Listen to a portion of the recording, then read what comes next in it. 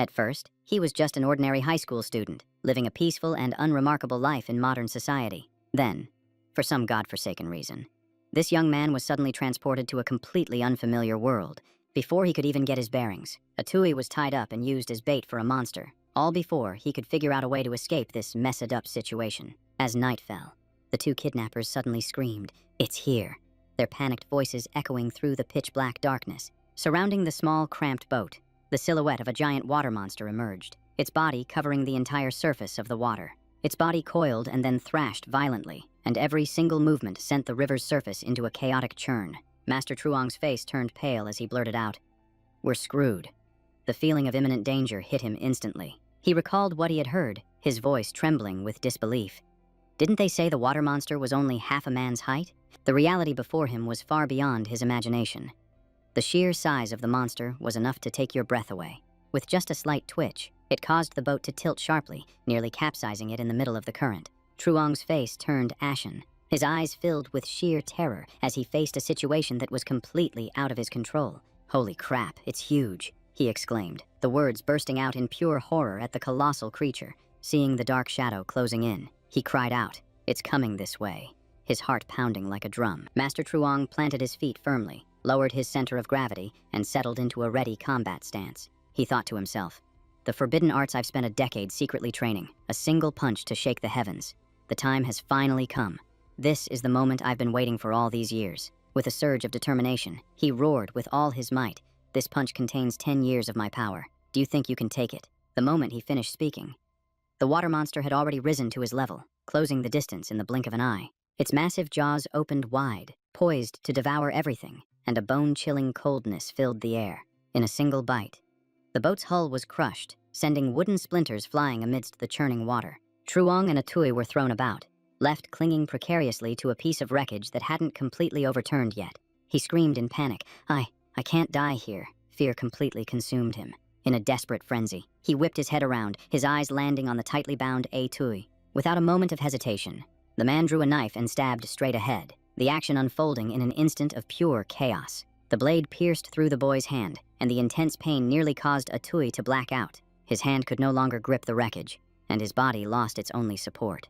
Atui fell into the water, and a stream of fresh blood spread endlessly through the cold current. His hands were tied so tightly that he couldn't move, rendering any attempt to resist completely meaningless. His only option was to bite down hard on the rope, but no matter how hard Atui strained, it didn't do a thing. The spreading scent of blood attracted the water monster's attention, causing it to immediately swim toward him. Atui was fighting for air, his eyes fluttering open and shut as his consciousness faded with each passing wave. A thought echoed in his mind as he felt death closing in. "I'm really not going to make it." In his despair, the image of his father appeared before his eyes, accompanied by an urgent voice calling out to him. The familiar sound called, "Atui, you idiot, wake up," as if it were pulling him back from a deep abyss. In that moment, he just wished this vision was real, just so he could see his father one more time. Atui's trembling hand reached forward, mustering the very last bit of strength he had left. He hoped he could touch his father's hand, to grasp the only thing remaining in his mind. But reality was cruel. What he touched was only the cold side of the wreckage beside him. And right there, etched into the wood, was the carving of a father and son, a familiar and unmistakable mark. Atui realized that this was his father's boat. Old memories came flooding back. He had just lifted his head and gasped for a few seconds of air before his body was pulled under again. Immediately after, Atui was dragged forcefully downward by the water monster, his body completely out of control in the swirling current. A scream escaped his lips but was quickly swallowed by the water, the sound vanishing in an instant. Atui gritted his teeth and tried to fight back, using every last ounce of willpower he had to not give up. The water pressure bore down on him relentlessly, a crushing weight enveloping him as the world around him grew darker and darker. "I tried my best, Dad," was the thought that surfaced in his mind as his breath finally gave out. "I'm so sorry." A wave of helplessness washed over him as his consciousness started to fade. Soon, every movement around him became sluggish, as if time itself was stretching out. Atui was dragged away mercilessly by the creature, his body drifting along with the cold, pulling force. He sank straight to the bottom of the water, the light from above quickly vanishing. The moment the water monster's vision cleared, the situation became a matter of life and death. Atui's consciousness was hazy, and before he could even react, something changed below him. In the dark water, a clear notification suddenly appeared before his eyes. "Spirit Nexus is being activated.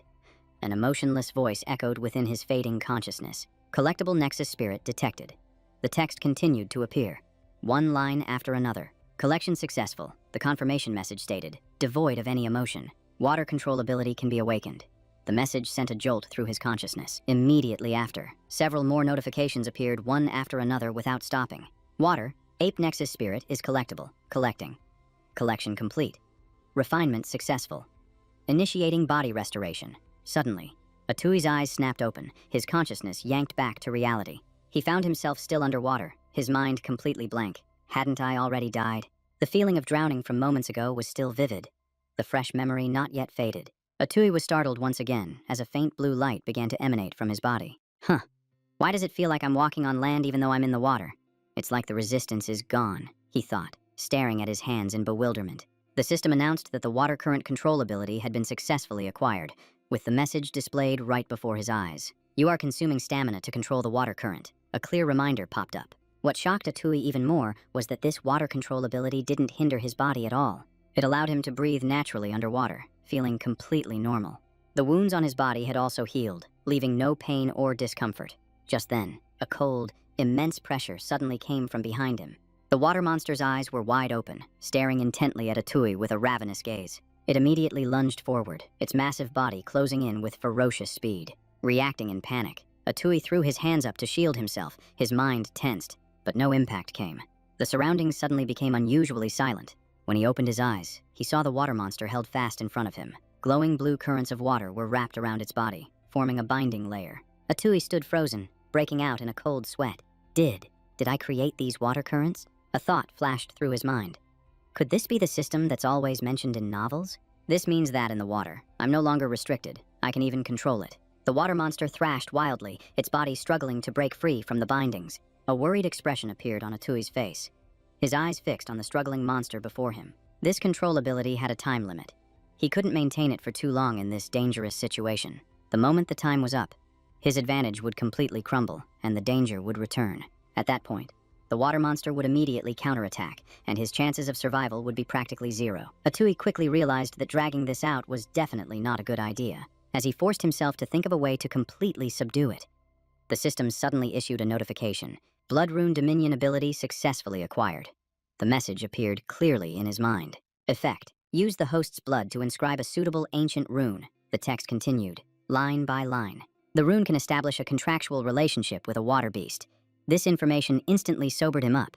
Atui's face lit up. His spirits immediately lifted after the intense pressure. This is it. A decisive thought formed in his mind. The water monster continued to close in from the front, its massive body blotting out his vision. It shot straight up from below, its ferocious momentum completely undiminished. Atui immediately took action, quickly utilizing the ability he had just grasped. He used his water control skill to hold the creature firmly within his grasp. The water monster's assault was temporarily halted, unable to get any closer. After a period of violent thrashing, the pressure on him began to increase noticeably. In the end, it still managed to break free from its bonds, and the situation grew even more tense. At that moment, Atui's hands began to show distinct changes. Dense red markings appeared on his skin, spreading further with every breath he took. He activated his power and acted immediately, allowing himself no room for hesitation. Atui charged straight toward the water monster, his will leaving no path for retreat. His eyes were bloodshot, his spirit strained to its absolute limit. A thought flashed through his mind.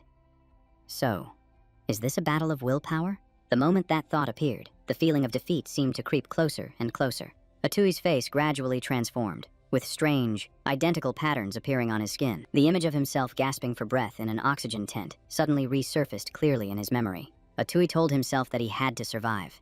He could not fall, no matter the cost. He unleashed his power once more, yelling, "You beast, submit to me now." Pouring out every last drop of his energy, he struggled with it until they both surfaced on the shore. Lying sprawled on the grassy riverbank, Atui let out a sigh of relief.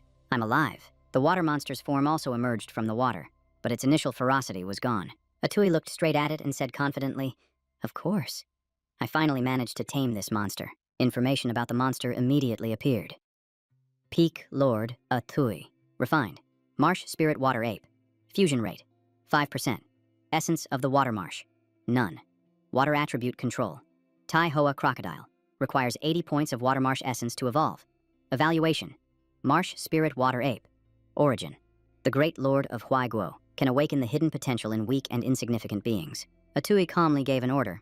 Don't worry, just stay here for now. I'll call you if I need anything. After taming it, a spiritual link formed between him and the creature, allowing them to communicate at any time.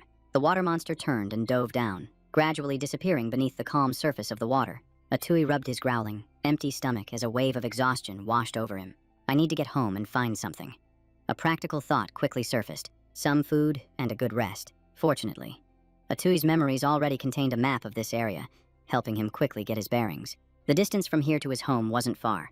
He just needed to walk a little further to reach a familiar place. The scenery quickly changed to a peaceful village, and the atmosphere of daily life began to emerge. Butler Trin led a few people into the village. Among them was Dao Truong, wearing an unreadable expression. The villagers behind them whispered amongst themselves. Who are they? Are they heading to Atui's house? It's Dao Truong and people from the trio residence again. Looks like Atui's caused more trouble. As soon as he heard the name, Atui, Lilapa flinched, his expression changing drastically. Oh no, Atui's in trouble. The worried thought was written all over his face. The four of them didn't stop, marching straight to Atui's front door. As he walked, Dao Truong grumbled to himself. If that brat Atui is dead, his inheritance will be mine, which is just enough to make up for this failed mission. He cursed under his breath. It's all that weakling Zhang's fault. With that thought, he kicked the door wide open, a fake smile curling on his lips. Butler Trin stepped inside, his eyes scanning the room, looking as if he'd been anticipating this for 10 days, but their smug satisfaction didn't last long, as the scene before them made them freeze in their tracks. Inside the house, Atui was sitting and yawning lazily, looking completely relaxed, which was the last thing they expected. He was so shocked he could only point a trembling finger. You. How? How are you still alive? Atui glanced at them out of the corner of his eye and asked nonchalantly, What are you all doing here? Trin Huang showed clear annoyance, his voice icy. What's all this nonsense about being alive or not? He frowned and continued. Why are you always in such a hurry? Dao Truong immediately bowed obsequiously. Lord Trin, that's him, that Atui fellow. Trin Huang sneered. Oh, so you're Atui. I'm surprised you're still alive. You must have the devil's own luck. Dao Truong chimed in, his voice dripping with sarcasm. That's right. Weeds are always the hardest to kill. Trin Huang didn't bother saying more, simply waving his hand to signal them to act. The atmosphere immediately turned hostile, with all the pressure bearing down on Atui. Startled, Atui stumbled back and shouted, What do you want? Dao Truong let out a cunning laugh and threw a punch into his stomach, making him double over in pain, still asking questions. He loudly accused. Old Master Zhao hired the great martial artist Master Truong to subdue the water monster for the sake of the village. And what did you do? You dared to conspire with the water monster, causing Master Truong's death and bringing heavy losses to the Zhao Manor. He continued to pile on the blame. You even put all the villagers in grave danger. Atui retorted angrily. You're the ones who set a trap. You used me as bait for the water monster. Dao Truong snarled, getting right in his face, his voice filled with feigned indignation. You caused Master Truong's death, and you still have the nerve to come back. He pointed a finger right at Atui's face and cursed. You've got some nerve. Not only that, you're a monster. The word monster hung heavily in the air, striking like a bolt of lightning in the small house. Painful memories from his past life instantly flooded Atui's mind. The image of an outcast, an orphan constantly framed as a thief, became crystal clear. The mocking, cold stares from all those years ago felt as if they were happening all over again. Atui clenched his fists, an uncontrollable fire of rage igniting in his eyes. The goon jeered. Ooh, look at that. The monster's eyes are showing again. If you've got the guts, why don't you try and hit me? Atui's hands tightened, his breathing grew ragged, and his eyes blazed with fury. He enunciated every word, his voice as sharp as a blade. A monster. If I'm a monster, then I'll show you what real cruelty looks like. Without hesitation, Atui lunged forward and punched the goon square in the face, sending him staggering back with blood trickling from the corner of his mouth. Before the astonished eyes of the crowd, Atui stood his ground. Even if his powers were exposed, he would never bow his head in submission. A fierce will to survive erupted within him, screaming that he could not fall here. Atui struggled with all his might, trying to break free from the grip of the surrounding henchmen. The moment he broke free, his body swayed and he collapsed to the ground, his strength nearly gone. Even so, Atui's gaze remained cold and resolute, showing no intention of begging for mercy. The fire of battle burned brightly as he gritted his teeth and thought to himself, even if I really become the monster you say I am, I'll still take a pound of flesh from you. Dao Truong snapped his fan shut with a loud, frustrated crack that echoed through the tense space. His face was twisted with rage as he bellowed, How dare you lay a hand on me? Steward Trin, I told you, just drag him back to the Zhao Manor. Aren't we short on people to feed? That thing. This fatherless, motherless brat seems like a perfect fit. Trin Huang narrowed his eyes at Tui, his expression full of malice. He spoke slowly, his voice cold and cruel. You have two choices. 1. Become old Master Zhao's adopted son, and we can let this matter go. Or 2, I'll chop off your legs right here. Today, as soon as he finished speaking, the surrounding villagers began to whisper. Another adoption. I heard that anyone who enters the Zhao Manor is never heard from again. The manor has been taking in people so strangely lately. The murmuring hadn't died down when an old but resonant voice called out, I'd like to see who dares to bully little Atui here. Everyone immediately turned to look. A thin but dignified figure leaning on a cane stepped forward. It was the village chief. He struck his cane firmly on the ground, his voice deep and powerful. I'm not dead yet. Trin Huang froze, his face darkening, suppressing his anger. He pointed at the old man and shouted, You meddling old fool, you, before he could finish. The village chief's eyes widened as he cut him off. Me what? This old man holds a position granted by the imperial court. Do you dare assault a public official? Humph. Even your old Master Zhao has to show me some respect. If you still don't know your place, this old man will lie down right here and die, and we'll see what you dare to do then. The words struck like a heavy blow. Trin Huang's face turned crimson with rage, but he didn't dare to act out. He gritted his teeth and snorted coldly. You ungrateful old man. I won't lower myself to your level today, but just, you wait. This isn't over.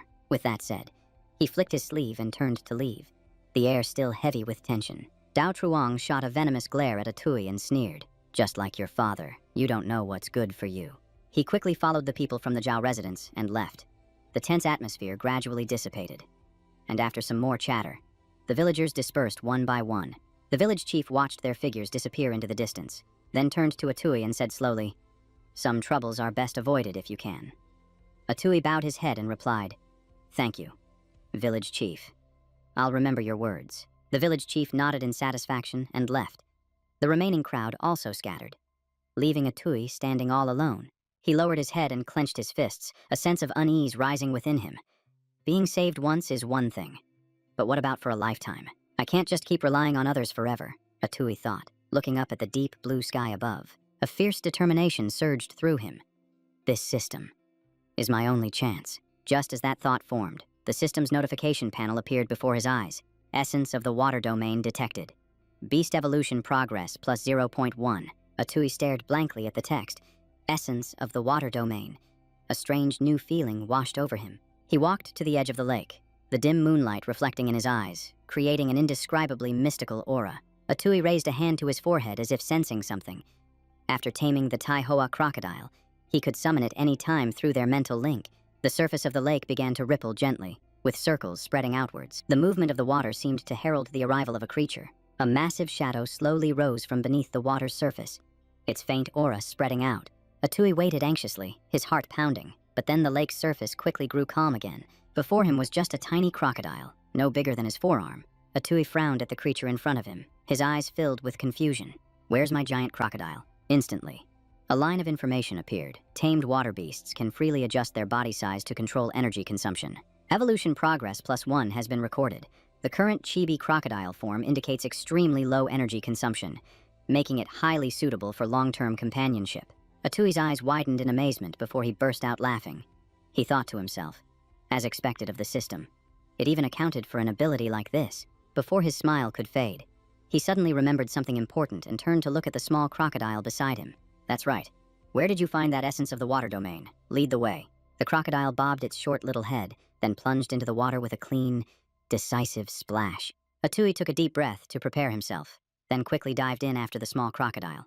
Beneath the clear water, the small crocodile swam with agility. Its tiny body was incredibly nimble. It led Atui into a moss-covered cave, and the enclosed space gradually opened up. Faint light pierced through the water's surface, slowly filtering into the cave. These rays of light intertwined, forming shimmering bands of color and creating a strangely magical atmosphere. Atui couldn't help but marvel inwardly.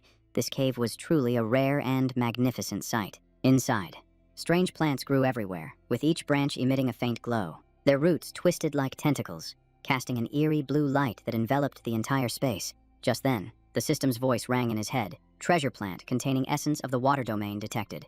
Please select an absorption method. Master. Atui was stunned for a moment. further confirming that this world truly held countless wonders. An earth treasure from the legends, something I've only ever heard about, is right here in front of me, he mumbled to himself. He recalled the rumors about the Lord's backyard, where rare spirit herbs were said to grow at the bottom of a cold pond. Old Master Zhao used to use those things to attract martial artists. If I could find some for myself, the possibilities would be endless. Atui shook his head, dismissing the thought. For now, these treasure plants were precious enough. He bent down and picked up a branch, his eyes filled with excitement.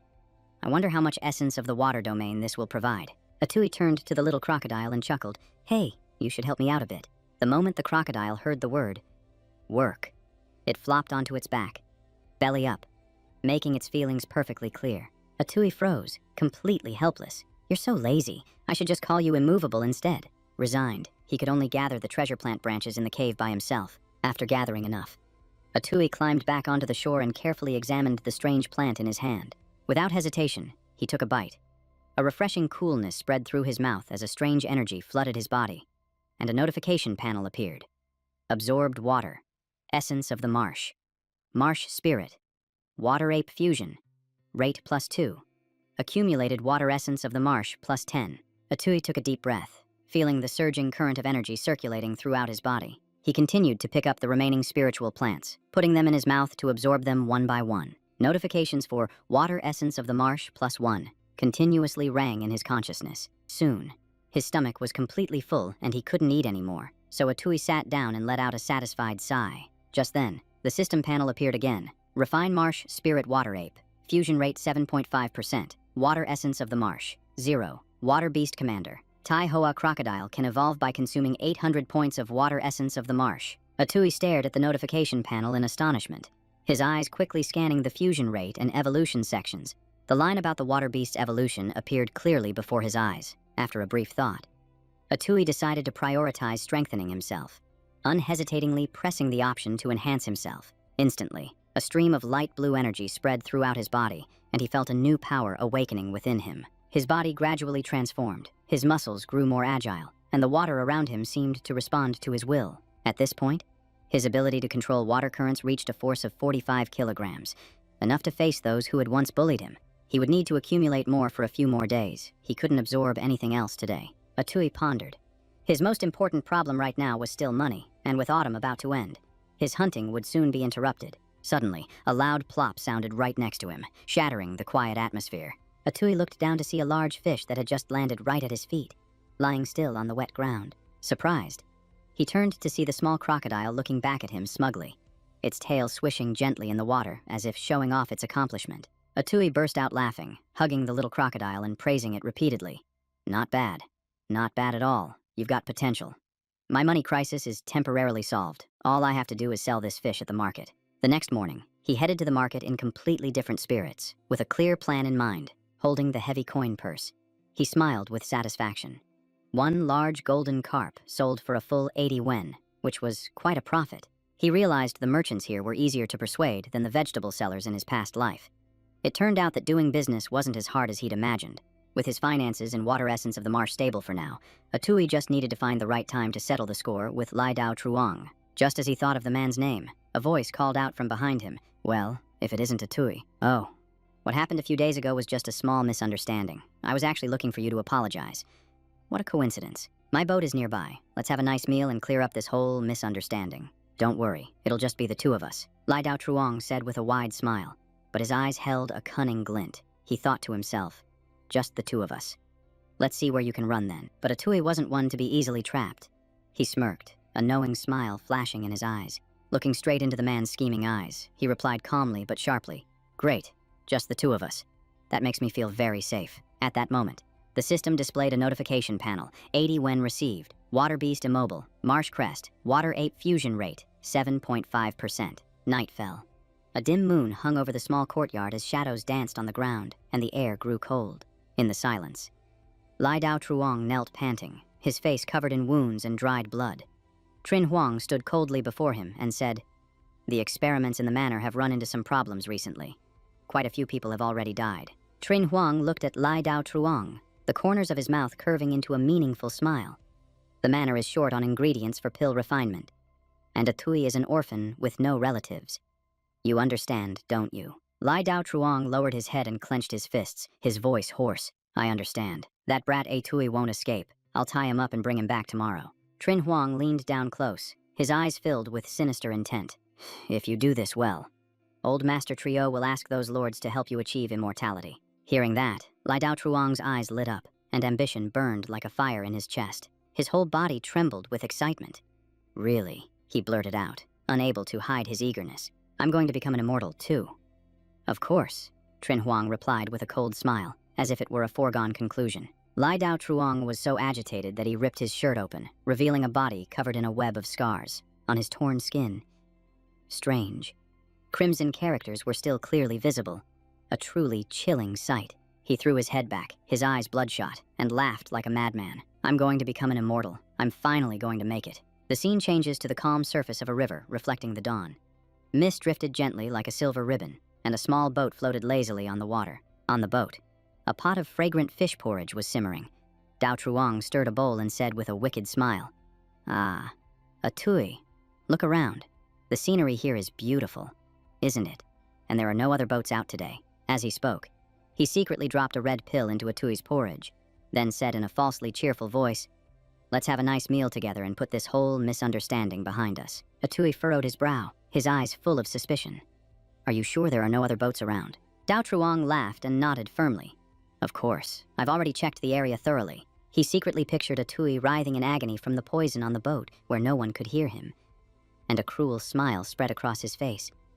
As long as you drink this porridge, no one will come to save you, no matter how much you scream. But just then, a tui suddenly stood up, his eyes as cold as daggers stabbing right into him, and his voice was low as he said, Well then, that's perfect. Dao Truong flinched, his face turning pale. A tui, you. Before he could finish his sentence, a powerful jet of water suddenly shot up, wrapping tightly around his face in an instant. Dao Truong's eyes widened as he thrashed in panic, feeling the water flood his nose and mouth, suffocating him. His hands trembled as he struggled, but it was useless. A tui stood motionless amidst the waves, observing coldly, his expression as blank as if he were watching prey on the verge of death. Night fell once more, the sky pitch black, with the dim moon casting a shimmering light across the water's surface. Dao Truong slowly regained consciousness, his mind groggy and his memories fragmented and chaotic. His body was numb from being bound so tightly that he couldn't move even a single inch. He looked around in terror and saw a tui sitting there, smiling faintly but coldly. You slept quite well, didn't you? A tui's voice was impossibly light yet chilling enough to send a shiver down Dao Truong's spine. He trembled and stammered. What are you going to do? A tui stretched leisurely, his gaze indifferent but his voice sharp. I hear that you received quite a few benefits for luring me to the Trio mansion. At least 2 taels of silver, I'd say. Hearing this, Dao Truong's face turned deathly white, and he quickly pleaded. A tui, please, let me explain. But the boy didn't even bother to look at him, merely glancing into the distance as he spoke slowly, his voice dripping with mockery. Do you recognize this place? Dao Truong frantically darted his eyes around, his whole body shaking and his face pale. Isn't this the place where it happened that night? The water monster? Right. At that very moment, the water's surface churned, and a massive dark figure rose up behind the boy. Under the dim moonlight, the water monster's sharp teeth glinted with a cold light. The scene before him created a terrifying and suffocating sense of dread. Dao Truong's eyes bulged, his mouth hung open, and his body went rigid as his voice caught in his throat. The water monster. A tui chuckled softly, reaching out to stroke the giant crocodile's chin as if playing with a pet. It used to be a water monster. That's right. But now it's my pet. Weren't you the one who called me a monster? Dao Truong trembled and collapsed to his knees, kowtowing and begging for mercy, tears and snot streaming down his face. Monster.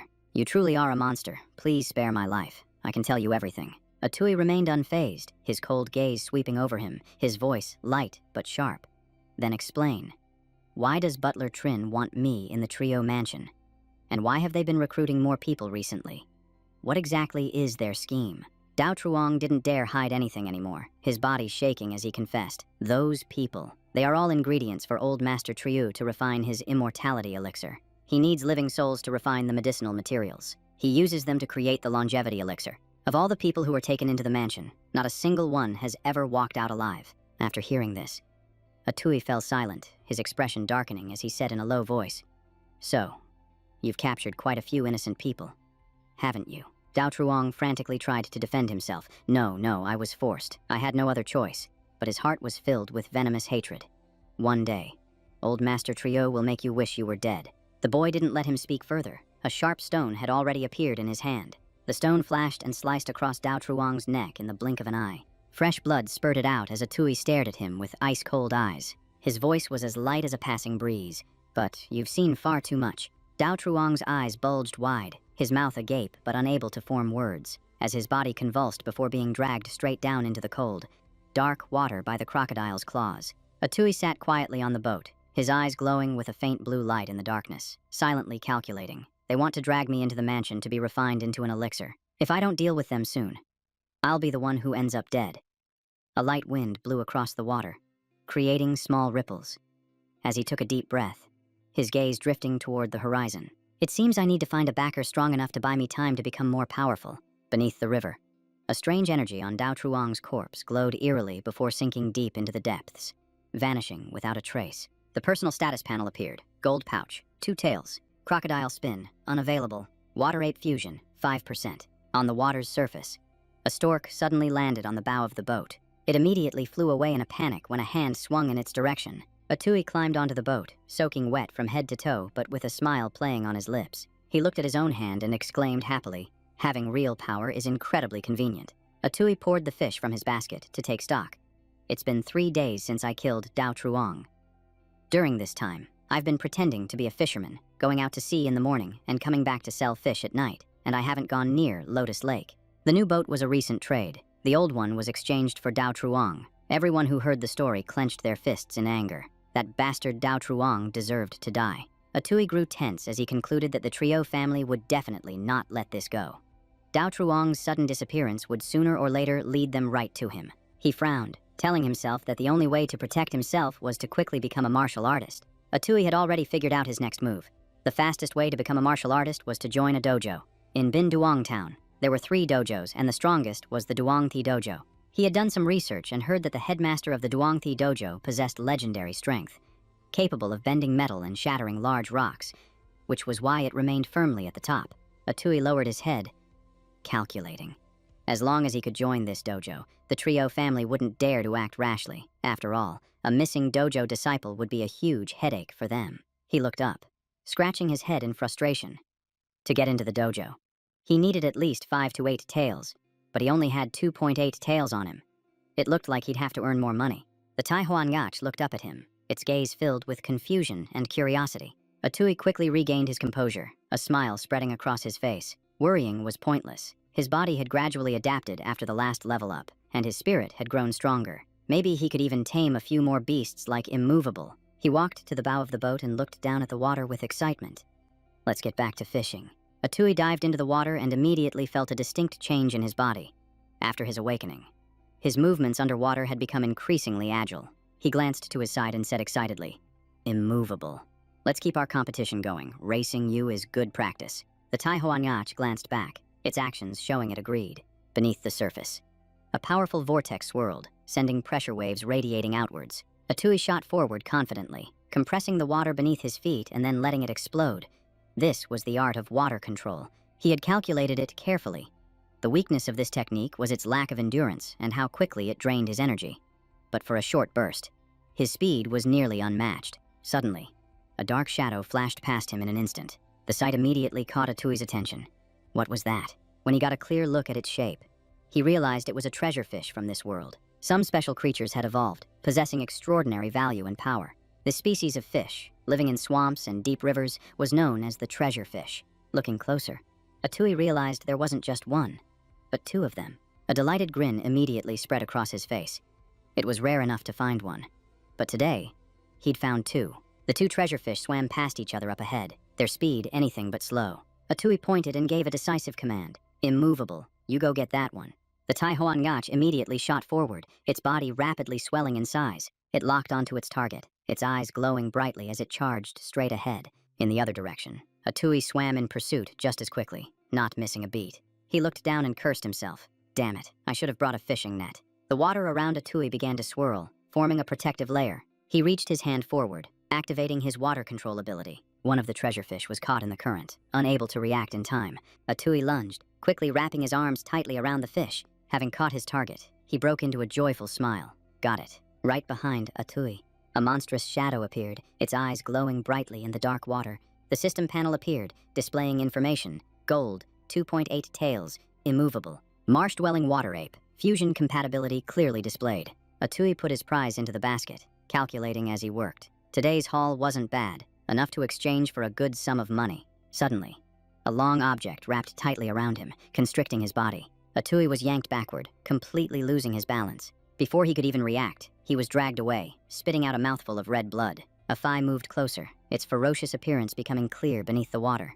Atui gritted his teeth, enduring the pain as a sense of unease washed over him. What is this thing? He then recognized his attacker, a man-eating, six-whiskered catfish from the bottom of the Ningyatin River. What terrible luck. Atui immediately sensed the danger. His opponent was about to launch another attack. Atui was half a beat faster and struck first, launching a direct attack with his water control. Afai's eyes widened, its reaction a moment too slow, clearly not expecting this attack. This gave Atui a chance to breathe a sigh of relief, thinking to himself how dangerous that was, and how lucky he was to react quickly enough. But the opponent immediately closed the distance again, startling him. This thing was truly cunning.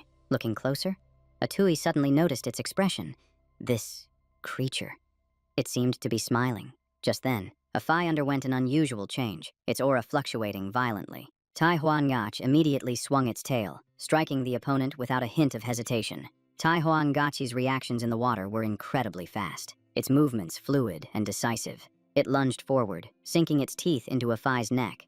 Atui nodded in approval. Good job. It can't move. Atui braced himself against a rock on the riverbed, taking the opportunity to regulate his breathing. Immediately after, he shot upwards, telling himself that at this point, it was win or die. Atui decided to use his own blood as a catalyst to activate the blood domination talisman for the fight. He gritted his teeth and thought, I have enough spiritual power. I can definitely subdue it.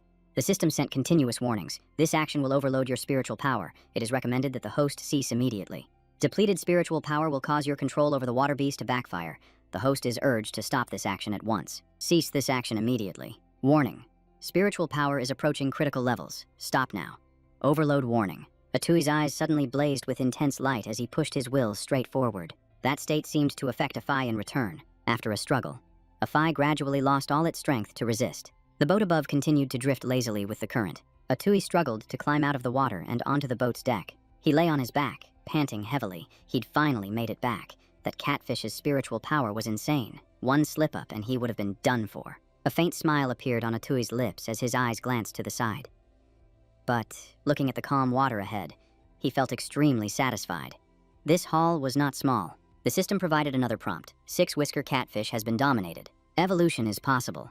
Consume 800 points of water essence to evolve into a tiger-head catfish. Atui sat up, resting his chin on his hand as he made a decision. You're so chubby. I'll call you A-Fi. He poured the fish from his basket onto the deck. It was time to process his gains. But just then, he saw Tai Hoangach open its mouth, revealing a small treasure fish inside. Atui gently turned its head and praised. Immovable. You truly are reliable. The boat's deck was now piled high with all sorts of fish, big and small. He picked a small fish and put it in a pot to cook, wanting to eat it first to see if it would enhance his strength. After he finished eating, only the fish's clean skeleton remained. Atui picked up a piece and looked at it with satisfaction. It would be nice to keep a small part of it as a souvenir. Immediately after, the system announced, water essence plus 18. Atui looked closely at the number. 18 points, a profit equivalent to 18 pieces of essence. He rubbed his chin, calculating. If a small fish was worth this much, a large one would be at least 3 times more, possibly over 50 points. His current fusion rate was 7.5%. With this, it would definitely surpass 10%. Atui crossed his arms and looked at the pile of fish, reminding himself to be patient. The most important thing right now was his tuition fee, but it looked like he had enough. Atui's inventory updated with new items. Gold, 2.8 tails, immovable, Afai. The swamp cauldron bore the identity of a water ghoul, with its fusion status displayed at 7.5%. The sense of connection still felt ethereal and not completely stable. The scene quickly shifts to a crowded market square. This is Cow Market in Nia Huang City, where the sound of footsteps and the breath of life merge into a bustling rhythm. Atui walked to the center of the market, his eyes scanning back and forth. taking in every movement around him amidst the constantly jostling crowd. He suddenly noticed an unusual corner, and curiosity sparked within him. The Moon Festival was just last month, so what kind of celebration was this? Kiet Zhuang held a fish high above the crowd and shouted his sales pitch. Look here, this is a once-in-a-century treasure fish, weighing 1 catty, 3 tails, and 6 mace. I am Tran Kiet Zhuang. The crowd immediately gathered around excitedly to see, chattering non-stop. A treasure fish. It's real. That kid from the Tran family is really something else. The commotion also drew Atui's attention, because he himself had once caught a treasure fish in a similar situation. He squeezed through the tight circle of people, asking them to make way, only to be met with annoyed glares. Isn't this that kid from the Luong family? What's the big rush? Kiet Zhuang immediately held the treasure fish out in front of him to show off. A sharp movement as if he wanted to pull all the attention onto himself. Atui moved in closer, facing him and boasting loudly. Our upper wharf is truly blessed by the river god, catching 2 treasure fish in 1 day. A man standing nearby frowned in annoyance and cut in. What nonsense are you talking about? The Tran family's kid only caught 1. Right after that, he reached into his bamboo basket and rummaged around, his firm voice ringing out through the crowd. I said the second one isn't his. Atui then lifted up a tattered-looking treasure fish, deliberately emphasizing each word. It's mine. The surrounding crowd not only didn't believe him, but burst out laughing in ridicule. You're calling an ugly fish like that a treasure fish. You probably just found some random fish and are trying to sell it for a high price. The laughter echoed on and on, causing Atui to turn his head, a sense of indescribable helplessness rising in his heart. Kiet Zhuang placed a hand on his hip, the corner of his mouth curling into a smirk, his eyes glancing at the scene before him with a look of smug satisfaction. Just then, a figure appeared in the distance and approached, and a murmur spread quickly. Isn't that a red snow base? Hote strode into the middle of the crowd, and everyone quickly recognized his identity. Isn't that the great master from the Duong clan martial arts hall? It's really him. His presence is truly extraordinary. Hote walked straight up to Kiet Zhuang and asked directly, without beating around the bush, how much? Kiet Zhuang was a bit flustered, sweat beading on his forehead as he scratched his face and replied, Master, whatever you think is reasonable. Hearing this, Hote asked further, how much does this one weigh? Kiet Zhuang immediately answered, 1 catty, 7 tails, and 6 mace. Hote's lips curved into a slight smile, and then he gave a clear price. Well then, 3 tails. Are you selling? Hearing the good price, Kiet Zhuang immediately perked up and replied without hesitation, 3 tails, sold. At that very moment, Atui suddenly held up his fish and interjected, his voice ringing out clearly, Master, please take a look at mine. The surrounding people immediately showed their contempt upon hearing him, their words pouring out in a rush. Look at yours too, you Luong family kid. You're truly shameless. If you anger the great master, we'll all be dragged down with you. That's right. Hote's eyes widened as he observed it carefully, recognizing its origin with just a glance. Oh, this is a spinehorn fish. Atui happily held the fish higher, immediately reporting its detailed information. That's right, 1.5 catties, 2 tails, and 1 mace. So this is called a spinehorn fish. Hote held up 1 finger and casually named his price. This one is 6 tails and 5 cents. Are you selling? The entire surrounding crowd was stunned in unison, their mouths hanging open in astonishment. 6 tails and 5 cents. My God, my family hasn't had 6 tails of silver in generations. Even Kiet Zhuang's face turned pale, and he stood frozen on the spot, unable to hide the shock in his eyes. Someone hidden in the crowd uttered a venomous reminder. Be careful you don't earn money you won't live to spend. Atui paid them no mind at all, his face beaming as he immediately replied, sold. Kiet Zhuang silently slung the fish basket back over his shoulder, turned, and left the crowd without another word. Atui clasped his hands in front of his chest, his attitude a mix of reverence and curiosity as he spoke up and asked, Master, I'd like to ask why my fish could sell for double the price of the red snow base. Hote maintained a calm expression, patiently explaining in detail, the hard scales of the spinehorn fish can be used as medicine, made into medicinal pills, which have the effect of refining one's qi and blood, helping to break through a blood barrier. I am currently facing this difficulty, so it is extremely useful to me. After hearing the explanation, Atui bowed his head deeply, his obedient attitude clear. So that's how it is. Thank you, Master. It's a good thing I managed to keep the hard scales of that little fish intact. Time passed quietly, and the sky above gradually took on the colors of sunset, its warm light blanketing the entire market. Atui sat huddled in a corner of the street, taking out his money and counting each coin in his hand. 6, 7, 8. Suddenly, A figure silently approached from behind, the closeness of their breath causing a slight shift in the air. Lappa unexpectedly threw an arm around Atui's shoulder, raising a hand in hearty praise. Well done. Kid, you've really brought honor to the people of our small town. Atui was slightly startled, then gave a sheepish smile, beads of sweat on his brow, and replied, "Oh, it's you. I never got to thank you properly for that day." Lappa took the opportunity to grin slyly, holding out his hand to bargain. "Then just give me the 6 tails." Atui's face immediately darkened, his annoyance obvious. Atui quickly tucked the silver deep inside his shirt, then suddenly remembered something else. "Oh, right. Let me ask you something.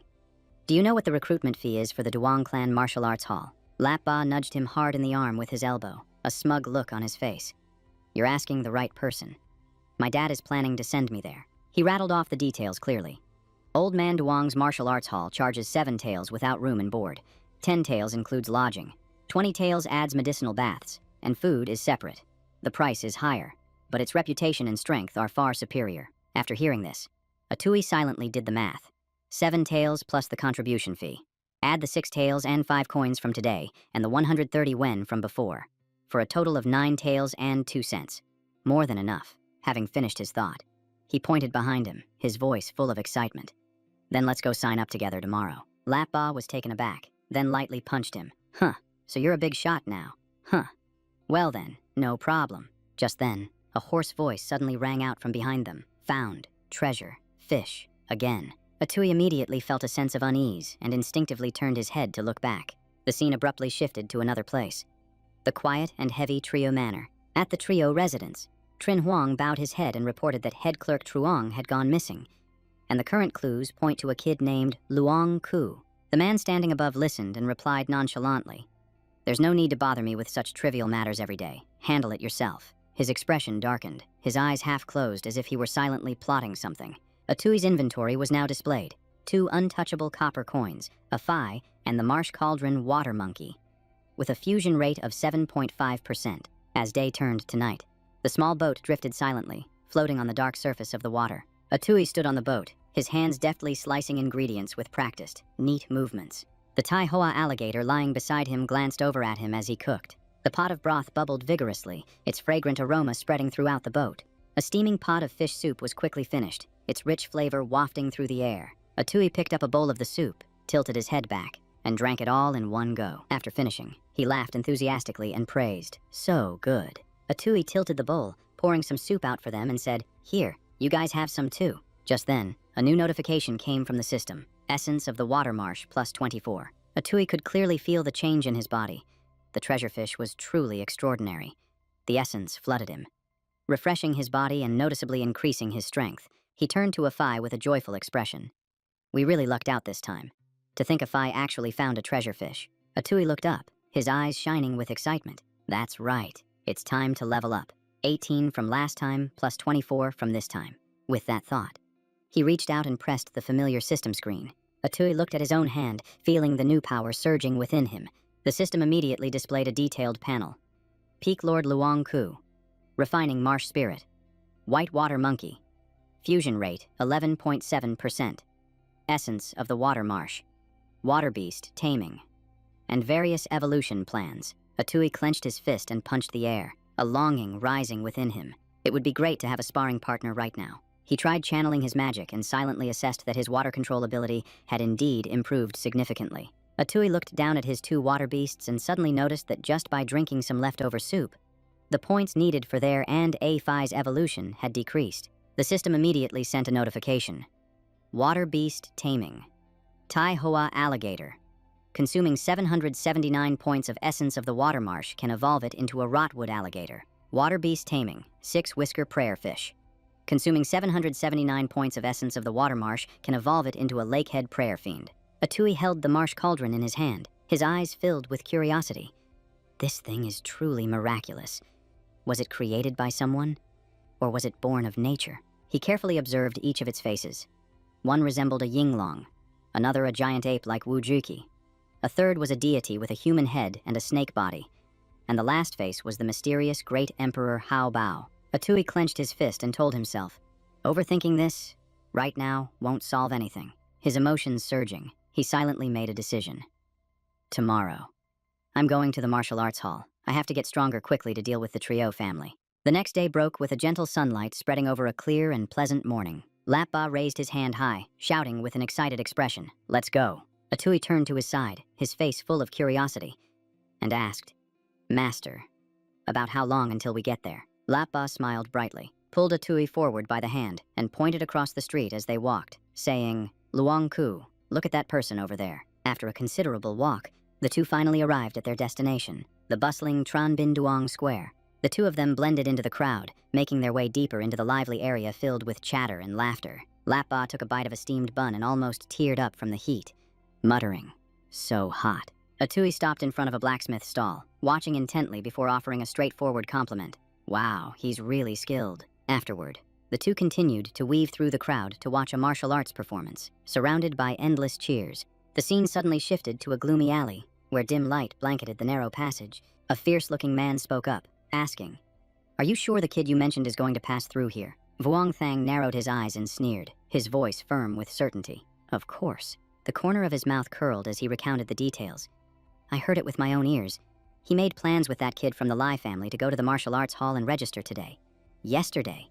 That brat sold something for 6 taels and 5 mace. Vuong Thang pointed at the ground, emphasizing fiercely, "Do you have any idea how much money that is? You couldn't get that much even if you sold your wife." The other guy immediately stated his terms. 6 toils and 5 mace. "We won't get hauled off to the yamen for this. Will we?" Vuong Thang scoffed.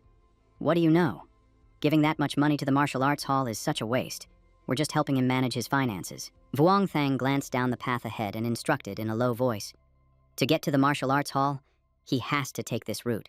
Not many people pass through here now, so it's the perfect opportunity." When he saw 2 figures approaching in the distance, he immediately alerted his underlings. "Quiet down. Here they come. Here they come." Lapba cracked his knuckles and stretched, then turned to ask Atui, "Hey, once I master all this, how many guys do you think I'll be able to take on?"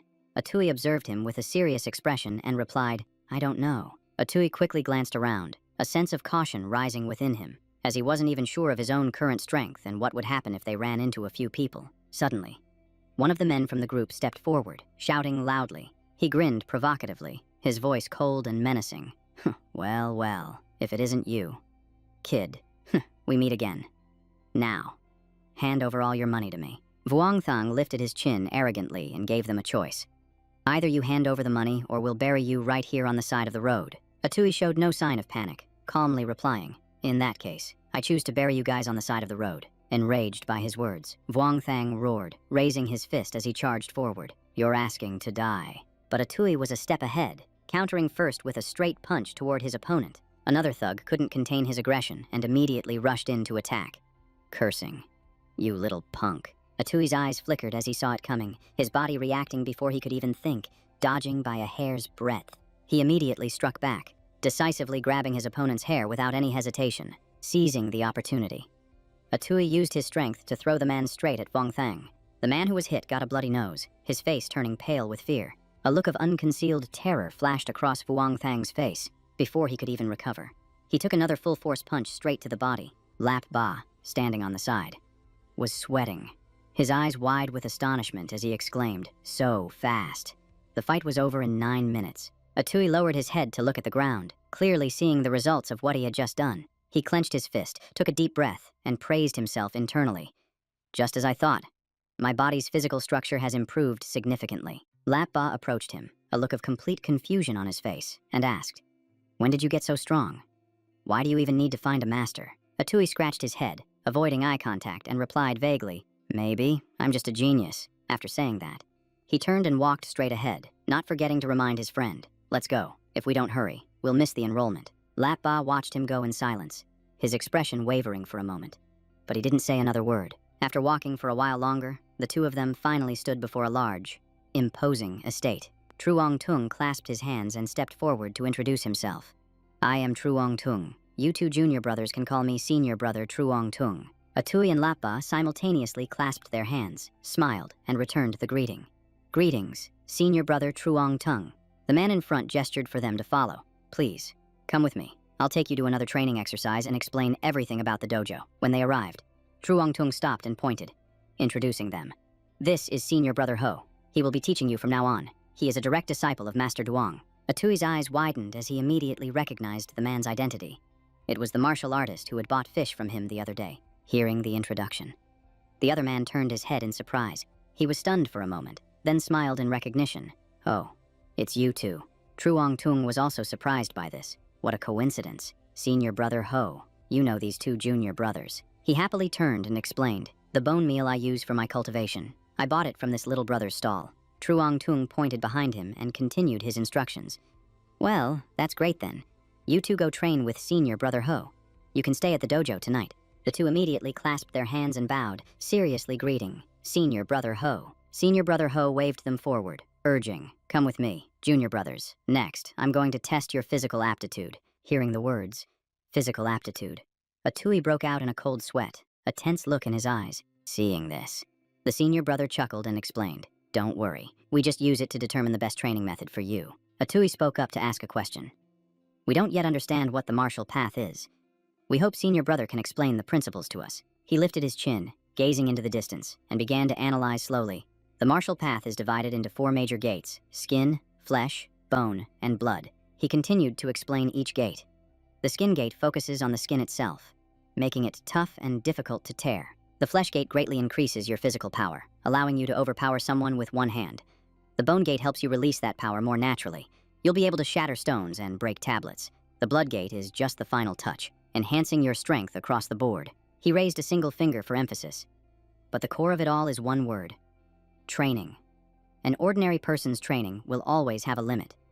To surpass that limit, you need 2 things: method and medicine. To put it simply, it's like having a textbook and the right supplements to go with it. After hearing this, both of them mumbled to themselves, committing it to memory, method and medicine. He nodded in confirmation and clarified. That's right. Method refers to a training discipline. For example, here at the Duong Clan Dojo, we use the 3 fists method. Only with a proper method can you have a ladder to climb higher. Atui's curiosity grew, and he looked back to ask, so if methods are cultivation techniques, then what about medicine? He explained it simply. The path of cultivation is a steep and treacherous staircase. If you want to climb it quickly and steadily, you need a handrail, and that handrail is medicine, he added. For example, the bone scraps you guys sell are the very medicinal ingredients we need. Atui felt a secret sense of relief. With the mystic cauldron, this would be much easier. He smiled reassuringly. You two junior brothers don't need to worry. The path of martial arts is long.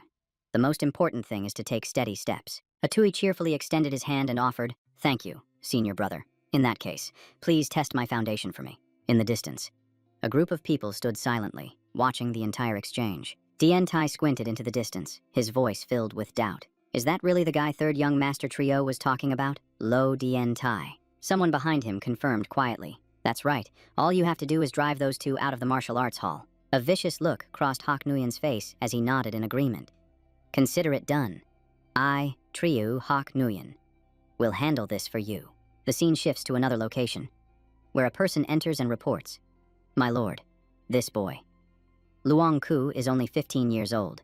He's an excellent ingredient for pill refinement, and he's the same age as the third young master. Hearing this, Trin Huang immediately began to scheme. If they could just capture him and use him to refine a pill, young Master Trio's body would recover.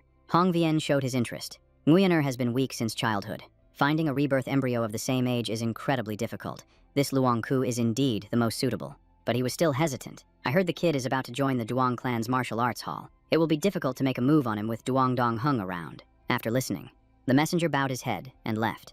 Then, my lord, this subordinate will take his leave. A picture of Atui fell onto the cold ground. The person who picked up the picture glared with determination. I must consume the immortal pill and escape this mortal coil. Anyone who stands in my way. Hak Nguyen's face was ferocious, his eyes filled with killing intent. Lap Ba pointed with a trembling hand, his face flushed. I can't believe this kid has the best aptitude, while mine is only upper mid-grade. The person behind him shook his head in disbelief. It's a conspiracy. Atui glanced away, thinking to himself. This is what you call talent. A dejected Lap Ba chased after him. Wait for me, Atui reminded him firmly. Hurry up and get to the training grounds. His eyes snapped open as his consciousness slammed into an unfamiliar reality. A wave of shock washed over him as he took in the completely foreign surroundings, his breath catching in his throat before he could even process what was happening. Lap Ba only needed a single glance to recognize the person standing opposite him. That familiar face belonged to Tran Kiet Shuang. Old memories instantly surfaced, and his expression darkened. He strode forward, his eyes cold and his voice a low growl. "What are you doing here?" Tran Kiet Shuang put his hands on his hips, tilted his head back and retorted, "Why can't I be here? If you can be here, why can't I?" Enraged, Lapba closed the distance until they were face to face, veins bulging on his forehead. "You little punk." Kit Shuang didn't back down, his gaze sharp. "What? You want to fight?" Atui quickly stepped between them, forcing a strained smile to mediate. His voice was soft. "We're all from the same hometown. Just forget it. Forget it." He turned and greeted him in a friendly manner. "Hey, Brother Kiet." Tran Kiet Shuang was from Nghia Huang Town, 2 years older than him, and famous for his fishing skills. His relationship with his former master had always been pretty good. Atui kept smiling and took the initiative to ask, "So, Brother Kiet, you came to practice martial arts too?" The tense atmosphere eased slightly. Kiet Shuang clenched his fists, his eyes resolute. "That's right. In this day and age, who doesn't want to be powerful? That's why I sold all my fish last time, saved up enough money, and came here." Atui then excitedly suggested they head to the training grounds immediately, saying that Senior Brother Ho had already started teaching. Lapba turned in a panic and urged them on. Right. If we don't go now, we won't be able to join." A powerful punch was thrown, the force of it tearing through the air as it shot forward. The movement was decisive, without a hint of hesitation. All around them, a crowd of martial arts students stood shoulder to shoulder, each of them training hard. The air was thick with the smell of sweat and the sound of ragged breaths. Lapba's face was bright red, his facial muscles twitched uncontrollably, and his whole body trembled from overexertion after just a short period of training. Behind them, the others also looked like they were struggling, their heavy movements showing that their stamina was being rapidly depleted. He raised his hand high, took a deep breath, and shouted, "Stop!" The resounding command made everyone's movements halt in unison. He turned and instructed them. "Everyone is permitted to take a short break. Instructor Ho will return this afternoon to continue the lesson." His words were brief but clear. Lapba collapsed to the ground, panting heavily. "I'm so tired," he whined. "I'm already starting to feel like giving up." Kit Shuang just lowered his head and shook it slightly, his eyes filled with contempt. Useless. A shrill voice suddenly cut through the air. "I was just wondering where that fishy smell was coming from." The tone was dripping with sarcasm. Dien Tai gritted his teeth, hands on his hips, his face a mask of disgust. "The stench is killing me. Can you scram and get away from here?" His cronies chimed in. "Yeah, were you 3 born in a fish's belly or something?" He held his hand out in front of the 3 of them, shamelessly demanding money. "Each of you gives us 2 taels of silver, and we'll let you 3 stay here." Hearing this, Lappa shot to his feet in anger. "You." Kit Shuang quickly blocked him, his voice low. "Calm down. Don't cause trouble for Senior Brother Ho." Atui observed them intently, his entire body tense. He knew in his heart that with his current strength, he couldn't possibly deal with these 3. Dien Tai cracked his neck and knuckles, his expression dark. "What's wrong? You want to go a few rounds? Come on then. I'm just about to break through a critical point anyway, and I'm itching to test my skills." Hearing that, Atui immediately grew tense and started calculating. A breakthrough. If he's really on the verge of one, the consequences of fighting him now would be unimaginable. Yen gritted his teeth in fury, his anger surging uncontrollably. Damn it. Just then, Senior Brother Ho's cold voice rang out. "Lo Dien Tai, what are you 3 doing?" He pointed behind him and gave a decisive order, his tone leaving no room for argument. "If you have nothing to do, go over there and hold a horse stance for an hour." Dien Tai reluctantly lowered his hand, his face twisted in a scowl, but he still managed to growl. "Consider yourself lucky, kid. But there's no place for a coward here," Senior Brother Ho repeated in a stern voice. "Didn't you hear me?" Dien Tai didn't dare hesitate and quickly ran off. "Coming.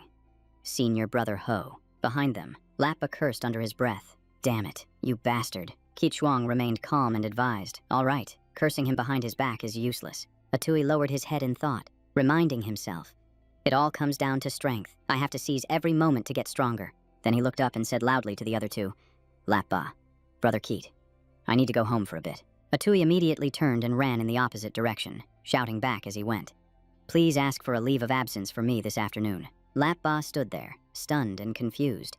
What's up with Atui? Kiet Shuang was just as bewildered and could only shake his head. Who knows? But Atui had already sensed the danger. The Lotus Implement. Danger. There's an enemy. This is the thing that helps me get stronger.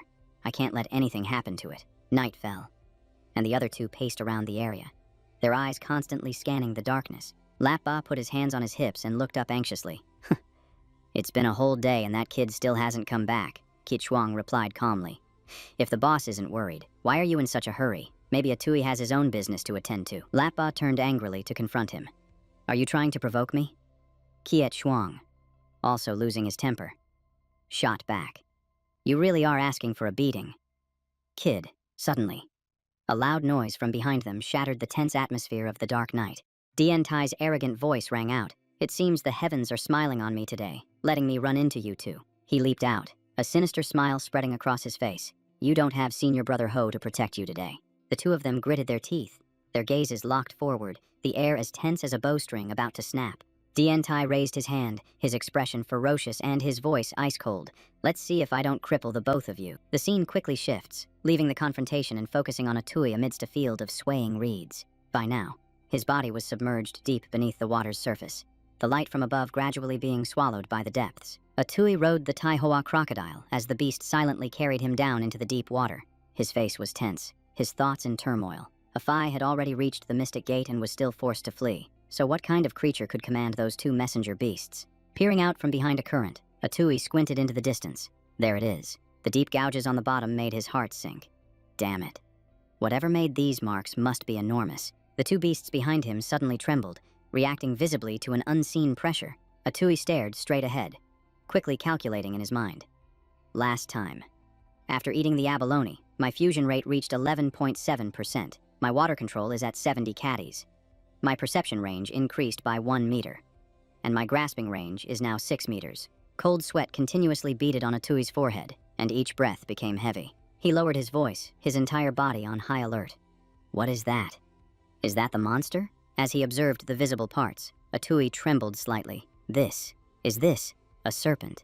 When its complete form was revealed, his pupils contracted. This thing is way too big. Atui slowly backed away, keeping a safe distance. With a body like this, has it already become a spirit beast? According to Instructor Ho, anything that surpasses the Mystic Gate is called a spirit beast. And this size, I'm afraid it really is one. He quickly calmed down and analyzed the situation.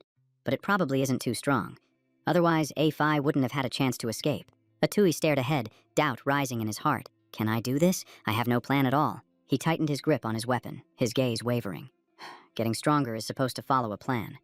But this situation is too sudden. The vicious image of Dao Truong flashed in his mind. You monster. His voice echoed with contempt. Just like your father, you don't know your place. Dien Tai's cold words cut through the air. There's no room for 3 cowards like you here. Atui's face paled and he lowered his stance. But danger and the unexpected have always been a part of my life. He understood clearly. Fate-changing moments require taking risks. Important things often happen unexpectedly. Only the small stuff needs a thorough plan. A fire of anger ignited within him. Atui gripped his weapon tightly. I refuse to accept this. I don't have a habit of handing over what's already in my hands to someone else. His eyes darkened as the memory surfaced. That bastard Truong wanted to take my life. And so he died. Atui steadied his mind, his fighting spirit soaring. You want to steal my Lotus implement? Then let's see who's more capable. The two beasts under his command immediately shot forward, their bodies tearing through the water. Atui followed closely behind, moving between them. Go. On the other side. Ki Chuang took a hit, half of his face swelling up as his body staggered. Dien Tai squatted down and admitted with a smirk. You're pretty tough. So, where's that other friend of yours? Ki Chuang fell to the ground, his hand managing to grab a rock nearby. He threw it with all his might, and the rock smashed straight into Dien Tai's face, sending him to meet his maker. Dien Tai's face darkened, and a cold smile curled at the corner of his mouth. Without a moment's hesitation, he stomped down, crushing his opponent with immense pressure. Dien Tai's eyes widened, his voice chillingly cold. It looks like you two are really asking to die today. He turned his head and ordered his men behind him. 3 of you, go guard the gate for me. I want to torture these two. Slowly. The men behind him immediately responded. Yes, sir, and quickly dispersed. Lap Ba struggled to his feet and threw a punch with all his strength. You bastard. Dien Tai swung his arm in a clean motion, instantly catching Lap Ba's fist. He twisted his opponent's wrist sharply, the reverse force making Lap Ba freeze in agony. Dien Tai crouched down, a sinister smile plastered on his face. Damn you. You sure talk a lot. Go on. Say more. His voice was a long, mocking drawl. He casually brushed Ki Chuang's hair aside, his gaze mocking and scrutinizing. And you. Those eyes of yours have quite a bit of spirit. Dien Tai held 2 fingers in front of Ki Chuang's face. threatening him bluntly. I'm going to gouge out these eyes of yours and let my two hounds use them for martial arts practice. Lying far behind, Lapba still managed to scream, trying to stop him. You son of a bitch, stop. His voice was hoarse with rage. Those two fingers slowly moved closer, until they were just an inch from the eye. A blood-curdling scream suddenly pierced the tense atmosphere. It was immediately followed by a sharp, commanding shout. Stop. The order echoed with authority. In Atui's inventory, the status was clear, gold, 2 cents, immovable. The information was displayed coldly. Consuming 740 points of water essence can evolve it into a rotting alligator. A Phi, by consuming 700 points of water essence, can evolve into a tiger-headed catfish. The marshtop water monkey has a fusion compatibility of 11.7%. Cutting back to the underwater battlefield, the giant crab's pincer suddenly clamped down on a large boulder. With just a slight squeeze, the solid rock instantly shattered, sending fragments flying in all directions. Atui reacted instantly, swerving his body to dodge just in the nick of time. He gritted his teeth, feeling the immense difficulty. Damn it! This crab's shell is completely unbreakable. Without further hesitation, Atui immediately gave the command. Immovable. Wrap it up. His voice was decisive. The flowering alligator immediately charged forward, its jaws clamping down on the crab's pincer to hold it in place. Atui seized the opportunity, quickly using his water flow control technique, causing the current to wrap tightly around the target. Just then, a Phi accelerated from behind, its body slicing through the swift current. Atui coughed several times, his face turning pale. This is bad. I lost control of my spiritual power and injured myself. The crab spirit's pincer began to shake violently. Its resistance clearly felt through the water. It quickly curled up, forming a defensive posture to protect itself. A Phi immediately seized the chance, charging straight into the center of its defense. Cao Lian, watching from the sidelines, smiled with interest and praised. Nice one, a Phi. Pushed into a corner. The crab spirit's anger erupted violently, and the aura around its body became chaotic. It repeatedly stomped on the bottom, each stomp sending shockwaves through the water. The crab spirit swung its leg, crushing the lotus roots that lay beneath it. Atui's eyes widened, his brows knitting together tightly. It's using them. My lotus roots. The shock was clear in his expression. He no longer hesitated, immediately charging forward to launch an attack himself. But his body couldn't take it. Atui suddenly coughed up a mouthful of blood, his breathing becoming erratic. He was forced to retreat, creating distance to regain his strength and catch his breath. Atui couldn't swallow his rage. You will die here today. His killing intent was palpable. The crab spirit scuttled sideways overhead again, its massive shadow falling over Atui. Atui observed it carefully and suddenly understood. So you have a weakness too. His eyes flashed with realization. The crab spirit swung its pincer down hard, but Atui managed to dodge it in the water. The tension was clear on his face, his heart pounding in his chest. Atui immediately ordered his two beasts to coordinate. Immovable, a Phi. The command was clear. The two beasts charged forward at the same time, moving in to support his attack. After a bit of observation and a few clashes, Atui finally realized that no matter how it was injured, the creature instinctively protected its abdomen, which meant its belly had to be its weak spot. He swung his weapon back, building momentum as his voice dropped low. I've been planning this move for a long time. As he compressed the water current, he controlled to its absolute limit into the tip of his wooden spear. Atui gripped his weapon tightly, his eyes filled with determination. Right now, he could only burn all of his spirit power to barely create 2 rings, giving the wooden spear 2 stages of acceleration. Just then, the system issued a cold warning. Spirit power is critically low. This will cause the water beast to rebel. Host, please cease your actions, though his body was falling apart. Atui's expression remained resolute, his voice low as he said, but like I said, let's see which one of us really has what it takes. A powerful burst of light suddenly erupted at the center of the battle, tearing through the water in an instant. The spirit crab had no time to react, its enormous body taking the full brunt of the direct hit. Atui's sharp weapon pierced straight toward its target. Ngo Dien is mine. His overwhelming will poured into the attack. The surge of power tore through the spirit crab's body, its aftershocks rippling through the surrounding water. An expression of uncontrollable excitement spread across Atui's face. I did it. I won, he exclaimed, his emotions overflowing. Atui closed his eyes, the corners of his mouth curling into a relieved smile after the life-or-death moment. Under the water, only a prolonged silence remained, along with strings of slowly dissolving bubbles. After a moment, he suddenly opened his eyes wide, his gaze filled with astonishment at being alive. Atui shot up, grabbing his head. How did I pass out like that? He asked in a bewildered voice, his memory feeling fragmented. Recognizing his surroundings, he smiled brightly at the two beasts. Did you two save me? Thank you. Atui stood up straight, rubbing his head wearily. My head hurts so much. Looks like I'll have to be more careful when using that move next time. Suddenly, his eyes widened, his gaze drawn to something unusual in another direction. Atui turned and saw a giant object lying there.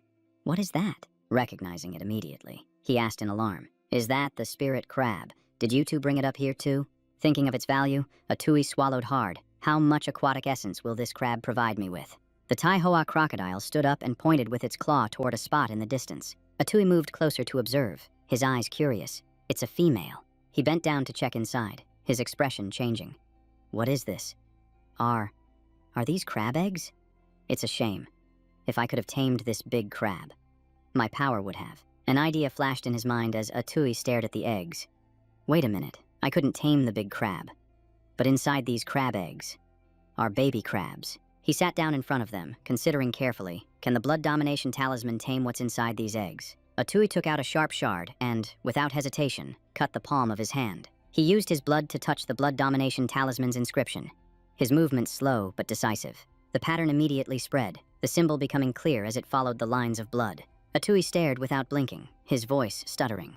Did it work? The egg began to vibrate slightly, its outer shell moving with each pulse. A small claw slowly broke through the shell, revealing itself. A baby crab crawled out, its glistening eyes reflecting the light. A notification appeared. Successfully tamed stone clam crab.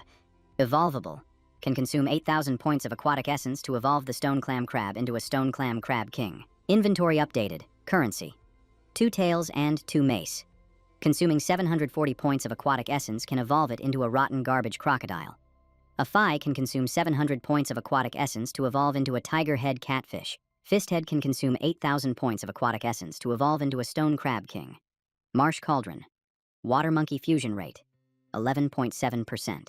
The two sides of the crab shell split apart, revealing the meat inside. When Atui finished eating, the system immediately announced, fusion rate, 10.4%. The stats continued to rise rapidly without stopping. Fusion rate, 14.7%. Fusion rate, 18.8%. The growth didn't stop there. The fusion rate shot up to 36.6%. Atui couldn't hold it back and let out a roar, his aura erupting violently. The 3 beasts in the water below looked up, their gazes focused in anticipation. Atui looked down at his body, stunned to realize that all his wounds had vanished.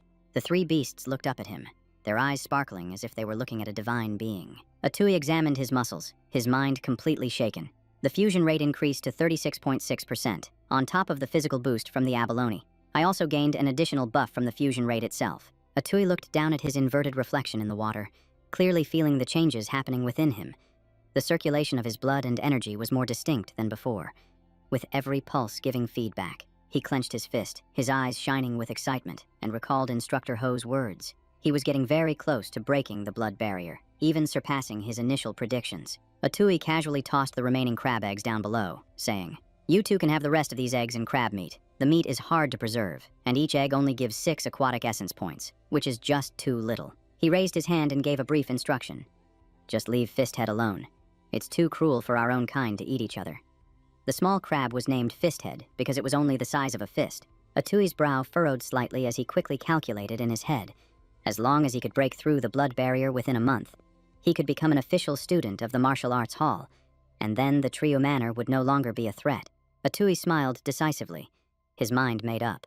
The next step was to return to the martial arts hall and prepare for tomorrow morning's training. At that moment, a cold voice cut in from behind him. "Stop right there." A figure approached, his voice full of annoyance. "Lu Dientai, that's enough out of you." Lo Tu Hoi frowned, his expression stern as he emphasized, "The martial arts hall has its own rules."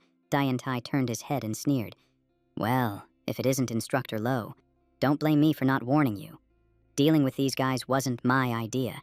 I'm representing the 3rd Young Master Trio." Hearing that, his face immediately darkened, and his aura grew heavy. Lo Tu Hoi's voice was cold as he pressed him.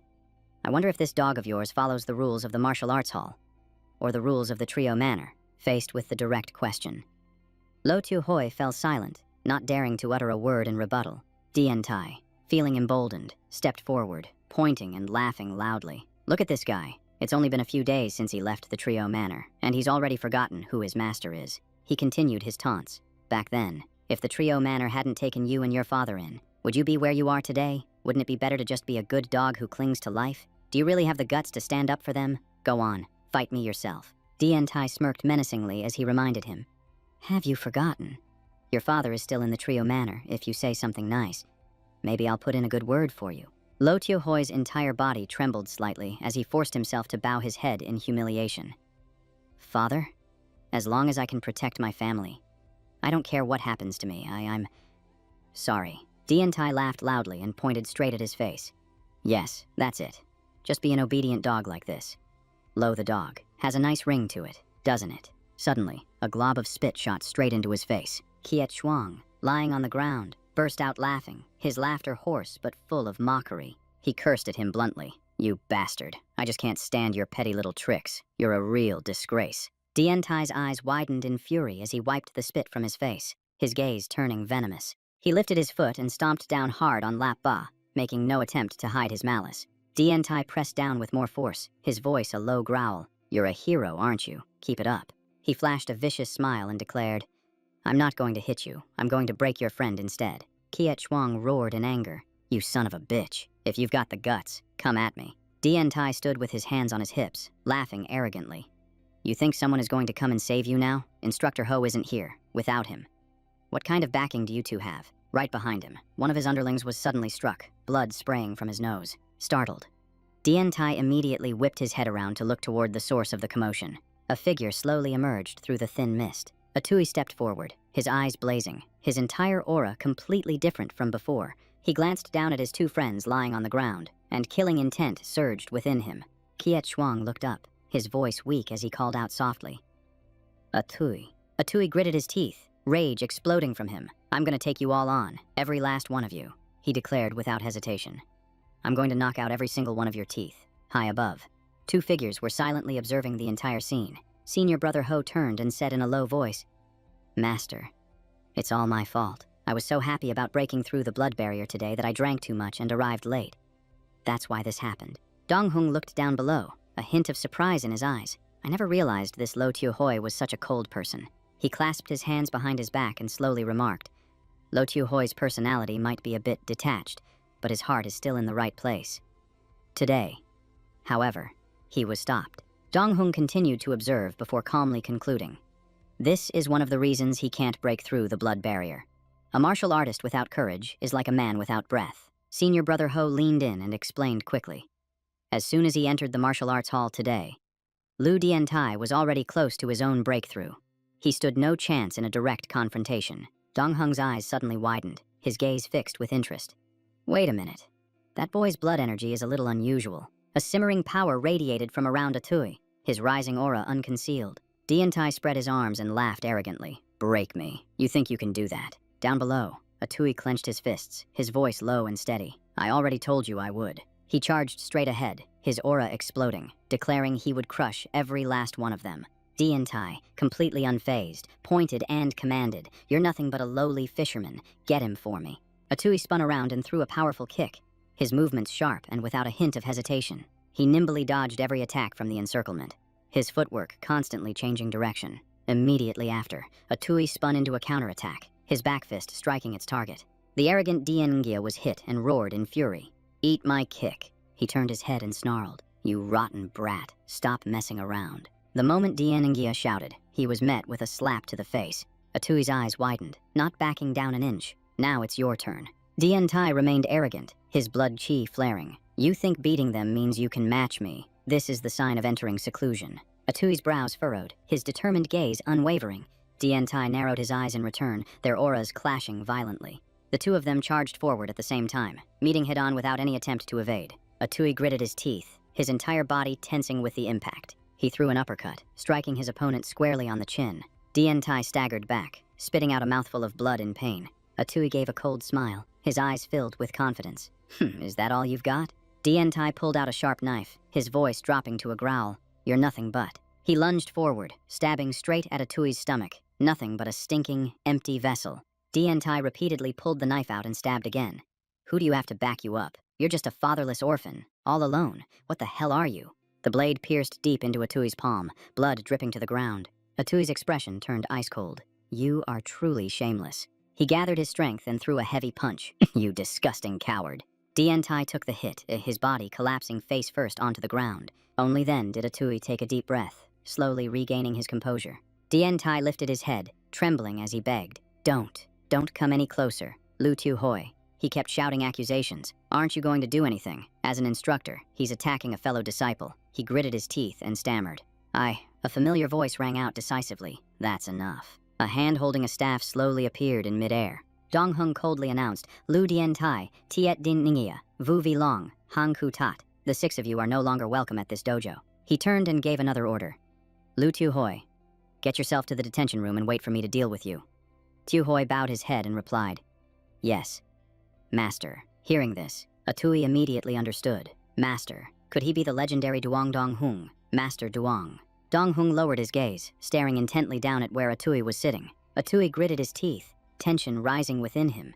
I made such a huge mistake. The dojo probably won't let me stay. Damn it. Dientai's voice echoed in his head. Who do you have to back you up? You're just a fatherless orphan, all alone. He could only accept the truth. In the end, it really was hopeless. Dong Hung lowered his voice and asked slowly, Are you Luangku? Atui bowed his head in confirmation. Yes. The atmosphere grew heavy. He gave a very slight smile and made an offer. Are you willing to become my personal disciple? His calm words carried a weight that filled the entire room. He stood frozen, staring at his own hands with a dazed expression. 2 words echoed in his mind. What? It felt as if he had just been pulled into another world. Dong Hung extended his hand, the gesture slow and clear, an undisguised show of goodwill, as if awaiting a fateful decision. Atui's inventory immediately updated. Funds. 2 tails and 2 mace. Untouchable. Consume 726 points of essence of the water marsh to evolve a Phi into a rotting garbage alligator. Consume 685 points of essence of the water marsh to evolve into a tiger-headed catfish. Fist technique. Consume 8,000 points of essence of the water marsh to evolve into stone crab king. Marsh-dwelling water. Ape fusion rate. 36.6%. Each line of text appeared coldly. The scene shifts to the Duong Manor. The space here was dead silent, enveloped in a solemn atmosphere that made anyone who entered instinctively lower their voice. A group of servants huddled together, whispering. I heard the old master is officially taking his 9th personal disciple today. They say he's just a young punk. The news spread like wildfire. Just then, a girl walked in and called out, Young Master Luong. Her clear voice echoed through the quiet hallway. Several other young women followed behind her. Holding outfits, the girl said. These are the clothes and accessories your senior brothers and sisters have sent for you. We sisters are responsible for helping you put them on. Atui replied awkwardly. That's not necessary. Could I trouble you ladies to wait outside for a moment? I'll get dressed right away. Hearing this, the girls covered their mouths and giggled softly, then turned and left without another word, giving him his space. Ashoe stepped all the way into the room, closed the door, and let out a long sigh as the tension slowly began to dissipate. He silently calculated in his head. It had been 2 weeks since he defeated that Lu Yan Kai, and every detail was still crystal clear. He recalled soaking in the medicinal bath to heal, thinking about how his own wounds, as well as those of Chen Jie Chang and Li Li Bo, had been almost completely healed by Master Yang. Looking at the neat pile of clothes before him, Ashui told himself that he was no longer alone. He had a master, senior brothers and sisters, and he had people to rely on. A cold determination ignited within him. Zhao Manor. I will defeat you all next, he thought, his will as sharp as a newly honed blade. The scene shifts to another corner of the manor, where a voice drones on, the way I see it. Junior brother Liang was truly hanging by a thread that night. It was senior brother Hugh. He continued excitedly. Can you imagine? Someone who had only been at the martial hall for a day defeated an opponent on the verge of a breakthrough. His eyes were wide with amazement. Hearing this, Zijo cut in. All right, little 7, I've been hearing that from you for 2 weeks straight. Changsong chuckled and added, for Master to notice junior brother Liang at first glance, he must truly be a phoenix among men. Just then, Cao Rang and Zhao Qin walked over. She placed a hand on Zijo's shoulder and teased. 4th senior brother. Could it be you're jealous of our little junior brother? What did you get him this time? He replied in a low voice. I gave him a tungsten arm guard. It was just a small expense. Standing nearby, Lu Gang heard this and grinned with amusement. Senior brother Hu chimed in with a laugh. Senior sister. Stop teasing 4th senior brother. Saving up that much money must have been really tough for him. Just then, a Shui's figure appeared behind him. The moment senior brother Hu saw him, he called out, Little junior brother is here. His voice was clearly filled with joy as a Shui stepped out. The hem of his robe swayed gently in the breeze. and his upright posture made him stand out from the crowd. A shui was now dressed in an outfit far more formal and dignified than before, and his entire aura had changed along with it. Seeing everyone waiting, he took the initiative to greet them. "Senior brothers? Senior sister?" His voice clear and without a hint of hesitation. A shui took a step forward, clasped his hands respectfully, and said with sincere gratitude, "I, Liang Ju, thank all my senior brothers and sisters for their gifts." Lu Gong chuckled at his words and spoke up. "I haven't given you mine yet." His expression suggesting he had been waiting for this moment. He presented a block of metal and said, "Junior brother, I've prepared something excellent for you, a block of high grade, pure hard alloy." Lu Gong added, "When you have time, you can come to my shop and tell me what kind of weapon you need." Receiving such a valuable gift, a shui replied respectfully, "Thank you, Senior Brother Lu." Once the gifts were exchanged, Chang Song urged them, "All right, everyone, the gifts have all been given. Let's hurry to the main hall. Don't keep Master and Mistress waiting." "Right," Senior Brother Hu replied. The scene transitions to the Zhao Manor, where the atmosphere is completely different. The peace overshadowed by an indescribable, heavy feeling. Inside the manor, Zhengxiang hesitantly reported to Hong Yuan, "My lord," his trembling voice betraying his anxiety. He broke out in a cold sweat and continued, "Baldy Protector Zhang. We found him." But his unfinished sentence only heightened the tension. The scene of disemboweling that man flashed through his mind. Li had said, "The thing." Inside his stomach, "It's gone." The memory made his heart pound erratically. The moment Zhengxiang finished speaking, he was struck with a hard slap. "Useless trash." Hong Yuan roared, his fury erupting without restraint. Veins bulged on Hong Yuan's neck as he screamed, "Do you have any idea how much trouble we'll be in if this gets out? If the authorities come knocking, you can just hand over your own head." Terrified, Zhengxiang quickly said, "My lord, it's all because of that Liang Ju. He must have been the one who killed Baldy Zhang, which allowed Shu Duo to escape." This only enraged Hong Yuan further. He threatened, "And another thing about Liang Ju, according to Zhao Er, he's now a direct disciple of Yang Dongxiang. Do you want to find out just how sharp Yang Dongxiang's blade is?" Hong Yuan violently grabbed Zhengxiang by the hair and ordered, "Listen to me carefully. I don't care what methods you use. Find that thing now." Zhengxiang stammered in fear. "Why, yes." Hong Yuan's expression darkened. He stroked his chin, deep in thought. The name, Liang Ju, repeating endlessly in his mind as he suppressed the killing intent in his eyes. The scene immediately cuts back to the Yang Manor, where Dongxiang's voice rings out clearly.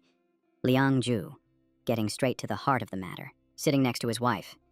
"Madam Shu," he looked directly at the young man and asked, "You know how to repay gratitude. You are braver than most, and you work with sincerity and diligence. I wish to take you as my disciple. Are you willing?" A shui immediately knelt, his expression solemn as he replied without a moment's hesitation, "This disciple is willing." Standing nearby, Senior Brother Hu and Chang Song both smiled upon hearing this. Dongxiang continued with his teachings. "My disciples must remain humble, persevere through hardship, respect their master and the Tao, and be filial to their families." Elsewhere, Lu Gang and Zhao Qin listened intently to every word. Dongxiang continued, emphasizing, "You must not harm your fellow disciples. You must not be unfilial or commit the 5 grave offenses. You must not do evil or use your strength to bully the weak.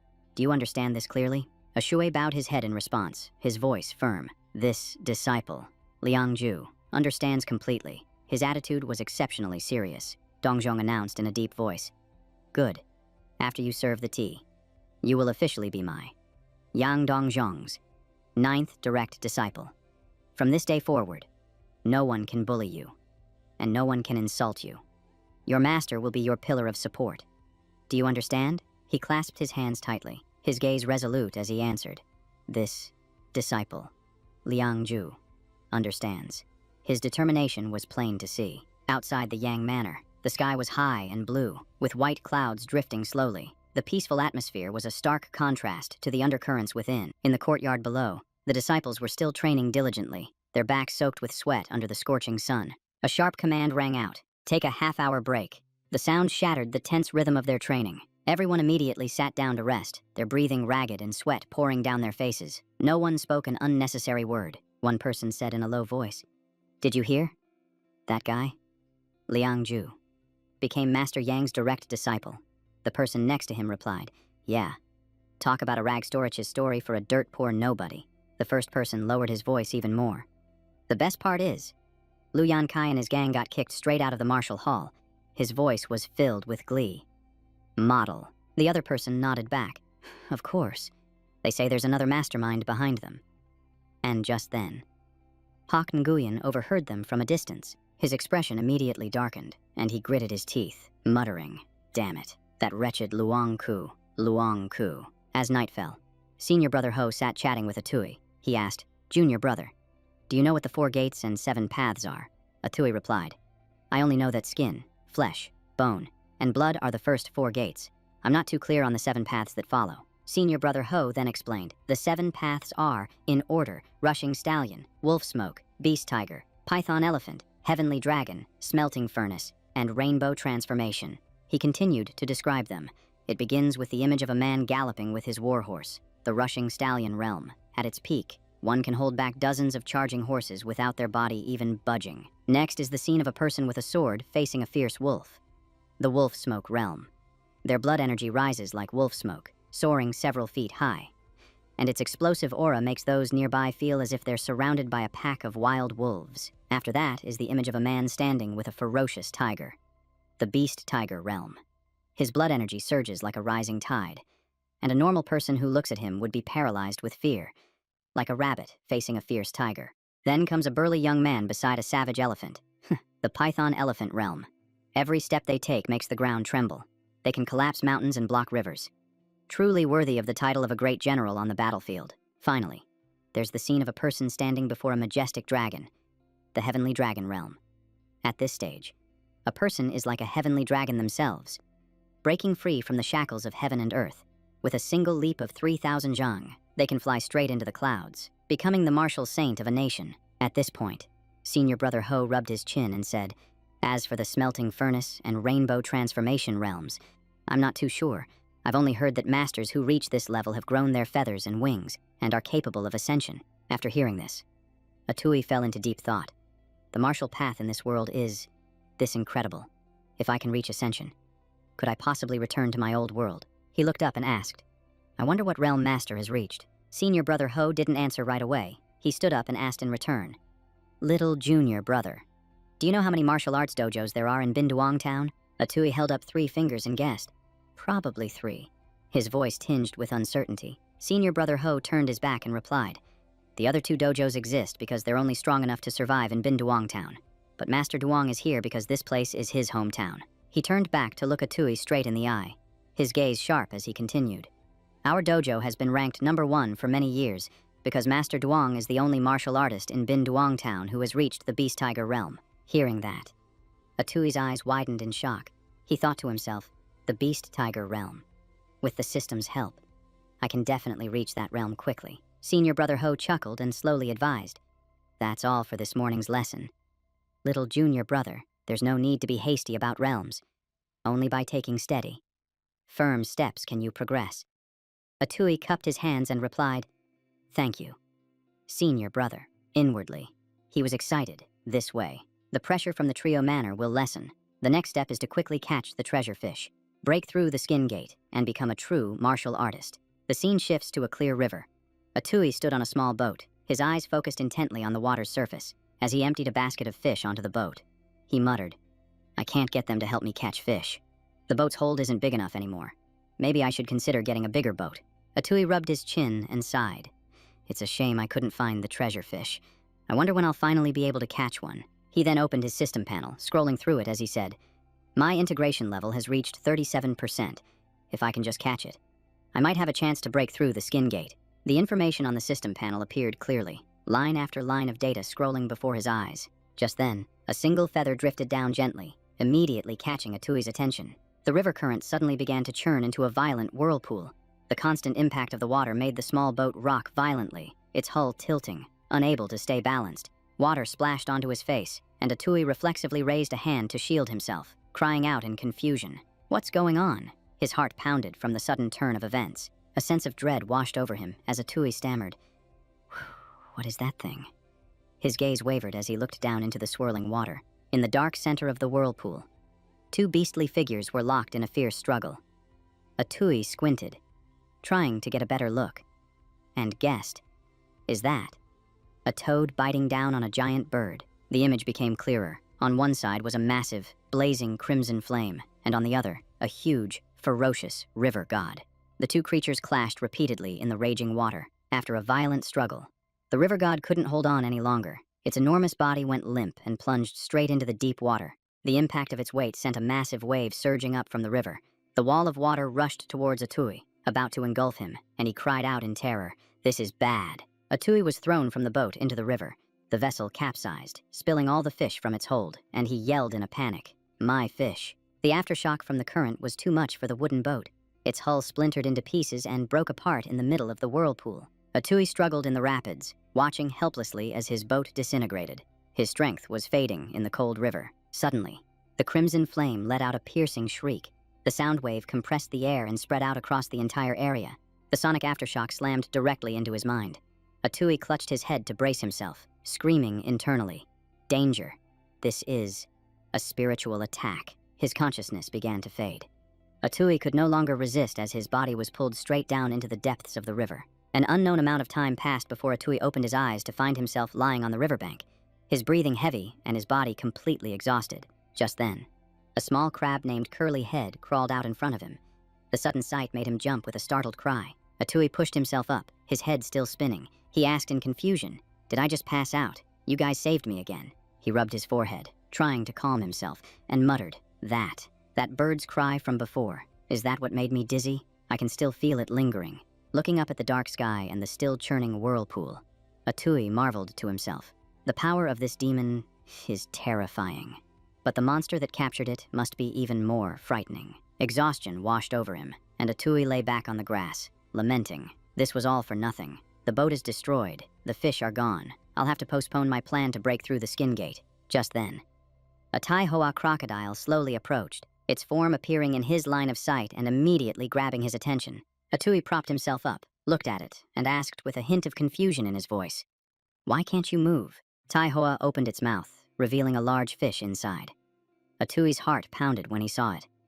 This is a red blood carp. I can finally try to break through the skin gate. An image of a deep red drop of blood appears as an illustration. Blood chi represents a martial artist's physical strength. But a martial artist isn't strong because they have a lot of blood chi. Rather, their strong constitution allows them to condense it. Demon meridians are distributed throughout the body. The blood chi isn't the powerful cause, but the powerful effect. The effect drives the cause, creating a continuous, unending cycle between the two. The scene shifts to a simple house at night. A yellow lamp flickers gently, and a profound silence fills the space. Atui carefully placed an incense stick into the incense burner, his slow movements showing absolute concentration. He sat cross-legged in meditation as the incense smoke gently wafted around him. In front of him, a pot of hot fish soup steadily radiated warmth. A thin wisp of smoke danced before his eyes. Atui closed them, his mind gradually sinking into a state of deep tranquility. Atui recalled when senior brother Ho gave him the soul-condensing incense, saying, "This is called soul-condensing incense. It can easily help a martial artist break through their gates." The heat in Atui's body surged, and sweat poured out of him endlessly. He muttered, "The key to breaking through the skin gate is to refine the chest cavity key." Then, he picked up a piece of fish, put it in his mouth, and said, "Every time I finish refining my blood chi, I can replenish it with this fish." Atui tensed his body, every muscle fiber standing out in sharp relief. He told himself, "This is the 38th time already. I'm just a little bit away." He once again remembered senior brother Ho's teachings. The key to breaking through the skin gate is to use the blood chi from your internal meridians to stimulate the fascia and skin all over your body, thus achieving skin refining. At this moment, Atui focused his entire spirit on cultivation. A red stream of ki gradually appeared in his chest as the instructions echoed in his mind. Blood ki is the condensed essence, the very root of life. The stream of ki grew stronger and stronger. Atui gritted his teeth and endured as the warm ki spread from his chest, merged with his blood ki, and flowed through the bones of his limbs to the fascia and skin, transforming into heat. An illustrative image appeared, showing a human body radiating intense heat. This state is precisely the process of skin refining taking place. At the crucial moment, Atui's heart began to beat rapidly and powerfully, each thump echoing clearly in his chest. Atui opened his eyes, panting heavily, and said with exhaustion, "That was the 40th time. But unfortunately, I'm still just a little bit short." The system panel appeared before his eyes, clearly displaying Atui's cultivation stats in rows of data. Atui stared at it and mumbled, 49%, but I'm still a little short of the skin gate. I haven't passed it yet.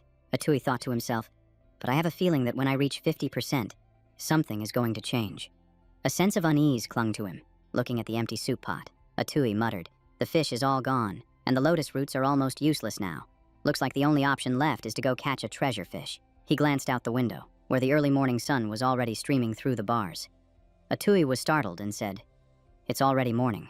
Time flies by so unbelievably fast." Just then, a series of urgent knocks echoed from the door, cutting through his train of thought. Atui opened the door to find Daikang and Tranthan already standing there. The man spoke up. "Atui, I saw you came home yesterday. I came here specifically to ask you about something." Atui smiled and replied, "Uncle Lai, what is it? Please, tell me." But inwardly, he thought, "Aren't these the fathers of Lai Lapba and Trankiet Shuang? Why are they here?" Daikang said, "It's nothing major. I just wanted to ask you, why hasn't my boy come home these past few days? Is he still at the martial arts hall, or is he just wandering around somewhere?" Tranthan added, "That's right. My son hasn't come home either, so we came here specifically to ask." Atui scratched his head and replied, "I got back late yesterday, so I forgot to tell you. The three of them performed so well that the martial arts master took a liking to them and gave them a room in the estate to live in. That's why they haven't come home. They're focusing on their training." As he spoke, Atui remembered Kiet Shuang and Lap Ba covered in bandages. He thought to himself, their injuries haven't healed yet, so they don't dare go home. After hearing this, Daikang laughed heartily and said with pride, "As expected of my son. Nghia Huang Town has a martial arts master now." Tranthan added joyfully, "I watched you, Atui, and those two boys grow up together. I knew the three of you would have a bright future ahead." Then he continued, "Oh, that's right, Atui. I also came here this time to remind you that our hometown wants to organize an offering to the river god." Hearing this, Atui was confused. The river god? An offering? He remembered this custom, but hadn't they just held one 3 months ago? Tranthan said, "That's right. The river god revealed itself yesterday, so we must make an offering." Daikang nodded in agreement. "That's right." The river god leaped out of the river, caught a great fire-spitting bird, and shattered the very sky. Atui immediately recalled the scene in the middle of the river, the image of the river god reappearing in his mind. He exclaimed inwardly, "They mean that toad in the quiet, simple house." Atui replied, "Uncle Lai, I understand. When the time comes, I'll contribute money to participate." The two men reminded him again, "Don't forget." Atui. The scene shifts to a turquoise stream. Sunlight shines down, making the water's surface sparkle. In the distance, a deep cave opens its mouth as if to swallow the light. The cave inside is called the Lotus Cave Grotto. It's covered in blooming lotuses, a beautiful sight that still exudes an indescribable coldness. Suddenly, a column of water shot high into the air from within the cave. The water's surface trembled violently as if something was awakening. Atui, holding a stake in his hand, dove down. His movements were clean and decisive, without a moment's hesitation. He leaped continuously, the force of his steps causing the very space around the water's surface to vibrate in rhythm. Just a moment later, Atui spun his body powerfully, shooting through the water like an arrow. He quickly sank to the bottom of the lake. His vision grew dark, and the water pressure tightened around him. Down below, a Taihoa crocodile was already waiting. It opened its mouth full of sharp teeth and charged straight at Atui. Atui spotted it just in time.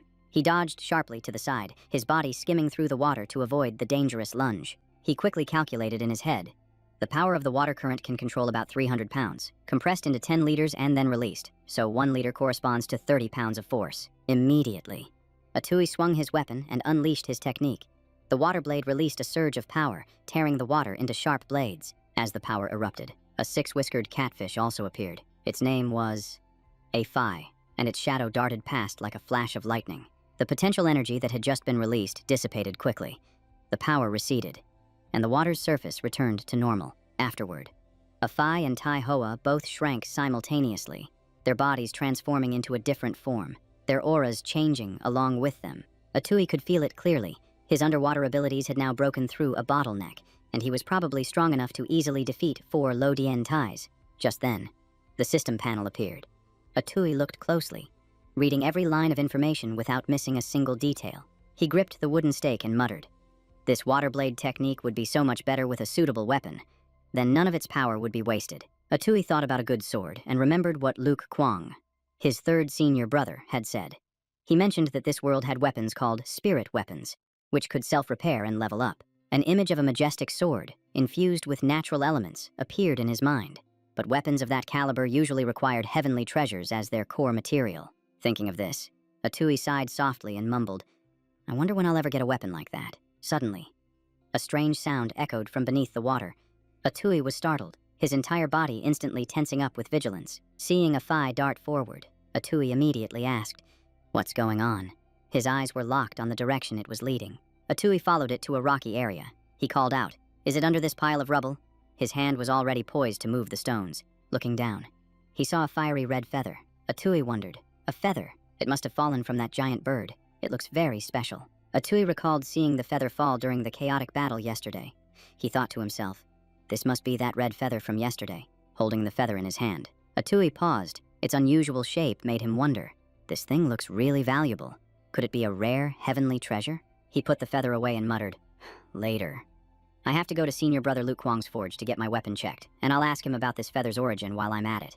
The scene shifts to Binduong County. The atmosphere was unusually quiet, and the streets were empty of passers-by. Atui walked quickly down the long street, his hurried pace suggesting he had something on his mind. He glanced around and thought to himself, I remember my third senior brother's forge is in this area. His gaze shifted to the houses in the distance. Atui was puzzled. What is that? This area is near Binduong County. I'll ask my senior brother about it later. Before long, Atui stopped in front of the Luke clan forge, from which smoke and fire billowed endlessly. Inside the forge, the sound of a hammer striking steel echoed repeatedly. A heavy and relentless rhythm. Seeing Atui, Luke Kwong stopped his work, looked over, and asked, "Is that you?" "Junior Brother Luong." Atui presented a bag and said, "Senior Brother Luke, I went fishing this morning and found something I can't figure out, so I came specifically to ask you." The moment Luke Kwong saw the feather, he exclaimed, "A crimson flame bird feather." He observed it carefully and said, "This is a fine item," his voice firm. Hearing this, Atui mentally confirmed his suspicions and asked, "Senior Brother Luke, you know what it is?" Luke Kwong didn't answer directly, instead asking, "Junior Brother Luong, do you know where this crimson feather came from?" As he spoke, a majestic image of the crimson flame bird appeared. Luke Kwong explained, "This feather comes from a demonic beast called the crimson flame bird. When it faces a life-threatening danger, it will concentrate its entire life essence into a single part of its plumage. Then, it scatters its feathers to escape. Among them, one feather containing the most essence, called the golden crimson flame feather, is used to complete its rebirth, much like a divine beast severing a part of its body." After hearing this, Atui exclaimed excitedly, "It's that amazing! Then is this one I have the golden feather?" The question made Luke Kwong laugh. He said, "Of course it's not the golden feather. If it were, the two of us wouldn't even be able to get near it." Hearing that, Atui's excitement deflated. Looking at the feather, Luke Kwong said seriously, "I advise you to forge it into a weapon with a spirit, rather than just absorbing its energy." "Junior Brother, have you decided what kind of weapon you want to use?" Atui replied concisely, "I've already thought it through," his voice unwavering. He recalled his previous battle and told himself, "Based on my fight with the stone-shelled crocodile, a long-shafted weapon would be more suitable underwater and easier to combine with my skills." Atui stated clearly, "I want a long spear." Luke Kwong was a bit surprised and asked, "A long spear? That's quite rare in the martial hall. Long weapons have the advantage of reach, but they're very difficult to control." Atui replied firmly, "I've made up my mind. I'll trouble you, Senior Brother. To forge this feather into the weapon, I want a weapon with a spirit." Luke Kwong smiled and said, "All right, when it's done, I'll have someone call you to pick it up." Atui replied respectfully, "Thank you, Senior Brother." As he was walking out the door, Atui suddenly turned back and asked, "Oh, right, Senior Brother Luke, what's with that thick fog outside?" Hearing this, Luke Kwong's expression darkened, his hand tightened on the edge of the table, and his voice dropped. "That place." His eyes narrowed as he continued, "That's the Phap Hoa Temple. It caught on fire this morning." An image of the Phap Hoa Temple engulfed in smoke and flames appeared, as Luke Kwong's voice echoed. And in that fire, something that shouldn't have appeared did. Atui was bewildered after hearing this, wondering to himself, something that shouldn't exist. A blurry image of a mountain demon appeared, its form ferocious. Atui hesitated before saying, "It's a mountain demon." Suddenly, a cold voice echoed, "You said." They yelled at you. "What?" They said. "We are." A dim scene appeared, filled with bloated demonic figures and scattered corpses. That voice echoed again. "Pill ingredients. The alchemy begins." After that, only the sound of a man's agonized screams could be heard amidst the chaos. A man holding a knife said in a cold voice, "It's all for the matriarch."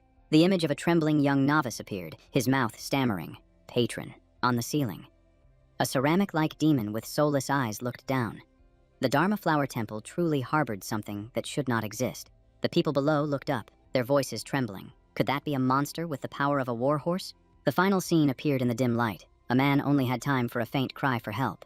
All of these tragedies began at the Dharma Flower Temple. The scene opens on a bright, sunny day at the temple, a peaceful atmosphere covering the old, tiled roofs. In the middle of a dense forest, the camera shakes continuously, as if someone is running in a panic. A bare foot suddenly appears, stomping hard on the ground, the hurried pace not daring to slow down. A young woman's face comes into view, panting as she runs, fear etched on every feature. It was Dan Hoa.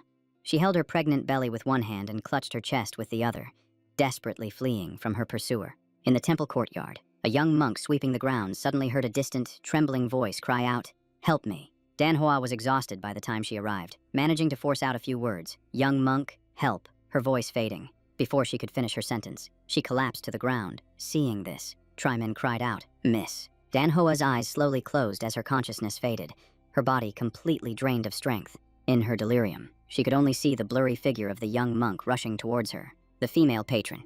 A while later, she was brought to a guest room. The young monk called out repeatedly, "Miss, miss." Dan Hoa slowly opened her eyes. Trimin exclaimed with joy, "Master, the female patron is awake." The abbot put his palms together and spoke slowly. "Amitabha Buddha, miss, you've finally awoken." Dan Hoa wearily sat up, holding her forehead and asking, "Abbot, where am I?" "This is the Dharma Flower Temple," the abbot then asked. "Miss, what happened to you?" She began her story. "I am originally from Hoa Chau County. 3 months ago, I went to visit a relative in Binduong County, but something unexpected happened." Dan Hoa recalled a night of pouring rain, where a group of strangely robed people blocked her path. Her voice trembled as she said, "I ran into a group of mysterious bandits. She was bound, blindfolded, and dragged away into the dark night, with no idea where she was being taken. When they arrived, they removed Dan Hoa's blindfold. The scene before her sent her into a panic. Bodies were strewn everywhere, and a sinister energy filled the air. Dan Hoa's voice trembled, unable to form words. The place was like hell. The people there had all been turned into something terrifying, their eyes devoid of humanity. Hearing this, the abbot asked in a low voice, "Did they keep you there for ransom?" Dan Hoa clutched her head, fear evident on her face, and replied, "No," they said. A cold voice echoed in her memory. "We are the pill ingredients." As those words were spoken, a mark appeared on a man's stomach. His body swelled abnormally, and his agonizing screams echoed through the air. The mysteriously dressed figures put their palms together, seemingly performing a bizarre ritual. A man holding a knife stepped forward, his cold eyes showing no hesitation. He raised the knife high, his movements slow as if he were accustomed to the scene before him. When the blade came down, a blood-curdling scream pierced the air. Organs were pulled out in a brutal ritual, a sight that drove any witness to despair. They collected the dripping blood, their expressions as casual as if they were doing daily chores. From those drops of blood, a dark red pill slowly crystallized into form. One of the group members spoke up. "This is truly miraculous." Lam Kang Nguyen asked, "What in the world are these bellies?" Kwai Dung replied indifferently, "These are fetal pearl pills, created by the High Emissary." He explained further, they were forced to drink a broth made from the flesh of a mountain demon. Regardless of whether they were male or female, their bellies would swell up, pregnant with a ball of flesh. Looking at the corpse, lying there, Kwai Dung continued, "These meat spheres will form into a fetal core after 3 months, and many of them can be refined into fetal pearl pills. It's said that eating one can grant immortality." Hearing this, Aha immediately asked, "They form in 3 months, so what happens if it's been longer than that?" Kwai Dung answered curtly, "If you don't take them out after 3 months, they'll hatch." Aha grew even more curious, and he asked again, "What hatches out of them?" Kwai Dung looked at him with a terrified expression and said, "You don't want to know." The scene changes to Zhongnian Temple, where the abbot's steady voice rings out, "Trimin, your senior brother has already gone to the city to report to the authorities. You should take this vegetarian meal to our female guest." The young monk immediately replied, "Yes, master," and without hesitation, he picked up the tray of food and left. Trimin opened the door to the room, calling softly inside. "Miss, are you in here?" His voice echoed gently in the quiet room. Hearing no reply, the young monk slowly stepped inside and peered through the lowered bamboo curtain. It was too dark inside to see anyone clearly. Trimin asked cautiously, "Are you asleep?" A sense of unease began to creep over him. Just then, the young monk suddenly noticed something unusual at his feet. A large pool of blood was spreading across the floor. Trimin gasped in his mind. "What is this?" He trembled as he approached the bed, his face showing an unconcealable panic. Behind the curtain, a faint silhouette appeared, with blood flowing from its feet in a long streak. When Trimin turned to get a closer look, He saw a body that was no longer intact. The horrifying sight left him stunned. This is... The young monk's face turned pale, and he let out a terrified cry. "Miss." Tryman trembled as he looked through the curtain, his voice cracking. On the bed. Is that? On the bed. Manhwa was no longer breathing, her face covered in blood, her eyes wide open in absolute terror. Tryman screamed in panic, and the tray of food in his hands fell and shattered. At that exact moment, a drop of blood fell right onto his head. The young monk, shaking uncontrollably, looked up at the dark ceiling. High above was a demon with a length of intestine wrapped around its neck, dripping blood drop by drop. The scene shifts to another location, where several people are walking slowly through a dense forest. A constable spoke up. "We're grateful to young Hero Lo for taking the initiative to help us investigate this time. Otherwise, we would have had to trouble the old master to find someone." The young hero replied calmly. "Constable Vuong, there's no need for such formalities. This is what a martial artist from the dojo should do." He recalled his conversation with Trin Huang, who had told him that this time at Fa Temple, he absolutely had to help the Zhao mansion hide some bodies and bring something out from inside. When he asked what it was, Trin Huang had just said coldly, "You don't need to know. You'll understand when you see it." At this moment, a monk spoke up slowly. "Officers, Fa Temple is just ahead." Fa Temple appeared before them, shrouded in a gloomy atmosphere. The monk said, "This is my Fa Temple." The monk slowly pushed open the heavy wooden gate. As the scene inside was revealed, everyone's face turned pale and they broke out in a sweat. The constable choked out, "This is..." In the courtyard, the bodies of monks were scattered everywhere. The constable asked urgently, "What in the world happened here?" Suddenly, the monk cried out in shock, "Master!" He rushed forward, his face pale, shouting as he ran, "Master, I'm coming to save you." Seeing this, Tulan quickly tried to stop him. "Don't run around recklessly." The constable immediately gave an order. "Tula, follow that monk. The rest of us will observe the scene here. And young hero, you check one of the bodies." Carefully observing the dismembered corpse, the constable said, "Most of them have bite marks, like they were attacked by a large tiger. But what kind of tiger could be this big? Besides, not a single body is whole." Hearing this, the young hero's expression darkened. He thought to himself, could it be that the some bodies Trin Huang mentioned were these things? Suddenly, the constable called out, drawing the young hero's attention to some bloodstains. They both bent down to observe. Seeing the blood dragged into a long streak, the constable said, "It looks like something dragged the body away." The blood trail led to a room in the distance. The constable continued, "The trail stops here. Tula and that monk are also inside." Inside, the monk was collapsed on the floor, his mouth agape as if he had just seen something horrifying. The others followed him in, and the sight before them left everyone speechless. The constable gritted his teeth and said, "Damn it, what the hell is this thing? What happened here?" The young hero also broke out in a cold sweat, wondering, is this the thing Trin Huang told me to bring out? What appeared before them was a giant egg, lying silently in the middle of the room. Outside the room, countless bodies were piled up, stuck together in a grotesque mass. The constable stared in shock, exclaiming, "So this is where all the bodies went." The monk's face was pale and drenched in sweat, his hands clasped together, trembling as he chanted endlessly, "Namo Amitabha Buddha." Just then, the door behind them slammed shut, the sound echoing loudly in the enclosed space. Startled, the constable whipped around, letting out a panicked cry. He rushed to the door, pounding on it and shouting, "Open up! Who's out there? Are you trying to stage a rebellion?" Tiu Hoi spoke up. "The door doesn't matter right now. It's about to hatch." The constable's face went deathly pale, and he asked in a trembling voice, "Young Hero Lo, what is that thing?" Staring at the grotesque, twitching egg, Tiu Hoi explained in a low voice, "This is a mountain ghost egg, a signature technique of the Demon Mother cult." The constable asked in horror, "The Demon Mother cult? Those remnants of the former dynasty?" Just then, the egg began to shake more violently, and small cracks started to appear on its surface. Tiu Hoi watched it closely and said, "Once the mountain ghost hatches and absorbs enough flesh and blood, it will enter its second stage." Mr. Lap Ba added, "That's a monster with power equivalent to the rushing horse realm." Hearing this, the constable exclaimed in terror, "The rushing horse realm." From inside the egg, an arm with sharp claws suddenly burst out, piercing through the shell. The creature planted its hand on the ground, its gaunt body slowly crawling out. In just a moment, it revealed itself completely, with gleaming eyes and sharp teeth. The second stage mountain ghost had hatched. The mountain ghost slowly crawled forward as the monk trembled and backed away, chanting nonstop, "Namo Amitabha Buddha." Without a moment's hesitation, the monster launched itself forward, moving as fast as the wind. The ferocious mountain ghost pounced, sinking its teeth straight into the monk's neck in a savage, bloodthirsty frenzy. Witnessing this, Tula cried out in panic. Little monk! He was about to draw his sword and charge, but the constable quickly shouted to stop him. Wait, hearing the noise. The mountain ghost turned its head, fresh blood still dripping from its mouth. In an instant, the constable's face was grabbed in its tight grip, and Tula was thrown far away. Tula crashed heavily to the ground, spitting out a mouthful of warm blood. Held fast with no escape, the constable cried out desperately for help. Help, me, young hero Lo, save me. Tu Hoi stood frozen, his face ashen, as a thought raced through his mind. This is a monster of the rushing horse realm, and I haven't even broken through the 4 gates yet. He hesitated, thinking to himself, if I put all my strength into breaking down the door, I might be able to escape.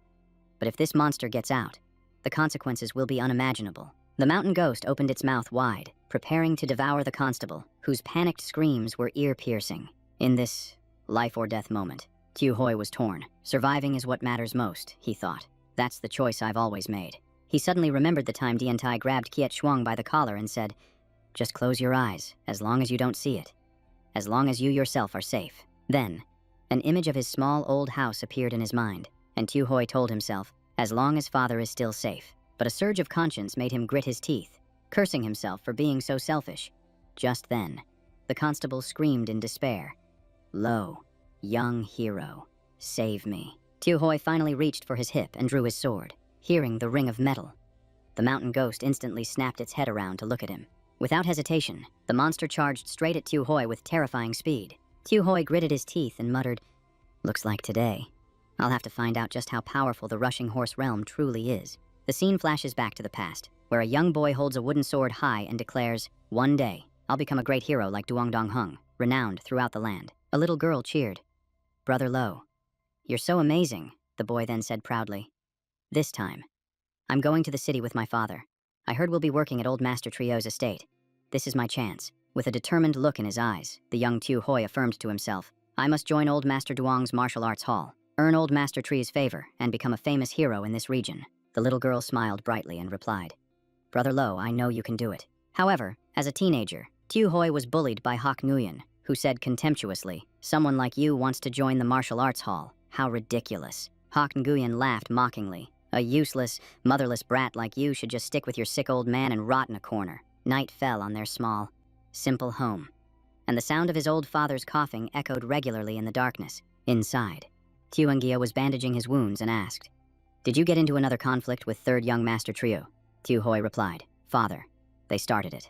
His father coughed violently, then advised in a strained voice, say less. When you're out there, don't be so impulsive. You must respect your elders, yield to your betters, and learn with humility. Tu Hoi lowered his head dejectedly and replied, I know, Father, his heart heavy with unspoken feelings. Tuangia gently stroked his son's head, his voice slow and deliberate. But no matter what, you must become a man whom you yourself can respect. A question echoed in Tu Hoi's mind. What would his master do in this situation? In his memory, he knelt before Dong Hung, who told him, those who enter my school must possess humility, have great ambition, but know when to be patient, returning to the present.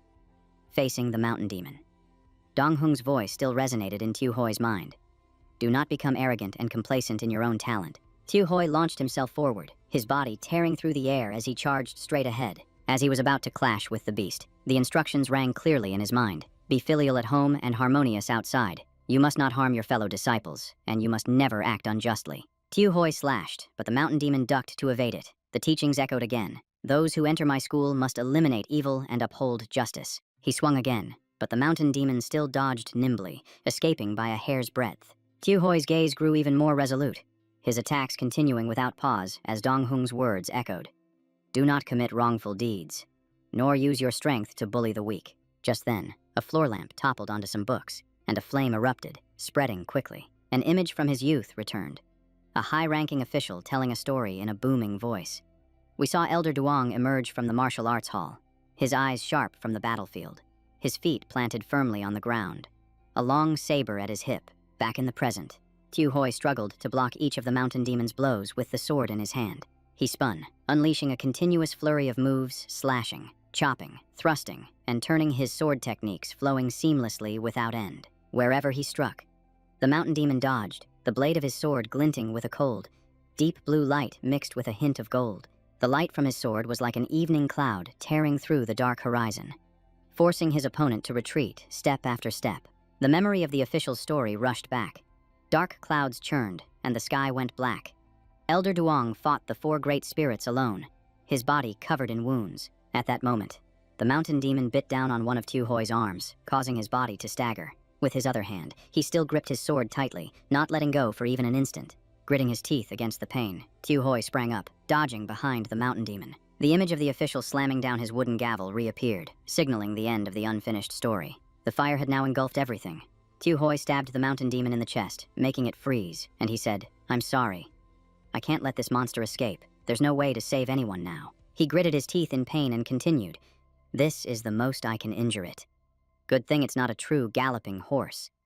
The mountain demon let out a wretched howl. Tu La, clutching his own wound, reassured him, "It's all right, young hero Lo. We're doing a good thing. You are a great hero." Hearing this, Tu Hoi turned and mumbled, "A great hero."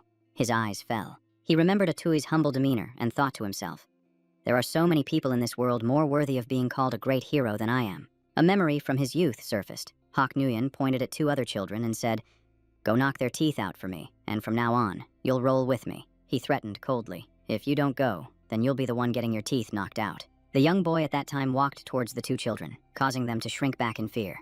Tu Hoi's face darkened. He opened his mouth and said, "I," but an indescribable feeling of guilt welled up inside him, and only a choked apology remained. His hand clenched into a fist as he told himself, "I have to do this. I have to make a name for myself. I have to become someone who stands above all others." Back at Feiwol Temple, the sunny sky was as clear as if nothing had ever happened. The only difference was that the temple had now burned to the ground, the desolate scene cast in a gloomy shadow. A soldier shouted, "We found them. They're over here." As everyone entered, they saw a charred body sitting motionless, and they all wondered what on earth had happened here. The image of Tu Hoi finishing off the mountain demon was still vivid, but now everything had turned to ash. Who was that man with the saber? The question hung in the air. Right then, a command medallion suddenly fell to the ground with a dry clatter. Someone walked over, bent down, and picked up the medallion. The character for Lo was carved on the medallion. It was indeed Tu Hoi's surname. This detail made the atmosphere even heavier. A memory from the past rushed back, a bandaged hand holding out a steamed bun. "For you." The 2 children stared for a moment, then asked, "Big brother, why are you helping us?" Back then, Tu Hoi's face was bruised and battered, and he even had a broken tooth. Yet he still smiled and replied, "I'm a great hero. How could I bully the weak?" The scene shifted to that evening at the Zhao Manor, where a thunderous shout echoed, "You useless piece of trash. You truly are a fool." Inside, Hong Vien was repeatedly kicking Trin Huang and yelling, "What an idiotic servant. Acting on your own initiative." He continued to rage. "Once the events at Feiwol Temple are exposed, do you have any idea how much trouble you'll cause for the emissary?" Trin Huang knelt prostrate, trembling as he spoke. "My lord, what happened at the Fap Hoa Temple? We had no other choice." He was sweating, stammering as he said, "That day, after we discovered that woman had escaped, we immediately gave chase. But who would have thought that wench would run into a temple?" Recalling the scene from that day, a vision of piled-up corpses filled his mind, and Trin Huang continued, "By the time we caught up, the place was already a river of blood." He recounted, "I had no choice but to immediately have young Master Lo go to the Yamen to help us stall that newly hatched mountain ghost." He continued, "At that time, he and the constables walked in, and we waited for him to enter the scripture pavilion. The men in black robes outside immediately shut the doors." Trin Huang recounted with a sinister tone, "We blocked them in and locked the doors tight. A fierce fire erupted outside the Fap Hoa Temple, and they stood by indifferently," Trin Huang added. "Then we set it ablaze to destroy the bodies and eliminate any witnesses." As soon as he finished, Hong Vien grabbed his ear and scolded, "You fool! What good would a fire do? It would take 3 days and 3 nights to burn everything to ash. Did you have that much time?" Just then, a hidden figure spoke in a cold voice. "That's enough." He slowly stood up, his deep voice heavy with pressure. "For this matter, all of you imbeciles are responsible." The man stepped forward to reprimand them. "Because you failed to watch that woman, you've caused the faith to suffer a great loss." He moved closer to one of the men, extending a hand with sharp claws, and said slowly, "To the Supreme Old Mother, you are nothing but disrespectful." Then he coldly raised his hand, uttering a single sentence, "The unfaithful will be punished." The man, whose head was caught in the clawed grip, could only tremble, not daring to resist. A moment later, blood splattered onto his face. This man's name was Trak Quan, a high emissary, and his chilling voice rang out, "And this is the will of the Supreme Old Mother." The man collapsed in front of Trin Huang and Hong Vien, a sight that paralyzed them both with fear. Trak Kwan, while wiping the blood from his hand, said, "Old Master Triu, you have made great contributions to our faith, and the Supreme Old Mother will protect you." He glanced at Hong Vien and warned, "But don't you forget, Old Master Triu, we are all in the same boat." Hong Vien stammered in panic. "About that, rest assured, High Emissary, I will see this matter to its end." Trak Kwan's face darkened, his gaze sharp as a blade. "As for you, Steward Trin, do you really no longer care for that son you've hidden away?" Hearing this, Trin Huang immediately kowtowed and pledged, "Rest assured, High Emissary, something like this will never happen again." Trak Kwan turned and walked out, not forgetting to say, "My apologies for disturbing you, great old Master Trio and Steward Trin." Trin Huang and Hong Vien stood frozen, their eyes following his silhouette as it disappeared through the door. Only after the man had left did Hong Vien dare to let out a heavy breath. Looking at the corpse on the floor, Trin Huang spoke up. "My lord, that man is openly threatening us." Hong Vien gritted his teeth and replied, "What other choice do I have? If it weren't for my family's fortune, I would never have invited that undying old bastard here." Hong Vien recalled the massacre and then praised Trin Huang. "It's a good thing you were clever enough to use the situation to your advantage, allowing the mountain ghost in that woman's womb to mature, even slaughtering an entire temple to nurture it. Otherwise, we never would have had such an opportunity." He continued, "Now that the plan is running smoothly, we must find a way to escape. The people from the imperial court are already making their move." Hong Vien relaxed, stroking his beard as he laid out the plan.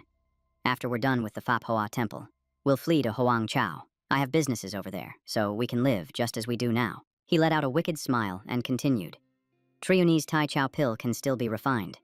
And over there, we won't have Duong Dong Hung sticking his nose in our business." Night had fallen outside, but Hong Vien's voice continued to echo. "If we want to avoid being dealt with by the Dai Thuan authorities, our only option is to minimize the losses as much as possible." Early the next morning, before the gates of Ngia Huangthi village, the atmosphere was completely different from the day before. Atui walked with a heavy heart, thinking, "I can't believe young Master Lo ended up in such a terrible situation. According to Lappa, he even stood up for justice that day. He doesn't seem like a bad person." He suddenly recalled the scene of the young master guiding everyone in their practice, before abruptly stopping mid-motion. Atui muttered to himself in confusion. Why would he show up at the Fap Hoa temple? According to 6th senior brother, the martial arts hall didn't receive any help from the yamen at first. He closed his eyes, trying to block out the thoughts. Mountain ghosts. This world is truly a hard place to live. I just hope all those monsters out there die off. Suddenly, someone called out, startling Atui. "Isn't that Atui?" Uncle Tran, carrying goods on a pole, asked, "Atui, you're back," he replied. "What's going on?" The man urged him anxiously. "Hurry home and see for yourself. There's a huge crowd gathered in front of your door." On a high cliff, a large centipede crawled slowly, as if someone was secretly watching them from above. A monstrous hand slammed down, crushing the centipede, accompanied by a hoarse, guttural roar. "Become immortal." It was the mountain ghost. As it chewed the crushed centipede, it muttered a few words. "Luong Ku." The scene shifts to a dark, dilapidated place, as a voice narrates that the pasts of great men are always filled with suffering and hardship. The greater the suffering, the greater the man. Interrupted by a scream. Tragic. Looking at the pile of wood shoved into a corner, a voice exclaimed in lament. "How tragic." Than Tawan stood there with his hands on his hips, his face dark as he shouted, "Damn it. This is just too tragic. Too miserable." A man named Din Ngia, drenched in sweat, spoke with a trembling voice. "Father, that's enough. I've been kneeling for an hour already." He was tied tightly to a chair, crying out helplessly. "Do we really have to go this far for that little fisherman?" The moment he finished speaking, Din Ningya received a sharp blow from a cane right on his backside. Than Tawan furiously cursed. "You worthless son. Your father has been clever since he was a child, so how did I end up with an idiot like you?" He wailed and begged, "Don't hit me anymore, father. I don't want to be beaten to death." Hearing this only made the man strike harder. "I'll beat you to death, you brat." Inside a nearby house, someone was quietly observing the entire scene. It was Lak Mao and Quang Dien. She spoke in a sarcastic tone. "That little brat. I told you, joining a martial arts hall was a dead end. He was bound to cause trouble. See? They've come right to our doorstep." He shot back. "No, you didn't. When did you ever say that?" Lak Mao asked in confusion. "We never even lent him any food before, so why would he come looking for us?" Quang Dien snapped angrily. "You foolish woman. If we had lent him food, do you think we'd ever get it back? Just look at his father's unlucky fate. Now shut up and calm down." Then he looked outside and lowered his voice. "Say no more. That brat is back. Outside." The steady stream of curses continued. "Worthless son. Such a smart mouth. I'll whip you to death.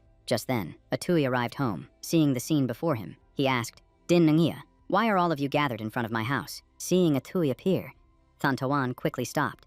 Din Nangia cried out, You stinking fisherman, putting on such a grand show. The man rushed towards him, his face beaming, and asked, This must be the virtuous young Master Luong. Correct.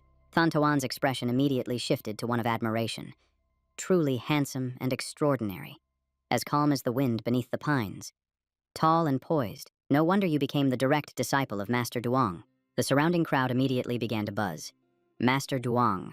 You mean the Master Duong from the Duong clan martial arts hall. The renowned hero, Duong Dong Hung. Someone spoke up to explain. A direct disciple means he has formally kowtowed and been accepted as a student. He's practically half a son to the master. What's more, since Atui was accepted into the Duong clan martial arts hall, even the county magistrate has to greet him with respect. Everyone's eyes widened upon hearing this. One person stroked their chin and asked again. Even the county magistrate has to greet him. The crowd surrounded him, showering him with endless praise. Atui is so capable. I always knew this kid was special. How old is he this year? Is he old enough to discuss marriage? His fair face is so charming. At that moment, Thantawan raised the whip high and declared, I never imagined my worthless son would do something so vile and shameful.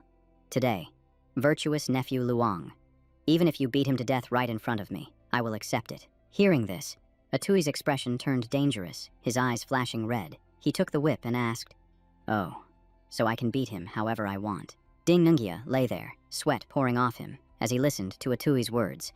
I'm not one to hold a grudge, but if a man lives his life without venting his anger, I fear he won't live very long. He swung the whip close to the man's face, his voice ice cold. And who doesn't want to live a long life?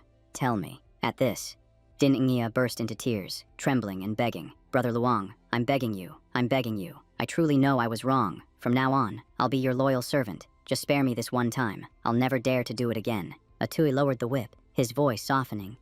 All right, then. Let's just drop the matter. He turned his back and continued.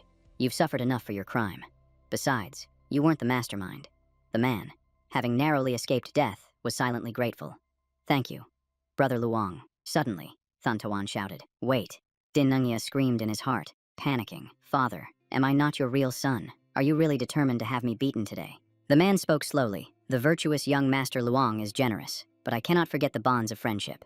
Thantawan immediately opened a silver box. The glint of silver made everyone's eyes go wide. Din Nungia shouted, 100 taels, silver. Oh my god, your son has finally seen 100 taels of silver. Just then, Kwang Dien pushed the door open and stepped out. He yelled, Everyone, make way. This is my most beloved nephew. Kwang Dien put on a fake, affectionate expression and said, My good sir, I am young Master Luong's maternal uncle, his blood relative. You can discuss the matter of compensation directly with me. Hearing this, the crowd erupted in protest and curses. Kwang Dien, have you no shame? When Atui was about to starve to death, you were nowhere to be seen. Now that there's silver involved, you show up to claim kinship. I spit on you. Kwang Dien retorted angrily. Get lost. What do you people know? Don't you think he knows whether his own uncle is good to him or not? Without me, would he be where he is today? Seeing this, Thantawan turned to Atui and asked, Virtuous nephew Luong, who is this man? He immediately replied, I don't know him. Atui recalled the times he had been treated so cruelly. In the original owner's memories, this uncle was no relative at all, just a leech who wouldn't even offer a single grain of rice when he was starving to death. Then, Atui turned and said directly, If you truly wish to make amends, in a few days, my village will hold the Summer God Festival. Aside from the major clans, every young man is required to pay a tax of 100 copper coins. He turned to leave, his voice firm. If the esteemed master has a sincere heart, then use that money to cover this expense for the villagers. Let them keep their money for the new year. While you're at it, set up a porridge stall for the poor. Upon hearing this, Thantawan clasped his hands in gratitude. Young Master Luong is truly righteous. The crowd cheered. Thank you. Atui. Atui is so righteous. An emotional woman praised. What a good child. Atui stepped into his house and slammed the door shut, letting out a long sigh. It seemed the matter was finally settled. As he regulated his body, Atui thought to himself, the last skin tempering session at the martial arts hall pushed me to my limit. The initial feeling of tightness is now gone. In its place is a distinct feeling of swelling. He rubbed his neck and muttered, If my senses are correct, I might be able to break through the skin tempering stage today. Not long after, Atui prepared water for a bath. He dipped his hand into the water to check the temperature, analyzing in his mind. This breakthrough will generate far more heat than before. The slightest mistake could be dangerous. I absolutely must use physical means to lower my temperature. Atui stepped into the tub and submerged himself. Steam rose from the warm water as his body gradually heated up.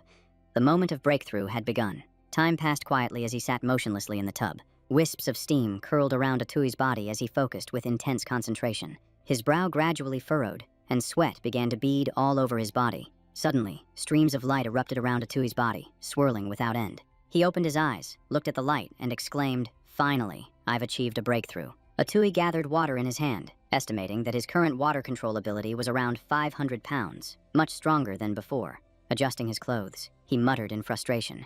The integration process with the system was still stuck in place, showing no clear signs of progress. Just then, the system panel appeared before his eyes, displaying all the information related to Atui's refining process in full detail. After reading the content, he exclaimed with satisfaction, "I never thought breaking through the first gate would have such a huge effect. Doesn't that mean breaking through the second gate will let me control several tons of water?" Atui stroked his chin thoughtfully. "My two abilities actually complement each other. Half the effort for double the results. There's nothing better than this." With that thought, he reached out and opened the door, his voice relaxed. Time to go out for a little walk. As soon as the door opened, he saw Kwang Dien standing right in the way. The man didn't have time to move, and the door slammed right into his face. Kwang Dien staggered and fell backward, letting out a cry of pain. The man sat up, rubbing his bright red nose and forcing a fake smile. "Well, if it isn't my dear nephew." Atui looked down at him, his voice turning cold. "Luang Kwang Dien. What is it? What do you want from me?" Kwang Dien offered a bag of rice, a sly look on his face. "Your uncle was worried you'd be too hungry to sleep, so I scraped the bottom of my rice jar to bring this for you." Hearing this, Atui coldly turned away and said, "Take it back and eat it yourself. I'm not short on food right now." But inwardly, he knew just how precious rice was in this world. As Atui was about to close the door, Kwang Dien quickly blocked it, shouting, "Wait." Without another word, Atui yanked the door open again, slamming it right into the man's face once more. Kwang Dien was knocked back into the yard, and the bag of rice burst open, spilling all over the ground. He angrily touched his bleeding nose and screamed, "What are you doing? I'm your blood uncle, your only uncle. This house of yours should be mine." Outside, quite a few people witnessed Kwang Dien sitting on the ground, cursing. "Old Master Tiet gave you so much money and you didn't take it. Are you an idiot?" He roared indignantly, believing the money should have been his. "Shouldn't you use that money to raise your little cousin?" "Tiu Luke, an elder is like a father. I'm practically half a father to you." Atui shot him a razor-sharp glare, his voice dropping to a threatening low. "Luang Kwang Dien. If you want to die, just try me." The words made Kwang Dien stammer in fear, his mind in chaos. It's only been a short while. How has he changed so much? Was he always this tall? Then, Kwang Dien threw himself on the ground to play the victim, wailing for the crowd. "Everyone, come and see. Look at this ungrateful bastard. Just because he became a martial artist, he thinks he's not human anymore. He won't even acknowledge his poor relatives. I'm your blood uncle, and Tiu Luke is your cousin." Suddenly, someone spat right in Kwang Dien's face, stunning him into silence. A large woman started scolding him. "Uncle, when Luangku's father passed away, did you help carry the coffin? When Atui was starving, did you ever give him any food?" Someone else immediately added. "And another thing, back when the family split, if you hadn't been such a scoundrel, Luangku's father wouldn't have been left with just a single boat to raise Atui on his own." Hearing this, Kwang Dien roared in anger. "Where did this woman come from? You got nothing better to do than meddle in other people's business. Watch out, or I'll smack that mouth of yours." Just then, a wooden staff suddenly struck Kwang Dien right in the stomach, followed by a voice that rang out, "I'll smack you first." The one who struck was Village Chief Tran Trio An. He shouted sternly, "Now that Atui is successful, you come running to claim benefits. Are you even human? You're worse than an animal." Kwang Dien cried out in alarm. "Village Chief." Trio An swung his staff a few more times and shooed him away. "Get the hell out of our sight." Kwang Dien could only turn tail and run, muttering, "Yes, sir." Trio An watched Kwang Dien's retreating back disappear. There was more than one village chief in Ningya Hung City, but he was the patriarch of the Tran clan, a man of special status and high prestige. Even old Master Trio had to show him some respect. Only then did Atui step forward, bowing his head to ask, "Thank you for your help, Village Chief. I was wondering, is there a reason you were looking for me?" Trio An smiled and replied, "I came looking for you this time, hoping you would take on the role of Chief Priest for the upcoming river offering ceremony." Hearing this, Atui was momentarily stunned. He thought to himself, the Chief Priest is the one who presides over the river offering, similar to a high priest. This might not be a bad opportunity. His gaze swept over the system panel displaying the river's vitality level. He mused, perhaps on the day of the ceremony, I can finally understand what this does. Not keeping Trioan waiting, he immediately replied, "No problem. Village chief." Trioan nodded and continued, "Good. In that case, young Luangku, you must memorize this ceremonial text." The next day, early in the morning at Atui's small house, the sky was clear and a steady voice could be heard reading aloud. "The sun rises high. The flowers bloom and smile at me." On a tree branch, 2 little birds chirped. Little birds sing, "Good morning." Atui let out a big yawn as he stepped out and opened the door, a small bag on his back, still looking sleepy. He rubbed his eyes and looked up at the sky, thinking, "I'm still not used to the writing in this world.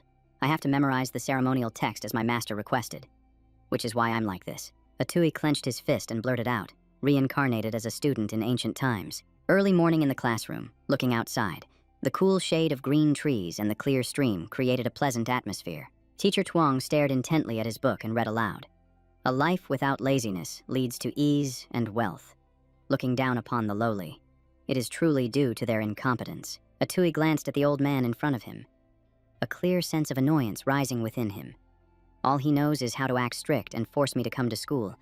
This feeling is disgusting." He sat quietly in class, his thoughts wandering. No matter how he looked at it, this was absurd. Are they really going to make me go back and learn elementary school stuff?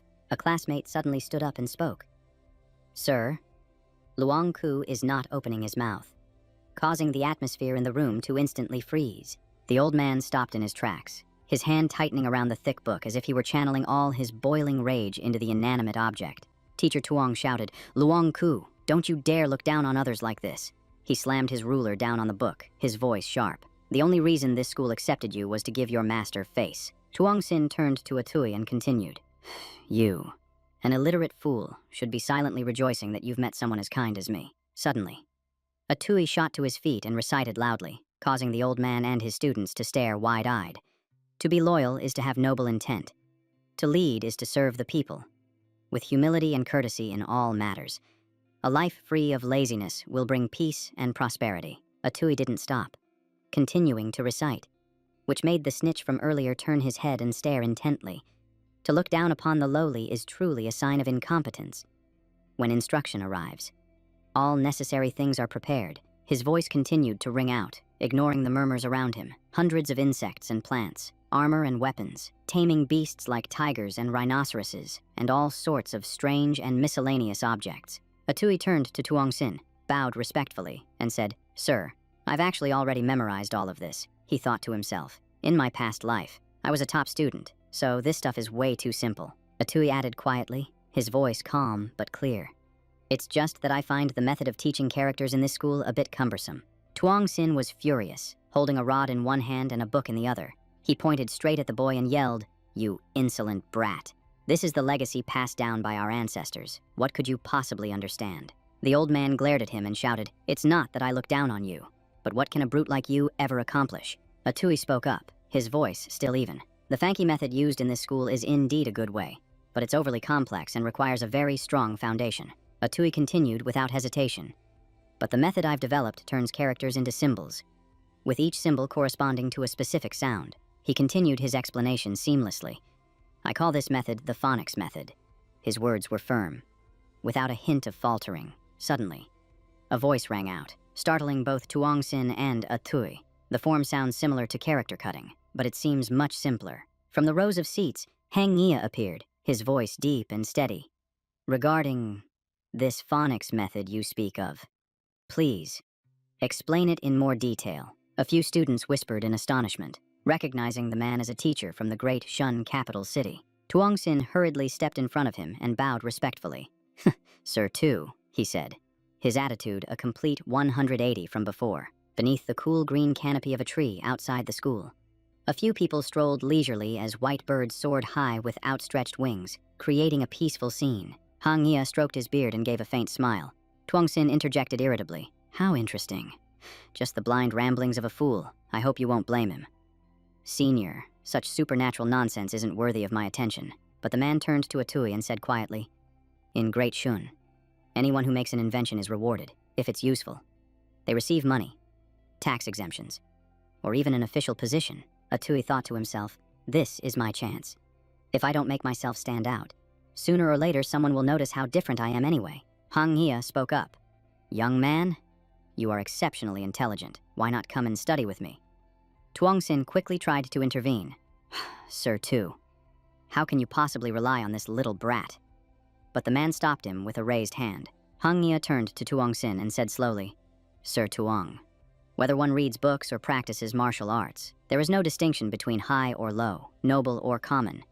That is what my master once taught me. Tuongsin spoke hesitantly, his voice laced with unease. But this kind of heresy. Hangya laughed heartily to reassure him. Sir Tuong, you need not worry. This matter will not involve you. Tuongsin could only fall silent and stand still. He looked at Atui and said in a deep, steady voice, what a student cannot resolve, I, his teacher, will step forward to resolve. Hangya turned to leave, then looked back and added, what a student cannot break through, I, his teacher, will break through for him. Atui bowed his head very low, clasping his hands in a formal salute, using the most reverent posture to express his respect for the man. A large bell was submerged deep beneath the azure water, strange streams of light spreading out amidst countless tiny bubbles. Tai Hoa Ngak used its large, heavy head to slowly push a round orb forward through the water. The orb was lifted with even greater strength by Qian Dao, who pushed it higher little by little. A Phi appeared, making chirping sounds as if trying to say something to Qian Dao. It strained its body to push the green orb along with its little friends. A Phi's voice rang out. Hey, little guy, put more muscle into it. Qian Dao summoned all its strength, its body tensing as it pushed the orb, causing it to shoot forward faster. A Phi also tried its best, concentrating its power into its small head and delivering a powerful ram to help out. The orb suddenly exploded in a blinding flash of light, stunning all the small creatures nearby. As the light gradually faded, a brilliant passageway appeared between the rock walls in the depths of the water. Amidst the layers of dense black cliffs at the bottom of the deep water, an ancient gate glowing with a turquoise light slowly opened, as if leading to a buried otherworld.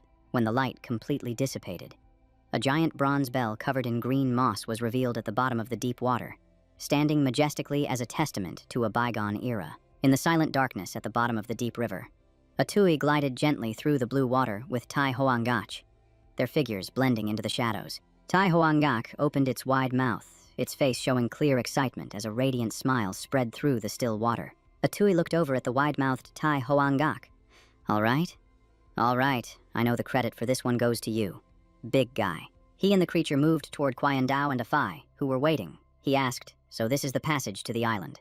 Tai Hoangach lay on its back, showing off its full belly and pointing forward with one hand, while a Phi stood behind it, looking on with obvious worry. Atui turned his head to look at it and said, his tone tinged with a bit of helplessness, I know.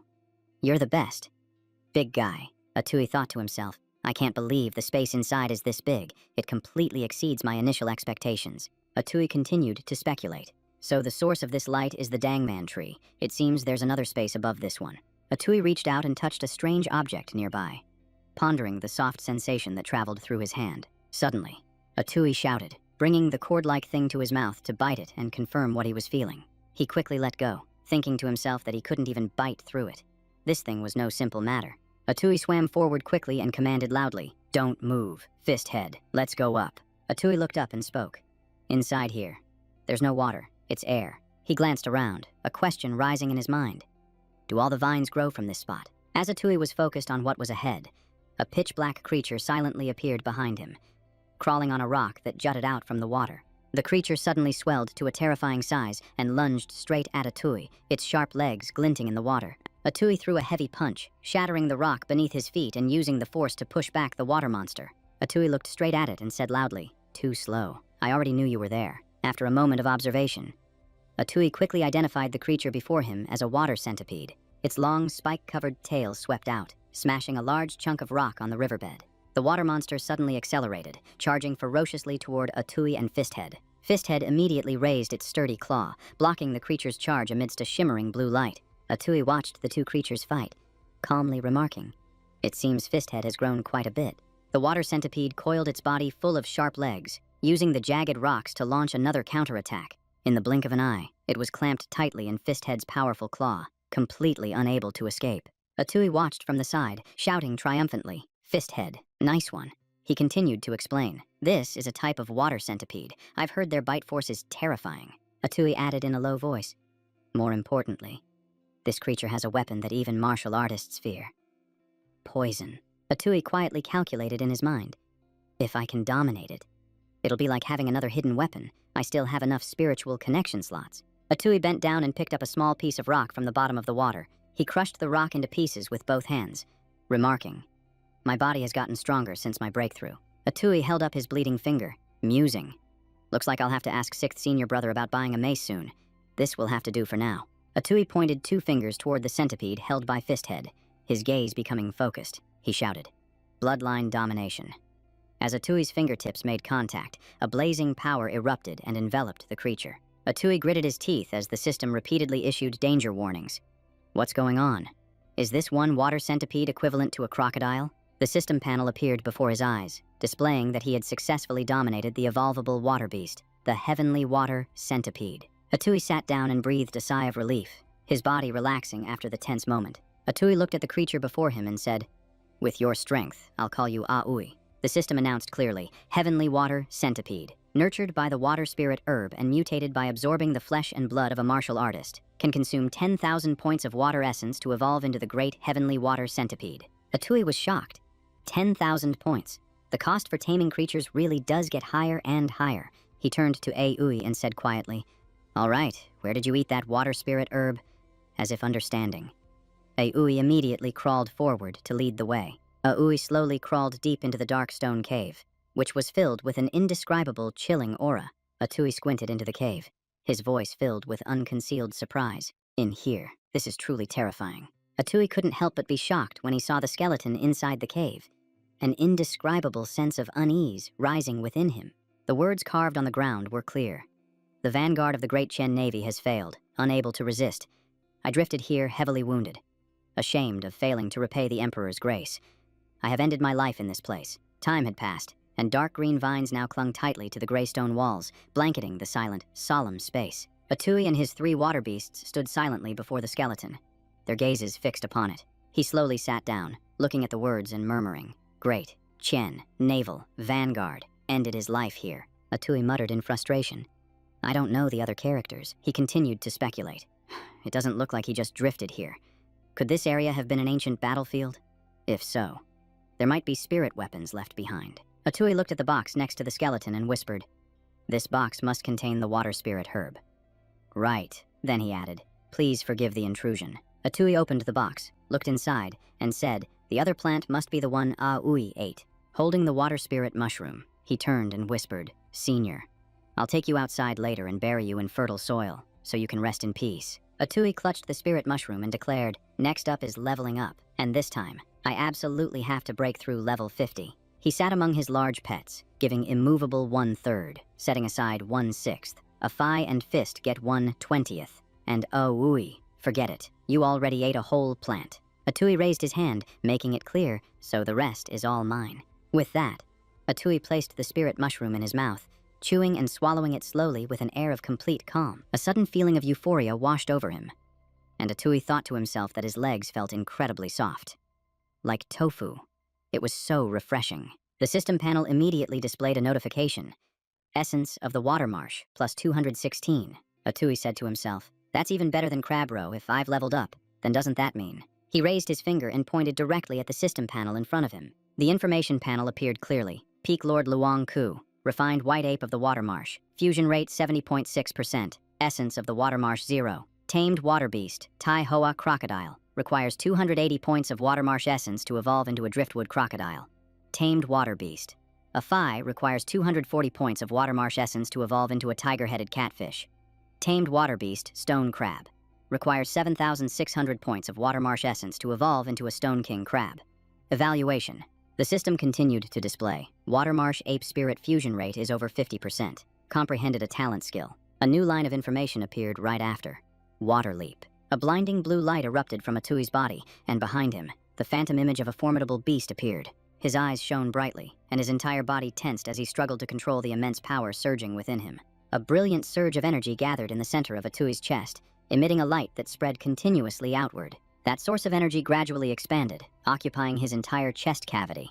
It continued to swell, splitting into multiple branches that spread deep throughout Atui's body. Atui bowed low, silently paying his respects to the skeleton resting by the dark cliff wall. He turned to look at the lake before him and said quietly, I'll go back into the water to test my new abilities. Atui shouted, "Water leap," and a current of turquoise water immediately coiled around his body. After losing control of his direction, Atui slammed hard into the solid cliff face. He lifted his head, blood dripping from his nose, and said, "It seems this is a movement skill, but it consumes a lot of stamina and is hard to control." Atui looked at the system panel and thought to himself, and it can travel 1,000 miles underwater, if that's true. It's insanely powerful. Water leap, protected by the river, can evolve into a divine power, allowing one to travel 1,000 miles underwater. Atui raised his hand, controlling the blue energy, and continued speaking. "My ability to control water has tripled, reaching 800 pounds. That's a huge leap." The system continued to display. Each immovable has its own growth points, among which the tamed water beast Tai Hoa crocodile requires 230 points of water marsh essence to evolve into a driftwood crocodile. The tamed water beast. A Phi was also listed clearly, requiring 210 points of water marsh essence to evolve into a tiger-headed catfish. The tamed water beast stone crab appeared on the last line. Evolving it into a stone king crab required a staggering 7,600 points of water marsh essence. Atui imagined a Phi sweating as he questioned him. Wait a minute. Since when did a Phi surpass immovable? That's not right. Oh, whatever. He must have had his own lucky encounter. Maybe he has some kind of catfish system or something. Thinking of this, Atui couldn't help but chuckle to himself in the quiet space. Atui looked at the system panel and said aloud, "The final ritual is in 1 week. I have to study hard with my master during this time, because I have a feeling this is related to that ritual." The system immediately displayed a reminder. Water leap, protected by the river, can evolve into a divine power, allowing one to travel 1,000 miles underwater. 1 week later, at the turn of late autumn and early winter, the ancient mirror village lay quietly nestled among high mountains and dense forests, bathed in a golden sunlight that created a rare, peaceful scene. Lappa stood outside the door, knocking loudly and calling out, "Atui, we should get going to the final ritual." Atui held his hand forward and gave a firm command. "Atui, come here," as if understanding perfectly. Atui immediately crawled onto Atui's hand without any hesitation. In the blink of an eye, Atui's body was wrapped around his wrist like a living bracelet. Atui reached out to pull the latch, and the wooden door slowly swung open before him. He smiled at Lappa and said, "Let's go. Time for the final ritual." A large crowd of villagers had already gathered before the tall wooden platform, the rhythmic beat of drums stirring the solemn atmosphere. Man stood silently in the crowd, her eyes fixed forward as if she had noticed something unusual. Suddenly, the little girl burst into panicked sobs, her body trembling uncontrollably. Nguyet Mai quickly bent down to comfort her. "What's wrong, my dear? Why are you crying?" Sobbing, Man pointed forward and said, "There's a monster among them." Hearing this, Nguyet Mai shook her head in denial. "You're talking nonsense again. There are no monsters in the village." Even so, she still held the little girl tightly and soothed her. "All right now, don't cry anymore. Mommy will buy you some candied hawthorns to eat." In a hidden corner, a white-haired stranger peeked through a crack in the wall, his body emanating streams of cold, dark energy. He revealed blazing red eyes and razor-sharp teeth as he hid behind the stone wall, thinking, "Become an immortal, a fine offering." On the ceremonial platform, burly men were forcefully striking large mallets against the face of a massive drum, creating a resounding boom. The call to present the offerings rang out, and a group of young men carrying trays with the heads of oxen and pigs slowly advanced. The masked shaman chanted while performing a ritual, calling for the water god to return, for the sorcerer to take his place. He raised a bundle of dry firewood as a signal. The ritual leader acted, and the ceremony officially began. Atui ascended the wooden steps leading to the ceremonial platform with steady steps. He stood on the high platform looking down at the crowd below, as incense smoke swirled up, obscuring the view. The shaman raised his hand to signal, and the ceremony began amidst resounding cheers that echoed through the area. Atui raised the white scroll with both hands, preparing to read it aloud. "Great river god above, in the land of Ningyi Hung, where the Hoai River converges, I have been entrusted by the people. Today, I lead them to worship before you. I now present this ritual prayer." Below the platform, Lappa Kiet Shuang and all the villagers held their breath as they looked up at Atui. Lappa looked at him and thought to himself, "This is amazing. Atui, I don't know what happened to you, but we grew up together." Kiet Shuang's eyes widened slightly with doubt. "Are you really Atui?" On a nearby rooftop, a bizarre dark figure was speeding along, silently trying to approach the ceremony. The hideous monster fixed its cold gaze on the high platform where Atui was leading the ritual. Atui immediately sensed something was wrong, thinking to himself, "What is that? This must be the mountain demon that sixth senior brother mentioned." He quickly recalled the miscellaneous notes his sixth senior brother had shown him. The drawing of the mountain demon with skin cracked like dry tree bark was a perfect match. Atui continued to think, humanoid shape, skin like dry bark. impervious to blades and spears. The smaller ones eat livestock, but the larger ones prefer human organs. The monster was now silently locking onto its target, Man-Man, who was in the middle of the crowd of villagers. Man-Man saw it and screamed in terror. "It's that monster, Mom." Nguyet Mai and the villagers were startled, looking up at the growl echoing from above. What is that thing? A chill ran down everyone's spine. The stone and tile roof suddenly shattered, sending debris flying after a heavy impact. The mountain demon, with its blazing red eyes and bared fangs, lunged toward the ground as people screamed in chaos. "Monster, run." Kiet Shuang looked around and shouted, "Spread out, don't bunch up." The villagers ran for their lives. Man-Man, separated from her mother, cried out, "Mommy, where are you?" Nguyet Mai was also frantically searching for her daughter, her calls echoing. "Honey, where are you?" Man-Man's eyes widened, her fear suffocating her as the mountain demon closed in right behind her. The mountain demon raised its hand with its sharp claws, preparing to pounce on poor Man-Man. Kiet Shuang growled in frustration. "Damn it, I'm not going to make it." Lappa watched the scene in horror and shouted, "Damn it." Nguyet Mai dashed straight toward her daughter, calling out in a panic, "My child." Kiet Shuang burst forward with incredible speed, grabbing Man-Man to shield her from the deadly descending blow. He managed to grab the little girl but lost his footing, and his entire body skidded across the ground. The mountain demon growled as it drew near, its ferocious aura pressing down on Kiet Shuang. Lappa yelled, "Tran Kiet Shuang, hang on." As he shouted, he threw his weapon forward. "I haven't been idle all this time. Taste my throwing knives." The sharp throwing knives flew down from above, aimed straight for the mountain demon's back. Lappa thought to himself, "Damn it, it dodged. Crap, I'm not going to make it in time." The mountain demon opened its maw full of razor-sharp teeth and let out a roar that shook the very air. Kiet Shuang was terrified, his eyes wide as he stared at the monster. He let out a desperate scream.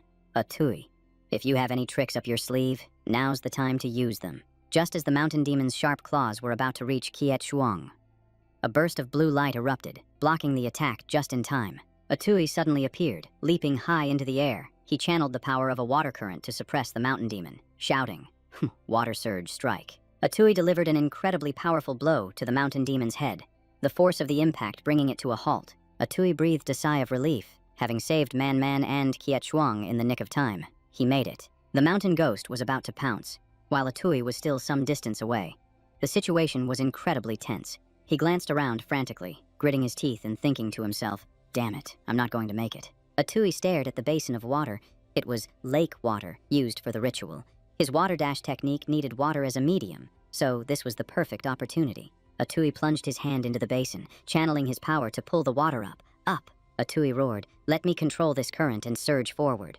Kiet Shuang's eyes widened in disbelief as he watched the strange torrent of water swell up right in front of him. Atui's body transformed, his upper torso appearing at the very crest of the water wave as he muttered, "Water dash." The direct hit knocked the mountain ghost flat, its long body sprawling across the ground. Atui let out a soft sigh of relief. He'd made it. He was still panting heavily. Kiet Shuang was even more horrified, stammering, "Atui, how, brother?" Atui paid him no mind, speaking quickly and decisively, "Brother Kie, get the child out of here now. Leave this to me." Though he didn't understand what was happening.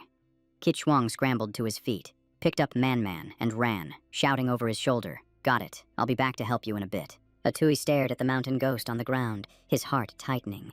Why would something like this appear here? As the smoke gradually cleared, Atui looked in horror at the empty ground. The mountain ghost had vanished. The mountain ghost suddenly reappeared from the right, its sharp claws tearing through the air, closing the distance to Atui in an instant. Atui immediately spun around to react, but he was forced back by the attack. He strained to defend himself, shouting, "Giant spikes." He gritted his teeth. This thing's strength was far greater than he had initially anticipated. The mountain ghost pressed its attack relentlessly, a flurry of blows forcing Atui to his right, barely dodging each strike by a hair's breadth. Atui saw a momentary opening. His body tensed for a counterattack as a thought flashed through his mind.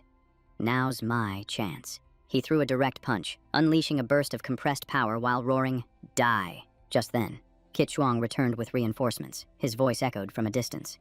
"Atui, we're here." Lap Ba, who had been dragged along, quickly assessed the battle and immediately understood the situation. The mountain ghost managed to injure Atui, but he immediately grabbed its arm and held on tight, gritting his teeth through the pain. He couldn't let it get away. Atui turned his head and yelled, "Stab it in the ribs, don't slash." Kiet Shuang and Lap Ba followed his command, coordinating perfectly as they simultaneously thrust their weapons into the mountain ghost's sides. The mountain ghost let out a blood-curdling roar. a shriek so powerful it made the very air around them vibrate. Atui looked it straight in the eye and said in a low voice, "You want my life. This isn't nearly enough." He landed another heavy blow, sending the mountain ghost flying out of the fight. The mountain ghost's body sailed through the air before crashing hard onto the ground, kicking up a thick cloud of dust. Atui pressed his advantage, raising his hand and giving a decisive command to his water beast. "Ayui, go." Aui shot forward, its body coiling, and sank its teeth directly into the mountain ghost's neck without a moment's hesitation.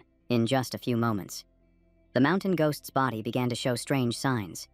Atui watched the poison spread across its skin, thinking to himself that Aui's venom was truly potent. The mountain ghost was losing strength. Its breathing grew heavy, and fluid began to leak from the corner of its mouth.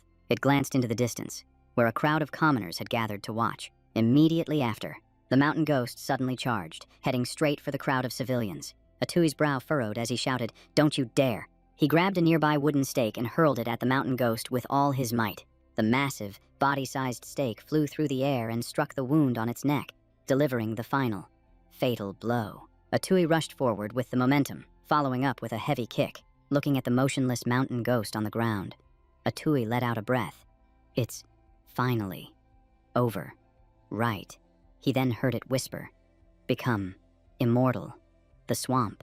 The villagers began to panic and whisper amongst themselves. "What is it saying? It can talk. What kind of monster is this? The river god has come to punish us." Kiet Shuang frowned and said, "The villagers' morale has completely collapsed."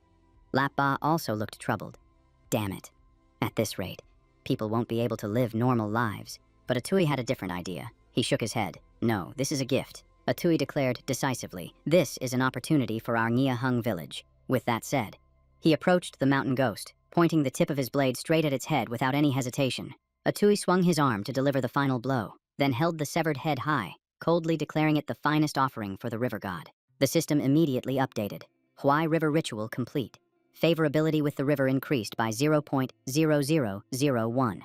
Morning came. At the site of the winter ritual in Nia Hung village, trays of pig and ox heads were already laid out. Everyone stood gathered around, their eyes filled with a mixture of fear and curiosity as they stared at the mountain ghost's corpse. Atui sat to one side, thinking.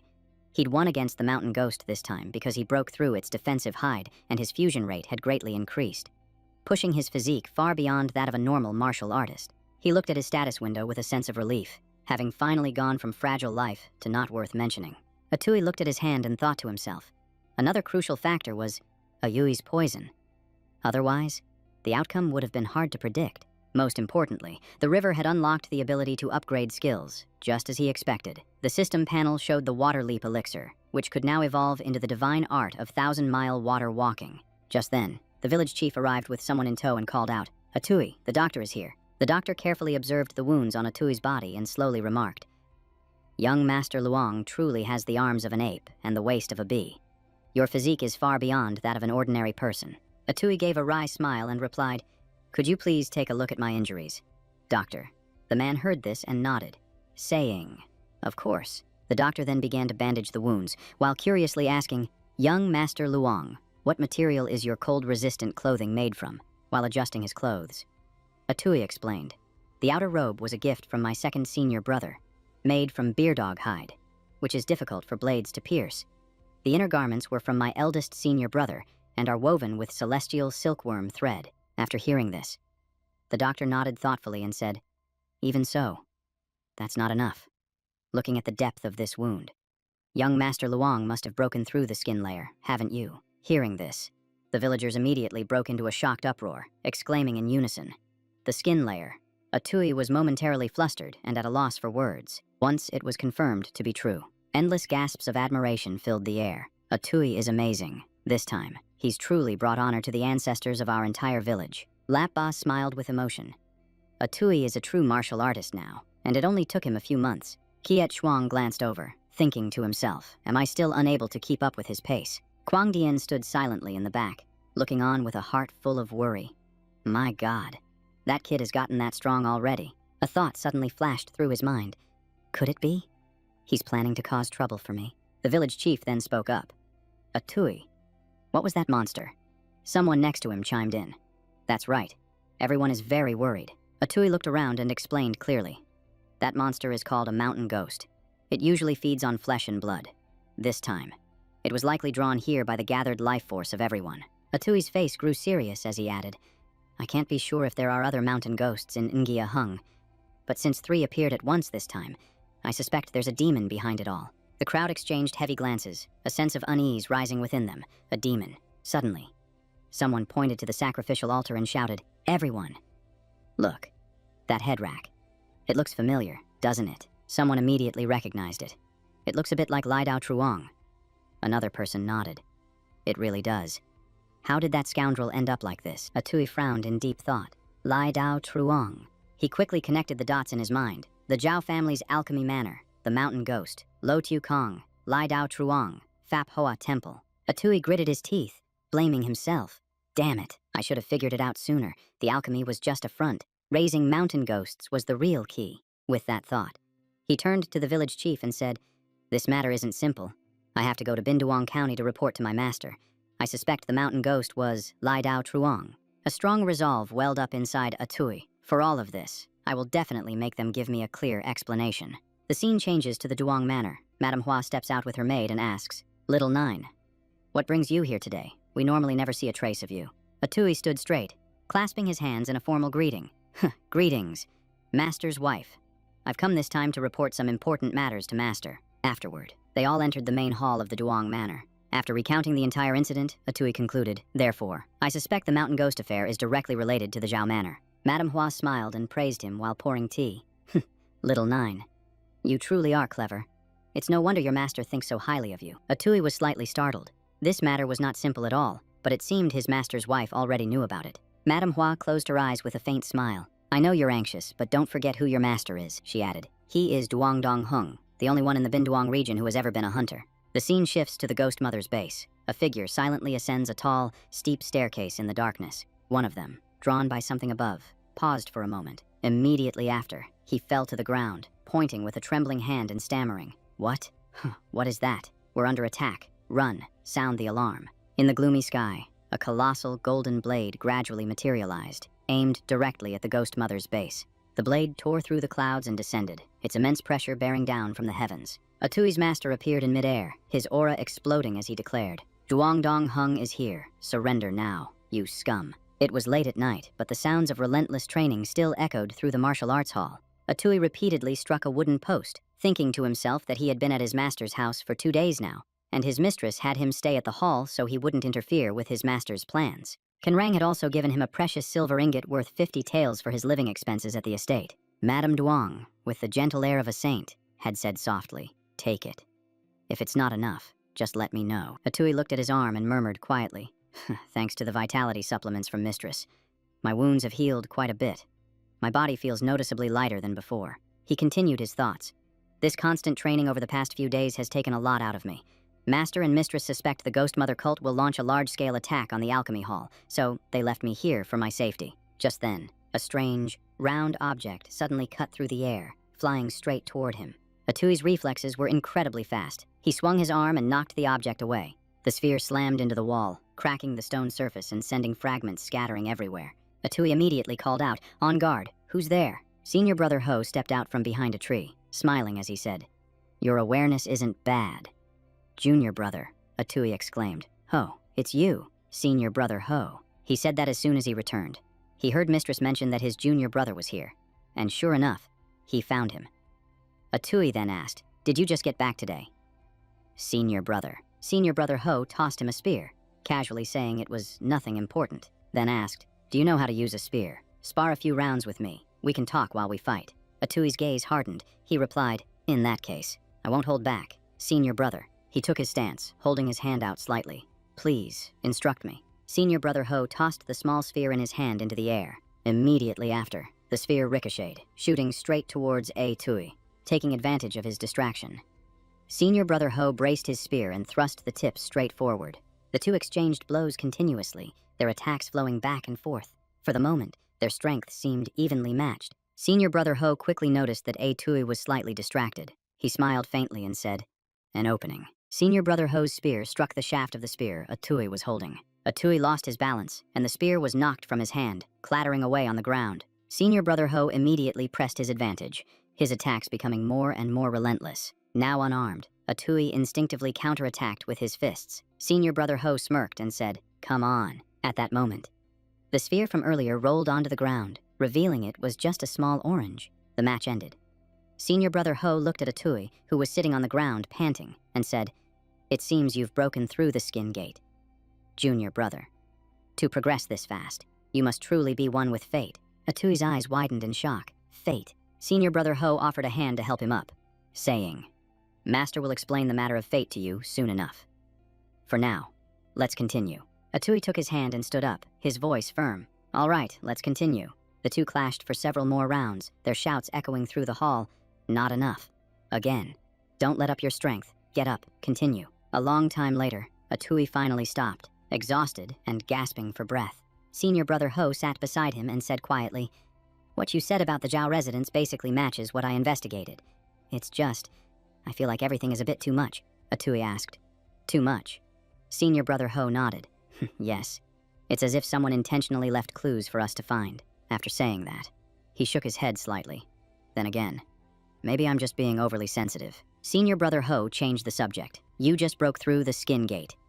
Junior brother, "This manual is perfect for you. It's the reverent bow technique, specifically for those who have just entered the skin gate stage." He explained, "Martial arts are divided into two types, technique forms and meridian methods. Meridian methods are ways to circulate your vitality and blood. It's a more profound form of control that only martial artists who have achieved a breakthrough can use. It allows you to mobilize all of your vitality and meridian energy, converting it into your own power." As Atui stared at the book with wide eyes, Senior brother Ho stood up and said, "After you finish reading it, use this method to spar with me." Atui looked up gratefully. "Thank you, Senior brother Ho. But you still haven't told me why you were looking for me." Senior brother Ho suddenly remembered. "I almost forgot. Sixth senior brother sent me to find you." He continued, "Sixth senior brother has finished forging your spirit weapon." Hearing this, Atui's face immediately lit up with excitement. Meanwhile, in the dungeons of the Ghost Mother cult, a gloomy atmosphere hung heavy in the air. A mountain ghost was bound tightly by countless iron chains, a broken sound escaping its throat. "Miss Father." Outside the cell, a guard shouted, "Too loud. Get a move on. Model." Kwai-Dung watched the line of ragged people being escorted forward, their heavy footsteps dragging on the cold ground, a gloomy atmosphere blanketing the entire path. His gaze landed on a scrawny kid, and he suddenly thought to himself, "She's the same age as my little daughter." A fleeting sense of shock passing through him. The person in front was shouting, urging the line on, then turned his head to remind him, "Brother Lamb, what are you doing? Lord Vo is still waiting." The group quickly formed a neat line to report, "My lord, the alchemical ingredients for this time are fully prepared. In 3 days we can feed them to that guy." Another man's voice chimed in. "That's right. This one is a precious mutated specimen. We must handle him with care. The alchemical ingredients are what's most important." In another cell, a mournful groan echoed softly in the dark of night. "Father, mother, where are you? Old man, wake up." A frail old man lay curled up on a pile of rotten straw, his body trembling with each racking cough. He struggled to open his eyes, his lips trembling as he repeatedly called out, "Tiu hoi, Tiu hoi," his voice faint and fading. A cold, explanatory voice rang out. Those with fiery vital energy often use the violent soldier style. Their momentum is focused on offense. The next words were calmer. Those with gentle vital energy use the gentle embrace armor, with defense as their foundation. The forge burned brightly, the intense heat radiating out and distorting the surrounding air. Lu Kuang stood before the forge, drenched in sweat, his hands tirelessly forging the red-hot metal. He placed a feather on the piece of metal, letting it burn away slowly. The second stage is to stimulate the feather's energy and let the dark metal absorb it. Next, he inserted another dark object into the forge. The intense flames consumed it without a trace. Lu Kuang said in a low voice, "This is phantom hide. It exists between the void and reality. It can blend into the shadows. You'll see it once the spear takes shape." He turned and shouted to the person beside him, "Junior brother, quickly." Atui immediately responded, "Coming." Atui gritted his teeth and cut his hand with a knife. A spirit weapon needs its master's blood to complete the final step of soul forging. Drop by drop, the blood fell, silently merging, carrying with it an invisible oath of binding. A fire phoenix suddenly burst out of the forge, circling in the air amidst the fiery glow. Lu Kuang reached out and gripped the spear's shaft, his eyes intensely focused. He thrust the spearhead straight into the churning flames within the forge. Suddenly, he felt a strange movement and gritted his teeth to resist it. This is not good. The spirit weapon's consciousness is fighting back. Lu Kuang frowned and muttered, his voice deepening. It's already dead, yet it's still so stubborn. He gathered all his strength and struck again, a decisive blow without any hesitation. This time, the spear pierced straight through the forge. The fiery light flared violently before gradually subsiding. Lu Kuang let out a long breath and called Atui over. Junior brother, the weapon is finished. Give it a try. He held the spear out in front of him and said clearly, This is the spirit weapon that belongs to you. Atui's heart swelled with emotion as his hand touched the spear's shaft. He said softly, It's so heavy. It must be at least over 10 pounds. He used his strength to pull the spear from the ground, its shaft emitting a faint hum. Atui swung it to get a feel for it, the residual flames tracing a faint arc in the spear's path. He thought to himself, There's a clear, visceral connection between me and this spear. Lu Kuang pointed toward the back of the courtyard and said, There are wooden posts back there. Go test its power. Atui nodded and did as he was told, his body moving as he executed a few basic forms in succession. Lu Kuang watched from the side, clapping in approval. Good form, but you haven't named this spear yet. Junior brother. Atui looked at the spear's shaft and smiled faintly. This spear. Let's call it Fuck Ba. Just then, a voice called out. It seems Junior brother's weapon is finally finished. Atui turned his head in surprise. Senior brother Ho and Senior brother Tu had appeared, and walking behind Senior brother Ho was Tu Chao. Atui asked with a surprised look, Senior brother Tu, this is. Senior brother Ho chuckled and replied, Let him speak for himself.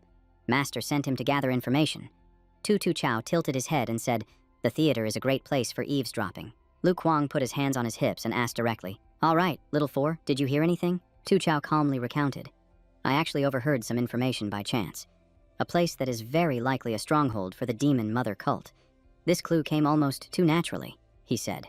At the time, I had my guard completely down. I was just admiring the flowers by the roadside. My leisurely appearance made it hard for anyone to suspect me. On the outside, he maintained a gentle smile, casually mingling with the courtesans of the brothel, exuding the air of a hedonistic young master living a life of pleasure. His eyes swept over the strange group that had just entered, and he thought to himself, These cultists really don't know how to be discreet.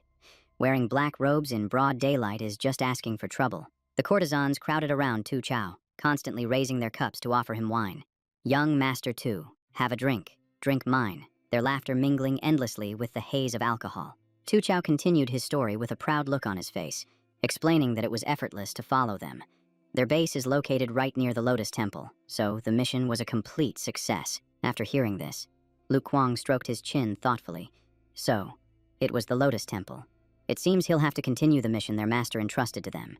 And in this situation, a direct assault is the most suitable approach. He turned to Brother Ho and said, If that's true, then tomorrow we'll go to their base and take them down.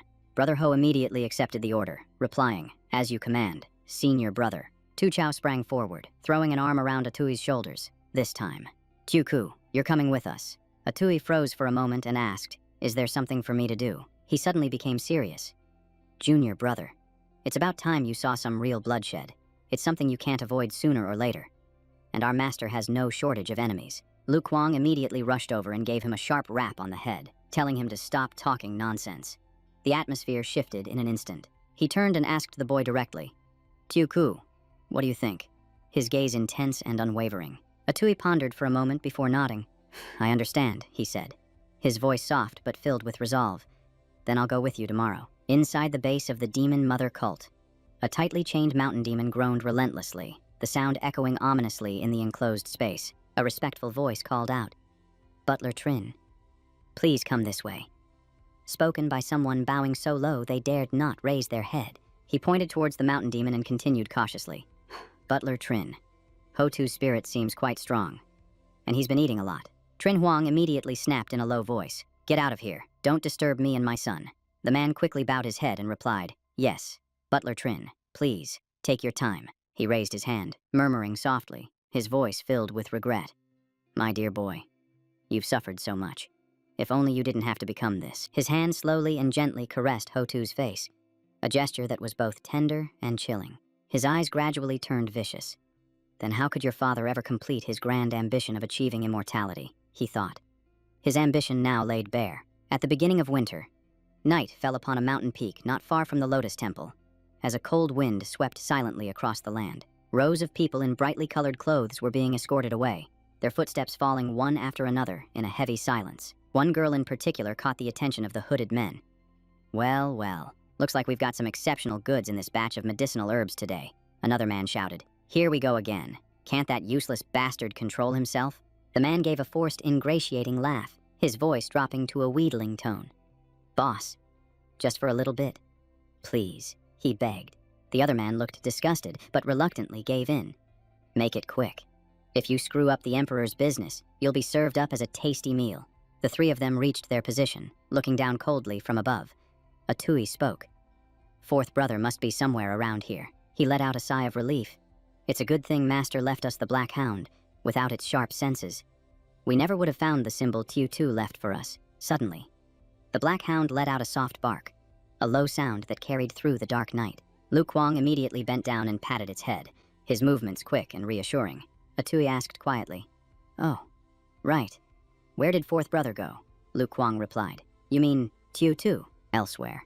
Tu Chao silently drew his bow, his figure melting into the stillness of the night. He released his grip, and the arrow shot forward, tearing through the air on a decisive and unwavering path. The pervert from earlier had managed to drag the girl away. Don't you worry, boss, he said in a vile, smug tone. In that exact moment, the arrow arrived, aimed directly at him and locked on with cold, killing intent. The force of the impact sent him flying, his body slamming hard against a wall with a sickening thud. Someone immediately screamed, We're under attack. Move, now. And chaos erupted in an instant. Brother Ho said in a low voice. There's the signal from fourth brother. The time for waiting is over. Lu Kuang gave the decisive order. Let's move out. The entire team sprang into action at once. He charged into the darkness, his cold eyes fixed on the target ahead.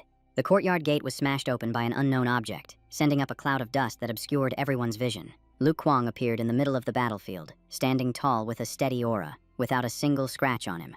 The men across from him were still in a state of shock, their eyes vacant, clearly unable to process what had just happened. Atui's eyes widened in astonishment, his mind reeling. So this is the true power of the four-horse realm. The gap is far greater than I ever imagined. Brother Ho's voice cut in. Junior brother, what are you spacing out for? It's our turn now. Atui was startled back to reality. Right. Lu Kuang didn't stop, continuing his charge forward and taking down anyone who stood in his way with his bare hands. The remaining enemies seemed to know no fear, continuing to charge recklessly in an attempt to overwhelm him with sheer numbers. 2 more arrows whistled through the air in perfect coordination, helping Lu Kuang quickly clear out the remaining enemies. Lu Kuang looked up at Tu Chao on the roof and gave a slight nod, his eyes showing clear satisfaction. Watching from his high vantage point, Tu Chao's lips curled into a slight smile, returning the acknowledgement of their perfect teamwork. Brother Ho and Atui immediately joined the fray, coordinating smoothly to quickly take care of the last remaining enemies. A few of them recognized Atui's weapon and yelled out. A long spear wasn't suited for tight spaces, so they immediately surrounded him, contrary to their expectations. Atui moved with incredible agility, using the long spear itself to launch a series of counterattacks. He weaved through their encirclement with decisive movements, leaving a clean, deep cut on each of their necks. Lu Kuang glanced back and said, Junior brother, take Hoxi, find the hostages, and get them out of here. Atui immediately nodded. Got it. Deep within the underground corridor, a cold, damp air hung heavy, and the faint light stretched their shadows with every step. A group of escaped enemies rushed to find reinforcements, shouting as they ran, We're under attack. Get outside. Now. We're being attacked. Their morale was in complete disarray. It's finally over. I don't have to bear this sin anymore. Brother Lamb, let's run. They've already broken in. Kwai Dung clutched his head and mumbled, Everyone in that temple. They're all dead. It's all my fault for letting that woman escape. There was even a child in there, the same age as my daughter. He broke down completely. I can't take it anymore. We're all guilty. And the guilty can't escape punishment, Aha asked in confusion. Brother Lamb? What are you talking about? In that instant, an unexpected slash grazed Aha's shoulder, and blood sprayed out in the dim light. Aha lost his balance, his body collapsing onto the cold ground as his consciousness began to fade. Before Kwai Dung's horrified eyes, the attacker spoke up. Don't blame me, a Luang. This is all Trio Hong Vien and Trin Huang's fault. He continued in a desperate voice. Trin Huang is still here. I still want to save my family. I have to go. Seeing the situation spiraling out of control, Trin Huang roared, Are you really this scared of just 4 of Duang Dong Hung's men? Han gnashed his teeth and gave the order. Release all the caged mountain ghouls. Let them spread out across the mountaintop and cause chaos. Those things. Lini responded with a worried expression. Yes, sir. But his hand still moved to obey the command. Han thought to himself, this must be a trap set by Trio Hong Vien, constantly sending me out just for things to go wrong. A thought flashed through his mind. But this is also a good opportunity. As long as I can escape through the secret passage, I still have a chance to turn the tables. At the dawn of early winter, standing before the gate of the Bandit Mountain stronghold, Tu Chao said with disgust, "A bunch of scum. Their deaths are nothing to mourn." Then she suddenly wondered, where did junior brother go? Senior brother Ho replied, "He went to escort those people down the mountain," Lu Kuang added. "We're done here. He should be on his way back by now." Lu Kuang frowned and said, "I'm worried the smell of blood here is too strong. It feels like something is being hidden." The courtyard was a mess, with weapons strewn across the ground and bodies scattered beside piles of shattered rock and earth. Atui led Hoxie around, wondering to himself if there were any other prisoners still trapped nearby. He stopped in front of a mysterious stone door, his eyes focused. What is this? A secret passage. Atui glanced at Hoxie, wondering if his companion's reaction was a sign that someone was still trapped inside. After a moment's hesitation, he decided to move forward. Reaching out to push open the heavy door to the secret passage, light poured into the path within, which stretched deep into the darkness, revealing a hidden walkway. The moment Atui stepped inside, the door behind him slammed shut, cutting off his only way back. Before him appeared an elaborately constructed stone path, flanked by rows of candles that illuminated the way forward. The system suddenly appeared. A series of new quests was activated, and the progress for the Mountain Ghoul Subjugation quest displayed clearly before his eyes. Completing the Mountain Ghoul Subjugation will earn the favor of the Piercing Sovereign Lord. For each level gained in Wayless Divine Insight, the Wayless talent will double, and damage to Water-type Demonic Beast will increase by 1/10. Atui stared at the system panel before him, a sense of confusion washing over him. Piercing Sovereign Lord, Mountain Ghoul Subjugation. These unfamiliar concepts made him suspect this was a quest triggered by the system. Hoxie suddenly tensed up as if sensing danger, and its fierce barking shattered the silence of the secret passage. Right in front of Atui, a mountain ghoul slowly crawled out from the shadows, its jagged teeth glinting in the dim light. Atui's brows furrowed, his eyes locking onto the target as he whispered its name. Mountain Ghoul. Before he could even catch his breath, dozens of pairs of yellow eyes lit up in the surrounding darkness, their sheer number indicating they were all lesser mountain ghouls. Atui planted the tip of his spear on the ground, feeling the vibrations travel up his arm. He now fully understood the situation he was in. He stretched his arms to warm up his body, his voice ringing out coldly. "Looks like I won't be getting out of here unless I defeat all of you." Atui's gaze changed completely. His breathing deepened, and a cold voice rumbled from his throat.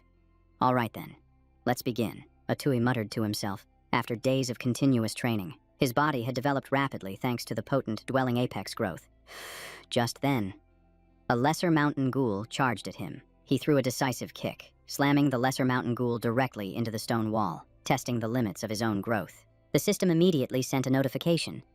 Progress in the Mountain Ghoul Subjugation quest had increased by 1, the number clearly displayed before his eyes. Atui tightened his grip on the long spear, his will not allowing for even a moment of hesitation. He took the initiative and charged forward, the tip of his spear whistling through the air as he attacked the pack of lesser mountain ghouls ahead. Another lesser mountain ghoul was pierced by the spear, its body collapsing in the narrow, dark corridor. The system's notifications chimed continuously as the Mountain Demon Subjugation progress bar reached another new milestone. The Mountain Demon Subjugation progress leapt forward repeatedly, with the milestones jumping from low to high in the blink of an eye. Blood splattered onto his clothes and face, only serving to highlight the cold, unwavering intensity in Atui's eyes. Atui spoke, his voice calm but his presence undiminished. "Come on, let's begin the second round." Hearing his command, the horde of lesser mountain goblins shrieked in unison and surged forward like a tidal wave. The lesser mountain goblin that had been wounded earlier wasn't quite dead yet. Its body trembled as it struggled to crawl back to its feet. Atui spun around and dashed toward the stone door ahead, intending to carve a path to escape. Just then, several more lesser mountain goblins emerged from the corridors on both sides, blocking his path. Atui reached out, tightening his grip on his long spear in a single, fluid motion. With one sweeping slash, 2 lesser mountain goblins fell at the same time, and the system showed a massive increase in his mountain demon subjugation progress. Atui let out a soft breath and asked in a low voice, his eyes still scanning his surroundings warily, "Is it over?" At that very moment, a voice echoed from behind him. "Luang Ku, is that really you? Are there others, like you?" Trin Huang stepped out from the shadows, his eyes filled with killing intent and his voice dripping with ice. "I never would have thought that the little orphan from back then, who used to catch lice for a living, could actually make it this far." Atui's eyes widened in shock as he instinctively called out the name. Trin Huang. He chuckled, his voice dragging with malicious intent. You've arrived at the perfect time. I have a gift for you. Look, your fellow disciples have come to save you. Lo Trung Tam's precious little son. Hearing those words, a look of astonishment crossed Atui's face. Lo Trung Tam, that's Instructor Lo's father. Atui lowered his center of gravity, his gaze fixed firmly on Trin Huang. My senior brothers are all nearby. Today, I'm taking you down. Trin Huang's lips curled into a sneer, his voice dripping with contempt. Take me down. Immediately after, Hotu smashed through the wall from behind, his colossal figure charging straight toward Atui. Hotu's body was twice the size of Atui's, forcing him to look up. A shock went through him. What is that thing? Trin Huang laughed maniacally, his aura surging. Come on, let's see who takes down whom. In the early winter, at dawn in the east, a tense atmosphere enveloped one of the Demon Mother cult's key strongholds. Lu Kuang and his group were rushing forward when Tu Chao, from the back, asked, Third senior brother, do we really need to be in such a hurry? Senior brother Ho nodded in reply. That's right. The mountain goblins we've encountered so far are just the low level. Cannon fodder types, Luke Kuang analyzed in a grim tone. Little Nine facing lesser mountain goblins isn't a concern. I'm worried there might be a great mountain goblin in there. One at the Charging Horse realm. The scene shifts back to Atui, standing as taut as a bowstring. Since his rebirth, this was the most dangerous situation he had ever faced. Before him, Hotu's red eyes were wide open, his arms were brawny, and his massive frame was far beyond anything Atui could have imagined. Atui tightened his grip on the Fukba spear, choosing to face the threat head-on. There was no doubt about it. There was a mountain goblin here with power approaching the Charging Horse realm. He bit his lip, telling himself, but how can I just surrender without a fight? One step back means death. Atui recalled moments of happiness and then let out a cold laugh. What am I even thinking? It was so hard just to get the life I have today. Determination swelled in his chest as Atui reminded himself. How could I possibly give it up now? He left himself no room for retreat. Without hesitation, Atui charged straight at Hotu. Understanding that danger was simply a part of life, images from his past life flashed through his mind like a blade, hardening his resolve. A life of hardship and struggle couldn't break me. Atui leaped into the air, unleashing a flurry of strikes to end it. So why would I be afraid of something like this? But every one of his attacks was deftly dodged by Hotu, whose massive body moved with terrifying agility. Hotu seized an opening, clenching his fist and landing a powerful punch to Atui's stomach, catching him completely by surprise. The force of the blow sent Atui flying backward. He had to drag the Fukba spear along the ground just to barely keep his balance. Before he could even stabilize himself, he saw Hotu charging at him again, the pressure bearing down on his chest. This time, Atui didn't let him get close. He leapt aside, dodging cleanly and forcing Hotu to crash into the stone wall behind him. Trin Huang had been watching from the start, his eyes cold and calculating. Has this kid really only been at the martial arts hall for half a year? Atui and Hotu clashed again, the two figures colliding head-on in a rapid, relentless exchange of blows. Trin Huang roared with excitement. My good boy, kill him for me. Atui's eyes narrowed with determination as he tightened his grip on the Fukba. Preparing to unleash a decisive strike, the tip of the Fukba spear pierced Hotu's bicep, and the thick metallic scent of fresh blood quickly filled the air, just as Atui was executing his attack. Hotu swung a mighty fist, the force of the blow rushing toward him like a storm. Atui was slammed to the ground, the earth and rock around him shattering, revealing the destructive power of the punch. Seeing Atui collapse, Trin Huang laughed proudly. And now you think you can handle me? Atui struggled to his feet, his whole body aching, and he thought to himself, the power gap is just too big. Damn it. Suddenly, a system notification popped up. The time for the demon-subduing mountain hunt mission had ended, the cold text appearing before him.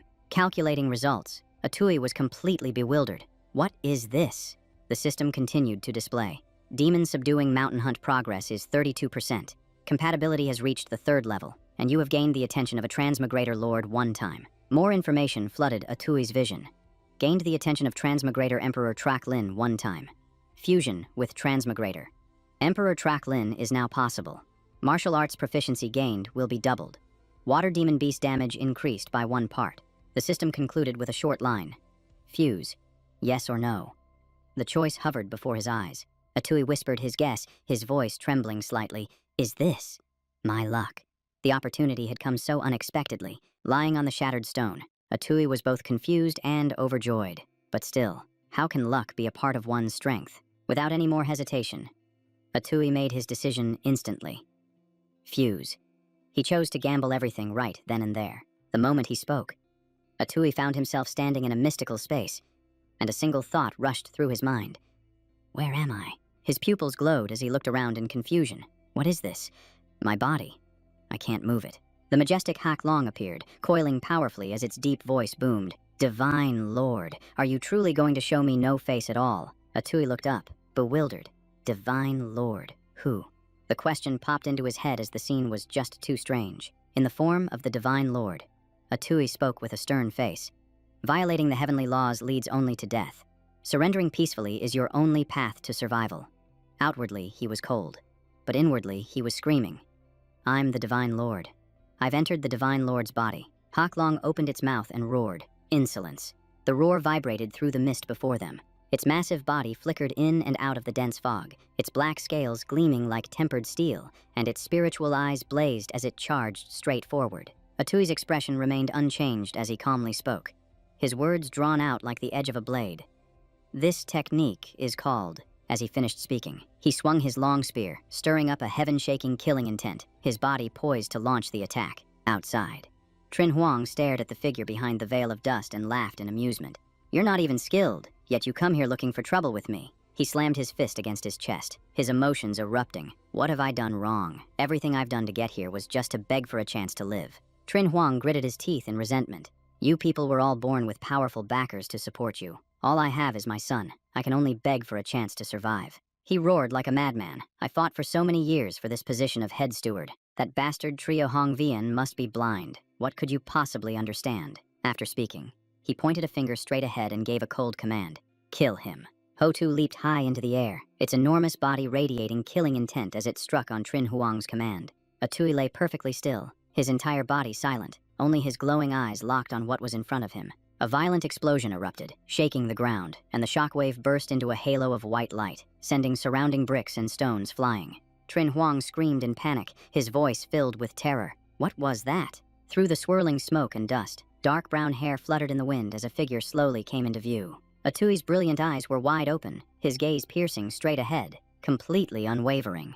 From within the dark, hazy mist, Atui's figure slowly emerged, radiating an overwhelming aura. It was the beginning of winter, and the first light of dawn had just broken, tinting the air with a cold hue. An old memory suddenly surfaced, and Atui had asked, Master, just how powerful are the legendary smelting furnace and rainbow transformation realms? Dong Hung calmly explained, no one has ever seen them with their own eyes, so it's hard to say for sure, but their titles alone are enough to encompass everything. Atui stood tall, his golden eyes burning brightly, his aura flaring with majestic power, the divine being's domain. He held out his hands, which were overflowing with spiritual energy, and the space around him began to tremble. Atui channeled the power within him. Dragon Slash. His aura surged, rising without end. Trin Huang watched as the gloomy space transformed, his mind in chaos. What in the hell is this? Tiu Niaku crawled beside him, breaking out in a cold sweat, a trembling guess forming in his mind. This is... Trin Huang couldn't be bothered to think, still contemptuously ordering Ho-Tu. He's just trying to act mysterious. Kill him. Ho-Tu growled and charged forward, its face ferocious, its sharp teeth bared as drool flew with every step. Atui swung the wave tamer, spinning it in his hand like a fan, tearing through the air. In the instant, his spiritual power erupted to its limit. Atui's figure transformed into a brilliant streak of white light, standing out against the dark night. Tu-Ho froze for a split second, unable to stop herself from blurting out. He, Trin Huang, who had remained arrogant from start to finish, judged coldly. As I thought, it's all just for show. The moment he finished speaking, the expression on his face changed completely. Trin Huang watched in horror as Ho-Tu's sinewy arm slowly dissolved into thin air, his mind going completely blank. What is happening? He whipped his head forward and screamed, his voice cracking. My son. Ho-Tu's body faded, and he only had time to whisper, Father. With that last word, Ho-Tu vanished completely before Trin Huang's utterly panicked eyes. Trin Huang collapsed to the ground, letting out a gut-wrenching scream. No, today. All of his arrogance vanished as he muttered in despair. Everything is gone. Across from him, Atui suddenly collapsed right in front of Trin Huang.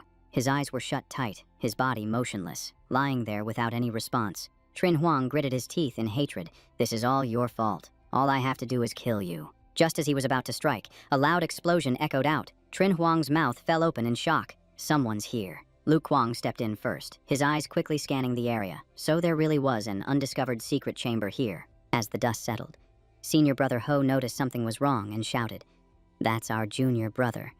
Luke Kwong, startled, wondered, what happened here? He rushed over to help Atui up, while Tu Chao looked around and concluded, "It looks like a major battle just took place here." Hiding behind a wall, Trin Huang glared at the group with venomous eyes. Damn it, for now, my only chance to turn things around is to escape, outside. Luke Kwong suggested they take their junior brother away first and come back to deal with this place later. Trin Huang seized on the key point, gloating inwardly. They're leaving. This is my chance. Trin Huang immediately turned and, without hesitation, bolted towards the stairs leading down to the basement. Before he could even take a step, a figure blocked his path from behind, a deep voice calling out his name. Trin Huang. Kwai Dung stood at the top of the stairs, interrogating him relentlessly. Where is my family, my daughter, my wife? Where are they? Trin Huang squinted and gave a faint, cold smile. Recognizing the man, he replied, "So, it's you. Lam Kwai Dung. What's with the tone? I'm the head steward now." Losing control, Kwai Dung lunged forward, grabbing Trin Huang by the collar and roaring, "Where is my family? Speak." Trin Huang brushed his hand away with a cold expression. "Don't ask me, in this chaos. Only a ghost would know where they are." Then, he deliberately provoked him further, his voice chillingly flat. "For all you know, they might have already been eaten by the mountain ghost." Kwai Dung was pushed to the absolute limit, his eyes turning bloodshot, his killing intent completely undisguised. He drew his blade from its sheath, his posture making it clear he intended to execute Trin Huang on the spot. In that instant, before Trin Huang could even react, a sudden slash struck him directly. Kwai Dung declared coldly, "Since it's come to this, you can go to hell and atone for your sins." He turned and walked away, leaving one last sentence behind. "There's still a chance. My family might still be alive." In his divine lord form, Atui screamed internally. Pain, so much pain. It feels like my entire body is being torn apart. His pupils blazed with light, his hair flowing wildly in the ceaselessly swirling currents of energy. The space around him trembled violently, as if about to shatter under the immense power, while a blue-colored aura erupted and billowed outwards. Atui gripped his weapon tightly, his body standing tall as a majestic aura spread throughout the space. He glanced back, his sharp, cold gaze radiating an overwhelming killing intent. After a long period of unconsciousness, Atui suddenly jolted awake and sat up in bed. He looked around the room and mumbled to himself, "This is a room in Master's residence. Wasn't I just fighting the mountain ghost? It seems the battle ended while I was unconscious. My senior brothers must have saved me." Immediately after, a system notification appeared. Successfully merged with a portion of the Imperial Lord Track Lin. Acquired. Divine Connection. Martial Way. First level. Martial arts talent has been doubled. Damage to water-type beasts increased by 1 portion. Atui understood at once. This was the reward for subduing the mountain ghost. He never expected that Track Lin could merge with his divine lord form. He slowly got out of bed and walked towards the place where the wave subduer was kept. Atui held the wave subduer in his hand, his gaze deepening as he began to contemplate the new martial arts talent he had received. He clenched his fists and took a martial stance, nodding in confirmation. A doubled martial arts talent will help me comprehend techniques on a much deeper level. Atui felt a fluctuation of spiritual energy and immediately concluded, "I can feel the wave subduer. It's absorbing energy." A surge of heat erupted from his throat, and Atui froze for a moment. "This is..." He observed the spiritual energy spreading throughout his body and confirmed. 3 inches thick, 2 fingers long. I've already started the body tempering stage. Atui considered it seriously. To break through 2 stages after only 2 months of martial arts training, this must be the opportunity brought by the Trach Cauldron. Just then, the door was pushed open, interrupting his train of thought. Senior brother Ho and Tu Chao were at the door. He looked in and said, "I'm surprised to see you in such high spirits right after waking up." Junior brother. Hearing the voice, Atui immediately turned his head toward the door. He walked over to greet them. "Fourth senior brother. Senior brother Ho." Senior brother Ho nodded in reply. "It's nothing. We came to ask you about what happened in the secret chamber." Atui didn't hide anything and slowly recounted what happened. "After I defeated the mountain ghoul controlled by Trin Huang, I collapsed from exhaustion," he thought to himself. "I should keep the great mountain ghoul a secret to avoid exposing the lake cauldron." After listening, Tu Chao placed a hand on his chin thoughtfully. "So that's what happened. But Trin Huang died right there on the spot." Atui was stunned and cried out, "He's dead." He wondered to himself, could it be that someone else was hiding in the shadows, watching me? He frowned slightly. If it wasn't someone from the Zhao residence, then why didn't he help me? Senior brother Ho replied calmly, "In that case, we just need to report Trin Huang's matter to Master. You should get some good rest for now." Junior brother. The next phase of the plan will likely wrap everything up at once. Standing beside him, Tu Chao added with a smile. I heard from Junior Brother Lee that your new residence is almost finished. Congratulations. Atui's eyes widened in surprise. My residence is being renovated. At that moment, Atui looked up and around, his eyes wide as he murmured softly, Is this really my place? It feels completely different from before. He observed the half-finished construction before him. The layout was clear, and he immediately recognized it in his mind. This is definitely a two-entrance courtyard. Someone recognized him and shouted the news. Master Luong is back. The voice echoed across the yard. Atui stood at a distance, slowly taking in the entire scene as it neared completion. Tuan Fuc heard the commotion and turned to ask, Master Luong, what do you think? We're following the structure of a two-entrance courtyard. Atui walked in, clasped his hands, and said at once, Uncle Fuc, please don't call me Master Luong. You're my elder, so just call me what you used to. Atui is fine. Chief Zhao then had someone bring over a bag of money and said sincerely, You saved all of us. This is a token of everyone's gratitude. Some people even pitched in money for you. Atui quickly waved his hands to refuse. Chief Zhao, please don't. This isn't necessary. He explained seriously. Consider this money as payment for everyone's labor. Adding 2 meals of plain rice each day will be enough. If there's any money left over after construction, distribute it among them. The workers all paused in their tasks, then exclaimed, We get plain rice. That's more expensive than meat these days. Someone on the roof raised his hand and shouted, Master Luong is a true hero. Another person yelled back, Master Luong is awesome. And soon, everyone was cheering along. Hearing this, Atui could only scratch his head in embarrassment at being called Master Luong over and over, suddenly remembering something. He turned to ask Chief Zhao, Has the town been stable lately? The old man nodded and said, Thanks to you. Atui.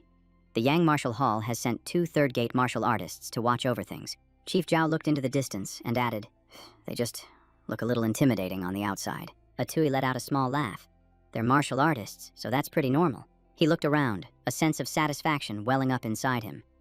If the original owner and his father could see this, they would be very happy. Atui said to himself, I will do my best to live a good life from now on. Under a starry sky, the calm surface of the lake reflected the sparkling lights, and the wind rustling through the reeds created a peaceful scene. Atui looked at the rippling water, his hand on his chin as he thought.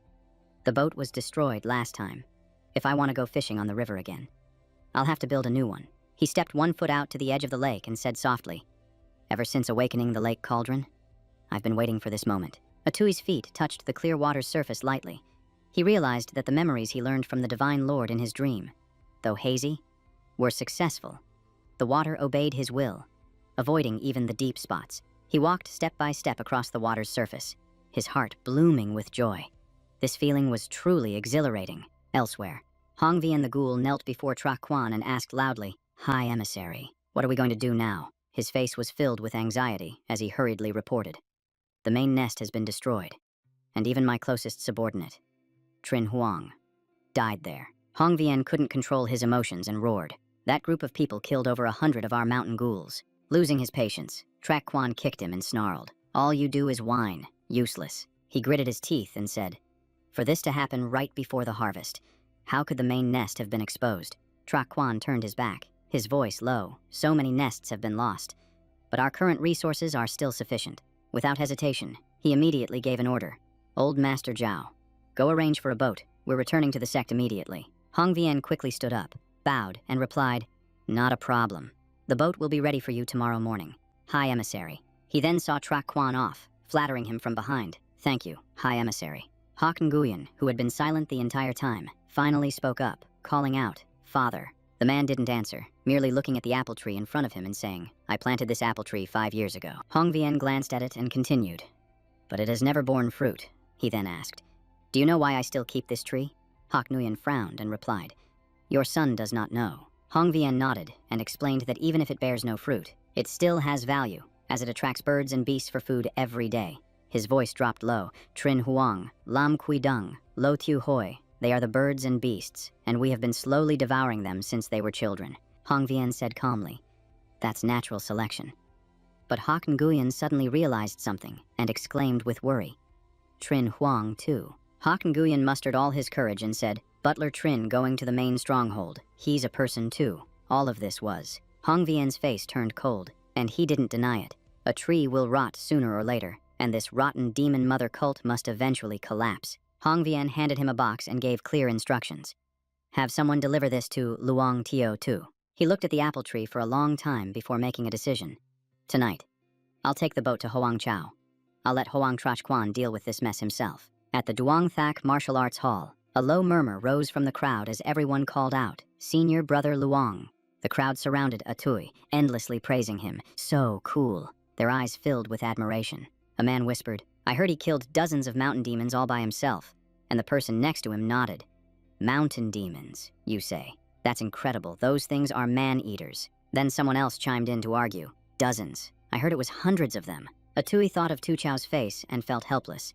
The rumors are getting more and more exaggerated. Fourth senior brother must be the one spreading them. Suddenly, something caught Atui's attention, and his eyes widened, following it without blinking. He looked over to the base of a tree and saw a group of people gathered there. It was his senior brothers. Tu Chao spotted Atui and called out, "It's junior brother Luong," and senior brother Ho pointed, "Ninth junior, come and see what the Zhao Manor sent for you." Atui froze, confused. The Zhao Manor sent something for me. He immediately became vigilant. He opened the wooden box, looked at the contents, and said, "These are land deeds and a letter." Atui remembered Hong Vian's words. "The deed to that shop is worth 2,300 tiles of silver. Consider it an apology from the Zhao family. As for the other things, consider them a gift from me, Mr. Zhao, to everyone. We will meet again if fate allows." Truong Tung took the letter, read it, and remarked, "This old Master Zhao is no simple man. It clearly states the escape routes and times for the Demon Mother cult, and even mentions a contact person." Senior brother Ho glanced at Tu Chao and continued, "Who knows? Maybe the intel about your stronghold was also intentionally leaked by someone else. If so, this person from the Zhao Manor is..." Luke Kwong, who had been silent until now, finally spoke. "I will go ask Master for instructions on our next move. We can't retreat any further. We absolutely cannot let them have an escape route." The scene changes. The early morning sun blankets a simple thatched roof, and the reeds along the road rustle in the wind. 1 month ago, the man chopping wood looked up and asked, "Old uncle, are you going out to bring food to your wife again?" Toan Fook nodded. "That's right. I'm afraid she'll get hungry on the boat by the riverbank." The man nodded in praise. "You're a good man, old uncle." But his wife, standing behind him with her arms crossed, scoffed. "That's right. What about you? Get back to chopping." Toan Fook carried the food box inside, muttering to himself, "I have to hurry, or my wife and Achu will go hungry." Toan Fook walked on, taking in the scenery on both sides of the road. His steps were hurried, but his eyes never stopped looking around. Seeing the boat moored by the bank, Toan Fook immediately urged himself on. Faster. Toan Fook gave a gentle smile and called out affectionately, "Achu." Suddenly, a dark figure lunged out, holding a knife to him and restraining him with a swift and ruthless move. Toan Fook collapsed to the ground, and the lunchbox rolled away. He cried out in a panic, "The food. It's for my wife." Then, Toan Fook struggled to his feet, picked up the lunchbox with a trembling hand, and tried to remain calm. His expression changed, and a twisted smile appeared on his face as he said, "I have to go. I have to deliver the food." Toan Fook acted as if nothing had happened, calmly continuing to walk forward. After delivering the food, he picked up a water bucket, turned, and headed towards the lake. Toan Fook's face was grim as he calculated. This month. Today is the final day of the agreement with the Imperial Envoy Huang. He glanced towards Toan Fook's wife and child and made a decision. "It's time. I'll take care of those two as well." Suddenly, a voice echoed in Toan Fook's head. "Don't tell me you can't bring yourself to do it." The voice continued to taunt him. "If you can't do it, I can help you." He clutched his head, repeatedly splashing water on his face and screaming, "What are you saying? Get out of here. Stay away from me." The voice in his head didn't stop. It just laughed mockingly. "You can't escape me. We are one and the same." A while later, Atui and Tu Chao arrived, and Tu Chao asked, "Are you still delivering things today?" Tu Chao continued, "We need to get over there sometime in the next 2 days. We need you to take us." Toan Fook put on his hat, gave a gentle smile, and nodded. "Let's go." His daughter waved goodbye, and his wife stood beside her, calling out a warning. "Be careful, old uncle." As the boat began to pull away from the shore, Atui thought with a grim expression, "I can't let them get hurt. They must be nearby." Atui silently observed his opponent and made a judgment. He had to be extremely careful with his next move.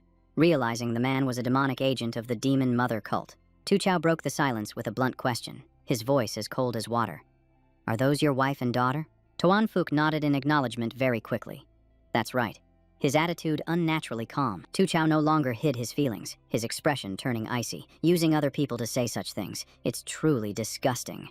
Toan Fook paused for a beat, trying to feign innocence. "My lord, what are you talking about? I don't understand a thing you're saying." He pretended not to care and continued to climb onto the boat, trying to keep his every movement natural. Tu Chao drew his weapon and snorted coldly. "It seems I'll have to peel that skin off you before we can have a proper conversation." Realizing he'd been exposed, Toan Fuk gritted his teeth in anger. Damn it, I was just 1 day away. He opened his mouth and roared like a madman, his fury no longer concealed. Toan Fuk gritted his teeth and told himself, "Just get through today, and I won't have to do this anymore." He drew his blade, pointed it straight at Tu Chao and Atui, and declared, "I'm going to kill both of you." Atui felt the aura burst forth and was immediately on guard. This aura was that of a primal ape demon. The veins on his arms bulged as he poured all his strength into the bowstring. His sharp, cold eyes locked onto the target before him. Tu Chao charged forward in coordination, and the two of them worked together to force Tone Fuk onto the defensive. The force of the blow knocked Tone Fuk back into the boat's cabin. He had to drag his feet just to barely regain his footing. On the small boat swaying amidst the waves, the three were locked in a stalemate, their weapons crossed, their gazes clashing in a sign that death was near. Tu Chao spoke in a cold voice. "There are 2 of us and only 1 of you. How long do you think you can hold out?" Toan Fuk clenched his jaw and retorted, "Who says?" A murderous glint flashed in his eyes. Diviem suddenly appeared, leaping onto the boat as he laughed arrogantly. "Only 1 person. You should have called me out sooner." Atui immediately observed the newcomer, frowning with vigilance. So there was another one.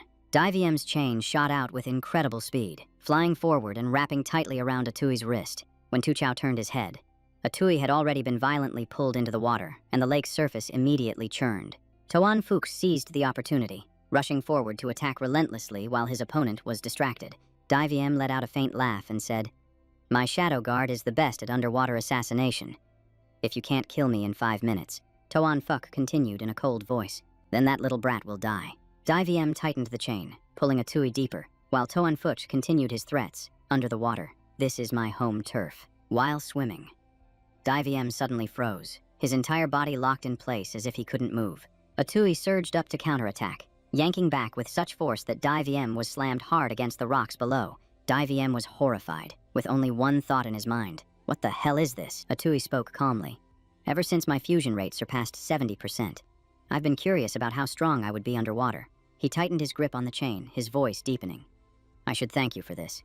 Welcome to my domain." Diviem was dragged through the water, crying out in panic, "Am I being pulled? The force is so strong." Atui pressed his lips together, his pupils glowing brightly, as he declared decisively, "My home turf." Diviem gritted his teeth in anger, screaming in his mind, "There are no gods in this world." He was bewildered as countless thoughts surged up. If there are gods, why have they never saved us? Resentment swelled within him as he wondered, if there are gods, why did I end up in a situation like this? As his life was coming to an end, blood trickled from the corner of his mouth, and he thought to himself, "They say you can only meet a god right before you die." Beneath the cold water, Diviem and Atui faced each other, their gazes locked, preparing for one final clash. Diviem frowned as he observed his opponent, a doubt rising in his heart. Who in the world is this guy? He yanked the chain hard and lunged forward with confidence, believing, "My strength is my speed." He continued to push his speed to the absolute limit, thinking, "Just a little faster, and that kid will have no way out." Diviem swung his sharp claws, his killing intent erupting as he roared a single declaration. "Die." Atui didn't say a word, directly channeling his power as raging waters erupted in an instant, a punch carrying immense. Compressed power shot straight forward, the force tearing through the water as it rushed toward Diviem. Diviem was thrown back by the powerful force, his body losing control as it tumbled and was flung backward. He stared wide-eyed in disbelief. Did he just disappear?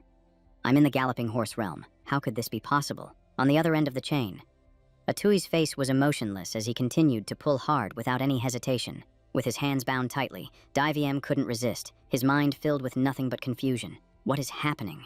Atui's figure shot forward like a bolt of lightning, a chilling killing intent pressing in and making the very space around them seem to freeze. Atui unleashed the finishing blow, submerging Diviem in a violent, surging torrent of deep blue spiritual energy. Afterward, he looked at his own hand and thought to himself, dealing with the galloping horse realm underwater really isn't that hard. I wonder how Senior Brother 2 is doing. It's time to get back to the boat. Diviem lay gasping and curled up in a corner, an old saying echoing in his mind. Big Brother was right.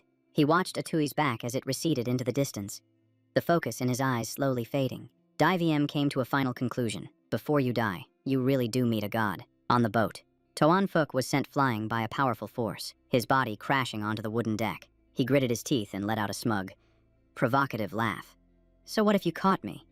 Your disciple is already dead." Upon hearing this, Tu Chao's expression immediately hardened and his eyes grew cold. Suddenly, a soaking wet hand appeared at the edge of the boat, gripping the gunwale. Recognizing the familiar figure, Tu Chao froze and called out loudly, "Little Ninth." A Tui climbed onto the boat, panting with exhaustion. The shadow guard has been dealt with by the water beasts below. He quickly calculated in his mind, "I need to pretend to be completely out of strength for a little longer." The atmosphere suddenly grew tense from a distance. Tai Hoa stared at the boat in astonishment. Tu Chao frowned, assessing the situation. What a cunning little fox. Little Ninth really got lucky this time. Lying on his back on the deck, Toan Fook cried out in alarm, "Brother!" After docking, Toan Fook was immediately taken away by the officials. His wife and daughter just watched from a distance, not saying a single word the entire time. Toan Fook slowed his pace, tilting his head slightly to glance behind him. His wife's brows were tightly furrowed, her eyes filled with hatred as she stared at his retreating back. Standing nearby, a Tui commented, "These fiends from the Demon Mother cult don't seem as strong as I thought." With his arms crossed, Tu Chao replied, "That's because they belong to a broken generation." Tu Chao continued his serious analysis. "A martial artist at the Tiger Beast realm can live for over 100 years, but it's been 60 years since the fall of the Great Qian dynasty. Most of the middle-aged generation was wiped out, and it's rare for the old masters to show themselves," he concluded decisively. "Therefore, these guys are not the core forces of the Demon Mother cult. The ones to fear are their true elites." In the middle of a wide, deserted courtyard in the ancient town, a lone dark figure moved in silence. Trak Quan walked while calculating in his head. 40 years since I joined the cult, expanding branches and recruiting followers. I finally completed the great blood sacrifice ritual. He circulated his internal energy, muttering continuously, "The situation is urgent. I desperately need new forces to supplement our ranks." Trak Quan clenched the wolf smoke great pill in his hand, telling himself, "This pill is my greatest hope." Suddenly, a loud noise erupted from behind the gate. With a loud crash, the gate burst open, and a wooden staff flew straight towards Trak Quan. Trak Quan immediately channeled his power, forcefully blocking the surprise attack. He stared straight ahead with a grim expression and demanded, "Who's there?" Through the cloud of dust, Senior Brother Ho and Luke Kwong emerged. Luke Kwong announced himself decisively. "Duong Thi Martial Hall."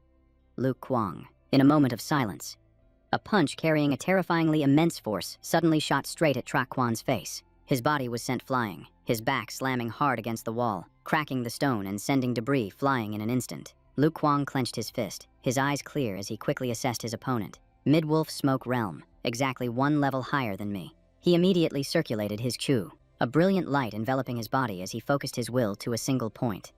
"This fight has to end quickly." Trak Quan narrowed his eyes and sneered, his voice dripping with contempt. "And just who the hell do you think you are?" Senior Brother Ho observed the scene, gritting his teeth as he acknowledged. He took a full-powered punch from Senior Brother Luke and is completely unharmed. He just waved his hand dismissively, his attitude indifferent, as if the attack wasn't even worth his attention. Killing intent surged from Trak Quan as his gaze locked onto the two of them. His voice was ice-cold. "If that's all you've got, then both of you will die here today." The moment he finished speaking, the aura around him instantly expanded as he began to unleash his power. Luke Kwong's entire body tensed up as he shouted, "Protective aura." His eyes darted to a decorative pillar standing nearby, a plan flashing through his mind. Luke Kwong gathered his strength, wrapping both arms around the pillar, and unleashed his power in an instant. He stomped his foot hard, sending the ornamental column screaming forward like a heavy cannonball. Trak Quan leaned aside to dodge, his movement clean and precise. A single swing of his hand was enough to slice it apart. He steadied his breath and sneered, "Pathetic little tricks." Immediately after, an arrow tore through the air, flying straight towards him with piercing force. It was unclear when Senior Brother Ho had drawn his bow. His movements were fluid as he calmly released the string. Trak Quan didn't even need to look, catching the arrowhead between two fingers. His voice rang out, "An arrow shot by a mere fourth gate pipsqueak. It can't even break through my protective aura." Senior Brother Ho's expression was calm, showing no regret as he replied, "No, this is enough." At that moment, the arrowhead sprang open, spraying a cloud of gas directly into Trak Quan's face at close range. He clutched his face and let out a blood-curdling scream. My eyes. Luke Kwong seized the opportunity, launching himself into the air with an imposing aura that made the ground tremble as he descended. His pupils blazed as he swung his arm back, preparing to unleash the decisive blow with all his might. Under the immense pressure, the ground shattered, sending dirt and rock flying into the air. Lu Kuang let out a heavy breath, his eyes scanning the scene. Is it over? Tra Quan, clutching his face and writhing on the ground, let out a grim laugh. I was set up by Trio Hong Vien. Otherwise, you people wouldn't have been so thoroughly prepared. He pulled out a spirit pill with a confident look, declaring, very well, I won't spare a single one of you. Senior Brother Ho acted in a flash, and another arrow flew out, knocking the spirit pill from Tra Quan's hand. Lu Kuang snorted coldly, his gaze filled with contempt. Your wolf smoke great pill is gone now. He raised an eyebrow in warning, his voice low. Aren't you going to surrender quietly? Lying on the ground, Tra Quan didn't rush to get up. He just laughed and said, as expected, Trio Hong Vien told you about this too. He gritted his teeth, spitting out the spirit pill he'd been hiding in his mouth, but whoever said that was the one I needed. He muttered in frustration. When did he put that in his mouth? Lu Kuang suddenly remembered the moment his opponent covered his mouth, and instantly understood when it had happened. Tra Quan swallowed the spirit pill whole. His aura exploded as his body shot up in an instant. His body turned ink black, leaving only his blazing eyes visible. Purple veins spread across his skin, like an awakening demon. Tra Quan clenched his fists, roaring with uncontrollable rage. He bared his fangs, and a cold, white mist escaped with his breath. Tra Quan held his head high, his voice dripping with arrogance. This is the power of the late-stage wolf smoke realm. Do you really think you can stand against me? On a narrow street, the sound of urgent footsteps echoed as the tense atmosphere spread quickly. Tu Chao stopped and looked towards the end of the street, telling Atui, the trio residence is over there. He nodded in response. Fourth senior brother. Let's hurry. The deeper they went, the more grim and strange the atmosphere became.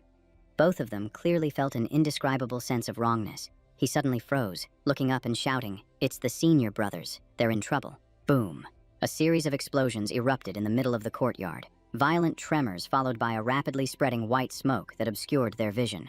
Lu Kuang gritted his teeth, his cold gaze fixed on Tra Quan as he muttered, an evil cult is still an evil cult. His opponent's figure relentlessly closed in, his twisted aura making him look more and more like a half-human, half-demon creature. Tra Quan curled his lip into a cold sneer, his contemptuous gaze sweeping over them, a bunch of sanctimonious hypocrites. He snarled, these remnants of the old dynasty, these things that are neither human nor ghost. Isn't this exactly what you wanted to create? An old memory surfaced in Tra Quan's mind, a panicked crowd fleeing, urgent shouts echoing, hurry, the Dai Thuan soldiers are here. His father's trembling voice rang in his ear. Tuman, take Vini and run. The sounds of the hunt echoed everywhere. Don't spare any remnants of the old dynasty. Inside a cave, Tra Quan's mother held his hand and spoke her last words. Vini, you have to live. For me. The Grand Marshal stood before a stone statue, his voice ringing out slowly. Every one of us will dedicate our lives to worship the matriarch of our sect. He continued in a low voice. Against all odds, a child survived. The Grand Marshal glanced at the bloody scene around them, his eyes finally resting on Tra Quan. He slowly declared, from this day forward, you are my disciple. He looked straight at him, his voice firm. From now on, your new name is Hoang Trach Quan. Killing intent surged around his body as Tra Quan lunged forward, his posture as ferocious as a wild beast's. Two opposing forces collided, and the resulting shockwave made the ground tremble and shatter into pieces. Senior Brother Ho aimed his bow from a distance, his face etched with frustration as he muttered under his breath. Damn it. I can't get a clear shot in this situation. Suddenly, a familiar voice called out clearly, Senior Brother Ho. He immediately turned toward the sound and saw Senior Brother Tu and Tu Ku appearing behind him. Senior Brother Ho quickly explained the situation. Senior Brother Tu. I can't help Senior Brother Luke. Tu Chao laughed and replied, Huh, Tran An. It's all right. Tu Chao stepped forward, took the bow, his gaze steady and his voice filled with confidence. Just leave it to me. Tu Chao stood still, regulating his breath, and began to draw the bow with intense focus. Atui watched everything unfold silently, marveling to himself. So this is a battle between masters of the wolf smoke realm? It's just insane. In the center of the battlefield, Lu Kuang was starting to show signs of fatigue, quickly calculating in his head that he couldn't hold on much longer and had to find a way to break the stalemate. His eyes scanned Tra Quan from head to toe, and he quickly deduced his weak point must be his heart. I have to create an opening for my junior brothers. Just then, from behind Lu Kuang, an arrow cut through the air, flying forward on a clear trajectory. Tra Quan paused for a moment, his eyes fixed on the arrow heading straight for his chest. Lu Kuang also noticed something was off. He glanced back, surprised. That's strange. This arrow doesn't seem to have the power of our fourth brother. Tra Quan stood there completely unharmed and laughed scornfully. I already told you, Arrows like these can't break through my protective aura. Lu Kuang clenched his fists, his nerves on edge, and immediately understood the plan. He thought to himself, I get it. Little Four is distracting him. Tu Chao continued to draw his bow, keeping up the pressure, while Luke Kuang seized the opportunity, gathering his strength for a devastating blow as flames erupted with the determination to defeat his opponent. The flaming punch pierced straight through Tra Quan's chest, unleashing a violent burst of spiritual energy that shattered his defenses in an instant. Tra Quan looked down at his chest, his eyes wide with unconcealed shock. What? Tu Chao seized the perfect moment, drawing the bowstring taut with both hands, his aura focused. Now is the time. The arrow, enveloped in emerald spiritual energy, flared with light and shot from the bowstring with a sharp hiss. It tore through the air at terrifying speed, leaving a long streak of light in its wake as it flew straight ahead. In that instant, a distant memory surfaced once again in Tra Quan's mind. He had once looked up and asked, Master, why can't we live openly in the light of the sun? Dai Quan had replied in a low voice. Tra Quan, we are the survivors of a previous era. Tra Quan listened quietly to the slow explanation, telling himself, there is no place for us in this era because others have stolen it. But no matter what, the day will come when I make them pay a heavy price. His consciousness snapped back to reality just as the arrow pierced through everything. Fresh blood poured endlessly from his throat, his eyes trembling violently. The only thought echoing in his mind was, how can this be? Atui, watching from the sidelines, processed everything rapidly and finally understood the key to their strategy. He glanced at Tu Chao, piecing the details together in his mind. The first arrow from Senior Brother Tu was only meant to restrain Tra Quan. Atui's gaze then shifted to Senior Brother Ho, and it became clear. They deliberately made the enemy believe that arrow was shot by Senior Brother Ho. His train of thought continued seamlessly. The second arrow was the one that truly unleashed the full power of the peak galloping horse realm. Watching Tra Quan collapse completely, Atui nodded in admiration, reminding himself that he still had much to learn. Lu Kuang let out a heavy breath and confirmed the outcome. It's over. Little Four, you guys go tie him up with the green steel chains. Senior Brother Ho and Tu Chao immediately moved forward to bind Tra Quan. These green steel chains were specially prepared for martial masters of the Lang Yen realm. Atui looked at the arrow buried deep in the man's chest and couldn't help but feel awestruck. A Lang Yen realm master is truly terrifying. His heart is shattered, yet he's still not dead. Seeing him standing there silently, Tu Chao walked over and patted his shoulder reassuringly. Little junior brother, don't let a sight like this scare you. He glanced over the captive, his voice laced with disgust. These heretics from the evil sects really love turning themselves into things that are neither human nor demon. Hearing this, Tra Quan, though weakened, struggled to retort, neither human nor demon. His eyes bulged as he roared in anguish. Have any of you ever lived in a cave year-round, never seeing the light of day? As if venting all his resentment, Tra Quan lowered his head and screamed. Have you ever had to crawl your way out from a pile of dead bodies? He poured all his fury into his words. I just wanted to live openly and with dignity. What would a comfortable bunch like you know about that? Tu Chao stared coldly at Tra Quan, his voice dropping low as he warned. Don't use righteousness as an excuse for your disgusting actions. He clenched his fist, each word landing like a heavy stone. The things you people have done have destroyed so many families. So many children have lost their fathers. So many parents have lost their children. Tu Chao moved closer, his blunt words extinguishing any last hope. Don't you dare try to justify your selfish desires with some noble-sounding reason. I won't accept it. A chilling killing intent radiated from him as he spoke in a low voice.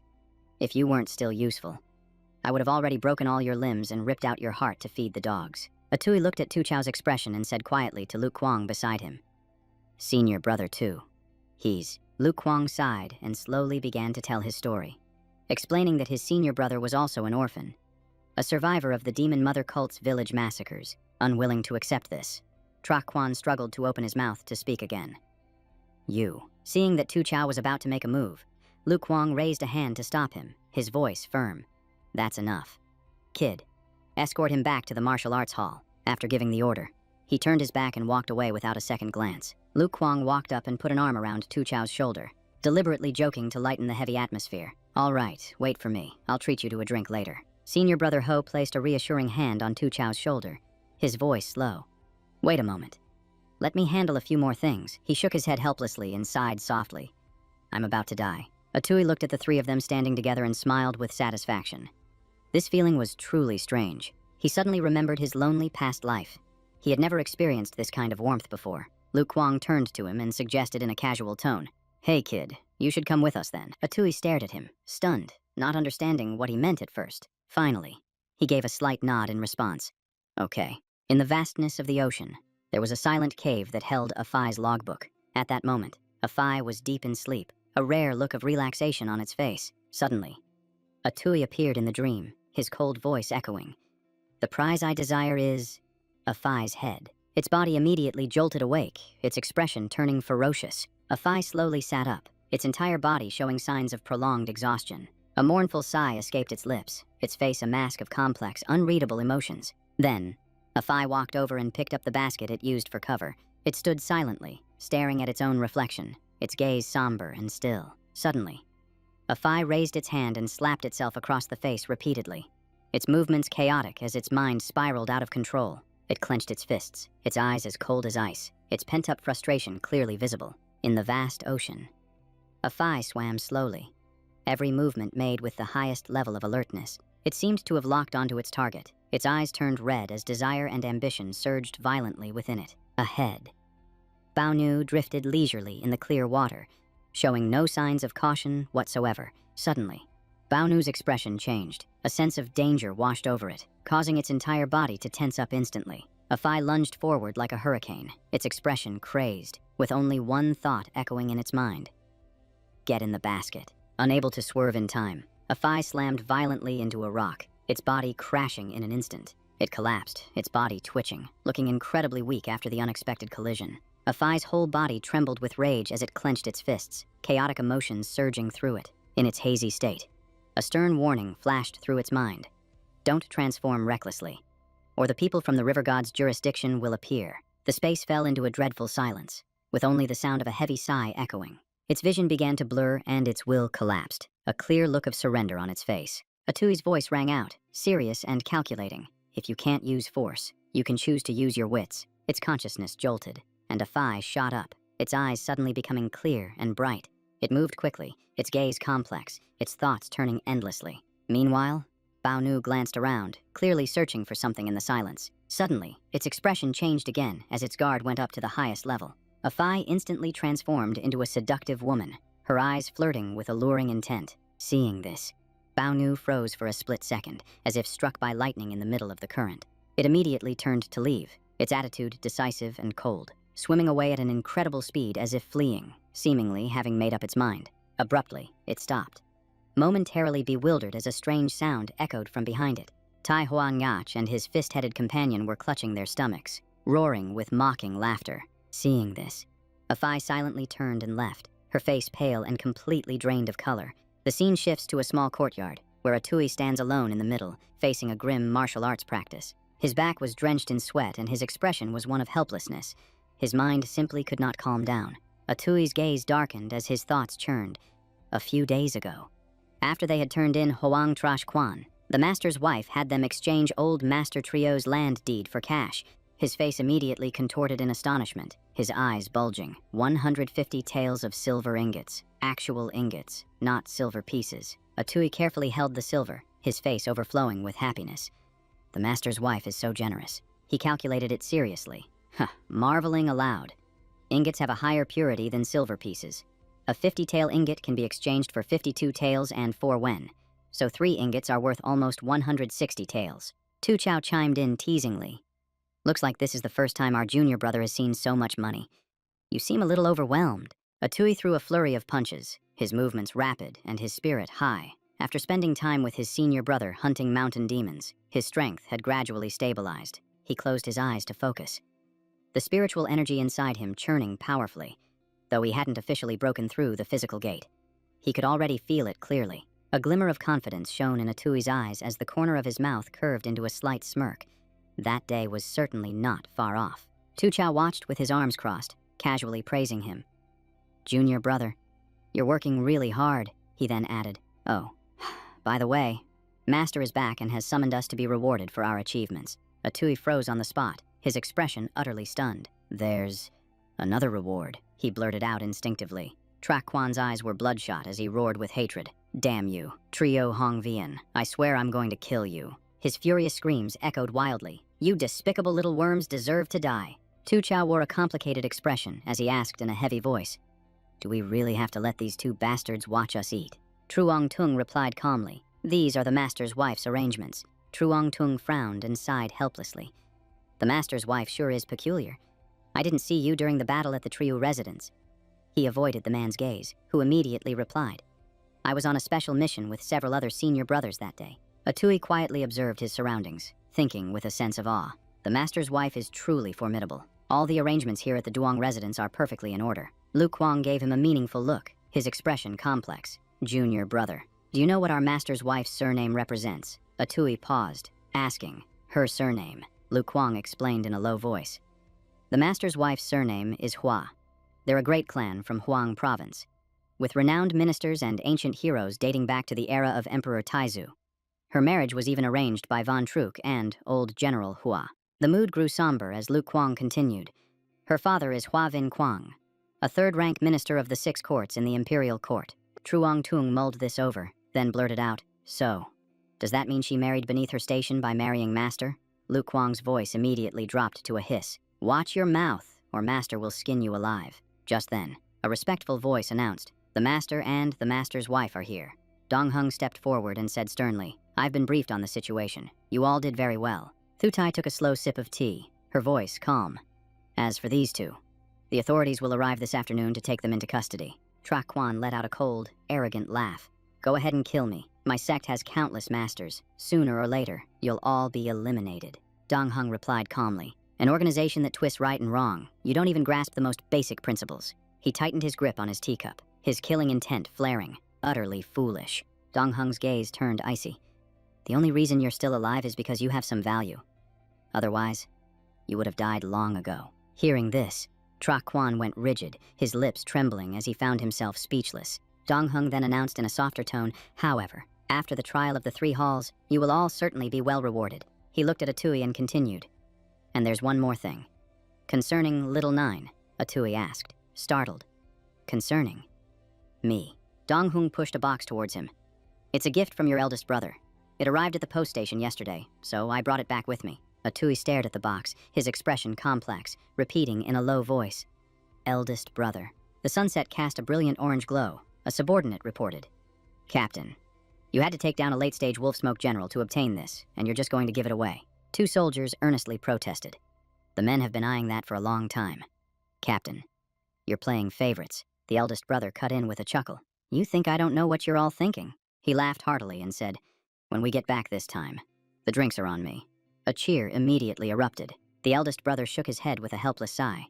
You guys are really something else. He grew thoughtful for a moment, then murmured, I just wonder if Little Nine will like this gift. Atui opened the box and was instantly stunned, his eyes wide with utter amazement. A gentle, green spiritual aura softly spread throughout the space. His pupils constricted as a wave of shock washed over him. This is... A blade lay peacefully inside the exquisite wooden box, clearly enveloped in spiritual energy. Atui gripped the hilt, and the spiritual energy within him surged. A spirit blade, a unique existence capable of growing stronger along with its master. A fleeting image of a roaring monster flashed in his mind, for an ordinary martial artist. Possessing a spirit blade was an incredibly rare opportunity. As he considered this, his gaze darkened. A spirit blade, just like this one. Model. Atui stood silently for a long moment before sighing. I actually have 2 of them now. He carefully inspected the blade, finally seeing the name engraved on it. Wolf Star. A confident smirk appeared on Atui's face. His weakness in close combat was now covered, and he would no longer be constrained by his circumstances. Early in the morning, gentle sunlight fell upon the quiet little courtyard. Atui stood on the porch with a calm expression. After skipping class for several days because of the mountain demon, it was time to go to the academy. He paused when a hesitant voice called out, Gosh, why? Atui looked bewildered, his expression complex. Is this how they're using the phonetic method? He immediately turned his head, on high alert, a recommended scholar. Atui hesitated and spoke. Teacher, Hangia said slowly. Tu Hangia, you finally arrived. Atui avoided his gaze and gave a forced smile. This student is ashamed. The other man lowered his voice reassuringly. It's all right. I've already heard about what you all did. Hangia turned and walked away, his eyes holding a deep meaning. Follow me to see the headmaster. The phonetic method has undergone a few adjustments. Headmaster. The headmaster is the leader of the academy, also known as the head teacher, a position similar to a principal in his past life. His real name is Luong Ku Di. Scene change. Inside the quiet academy, a figure sat silently beside a calm lotus pond. Triokai slowly raised his head and sighed in admiration. The creator of this phonetic method has truly given me quite a shock. Headmaster of the academy, Triokai. Atui immediately bowed in respect, his attitude deferential. Greetings, headmaster. He spoke in a steady voice, his expression calm. There's no need for such formalities. Come and see the improved version of the phonetic method that Hangya and I have completed.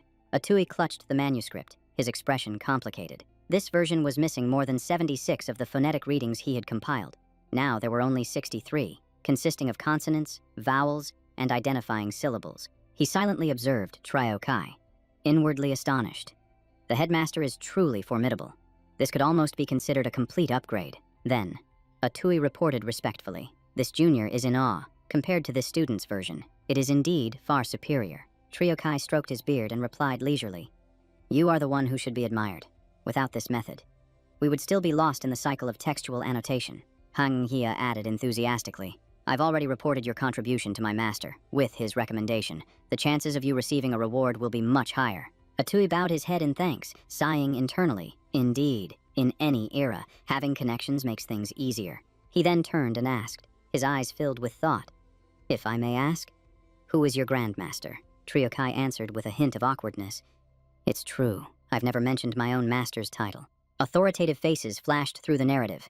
Currently at the pinnacle of power in the imperial capital is His Majesty, the Emperor. Below His Majesty are the Central Pole Hall and the Establishing Pole Hall, which together form the 3 halls and 2 pavilions.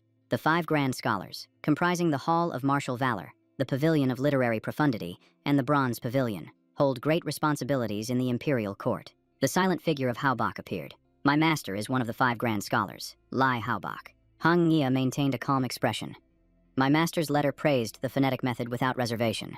He is confident enough to persuade His Majesty. Triokai gazed into the distance and remarked, The culture of the Daishun dynasty is as profound as a fortress wall, but that very wall also obstructs new ideas. Your phonetic method has struck at the heart of this era's destiny. Atui frowned and questioned with a puzzled look. But aren't there 4 other scholars of equal status to your grandmaster? Besides, His Majesty's current intention is... Hangya immediately cut him off, his voice steady. For now, you don't need to worry about the Emperor. His Majesty has always been receptive to new things, he continued, his tone carrying a hidden meaning. As for my master, scene change, the imperial capital, Duthan. A majestic and magnificent palace appeared before their eyes. The ministers all bowed their heads, reporting with reverence. A finger tapped lightly on the throne as a majestic voice rang out. If none of you have any other matters to discuss, you may dismiss the court. A minister immediately stepped forward and reported decisively. Your Majesty, this servant has a matter to report. The finger on the throne suddenly paused. The Emperor gestured for him to continue. The minister clasped his hands respectfully. Today, this servant wishes to present a new elementary learning method, one that surpasses even the character slicing method. Lai Haubach spoke calmly. It is called the phonetic method. Scholar of the Pavilion of Literary Profundity, Lai Haubach. Scene change. The light of dusk fell upon the main hall of Nguyen Nga. Hanyu's expression changed instantly as he retorted. Absurd. How can the methods of our ancestors be replaced by something so baseless? Kunia's gaze was sharp, his voice full of insinuation. Grand Scholar Lai, can it be that you do not understand the very roots of our nation? Someone frowned and interrupted, his voice annoyed. What does a brat know about reform? Amidst the ranks of civil and military officials, Dekan stated in a low voice. In my opinion, the method of combining sounds is indeed superior to slicing characters. Immediately, a wave of protests arose. Better. Does Scholar to look down on the wisdom of the great Shun's ancestors? Someone sneered mockingly, wondering if Scholar too would dare say such a thing in a different era. His expression grew complicated, and he remained silent, offering no response. That person was momentarily stunned, their face a mask of shock. On the throne, the great Shun Emperor remained quietly hidden in the cold shadows. The expressions of the high-ranking ministers tensed in unison, their gazes flickering with unease as a heavy atmosphere descended upon the grand hall. A gaze swept down from the throne, carrying a chilling killing intent that made many people shiver involuntarily. Daikan immediately stepped forward and bowed respectfully, his attitude solemn, not daring to delay. He spoke decisively, his expression firm. Half a year. The moment he finished, the entire hall was shaken. The civil and military officials' faces paled, a chill running down their spines. Half a year was truly too much. Lai Haubach spoke frankly, his voice clear. If you gentlemen do not believe it, you can test it for yourselves, he reported in a low voice. Your Majesty, this method was created by my disciple's student. Although he comes from a family of fishermen, his mind is exceptionally sharp. After speaking, Haubach bowed deeply, his voice earnest. This old servant believes we can request an invention award and a bestowment of rank on the throne. The great Shun Emperor silently considered it, making a mental note of the name. A commoner. How interesting. He waved his hand decisively, his voice calm. Hand this phonetic system over to the 6th Prince for testing. Court is dismissed. The scene changes. A doubtful voice is heard. Check my fate chart. Dong Hung carefully read the letter, his expression growing grim. To report this to the imperial capital, the file must be complete. The fate chart is a mandatory item. He patted Atui's shoulder, his voice gentle. A fate chart isn't absolute. But for you, this is a rare opportunity. Atui was still in a daze, standing frozen in place. Those with special fate charts were often given preferential treatment. In that instant, the system operated silently, rearranging the order of things, establishing a heavenly mandate. A calm voice explained, a fate chart is not predetermined destiny, but a path of fate. When it meets the wind, it becomes a tiger. When it meets the rain, it becomes a dragon. The higher the fate chart, the greater the achievements, and a martial artist's strength will increase accordingly. A great deal of information can be deduced from a fate chart. Acting according to it will double your effectiveness. 2 seals of terrifying power appeared. Those with high fate charts often possess both a primary seal and a secondary seal. Like the martial saint, Truong Long Tuong, his primary seal is the Great Pillar Divine Mountain, and his secondary seal is the perilous, arrogant god snatching food. Long Tuong's figure stood tall and unyielding. His path to glory was paved with great evil and calamity. 13 years later, he fought 3 powerful experts alone, killing 2 and severely injuring 1. The image shifted to the primal extreme martial saint. His fate chart was the Great Desolate Stone Mountain. He achieved enlightenment in the wild mountains and untamed ridges, became a martial saint, and reversed his age to regain his youth. He was later suppressed by Long Tuong, and because he refused to submit, he was killed. A decisive end. The immense killing intent that had accumulated gave birth to monstrous spirits, turning the land where the 2 martial saints fought into a mutated zone. A clear image appeared of monstrous spirits frantically attacking humans, Dong Hung explained in a low voice. Fate charts are not unchangeable. There is always a mutual influence between people, Atui asked hesitantly, his eyes filled with a complex mix of emotions. Master, how do you check a fate chart? Dong Hung replied sternly. The key is the remnant incense. When the fate pattern incense burns out, the longer and more vigorously the sacred flame burns, the clearer the result. He continued confidently. As your master, I have already prepared a fate pattern incense that has aged for 5 years.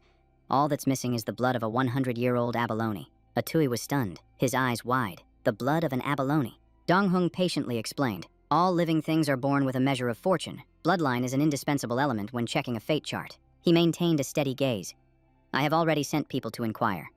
We can only rely on luck. Atui immediately clasped his hands in thanks. The corner of Atui's mouth curled up slightly as he thought to himself. Other things might be difficult, but when it comes to finding abalone, I'm an expert. He considered further. First, I need to buy a suitable boat. This trip will be completely different from before. The scene shifts to the docks. Atui observed carefully. His old boat had been destroyed when he witnessed the 2 great monstrous spirits fighting. His steps halted in front of a shop. Here it is. This is the place, he thought to himself. In this era, all boat transactions go through the fish brokers. Those without enough money usually have to rent a boat to go out to sea. From across the way, Hao Ngu called out enthusiastically, "Little brother, looking for a boat." The old man took a drag from his pipe and introduced his wares with gusto. My boats are new. Just look at this paint job. How? Ngu pointed towards the boat and laughed heartily. Beautiful and not expensive. Rent 3 boats, and there's no interest. Atui's gaze darkened as he calmly inspected the vessel. The boat looked fine, but many parts had been refurbished. It was clearly an old boat being forced into the rental market. Suddenly, an excited voice called out from behind him, "Lamb." He appeared out of nowhere, praising the boat as he looked it over. He had arrived at just the right moment. Talk about perfect timing. 2 others were with him, Lam Tung Bao and Lam Fu Van. Lam's tone turned serious, his words concise. That's right. I have an important matter to ask of you. My dear nephew, Ngo Chengong's face paled slightly as she proposed that Atui become the patron of their fishing guild, promising a share of the profits and a fine boat-even offering to upgrade it, but Atui cut her off immediately. No, Lam. The froze, flustered, his voice urgent. Young Master Luong. Why? Atui gave him a cold look. his tone firm. "I understand your calculations, and I know it's a world where the big fish eats the small fish. But there's one thing you still don't get," he stated bluntly. "Without beating around the bush, I am also a fisherman." The fishing village was still bustling with trade. A good reputation is certainly beneficial, but only if you have the strength to maintain it. I can help the fishermen once. But what then? If they get used to low rental fees, they'll resent me if I join your fishing guild. How would my master see me? I can't bear the weight of the bigger picture. I'm a good person, but not that good. Lamb, the sighed helplessly and relented. All right, but there is one other thing I hope you'll agree to. Young Master Luong, I'd still like to gift you the fine boat. Atui paused, a surprised look on his face. What is it? The water's surface suddenly churned with violent waves. There are rumors of a spirit beast appearing near the border with Tuifu County, and the Lamb Family Fishing Guild would like to invite young Master Luong. Lamb. The clasped his hands, his voice pleading. To eliminate it for us, in the deep sea. A series of ferocious aquatic monsters revealed themselves one by one from within the watery curtain. The great river marsh holds countless treasures, but it also conceals innumerable dangers. The aquatic territories are clearly divided. The deep water and shallow water zones are separate. The deep water is perilous but rich in resources, while the poorer shallow water is where humans operate. Great demons with intelligence must report to the river god if they wish to enter the shallow waters. Otherwise, they will be purged by the Dai Thuan. The light punishment is exile. The severe one is annihilation. A murderous aura once filled this space, just like Qian Dao's mother, who only came to the shallow waters for safety to lay her eggs and survive. A fierce, decisive battle shook the currents. Two great spirit beasts fought that day in the deep water zone. Atui stared thoughtfully at the vast sea. Lam. Thee had said the spirit beast was often found at the border between the deep and shallow waters, a place where it's easy to get lost and accidentally wander into the shallows. His eyes darkened, his resolve growing. I've already sent Tai Hoangach and A Phi to sweep the areas around Bin Duong and Ngia Hung. We left the overly powerful ones alone, but most of the rest have been driven out. Spiritual energy still lingered around him as Atui thought to himself. A spirit beast that wandered into the shallows probably isn't too strong, but that's secondary. The important thing is that I'm no longer the person I was, someone who could only survive in the shallow waters. A sphere of power gathered before him, its fusion at 70%, nearly touching the power of the flesh-shattering realm. His reflection shimmered on the water's surface. I believe I'll encounter even greater opportunities. The 100-year treasure abalone can only be found in the deep water zone. The corner of Atui's mouth curled up, his eyes filled with interest. Time to go. Immediately after, he decisively leaped straight into the cold water. He glanced around, taking in his surroundings. As expected of the deep water zone, materials that are rare in the shallows are everywhere here. Atui searched as he moved, a look of helplessness on his face. He had been searching for hours but still couldn't find his target. Before him was a dense patch of water-breathing grass.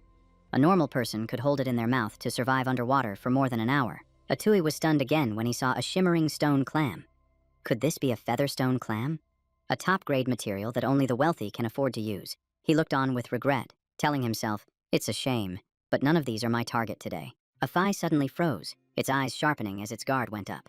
A spirit eel shot forward like a hurricane, its aura exploding, and a Phi detected it instantly. Before Atui could even react, he saw it dart through the water-breathing grass, hiding itself within the patch. A Phi immediately accelerated, locking onto its trail and giving chase without hesitation.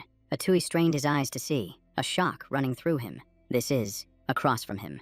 The spirit eel radiated immense power, its predatory gaze unmistakable. This is a 7-star eel. Atui stood still, assessing it. You can't judge a spirit beast's strength by its appearance. Most creatures at the Langyan rank and below are simply called spirit beasts because they so rarely show themselves. Great demons roared fiercely in the deep sea. Beings with true power always operate according to their own logic and would never casually enter the shallow water zone. This was partly out of deference to the Dai Thuan, and partly because the benefits weren't worth it. To them, the lives of mortals are like uncooked rice knot worth the effort to take. The spirit eel's eyes were filled with a crazed killing intent. Sometimes. Even naturally grown treasure abalones possess strength far beyond imagination. Its body erupted with speed, shooting forward like a water-tearing hurricane. Atui steadied his mind, gathering his aura to counterattack. To me, he thought, its strength is still not enough. His hand slammed down with crushing power, making the water churn violently under the pressure. Atui's eyes were cold and calculating. Today, he could control a current weighing nearly 900 pounds. He suddenly froze, his gaze filled with confusion.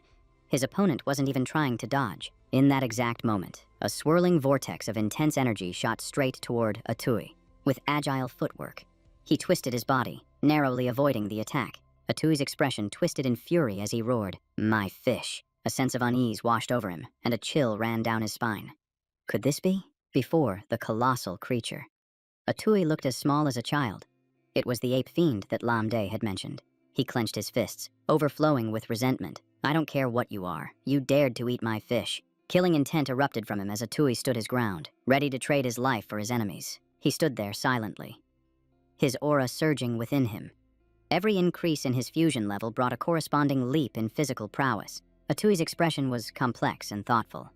"This is why I always look forward to the changes the swamp spirit brings." The ape fiend's eyes glowed red with killing intent. Losing the treasure fish was a pity, but this creature presented an even greater opportunity. His intuition screamed that a breakthrough was near. The corner of Atui's mouth curled into a determined smirk. "If I want to break through this barrier, I have to eat it." Using the surface of the water as a foothold, he launched himself high into the air. Atui confronted it head-on, radiating a powerful, oppressive aura. A cold, vicious glint flashed in the ape fiend's eyes. It roared and charged forward, unleashing a frenzied, all-out attack. Atui leaned aside, dodging a fin covered in sharp spines. Just then, Qiandao appeared, and the water surged at its call. A spear tore through the water, flying at a terrifying speed. Atui calmly caught it, his arm tightening around the weapon. The energy inside him exploded forth, and he immediately took a ready stance. His body tilted slightly, his eyes locked onto the target before him. He thrust the wave subduer straight down at the ape fiend, his attack decisive and without hesitation. It shrieked in pain, its body knocked backward, pure terror showing on its face. Before it could recover, Aui suddenly appeared, attacking from the side. The sprayed venom made the ape fiend howl in agony. From behind, the starvine charged relentlessly forward without pause. At the same time, Huanach opened its mouth, its sharp teeth snapping down viciously. The ape fiend panicked when it saw Qiandao leap high into the air. Its body plummeted straight down in a desperate, frenzied attack. The ape fiend thrashed wildly, its chaotic energy spreading everywhere. Atui charged forward decisively, both hands gripping his weapon tightly. He delivered a fatal blow, ending the battle in an instant. A moment later, Atui broke into a triumphant smile. This victory was too easy. It was a complete rout. He stood up straight and let out a sigh of satisfaction. Compared to the fight with the crab, this time there were no casualties, and he dealt with the target cleanly. Atui stared intently at the wolf star spear, amazed at the sheer power it produced when he unleashed his full strength. The swamp spirit lay quietly at his feet, its deep eyes holding an unreadable expression. Atui raised an eyebrow nonchalantly and nodded with decision. "That's right. It's time to carve up the meat." The aroma of roasting meat quickly spread. The edible flesh of this creature made up less than half of its body. He sat by the fire with a satisfied look on his face. Luckily, the creature was large enough that there was still plenty of meat. Holding a skewer of meat, Atui's eyes glazed over in fascination. How much aquatic essence is packed into this one piece? Without hesitation, he raised it to his mouth and took a bite. The system immediately sent a notification. Aquatic essence plus 22. Atui was slightly startled, unable to help but marvel that just one small piece gave him 22 points. He continued to eat in a state of satisfaction. It seemed choosing to evolve the marsh spirit was the right decision. Atui's eyes lit up with excitement as he resolutely declared that he would definitely finish it tonight. As he ate with relish, the system continuously reported. Water marsh essence plus 10. Water marsh essence plus 20. The fusion rate increased rapidly, 80%, then 90%. The fusion rate reached 95%, then 100%. The whitewater monkey marsh spirit was completely fused. A level-up notification sounded. The marsh spirit's evolution was successful. Atui seriously observed the marsh cauldron, which was undergoing a powerful transformation. The whitewater monkey marsh spirit completed its fusion, and both the level-up condition and the river's blessing were confirmed as complete. He suddenly paused when the system reported again.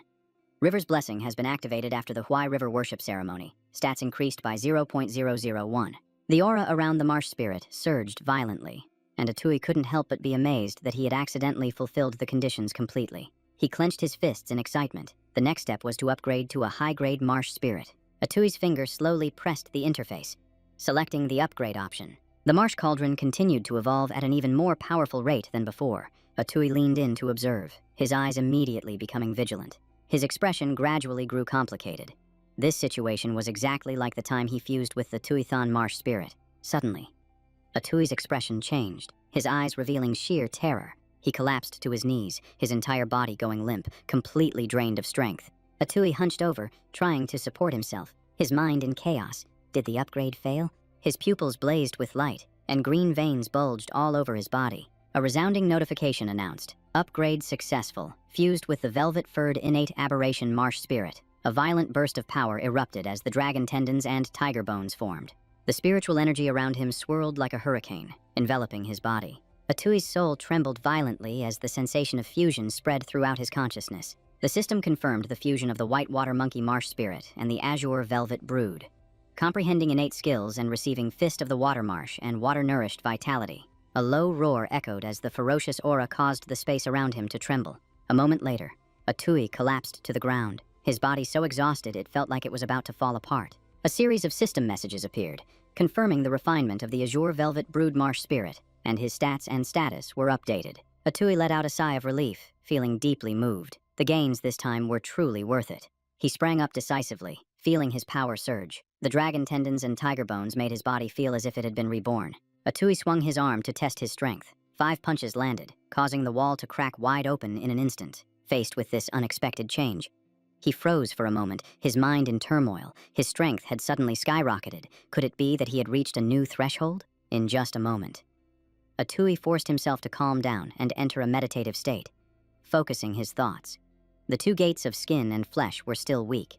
He had to use body tempering and diet to stimulate his blood and chi, paving the way for cultivation. His entire aura quietly transformed.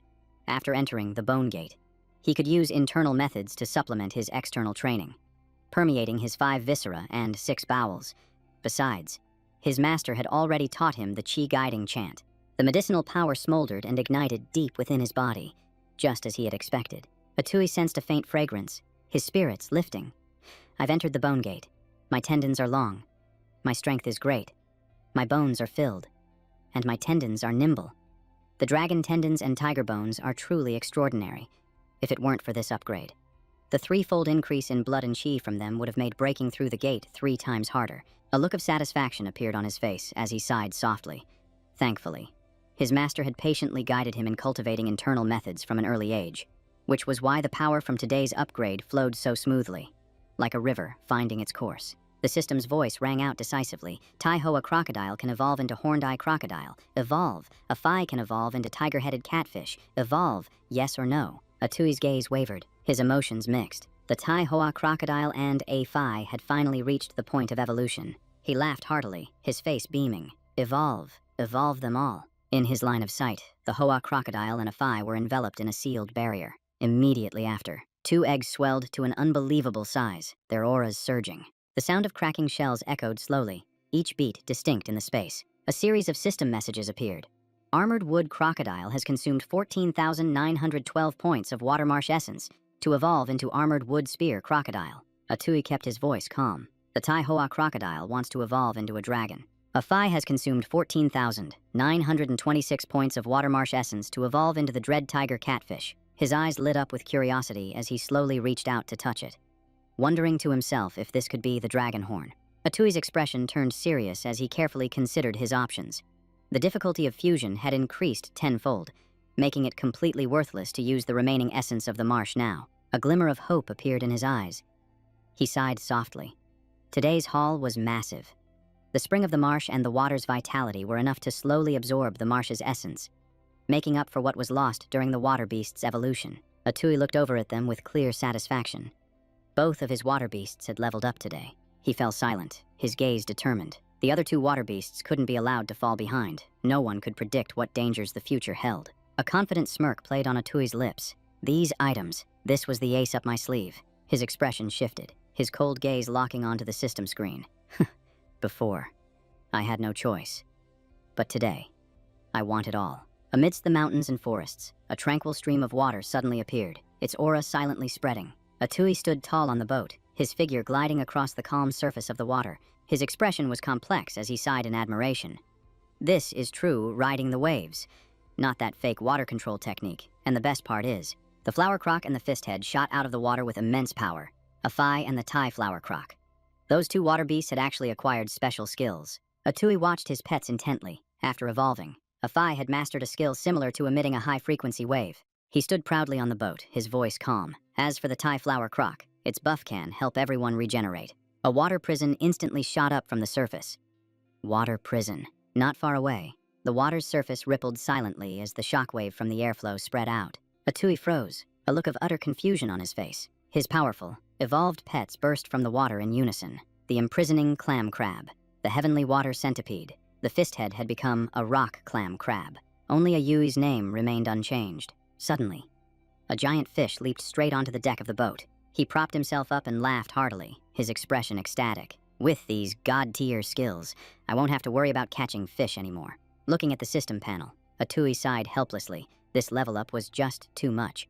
Pavilion Master's Provision, Spirit Marsh Refinement, Marsh Spirit Purity Fusion at 1%, Marsh Spirit Water Purity, Martial Divine Power, First Layer, Piercing the Sovereign Lord, Innate Talent, Water Sex Wonder, Water Control, Water Prison, Riding the Waves, Essence of the Marsh, Empty, River and Mountain Fortification at 0.0001, Water Beast Domination, Horned Wood Crocodile, Lakehead Loach, Stone Clam Crab, Heavenly Water Centipede. Evaluation. The Marsh Spirit originates from the Great Lord of the Past. Potential is extremely low, merely a minor character with some value. The path of cultivation is endless, with no final destination in sight. After speaking, he added calmly, his gaze indifferent. Let's head back to Fisherman's Cove first. I need to explain the situation to them. Quick cut. Hao Nu takes a long drag from his cigarette, his eyes troubled. Old you think that Luang Ku fella is gonna make it back? I was sent here to wait 3 days for him. Old Yu lets out a heavy sigh, his voice low. Who knows? He shakes his head wistfully. It's always the best swimmers who drown. His words were light, yet chilling. Old Yu chews thoughtfully and says casually, haven't enough martial artists died in the deep waters this year already? Suddenly, the two of them jump back in alarm as a monkey's head appears right in front of them. Atui appears calmly, looks at Lam Day, and states clearly, the monster has been eliminated. From now on, we're even. I'll be taking my boat. The old man still hadn't recovered from the shock, his expression changing rapidly. The two men look at each other, stunned, and blurt out, he actually killed it. Amidst the noisy crowd, Atui lifts a pouch of silver, feeling excited. It's a shame I couldn't catch the treasure fish I needed. I'll just have to sell this other stuff first. He stops in his tracks as he hears a commotion. A treasure fish. It must be a treasure fish. Old Tran scratches his head, laughing awkwardly. Oh, it's nothing. A crowd gathers, murmuring, I've never seen such a beautiful treasure fish before. Old Tran, your luck is incredible. Old Tran suddenly calls out, Atui, what brings you here? You're a martial artist now. Quick, help me see if this Dolly carp is a treasure fish. Atui observes it closely, then says calmly, Uncle Tran, this is an azure-backed dragon carp. It really is a treasure fish, and it looks like it's lived for 100 years. At this weight, it's worth at least 45 taels. Hearing that number, everyone freezes, their faces filled with astonishment. 45 taels. Atui places a pouch of silver into Kanjiang's hand and says directly, Uncle Tran, here are 50 toils of silver. I hope you'll sell this fish to me. The old man is taken aback for a moment, lost in thought. Then he laughs and replies, Atui, you saved all of us after the ceremony. What's the big deal if I give you this treasure fish? Why would I take your silver? From behind, voices of regret are heard. Old Tran is crazy, turning down 50 taels. Atui smiles as the pouch of silver is pushed back toward him, thinking to himself, Uncle Tran is still the same man he's always been. A memory surfaces when his body's previous owner was starving to death. It was Uncle Tran who saved him by sharing the meat bun he had bought for his own son. With that thought, Atui excitedly hoists the fish and turns to leave, calling out, Uncle Tran, don't refuse anymore. I'm taking this fish. Kangiang watches, moved and murmurs softly, Old Luang, you raised a good son. Atui thinks with satisfaction. The final ingredient is secured. Next, I just have to wait for the new year to have my destiny read. Scene change. Children play in front of the manor gate, the sound of firecrackers echoing endlessly. Inside, the adults solemnly perform an incense lighting ceremony. Dong Hung looks at the memorial tablets before him and says slowly, May the spirits of my old comrades continue to protect the disciples and descendants of my house. Atui steps forward, wondering to himself, are these my master's old comrades in arms? After paying his respects, Dong Hung turns and says, Atui, it's time. Atui listens to Dong Hung's every word. Measure the fate. Establish the destiny chart. The divination cauldron is placed neatly on the table. This blood sacrifice method can directly communicate with heavenly fate. The sharp blade glints with a cold light. Atui decisively lets his blood drip into the bowl, each drop falling clearly. Not too much is needed. Dong Hung takes out some carefully wrapped incense ash. With steady movements, he quickly pours it into the divination cauldron, and the incense ash immediately completes the seal. Atui raises his arm, his expression solemn, and presses down directly with his right hand. A brilliant red spiritual energy shoots into the air. The clearer the sign, the better. Donghung pours the bowl of blood in, and his face immediately freezes. The blood actually swirls into a circle on its own. Everyone around holds their breath, their eyes glued to the divination cauldron. Donghung's expression changes in an instant. The moment his hand touches down, a powerful aura suddenly erupts. A brilliant red sigil appears in midair. Junior brother actually has both the main seal and the heavenly seal at the same time. Truong Tung lets out a breath of amazement, his face unable to hide his excitement. Junior brother truly possesses a special destiny. It feels like all the clues are coming together. Senior brother Ho is stunned for a moment, then exclaims, "It's rare for an ordinary person to manifest both seals. Just one promises a great future." Yet our junior brother has manifested both at the same time. The lines of the pattern gradually become clear. The heavenly seal on the left is baffling. It is manifested as an inanimate object. Could it all be related to a malevolent god? A low, slow voice explains, and the main seal on the right has taken the form of an ape. What kind of malevolent god takes the form of an ape? Everyone's expressions become unreadable as a voice grows heavy. The strange thing is, Junior Brother's main seal and heavenly seal are in reversed positions. He rubbed his chin thoughtfully, then hesitantly spoke up. Could it be possible that this heavenly seal isn't actually a low-grade one? The seal grew clearer by the second, and the spiritual energy still lingered around it, refusing to dissipate.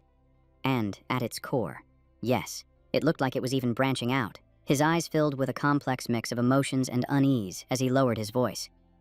"Master, how in the world are we supposed to explain this?" Donghung remained perfectly calm, his lips barely moving as he slowly uttered, "This seal." A cold glint flashed in his eyes, and his voice was deep and heavy. "A great calamity. This heavenly seal represents the river-crossing flood dragon's fate, and there are two ways to interpret it."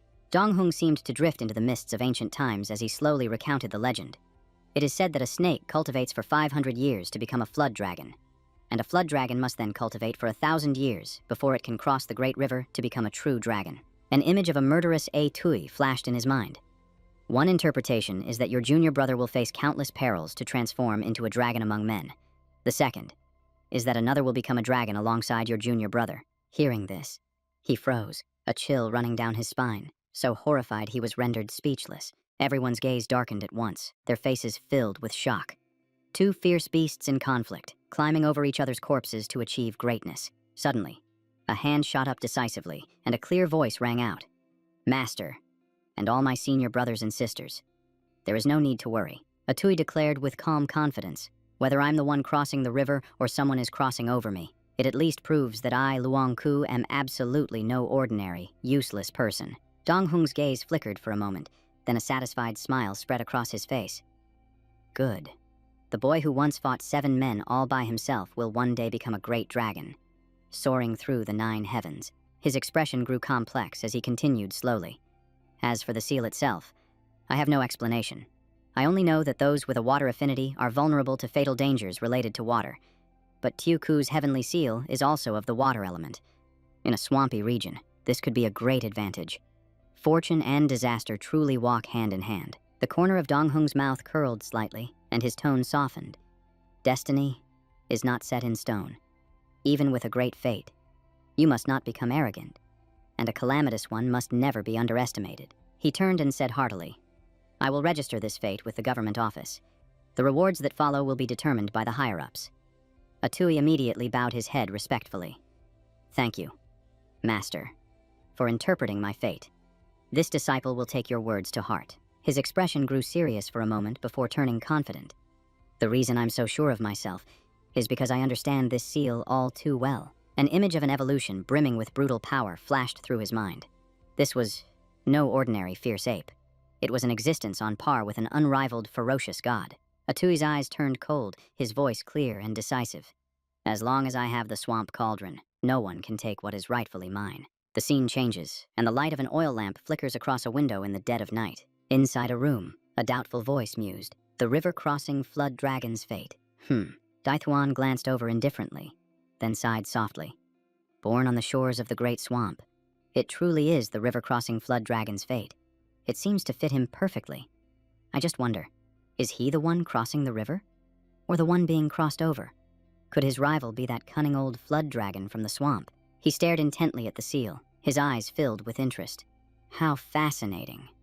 In the end, I wonder who will be the one to become the dragon. Daithuan's expression grew complex as he muttered to himself. Luong Ku, will you truly be worthy of the expectations I have placed upon you? His Majesty, Daithuan of the Than. After a long and arduous training session, a senior brother stepped forward and made a brief announcement. Take a break. The scene shifts to the main hall, where Dong Hung addressed them in a stern voice. This year, I am setting an examination for you two, to keep you from getting lazy. He then offered praise along with his expectations. Truong Tung, Luong Su, you two were the last to join, which means you have the greatest potential for improvement. My expectations for you will be higher than for the others. Dong Hung stated the goal clearly. Within the next year, Truong Tung, you must become a true martial artist, perhaps even reaching the galloping horse realm. Can you do it? Hearing this, he immediately clasped his hands and replied, I, Truong Tung, will certainly do my best in my training and will not disappoint your expectations, Master. He then turned to the other. Luong Ku, you've only been learning martial arts for 1 season. All I ask is that, by this time next year, you break through the 3 gates. Can you do that? As soon as he finished speaking, Lap Ba seemed to want to say something. Master. Actually, But Dong Hung immediately cut him off with a stern voice. Tio Ku, the path of martial arts requires a solid foundation. Honestly, breaking the 2nd gate is, already. Atui hurriedly interrupted.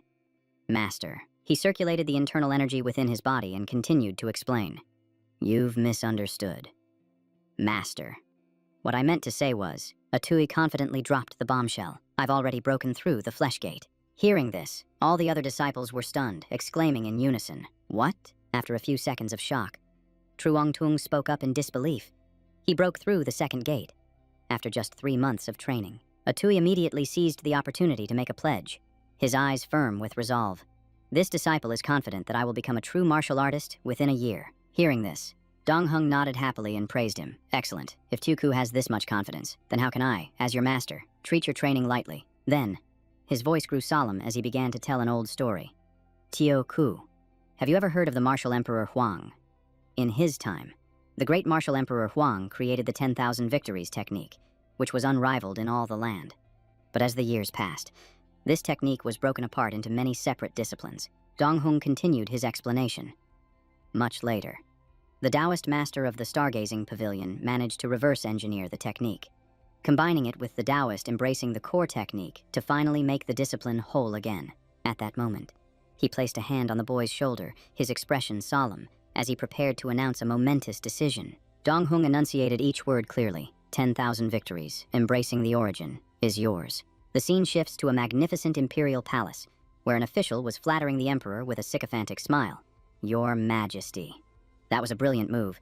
It seems your Majesty is in quite a good mood today. Daithuan heard this and replied with a pleased, soft tone. Oh, is it that obvious? Steward Kong chuckled and elaborated. Today, your Majesty abolished Trio Chao County, elevated Binduong Township to a county, and promoted Nghia Huang Village to a township. The magistrate of Trio Chao was dealt quite a significant blow. Daithuan let out a casual laugh and replied, Reward those with merit and dismiss those without. It's perfectly reasonable, isn't it? He emphasized in a stern voice, adding that Master Yang had saved face for the emperor, a meritorious deed that truly deserved a reward. Steward Kang hesitated and asked, Then what about that Luong Ku? His merits aren't significant enough for your Majesty to personally issue a decree rewarding him. Are they? Just then, Shalu ran over cheerfully, announcing, Royal Father, your son has come to watch you play chess. The emperor smiled and affectionately pinched the boy's cheek. Let your royal father see if you've gotten any chubbier. Immediately after, he began to boast enthusiastically. Steward Kang, do you have any idea how many characters this little 6 son of mine can recognize now? The emperor proudly declared, 500 characters, after studying the phonetic method for only 7 days. Upon hearing this, Steward Kang was stunned, his face filled with utter disbelief. The emperor lifted a chess piece and continued leisurely. You ask me why I rewarded Luong Ku? He placed the chess piece down on the board with a decisive click, his voice firm. Because he deserves it. Steward Kang clasped his hands and bowed his head in praise. Your Majesty is truly wise and brilliant. The scene shifts to a bustling dock, where a group of people receives their orders and sets off in unison. Trong Thuk frowned in confusion and shouted, Where is Commander 2? We're already departing, but he's still nowhere to be seen. A subordinate explained with a wry smile. Commander 2 said he was going fishing on the river first and told us to catch up. Hearing this, the man angrily yelled, How absurd! A woman beside him, however, just laughed and calmed him down. This isn't the first time. Is it? Suddenly, the weather took an erratic turn, leaving her stunned. Is that snow? The scene changes to a warm family home, where a mother sobs as she instructs her son. My son. You must protect yourself while you're away this time. The father beside her calmly interjected. What are you worrying for nothing about? This time. Trungnia is going to be a county magistrate. As soon as the carriage departed, she angrily scolded her husband. You useless oaf. With your abilities, our son could be any kind of official he wanted. Yet he has to travel to some remote place to be a mere county magistrate. Her husband immediately retorted. What do you understand? Right now. Pingyang is a golden opportunity. A storm is brewing on the water. He watched the carriage disappear into the distance and affirmed. Whoever can achieve great things, there will have the chance for an audience with His Majesty. The scene shifts down to a street in the town, where the townspeople are in an uproar over the man who has just appeared before them. Ku Zhuang, carrying a giant bag of luggage, looked around and asked, Master, is this Pingyang town the place we're supposed to be? Landai, standing beside him, rolled her eyes and immediately corrected him. From now on, you should call it Pingyang County. You idiot. With your strength, you could walk through here sideways without any problem. King Agong warned in a stern voice.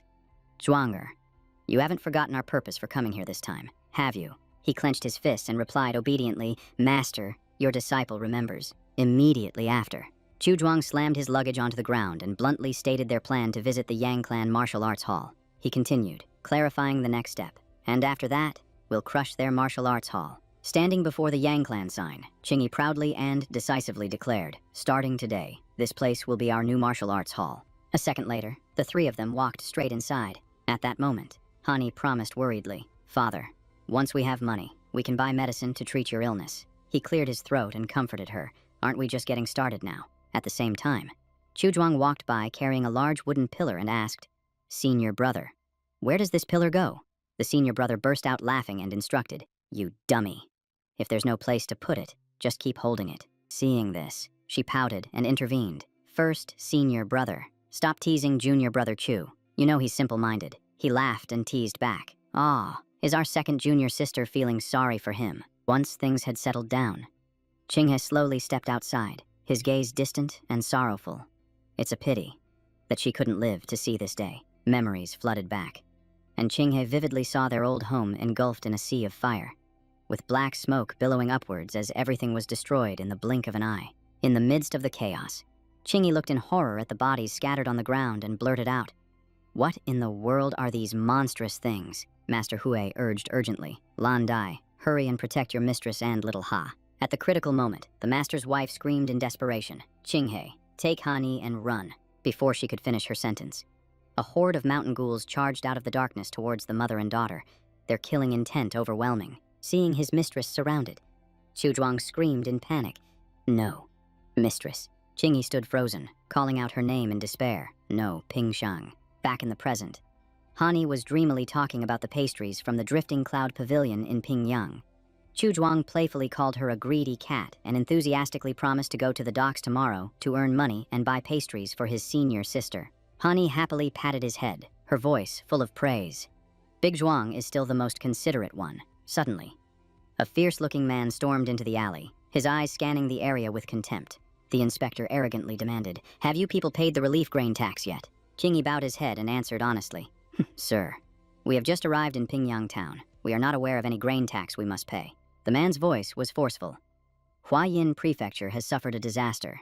The magistrate of Cheozhou County is taking in refugees, so he has ordered every household to contribute relief grain. Hani immediately retorted, We are from Huazhou County. Your Kaozhou County isn't taking in any refugees. Qinghe frowned with suspicion. All the refugees are right here in Pingyang town. Exposed, the inspector flew into a rage and bellowed, How audacious! You dare to slander a court-appointed official. He slapped Hani across the face and coldly ordered, How dare a commoner question the county magistrate? Arrest her. Cao Trang stepped forward in a rage. You. Lam Dai quickly stepped in to mediate. Sir, my master was once a member of the West Army. Please, show some leniency. The inspector put his hands on his hips and sneered. The West Army. The lowest-ranking member of the West Army is at least a martial master. You're telling me this sickly old man is a martial master? One of his subordinates checked and reported. His aura is only at the martial practitioner level. Hearing this, the inspector changed his tune. Oh, and I thought he was supposed to be a martial master. The inspector glared with contempt. So what if he was in the West Army? This is the territory of Trio Chao County. Everyone here answers to the county magistrate. He waved his hand threateningly. Hurry up and hand over your money and food, or I'll charge you with defying an official order. Stunned, Thanha dropped to his knees and begged, Sir, we just fled here from Hoa Chau as refugees. We really don't have any money. The inspector cruelly kicked the man to the ground and ordered, I don't care. If you have no money, then sell your daughter to get some. Cao Trang gritted his teeth and roared, You corrupt official, I'll kill you. Lam Dai quickly held him back. You idiot. Calm down unless you want to bring disaster upon our master. The inspector shouted, Search the place, and be thorough about it. His subordinates immediately stormed in, rummaging through everything and smashing furniture as they searched. One of them held up a money pouch and reported, In total, it's just a few dozen taels. The inspector took it and sneered. And these poor devils have the nerve to run a martial arts hall. He waved his hand in disgust. Let's go. This place is just bad luck. As they left, Thanha weakly asked, Hani, did you hide our money safely? The little girl nodded and whispered, Don't worry, father, I hid it. Cao Trang clenched his fist as killing intent surged within him. I swear I'm going to kill that corrupt official. Master Hoi Ha reminded him in a low voice. Tranger, calm yourself. Your talent is rare, but your temperament has always been your greatest weakness. He reassured them. Thanha, Tranan, my disciples, what is a small setback like this? It is nothing more than a passing storm. He emphasized, the most important thing remains the challenge match against the Duong Family Martial Arts Hall. That is when you will truly make a name for yourself. Meanwhile, a subordinate asked about their next destination. The inspector laughed gleefully and pointed toward the Ngia Huang district, scoffing that a place so small couldn't possibly have any important people. On another street, a magnificent horse-drawn carriage passed by, causing the townspeople to stop and stare in awe. Inside a tea house, someone asked curiously, What kind of carriage is that? It's so extravagant. The person next to him replied in shock, You mean you don't know what that is? He explained that it was an imperial carriage, which only appears when His Majesty issues a sacred decree. The fluttering dragon and phoenix flags are symbols of the royal family of the Dai Thuan Empire. After hearing this, the crowd began to buzz with discussion. It seemed Bin Duong Town was about to welcome a very important figure. The man who had explained fell silent, his eyes thoughtfully following the road ahead. He froze for a moment, his eyes darting around as he realized the road ahead led directly to the Duong Family Martial Arts Hall, where everything was about to explode, just like the opening scene of a movie. At that very moment, in the training room, Atui was still meditating when a servant burst in and announced, Young Master Luong, the master requests your presence in the main hall immediately. He replied in a calm voice, I'm on my way. He then glanced at his own hand, secretly checking his progress. His bone frame realm was completely stable. The next step was to quiet his mind and achieve a breakthrough. An undeniable wave of joy swelled in his heart. After so many days of hardship, the moment had finally arrived. All of his efforts were about to pay off with the reward he so rightly deserved. Outside, the messenger rode in on horseback, his voice booming as he made a grand announcement. Duong Dong Hung of Bin Duong Town received the imperial decree. Duong Dong Hung and his disciples immediately rose in an orderly line, their expressions full of reverence as they prepared to receive the decree. The messenger unrolled the scroll and read each word with great solemnity. By the grace of heaven, the emperor proclaims, Trio Chau County is hereby abolished. Bin Duong shall be established as a county, and Ngia Huang as a town. The River Control Department and the Demon Extermination Division shall be established, in recognition of the great merit earned by Duong Dong Hung and his disciples for stopping the Demon Mother cult. When Atui heard this, his heart skipped a beat. He understood immediately. The moment had finally arrived. The messenger continued to announce the appointments and generous rewards. Duong Dong Hung is appointed as the head of both the River Control Department and the Demon Extermination Division. He is awarded 100 taels of gold and 3 dragon blood treasure horses. The mention of these treasures sent a shock through Atui. Dragon blood treasure horses were precious steeds that were only ever bestowed by the royal family. They were unbelievably rare. Yet his master was being given 3 of them at once. The decree was not yet finished. The messenger continued to read. Dudu is hereby officially appointed as the county magistrate of Bin Duong County. Finally, the last position was announced. Luong Ku, for his merit in stopping the Demon Mother cult, is appointed to the junior 8th rank in the River Control Department, with an accompanying reward of 100 taels of silver. Atui was overcome with excitement upon hearing his name. Only one clear thought remained in his mind. I'm rich. But it didn't stop there. The messenger read an additional, unexpected reward that caused all the surrounding disciples to turn their heads and stare in shock. A reward given for his contribution of the character composition method. According to the decree, he was to be awarded 1 more dragon blood treasure horse, causing the atmosphere in the hall to fall silent for a moment. Atui could barely believe his ears. He was getting a dragon blood treasure horse. 2. immediately after. The messenger relayed the emperor's admonition. You must all obey His Majesty's sacred decree, maintain peace for the court, protect the realm, pacify the people, attend to the affairs of state, and cherish the common folk. The messenger offered his congratulations and handed the sacred decree to Dong Hung. Congratulations, Master Duong. It will take a few more days for the dragon blood treasure horses to be delivered to your estate. Dong Hung smiled warmly and replied, Please, take your time. Messenger, you must be weary from your long journey. I've already had my people prepare a banquet. Why don't you join us inside to eat, drink, and rest? Time passed quietly. And soon, everyone was gathered around the table as the atmosphere of the banquet grew more relaxed and comfortable. Taking the opportunity, the messenger looked toward Atui and offered his praise. This young man must be Master Duong's 9th disciple. Longku, am I right? He has such an outstanding presence. He is truly a remarkable talent. Atui immediately replied with humility, saying the messenger was far too kind. The messenger cheerfully revealed more, saying His Majesty couldn't stop praising his phonetic method, and that he wasn't exaggerating at all. The dragon's blood treasure horse wasn't the only reward, as in a few months, the Imperial Capital Academy would widely implement this method. The messenger's serious reminder surprised everyone. Once the method's effectiveness was verified, there would surely be more rewards to come, and the rewards were far from over. Faced with such an impact, Dong Hung was stunned, admitting just how powerful it was, while Hua Ti joyfully praised him, and the usually quiet Tu Ku had silently created a massive sensation. Hearing this, Tu Trao spoke up with a playful complaint, asking why his junior brother didn't bring it out sooner, since he had struggled so much learning to read back in the day. Truong Tung just slapped him on the shoulder, laughing uncontrollably. Atui could only sigh helplessly to himself, thinking that this was all thanks to 9 years of compulsory education. Afterward, the messenger continued with the list of personnel appointments. The positions in the Binduong County government had all been filled, and people from the Demon Extermination Division and the River God Bureau were on their way, with the leader of the River God Bureau even being an old acquaintance of Lord Duong. Hearing this, Dong Hung couldn't help but wonder, an old acquaintance, who could it be? The messenger continued his instructions, adding that the provisions would arrive tomorrow, and that Lord Duong would need to handle the arrangements. He closed his eyes and spoke with a hidden meaning, saying His Majesty had mentioned that Binduong County might not necessarily remain a county. It could become Binduong Prefecture. After hearing this, Atui began to calculate silently. Binduong was clearly about to become a very tempting prize.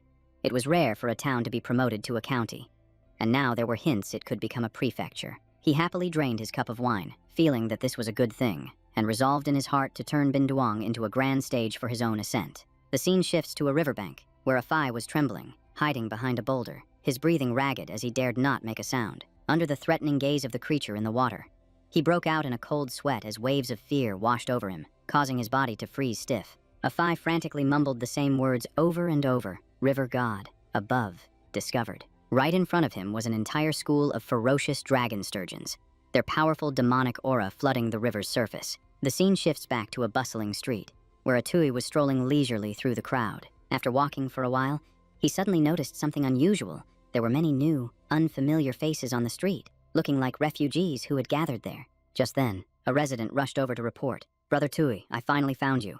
The man spoke in a rush.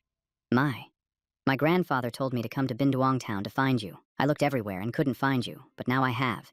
You have to come with me to the council hall right away. Atui paused for a moment, then asked in surprise, Village Chief Tran is looking for me. His voice was filled with astonishment at the sudden summons. At the council hall, the inspector spoke with a stern face. Village elders, I am acting on the orders of the county magistrate to collect relief supplies from you, all to aid the refugees from other counties. This is a decree from the Imperial Court, and I expect your cooperation. A villager, suppressing his anxiety, stepped forward to inquire, May I ask how much grain Inspector Bien intends to collect this time? The inspector announced the levy in a cold voice. 1 measure of rice or 50 copper coins, leaving no room for negotiation. The village chief heard this and immediately protested in alarm. 1 measure of rice or 50 copper coins. How can we possibly afford that? The atmosphere suddenly grew tense as the inspector became enraged, slamming his teacup down on the table. He threatened them bluntly. This is a direct order from the county magistrate. Are you suggesting I should return empty-handed? Afterward, the inspector stood up and lamented the situation. There have been one natural disaster after another. Triuchao County has already taken in countless refugees, and our food and funds are running dangerously low. He glared around the room. You people in Binduong were lucky enough to suffer no losses. What's so difficult about contributing a little more? But inwardly, he was sneering. If I don't squeeze more out of these commoners, what will I have to live on? Just then, Atui stepped forward and spoke up. Binduong County is unharmed because someone stood up to stop the Ghost Mother cult. Not because of luck. We can set up tents and cook porridge for disaster relief. What does the esteemed official think of that? Seeing Atui appear, the villagers immediately cheered with joy, calling his name. Atui is here. This is great. We're saved. Exposed in front of the crowd, the inspector furiously shouted, "You brat! Who are you to interfere? Are you looking to die?" The village chief quickly stepped forward to mediate. Inspector Bien. Allow me to introduce him. This young man is the hero of our Nghia Hung district, a disciple of Master Duong, the guardian of Bin Duong town. Hearing that title, the inspector was stunned and stammered. Master Duong, Duong Dong Hung. The weight of that reputation made him hesitate. How could a disciple of Duong Dong Hung be in this tiny place? That was a name being mentioned constantly in the imperial court. The inspector reluctantly reined in his imposing aura, but still growled. So what if he's a disciple of Master Duong?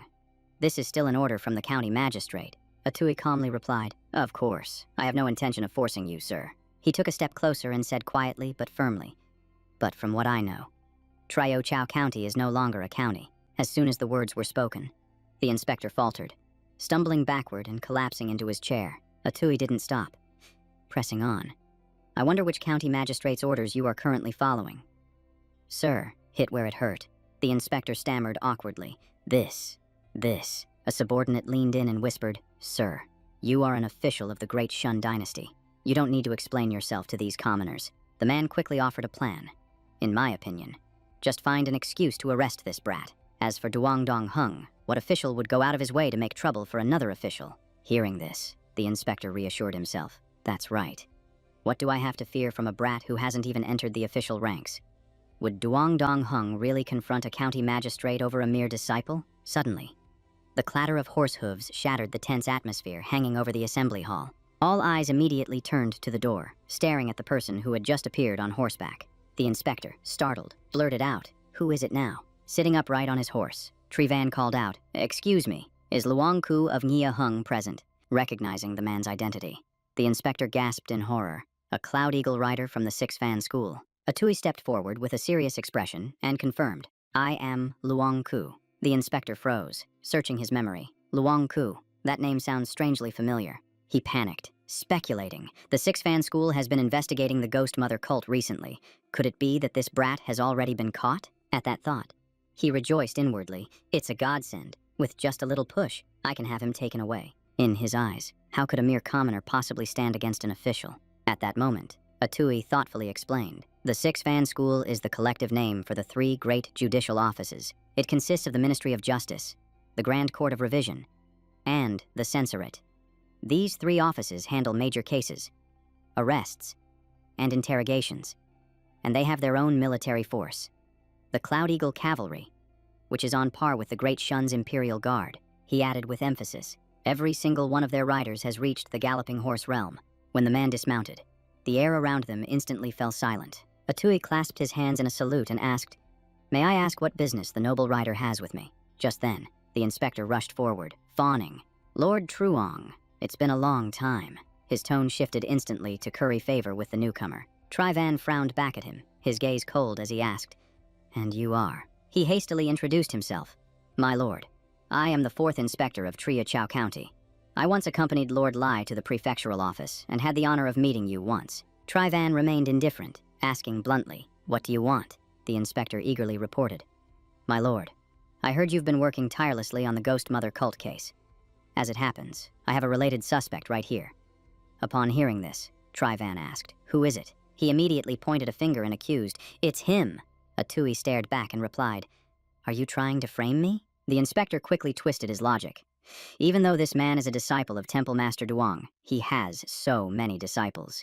It's perfectly reasonable that one could be manipulated by the Ghost Mother cult. Trivan tilted his head and asked, "So, Inspector, how do you think this person should be dealt with?" He suggested excitedly, "My lord, just hand him over to me for imprisonment first. I'll use every method of interrogation to be sure I can dig out where his gang is hiding." Trivan looked up and laughed out loud. The inspector grew more and more awkward as he stood there, hearing only one word.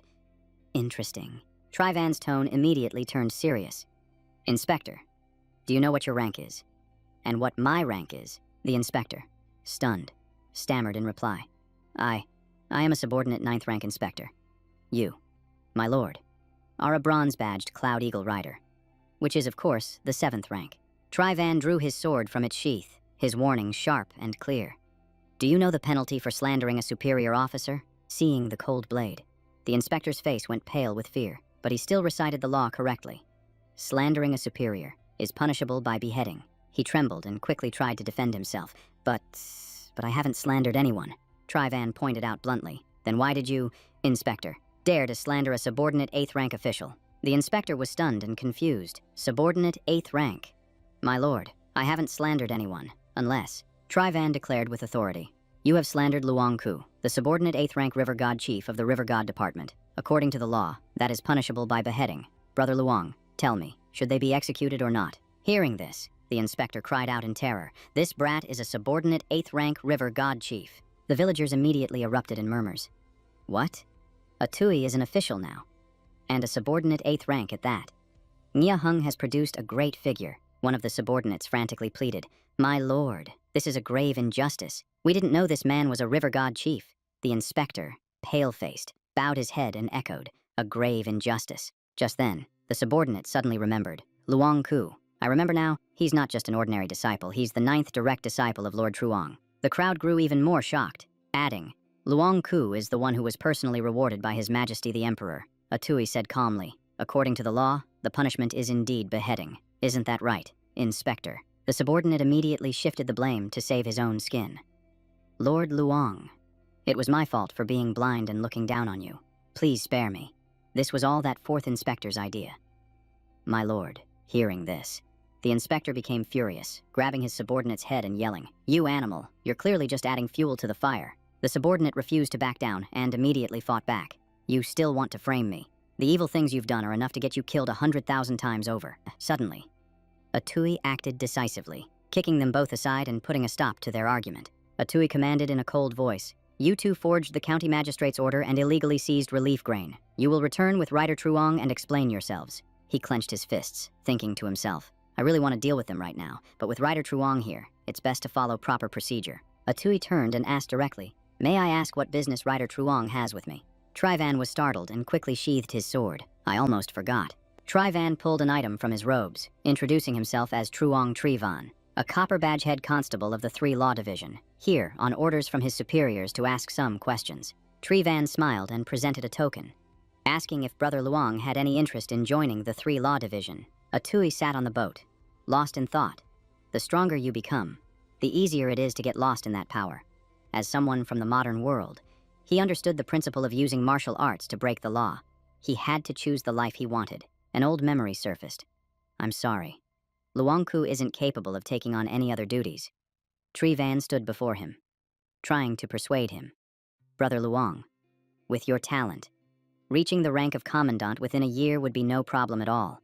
Are you sure you won't reconsider? Atui replied without hesitation. I'm sorry, Commandant Truong. Atui, why are you refusing? Atui, don't be a fool. Take it back. Take it back. The flashback was cut short as he held firm in his decision. Taking on a new profession would only be for more options in treasures and cultivation techniques. And he already had plenty of techniques from the River God's office and his master. Atui made a firm decision. As for treasures, the bottom of the Huai River was full of natural wonders. He should go check out the place Afai had mentioned. Deep beneath the water, bubbles gurgled to the surface, where the slightest sound was enough to break the heavy silence. Atui swam silently onward, thinking to himself that he'd already swam 4 miles and it was still so far. The farther he got from the shallows, the more dangerous it would become. I have to be careful. Suddenly, he spotted the shadow of a fish darting past. Its expression panicked as if it were fleeing from something behind it. Atui followed its gaze, his eyes locking onto the area behind a large boulder. He scanned the area and froze at the sight before him. This situation was beyond his expectations. Atui watched the school of writhing sturgeon and quickly concluded that normal sturgeon only grow to a maximum of 3 meters. With this size and aura, they were clearly essence demons. While he was still thinking, the system panel suddenly appeared before his eyes. A notification appeared on the panel. Dragon worm aura detected. Atui's expression changed slightly as doubt rose in his heart. A dragon worm aura. Is there really a dragon at the bottom of the Huai River? He immediately shook his head, denying the thought. No, that's not right. A dragon worm is not a true dragon. Atui reconsidered. It seemed more likely that the dragon worm was just a mutated offshoot. When he caught a glimpse of the flood dragon's true form, he immediately became vigilant. A great demon king in its lair. This is a high-level dungeon. I absolutely can't touch it right now. With that thought, Atui silently retreated, slowly moving away from the area where they were gathered. As he left, he considered his next step. Asking his master for help would be the safe option, but he had only just become a disciple. He couldn't just bother him over anything. In the end, Atui decided to return to Binduong County first. Today was the day his senior brother was breaking through his barrier, and he couldn't be late. The scene shifts to a deep forest where a giant worm twists and growls, its malevolent aura flooding the area. Facing it was Cao Trang. He clenched his fists, ready for battle.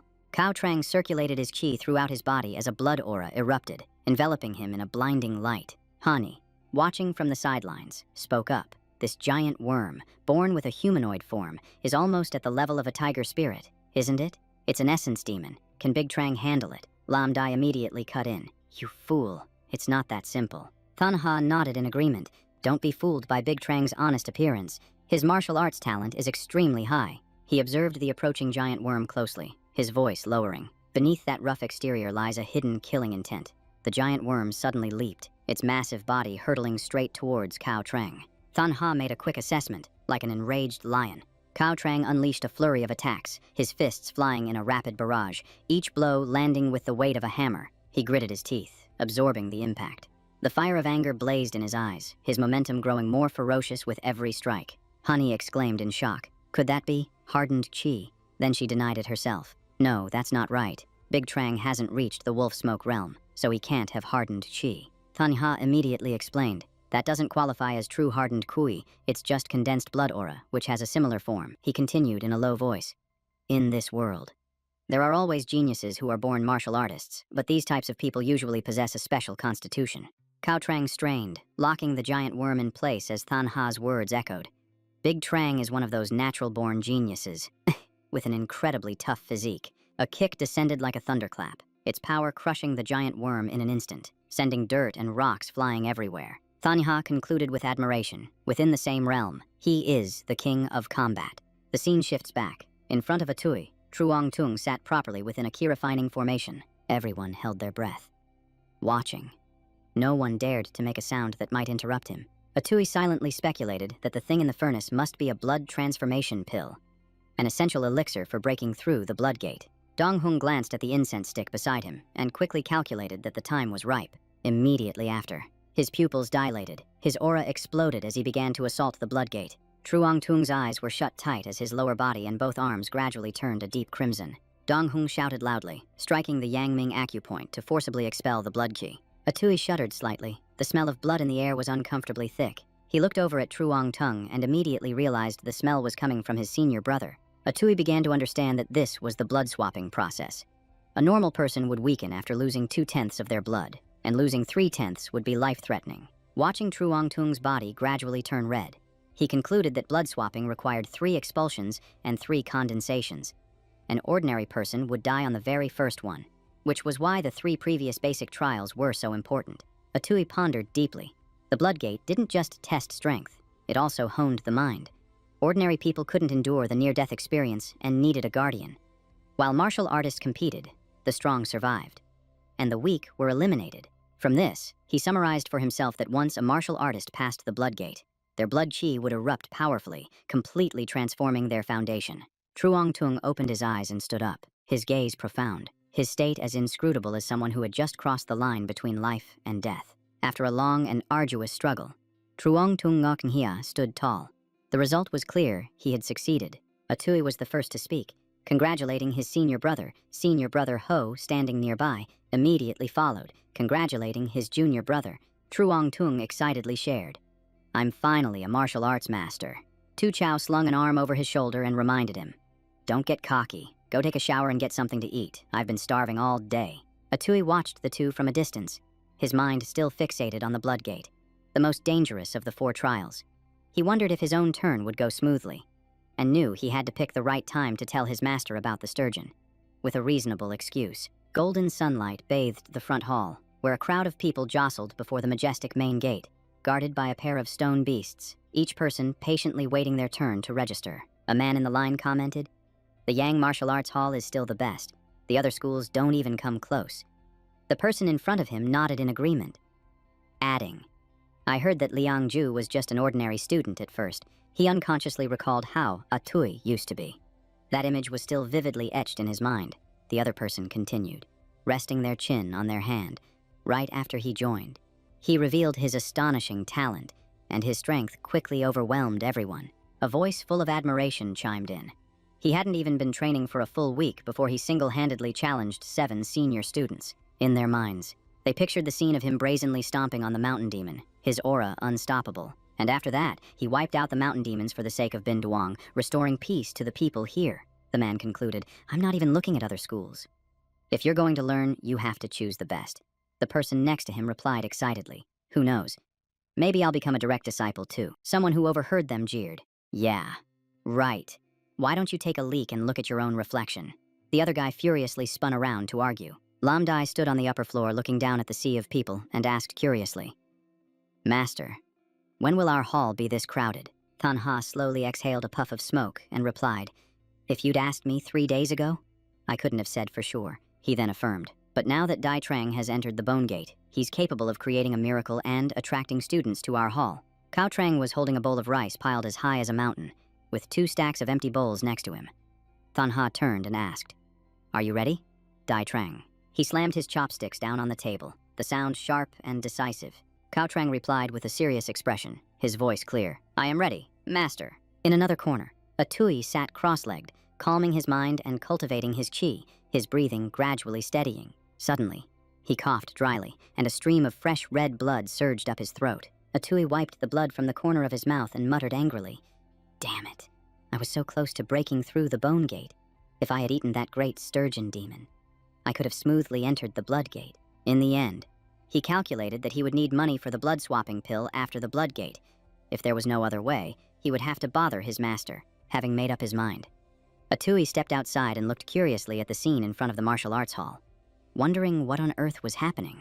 The registrar called out continuously, Next person, his voice a monotonous, unending drone. Just as he finished speaking, a tall figure approached, causing the registrar to stop short. Cao Trang asked with a cold expression, Is this the Yang Martial Arts Hall? Someone behind him holding a wooden sign snapped impatiently.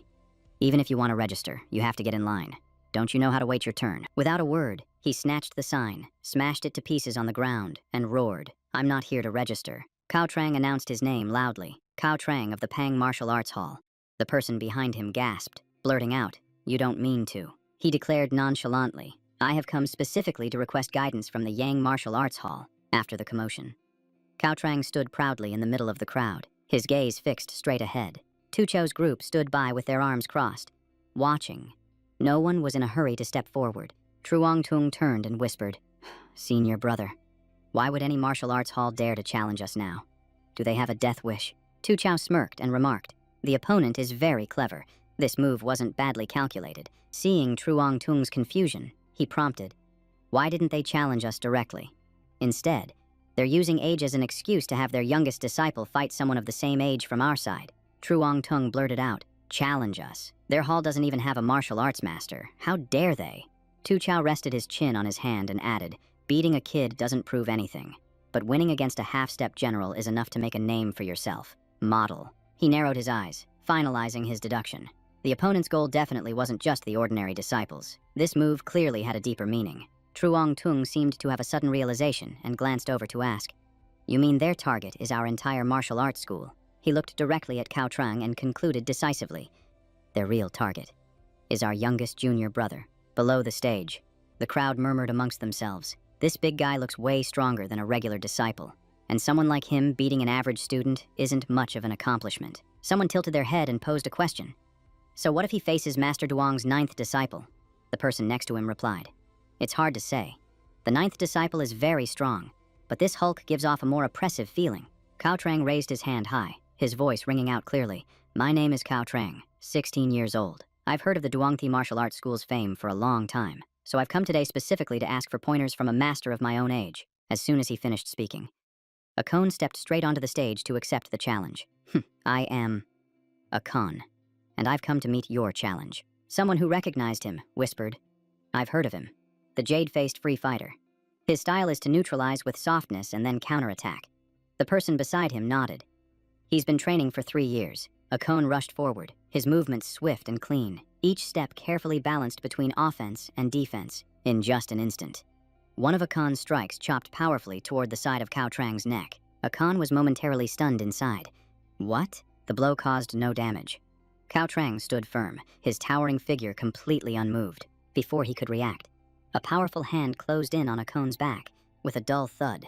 Akon was struck down, lying motionless on the fighting stage. Cao Trang showed no emotion, simply stating coldly, "Next." Hua Bao witnessed the entire exchange. His hands clenched tightly, his eyes judgmental. How arrogant. Someone recognized him and broke into a cold sweat, whispering, "Hua Bao, Lai Hua Bao, the strongest among the ordinary disciples, a dual-gate martial artist." After a few exchanges, Hua Bao's fate was no different from Akon's. Hua Bao fell backward onto the floor, his heavy body lying still. Staring at Cao Trang, everyone thought in horror. To defeat a dual-gate martial artist in one move.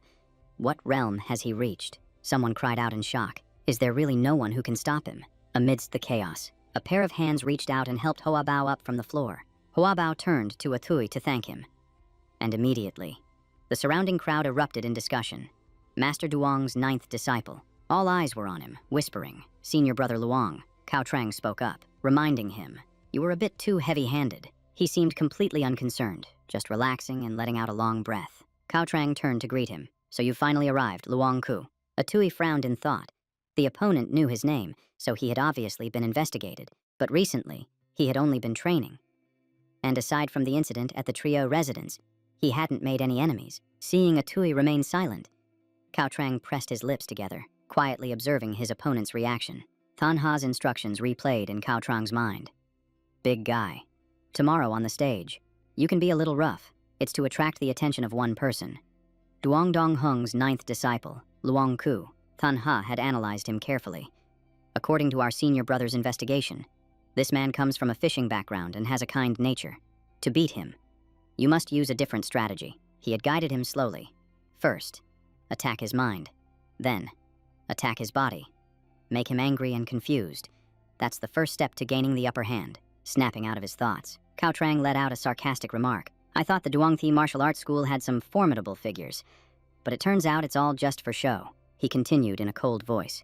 "Today, I will teach you posers who call yourselves martial artists a lesson." Atui was unfazed, retorting frankly, "I hope your skills can match your big words." He stepped forward into a stance. "Luong Ku of the Duongthi Martial Arts School, please, instruct me." Cao Trang clenched his fists, and his blood energy erupted, enveloping his entire body like a raging fire. Senior Brother Ho observed from above and concluded, "That old man really is a deep schemer. That big guy has an innately powerful physique. His blood energy is so intense it's almost like a protective aura," Lu Kuang calmly added. "But they've miscalculated one crucial point." Cao Trang lost his patience and immediately accelerated, charging straight at Atui. He roared a challenge. "Let's see if you're really as good as the rumors say." He stood still as if rooted to the spot.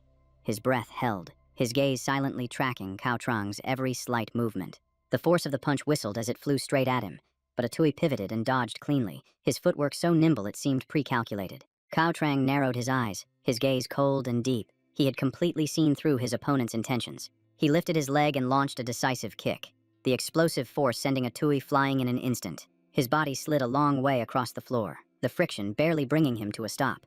Cao Trang clenched his fists, the corner of his mouth curling into a contemptuous sneer. It seemed his opponent's strength wasn't enough.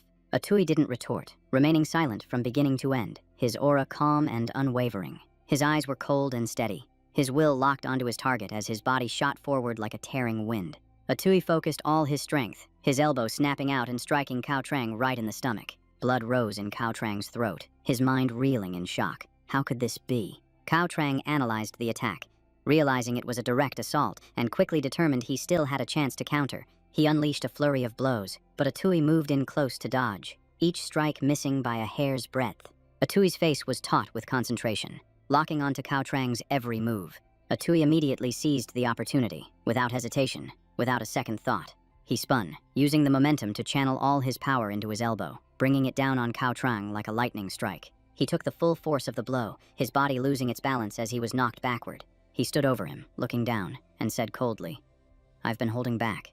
Just admit defeat." You're no match for me. He pushed himself up, retorting with confidence. You really are strong, just like me. Cao Trang clenched his jaw, his determined gaze fixed on Atui as his aura surged. He unleashed his power, his energy boiling over. It was clear he still hadn't used his full strength. Senior Brother Ho watched in stunned silence, a suspicion rising in his mind. Could this be heaven-born strong bones? In the stands, Thanha turned to Dong Hung and asked, Brother Duong, what do you think of this disciple of mine? He nodded slowly and remarked, Heaven-born strong bones. His second gate is like a fourth gate. Brother Bang, you are truly fortunate. Thanha glanced over probingly and warned in a low voice, Brother Duong, your disciple could be in mortal danger next. Perhaps you should call a stop to this. Dong Hung remained calm, his gaze profound as he replied, Just keep watching, Brother Bang. He smiled confidently, his voice firm. What comes next will be quite spectacular. On the stage, Cao Trang stomped his foot hard, making the ground tremble and sending shattered stones flying as if in fear. Cao Trang's aura blazed as he declared loudly, With my heaven-born strong bones, this unshakable power is my monstrous advantage. Atui looked down at the broken pieces of stone rolling to his feet, his expression unchanged. In a burst of fury, his eyes turned bloodshot as he roared, You might get hurt because of this. Cao Trang threw a decisive punch, his will set on the outcome, but I have a reason I cannot lose. A blinding light tore through the space, and shattered energy burst outward, as brilliant as hellish fireworks before everyone's eyes. Thanha chuckled softly, concluding to himself, He's won. But in the next moment, he froze, his eyes fixed on the scene unfolding before him. As the dust settled, the stage was covered in a web of cracks, with no one in sight. Across from him, Cao Trang trembled as he heard Atui's voice say, Heaven-born strong bones. The boy's small hand gripped him tightly, his voice dropping low. Sorry. Atui stated in a low, firm voice. I have heaven-born martial bones. A newborn baby cried. Cao Trang's fate seemed to have gone wrong from the very beginning. His large body caused a difficult birth, leading to prolonged hemorrhaging, and the midwife had no choice but to cut his mother's womb open to deliver him. He stood silently before the still body on the ground. At 5 years old, Cao Trang lost his father in a mountain accident. When he was found, only half his face remained. Rumors spread, and he was truly seen as a cursed star. A hateful crowd surrounded him, relentlessly throwing rocks and stones, their curses raining down on Cao Trang. Monster, cursed child, as if trying to erase his very existence. Get out, you've cursed your own parents to death. He was locked behind the cold bars of an iron cage, his eyes gazing out with a longing for freedom. When Cao Trang was 12, a drought spread through the village, and the village chief, Baba, concluded that he had offended the heavens. He was sold like an animal, forced into back-breaking labor day after day, and still beaten without mercy. The chief called it atonement, but he didn't even understand what his sin was. Cao Trang gritted his teeth and endured, the tears of his childhood falling silently. He didn't understand what he had done wrong, or why he was the one who had to bear the sin. A group of men with blades suddenly swarmed the village, engulfing it in blood and fire. Cao Trang never got the chance to hear an explanation. Mountain bandits had come and slaughtered all the villagers. The shackles on Cao Trang's body were removed. Freedom came from the bandits. His life was twisted, but it was easier to breathe than during his days of imprisonment. One of them stepped on him, stuffing his mouth while discussing selling him to the Zhao mansion for money. The man next to him laughed excitedly. That silver will be enough to spend for a while. A body like this is worth at least 5 taels. Cao Trang bit his lip and resigned himself to his fate, his heart filled with despair. He thought his life would forever be shrouded in darkness like this. Amidst the chaotic sea of flames, the heroic figure of Thanha appeared. His master and senior brother had arrived just in time.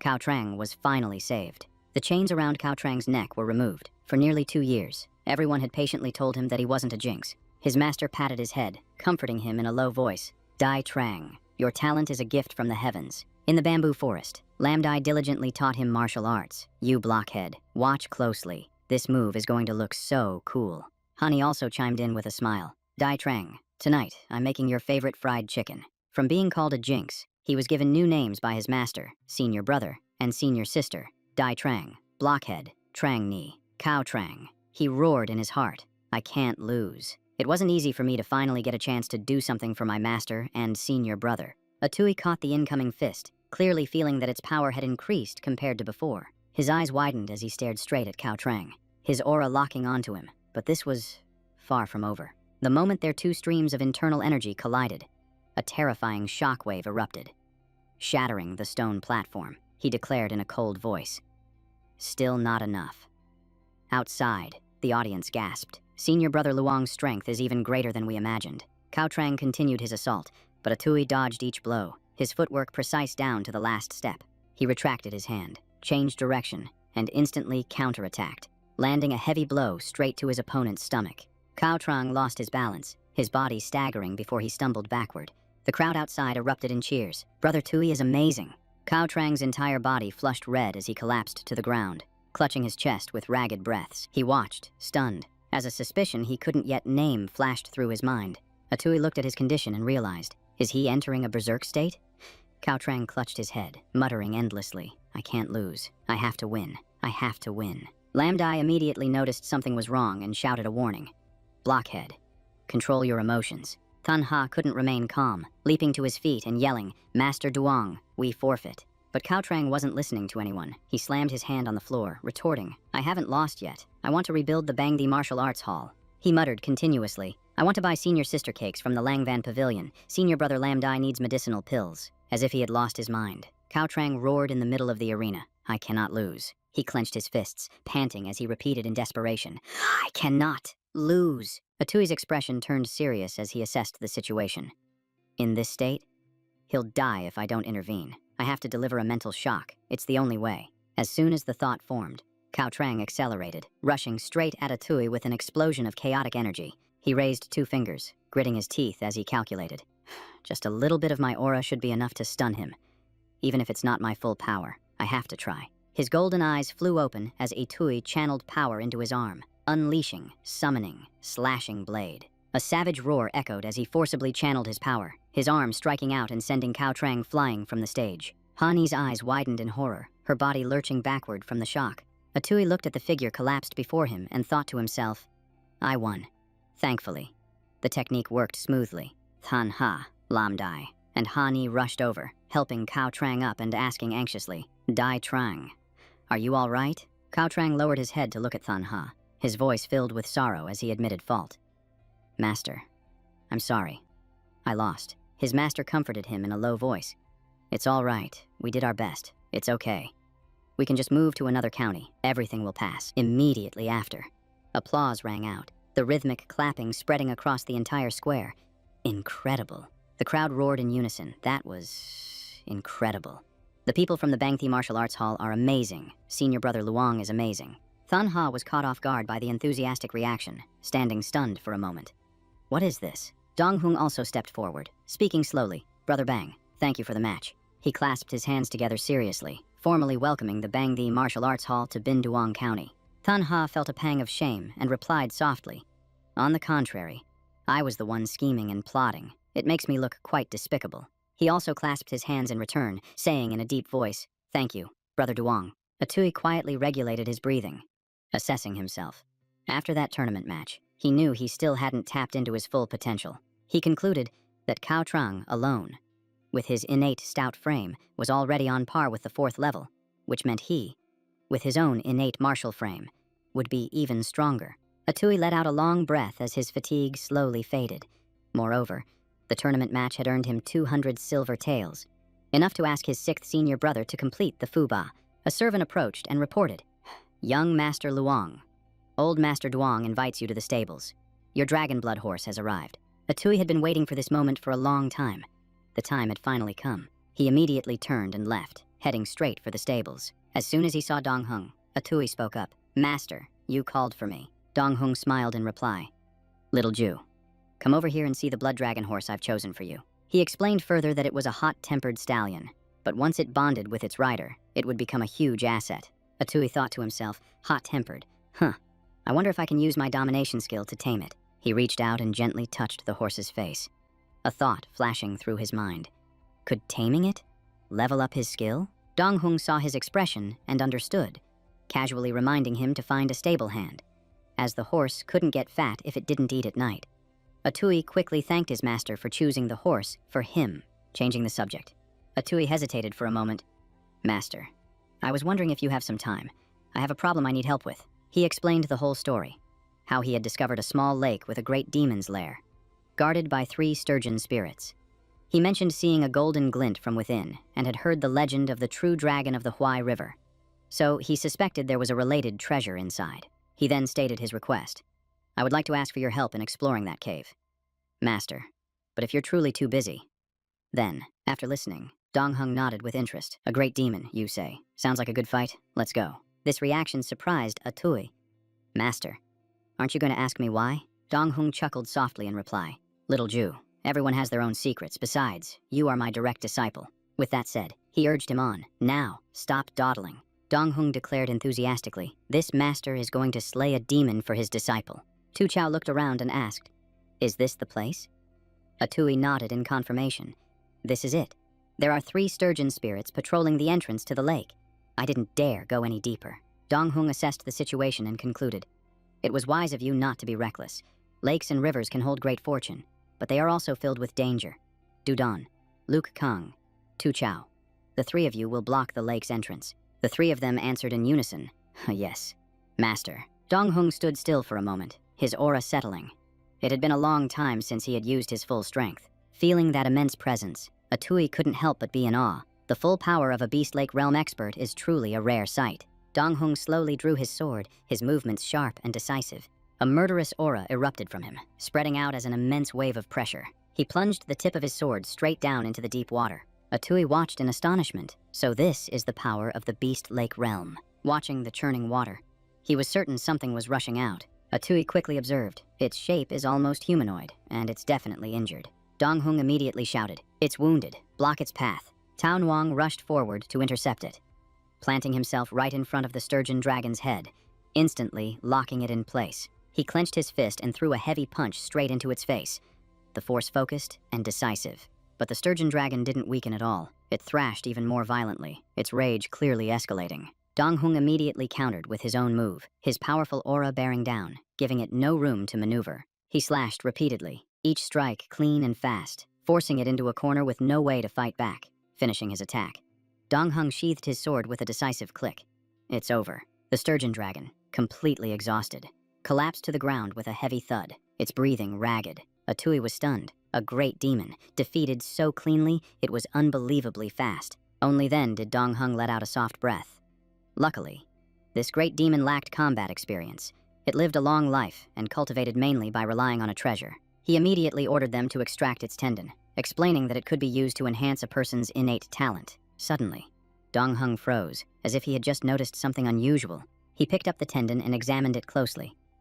It's supposed to be milky white. Why is it golden? Could this be a dragon tendon? At that exact moment, the system panel appeared, draconic aura detected. The legends of the Huai River have always spoken of a true dragon. Because sturgeons resemble dragons, they were called sturgeon dragons, and fishermen considered them a good omen. Donghung never expected to find a real dragon tendon on a sturgeon dragon.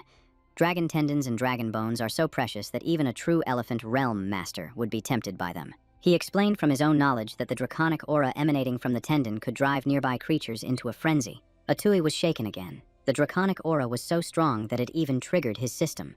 The system displayed the words, "Draconic aura detected." Donghung immediately urged them forward. Let's go. There's definitely a treasure down there. Let's go. Take a look. Deep beneath the water, bubbles swirled up in large clusters, creating a scene that was both strange and beautiful. Atui glanced around, observing that the great demon was gone. It must have been scared off by Master's aura. He couldn't stop wondering, is this the lair of a great demon? The bottom of the Huai River is truly full of strange things. Donghung affirmed in a low voice. That must be a treasure. He then discovered more traces. Could this be a dragon skeleton? Donghung felt more at ease. If it's a dragon skeleton, then a dragon tendon makes sense. Tu Chao exclaimed in awe. My God, with a treasure like this here, even masters of the true form realm would go crazy for it. Atui quickly assessed the situation. This sturgeon must have been constantly absorbing the residual power within the dragon bones to grow so powerful. Donghung reported joyfully. In a few more months, this sturgeon would have absorbed everything and returned to the wild, making it very difficult to find. Tu Chao sighed. Junior brother, you're really lucky. Atui replied hesitantly, it was all thanks to a Phi. Donghung then prompted, all right, let's head back. He stated the plan directly. We're going to divide the dragon tendon. The fish was placed on a large cart and hauled away heavily, its wheels groaning under the weight. Donghung divided it clearly. Master and mistress will cut the fish meat into 3 portions. 1 portion will be stored in the cellar of the estate. The disciples' mouths watered at the sight. 1 portion will be kept at the martial arts hall for the apprentices to use, to help strengthen their vitality. And for the final benefit, The last portion was reserved. The rest will be distributed to the refugees to help everyone get through the winter. Atui looked at his reward. He was given a 2-zhang-long piece of the dragon tendon, while his master only took 5 zhang. The dragon bones were given to the 6th senior brother to forge weapons for them. He admitted that even Aoi would find it hard to resist the sensation caused by the dragon's aura, which made Atui even more curious. Come on, let's see what realm this dragon tendon can take me to. Without another word, he didn't hesitate and directly ate a piece of the dragon tendon. The system continuously announced, water essence plus 1090, water essence plus 1030, water essence plus 1985. A moment later, Atui felt a burning heat on his back, as if he had just broken through the blood gate. The system indicated that by absorbing a bit of the dragon's aura, he had obtained a Yinglong tattoo. Atui carefully observed the pattern that had appeared on his back. The burning hot lines spread out. This was the legendary Yinglong tattoo. The system immediately updated. Cloudborn Yinglong, roaming the 6 voids, first level unlocked. Atui's body trembled violently as life force surged within him, and new streams of power were constantly being born. The space around him distorted and then collapsed, pulling Atui into a completely different dimension. Before him was a scene of chaos. Children were wailing, and the overlapping sounds were suffocating. A rain of arrows fell relentlessly, piercing through the air towards the defenseless civilians. Atui witnessed the catastrophe firsthand, and an epiphany echoed in his mind. Roaming the 6 voids, above and below are ever-changing. Hardness and softness intertwine. His body fell, landing on a high rooftop amidst the chaotic scene. Even Atui was bewildered, looking around in confusion. Why did I appear here? The system's notification rang out. Favor of the river plus 0.1. Atui stared in shock at the number before him.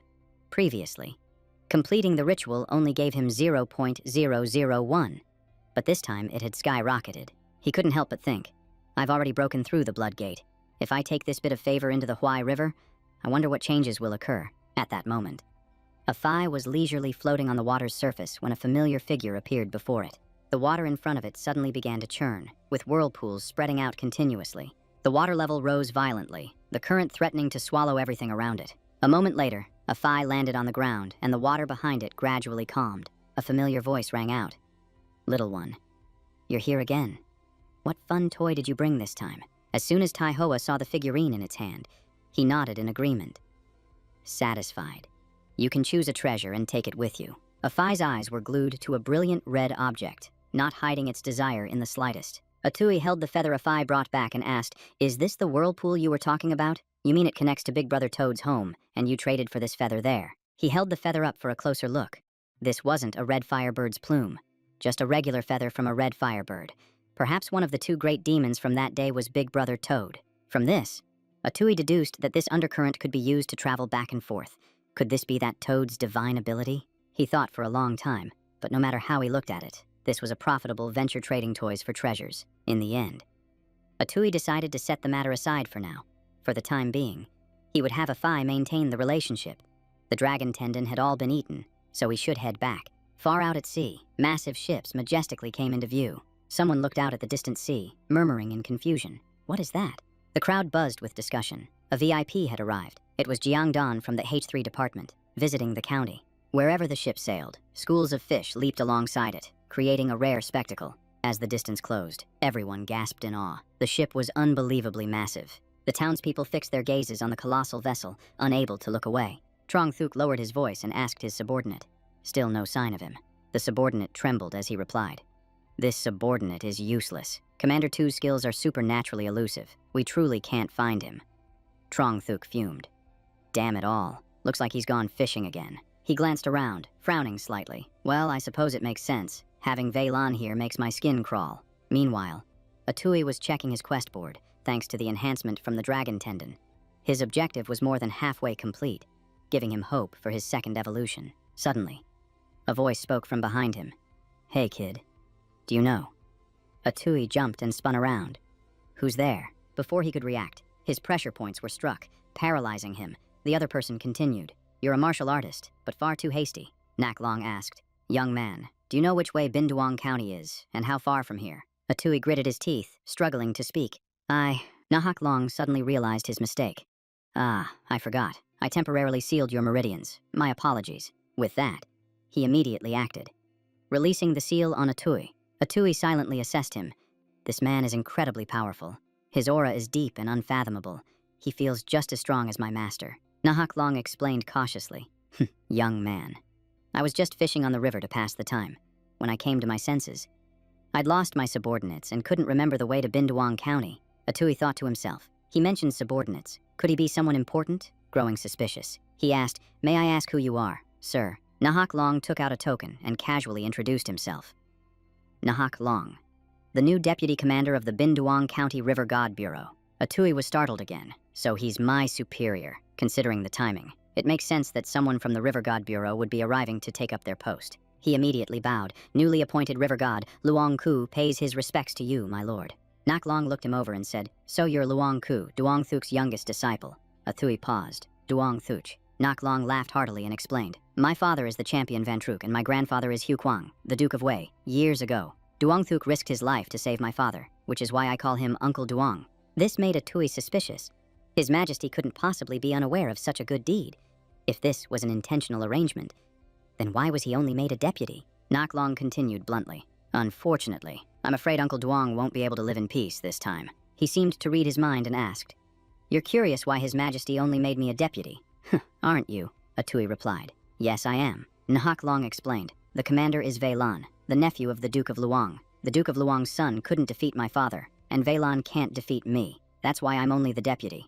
Atui immediately understood. This was the Emperor's way of balancing power. But he still didn't understand. Then why would the Duke of Luong make it so my master can't live in peace? Nahak Long stated grimly. "The death of Duong Thuk's second son is connected to the Wei family." "Elsewhere?"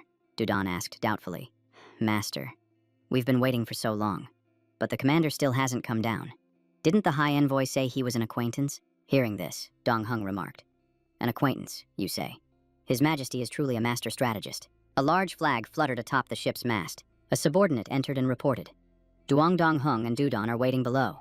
"My lord, what are your orders?" The high-ranking official asked coolly. "Duong Dong Hung, Veilan, commander of the River God Bureau," replied decisively.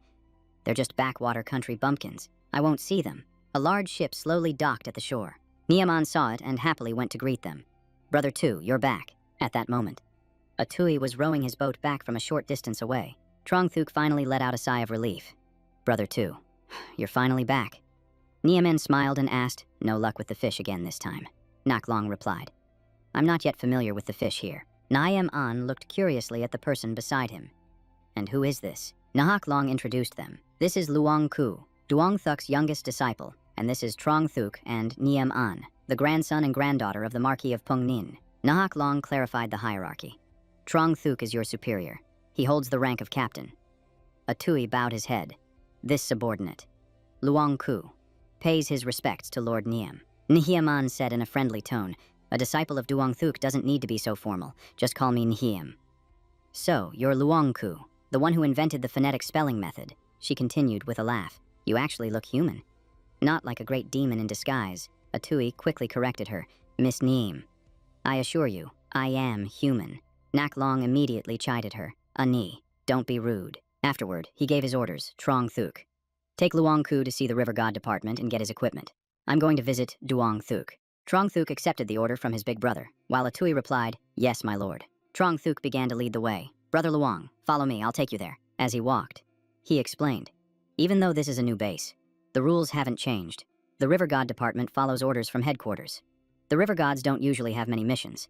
We mainly patrol the shallow waters." Trong Thuk pointed things out in detail. "This is the records room. Accepting missions, accumulating military merits, and exchanging them for rewards all happen here." When people saw him, they smiled and greeted him. "Lord Neem, come in and have a seat." Trong Thuk waved his hand dismissively. "No thanks. I'm showing the new guy around the department." Fuck Tho whispered to the others.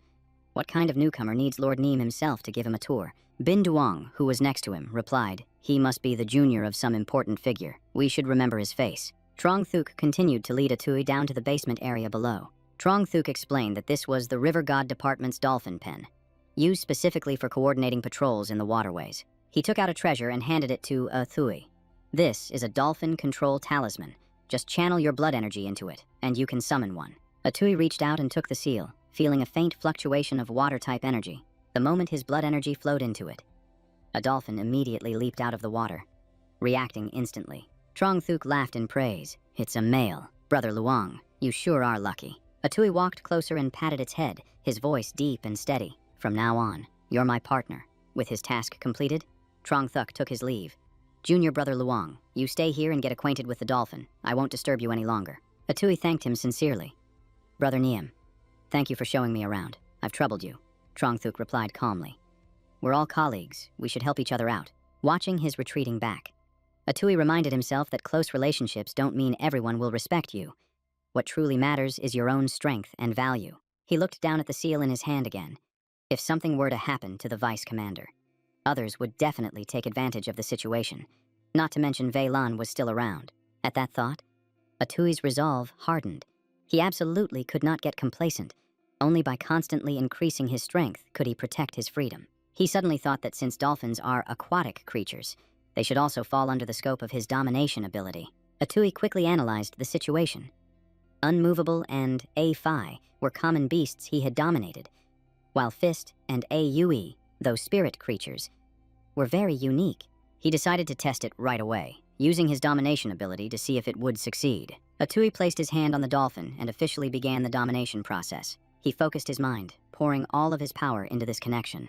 A mark appeared on the dolphin's body in response, a clear signal that he had succeeded. The system immediately announced domination successful. You can consume 1,500 points of water essence to evolve the dolphin into a king dolphin. Atui thought for a moment and then gave it a name. Your head is so round. From now on, I'll call you Round Head. Other dolphins began to surface one by one, gathering around him. Atui received the thought transmitted to him. This is your mate and your child. Do they want to follow me too? This outcome made him incredibly happy. A normal river god was already considered very strong with just one dolphin. Atui laughed. And here I have a whole family of 3. When it was time to part ways, Atui said, Brother Niem, I'm heading home for today. After I take care of some things at my house, I'll officially start work, Trong Thuk replied. All right, see you tomorrow. The market is open in that district, by the way. Atui walked into the bustling crowd, immediately drawing quite a few stares. A broker saw him and immediately complimented his horse. My lord, that's a beautiful horse. What's its name? Atui answered right away. His name is Red Mountain. I named him when I brought him home. The sharp-witted broker asked, Are you here to hire servants?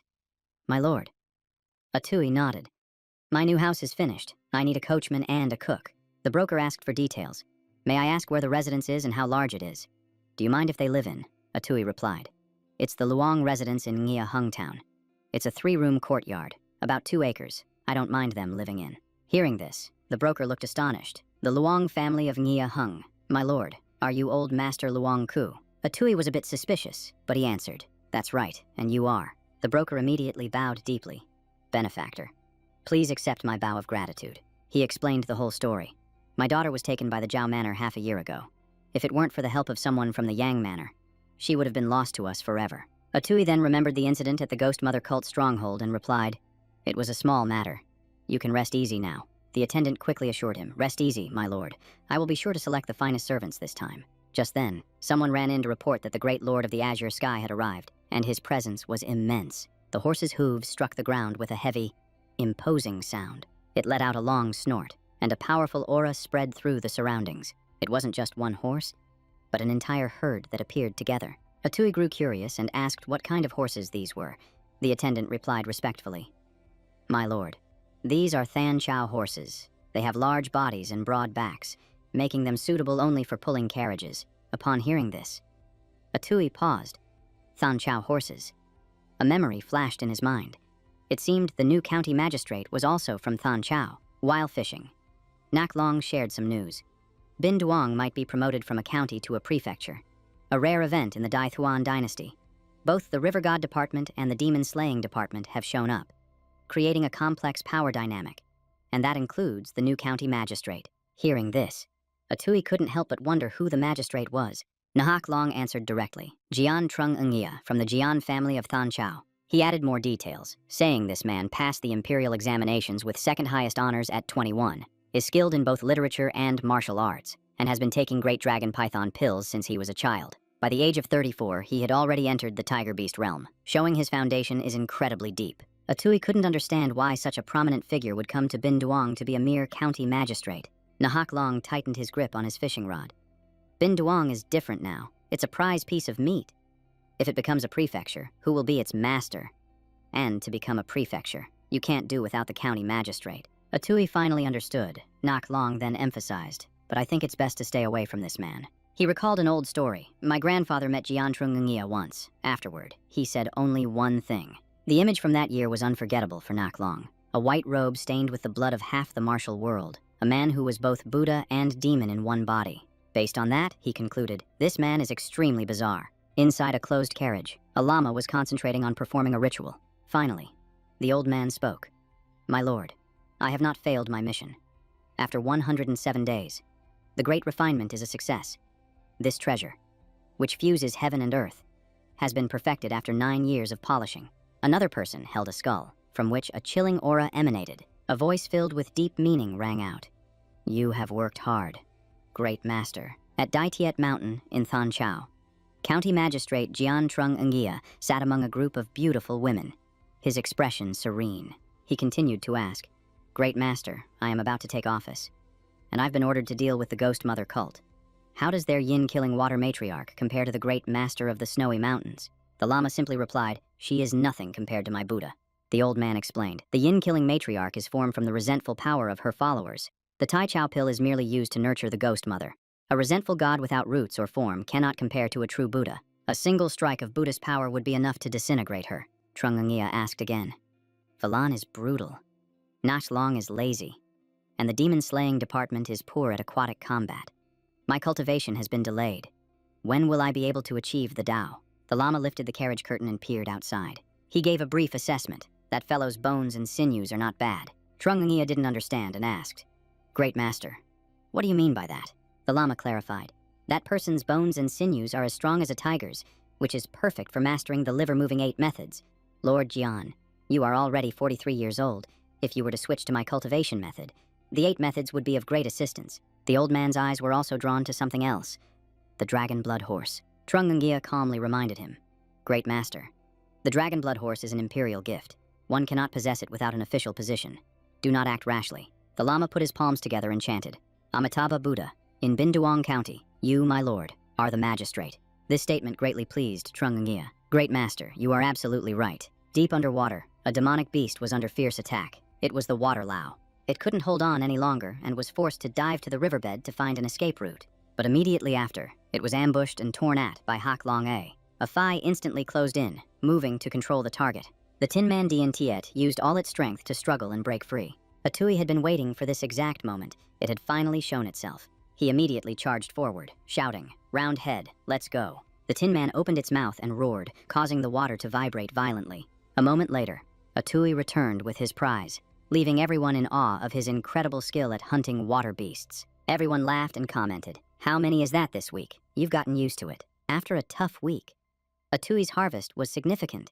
It had been exactly 1 week since he joined the River God Department, and by training Round Head and hunting water beasts, he had earned enough military merits.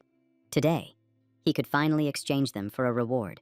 As soon as Thofuk saw Atui, he offered some encouragement. "Lord Luong, your skills are truly impressive." Atui placed his spoils on the table and stated directly, "I'm here to exchange my military merits today." Thofuk held up a record book. "Over the past few days, you've accumulated 10 minor merits, my lord. Here is the exchange catalog. Please take a look." Lord Luong. The page listed the items clearly. Coxcomb fruit. Cultivated by the Grand Minister of Agriculture. Grows in water and ripens over 4 seasons. It has a light, sweet taste. Nourishes qi and blood. Benefits the spleen and kidneys. And enhances martial cultivation. 2 minor merits can be exchanged for 3 fruits. Eating more than 3 a day can cause bloating and reduce its effectiveness. There's also the red maple flower fruit, which nourishes the meridians and invigorates the blood, Thofuk casually added.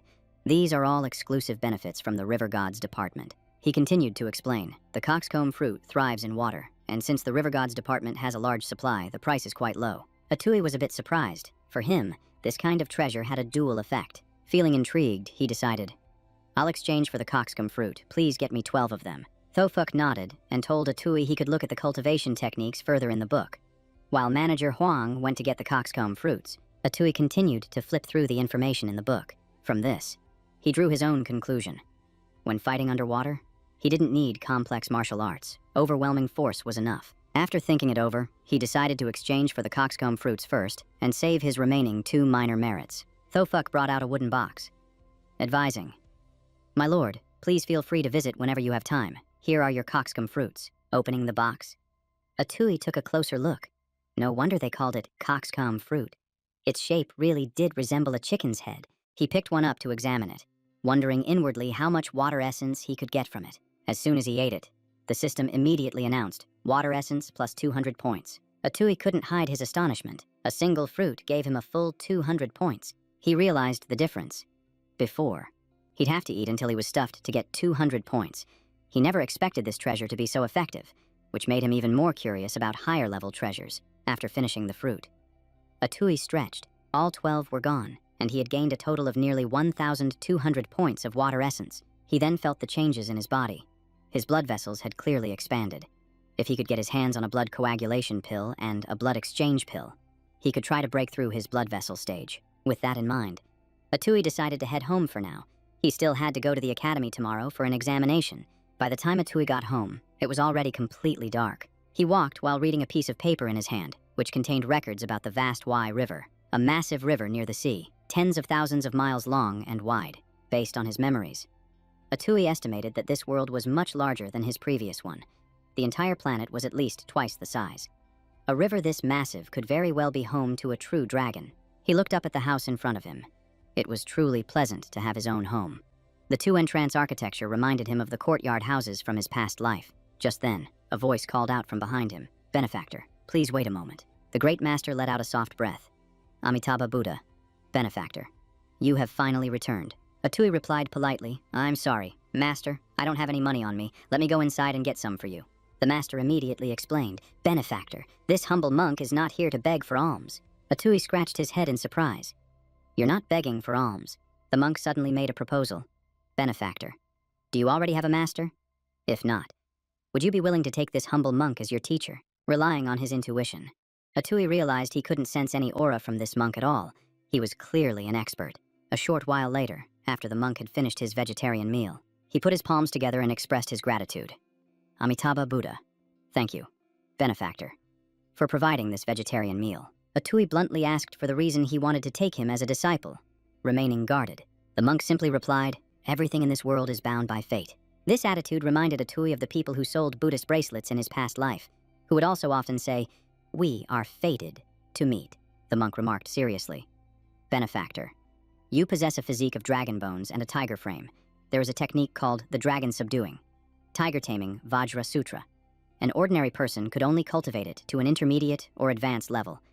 But for you, it is a supreme masterpiece." He continued, "This humble monk can see that you are not yet 20. If you cultivate this technique for 30 years, you can achieve the true form, and perhaps even reach the state of arhat attainment, which is to say, a martial saint." Atui found this hard to believe.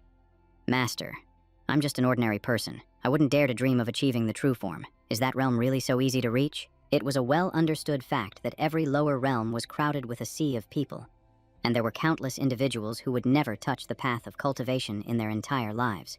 The trials and tribulations of a cultivator gradually accumulate, step by step forging the foundation of the path for each realm. Atui changed the subject.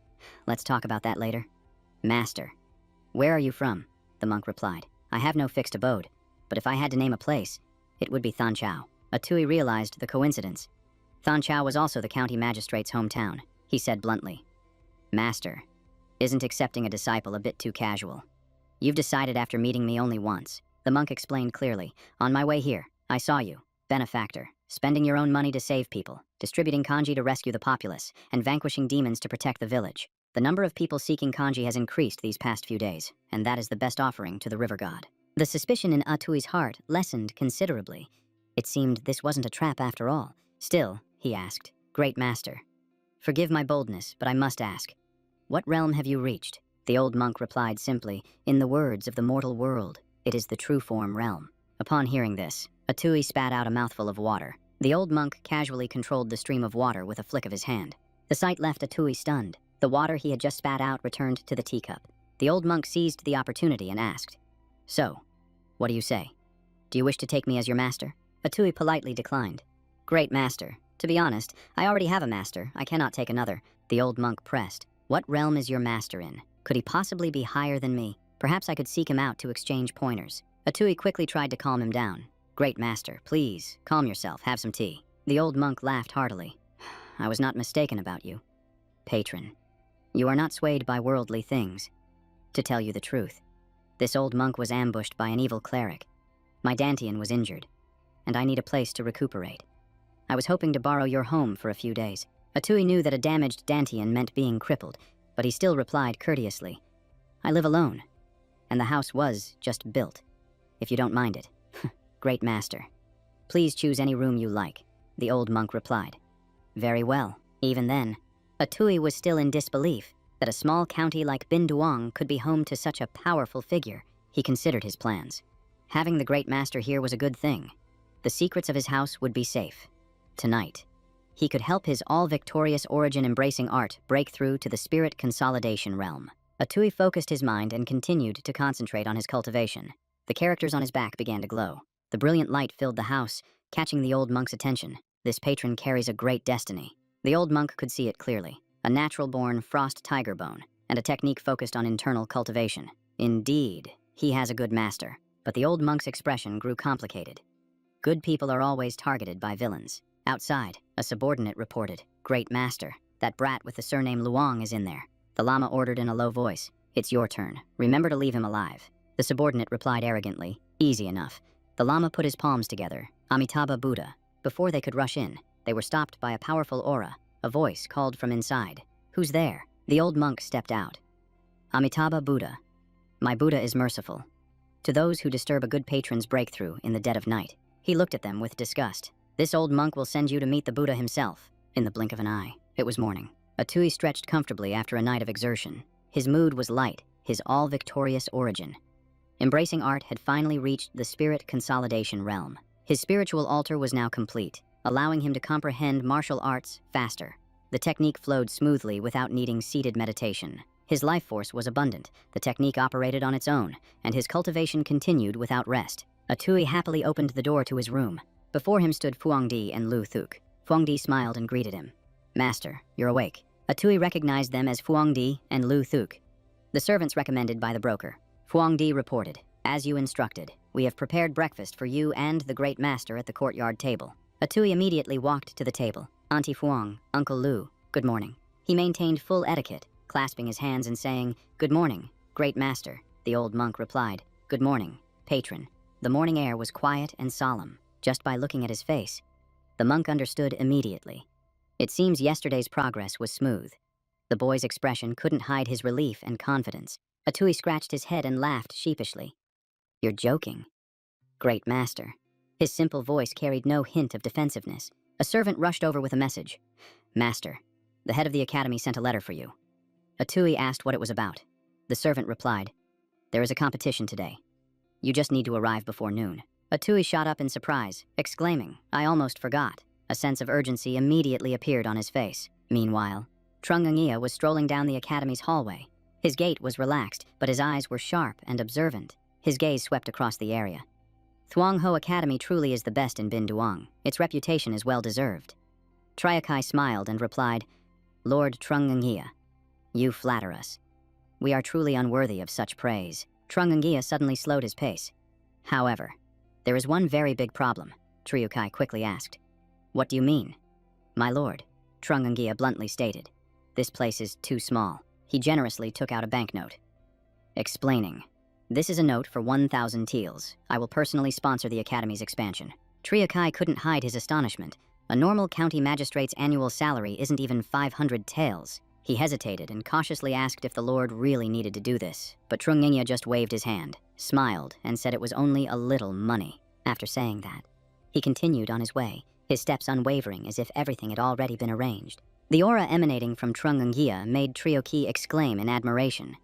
He was truly a young master from a prestigious house. This time, Trungangia entered a classroom, where the atmosphere was quiet and focused. He raised his voice and asked, I've heard there's a genius in this county who invented a phonetic spelling method. I wonder if that brilliant individual is here. Hearing the question, Atui instinctively looked up, his eyes meeting the newcomers, realizing the man's identity. His heart skipped a beat. The county magistrate. Why was he here? Atui quickly stood up and bowed, saying, Thank you for your favor, my lord. This humble one is truly ashamed. Trungia spoke gently. This official did not bring much while out, only a few silver notes. I hope you won't mind. A student's eyes lit up at the sight of the money.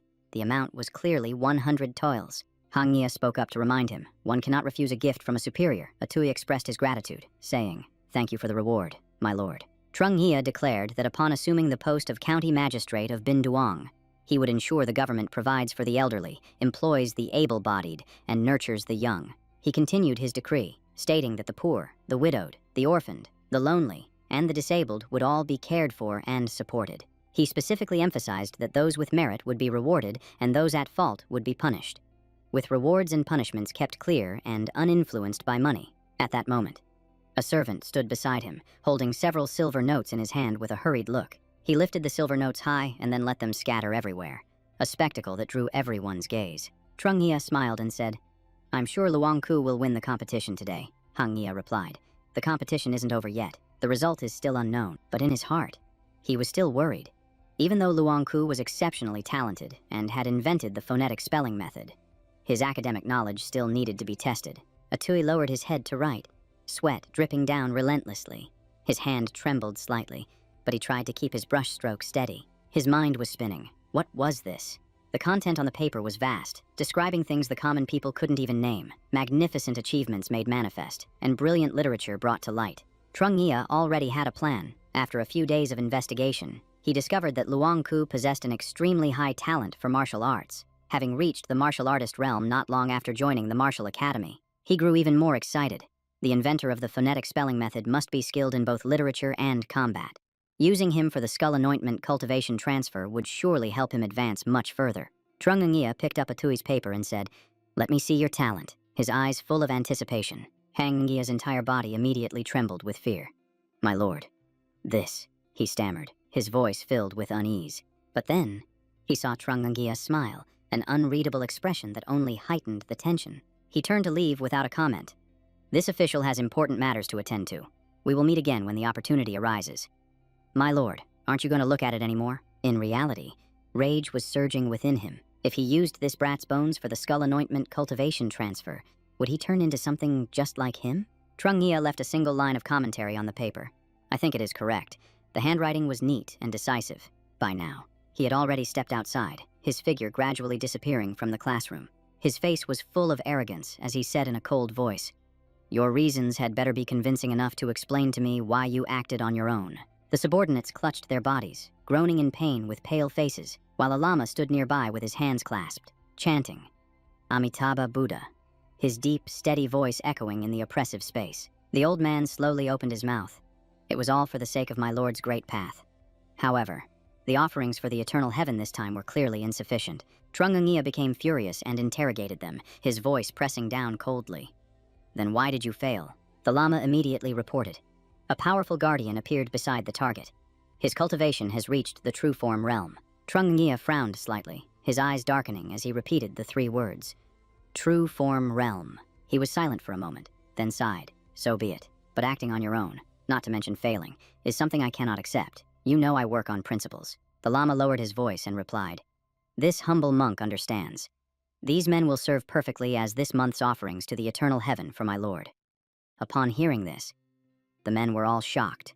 "What?" The subordinates screamed in terror. "No, aren't we on the same side? No." The lama raised a bowl with both hands, presenting it forward and saying, "My lord, please look." Trunghia slowly repeated the words he had once said. "Those with merit will be rewarded, and those at fault will be punished. Rewards and punishments are clear." He gave a calculating smile, his eyes cold, and said, "I am always fair." Someone screamed in panic, "Water monster! There's a water monster! There's really a water monster!" Tears fell onto the fields as a choked voice said, "Everyone is dead. I have to save my mother. I have to go back." The people of Flowing Water Village fled in panic in all directions. Someone yelled, "The River God's Shrine! I have to go to the River God's Shrine to report this." One person muttered incessantly while running, "They're all dead. Everyone is dead." Meanwhile, Atui was training relentlessly, focusing on the 3 main characteristics of the dragon-subduing, tiger-taming Vajra scripture, strengthening his vital energy, forging a golden body, and exorcising evil. He continuously practiced the techniques. The strengthened vital energy improved in quality and accelerated his cultivation speed.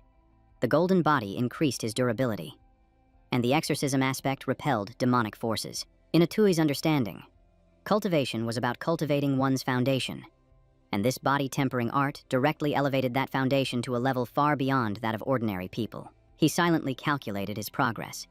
With the victorious origin embracing art to maintain his core and the dragon-subduing, tiger-taming Vajra scripture to temper his body, he realized the Grandmaster's words were indeed true. Atui clenched his fist, confirming to himself that he was now a martial artist, cultivating both internally and externally a perfect and flawless whole. He let out a long breath. Although his training wasn't complete, he could feel the blood barrier breaking, and a breakthrough could happen at any moment. Afterward, Atui took out a vial containing the blood condensation pill and the blood exchange pill, which he had earned with military merits, just waiting for the right moment to break through. After taking the pills, he immediately lay down on his bed to regulate his breathing, which gradually stabilized. Atui then picked up a book to read. It was the reward catalog the manager had specially prepared for him a few days ago.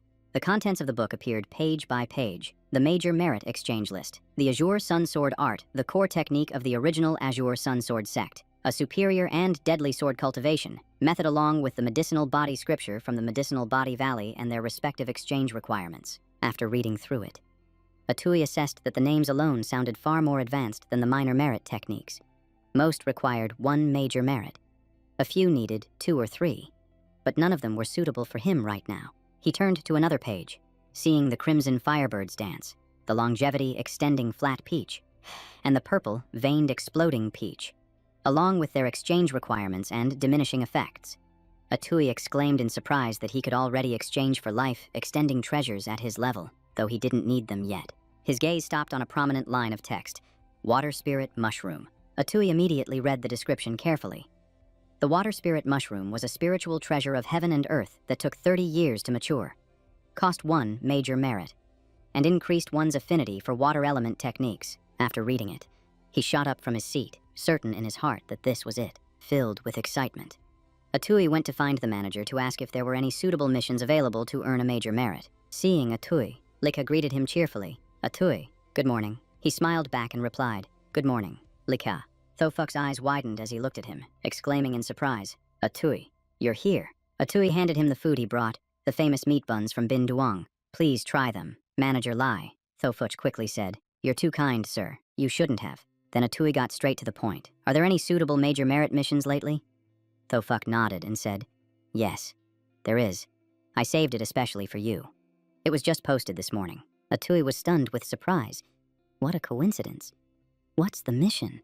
Thofuk lowered his voice and revealed, investigate Tran Authui. Time passed quickly, and night fell silently, blanketing everything in darkness. A beautiful woman appeared under the lights, her face turning every head. A deep sorrow was etched between her brows, the tragic fate of a beauty. A deep love severed, leaving only resentment. The county magistrate, De Truong Van, praised her. Excellent, beautiful, a reward. Sun Yi continued to dance on the stage. Truong Van watched without blinking and remarked with admiration, Gang leader Lu is truly blessed to have such an exquisite concubine. The third leader of the whale gang, Lu Tiet, laughed and replied, it's nothing. If the magistrate fancies her, Xuan Yi can serve you tonight. Truong Van tactfully declined. That wouldn't be appropriate. My advisor would have reservations. After all, she is still gang leader Lu's concubine Toby. Lu Tiet bowed his head and said softly, what are you saying? Sir, little Xuan just told me that meeting you felt like she's known you for a long time. She said she would regret it for the rest of her life if she couldn't serve you. His expression turned cold and dangerous. I am merely fulfilling another's wish. His words were soft, but his intent was sharp. Truong Van laughed heartily. Excellent, advisor. Take note. I was right about gang leader Lu. The atmosphere at the banquet suddenly heated up. Lu Tiet leaned in and whispered, my lord, about my youngest son's patrol duty. His voice was low and urgent. Truong Van frowned in annoyance. Gang leader Lu, we agreed not to discuss business tonight. Don't spoil the mood. Lu Tiet quickly apologized. My fault, my fault. I'll drink this cup as an apology to you, my lord. He then tilted his head back and drained the cup. Truong Van stood up to leave. Advisor, I'm returning to my room to discuss romantic matters with Xuanni. The advisor bowed his head. Yes, my lord. The advisor immediately reassured him. Rest easy. Gang leader Lu, the magistrate always keeps your son's matter in mind. His tone was firm. Lu Tiet nodded in satisfaction. The magistrate has taken it to heart.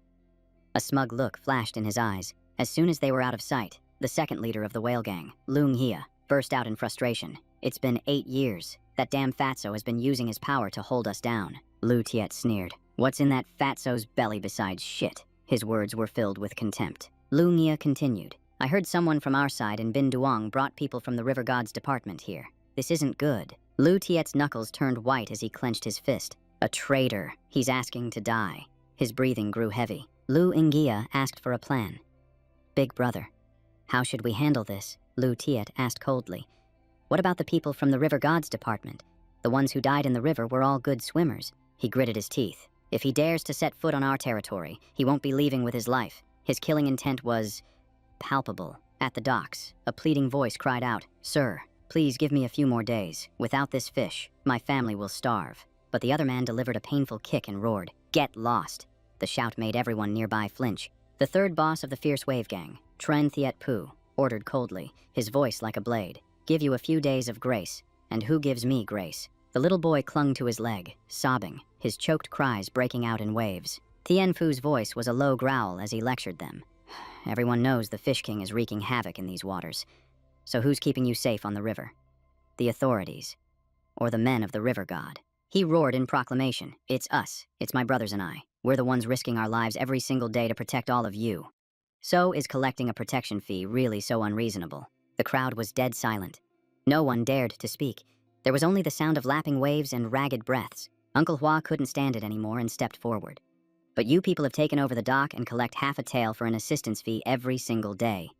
Where are common folk like us supposed to get that kind of money? Tien Pu casually suggested, if you don't have money, then sell your kid to raise it. One child sells for 3 toils of silver, enough to rent a boat and pay off your debt. The little boy immediately started trembling with fear, his face turning deathly pale as if his soul had left his body. Uncle Hua was bursting with anger. What the hell is this Fish King tax? We already give you the biggest fish we catch every day. We can't live like this. Tien Pu flew into a rage at being talked back to.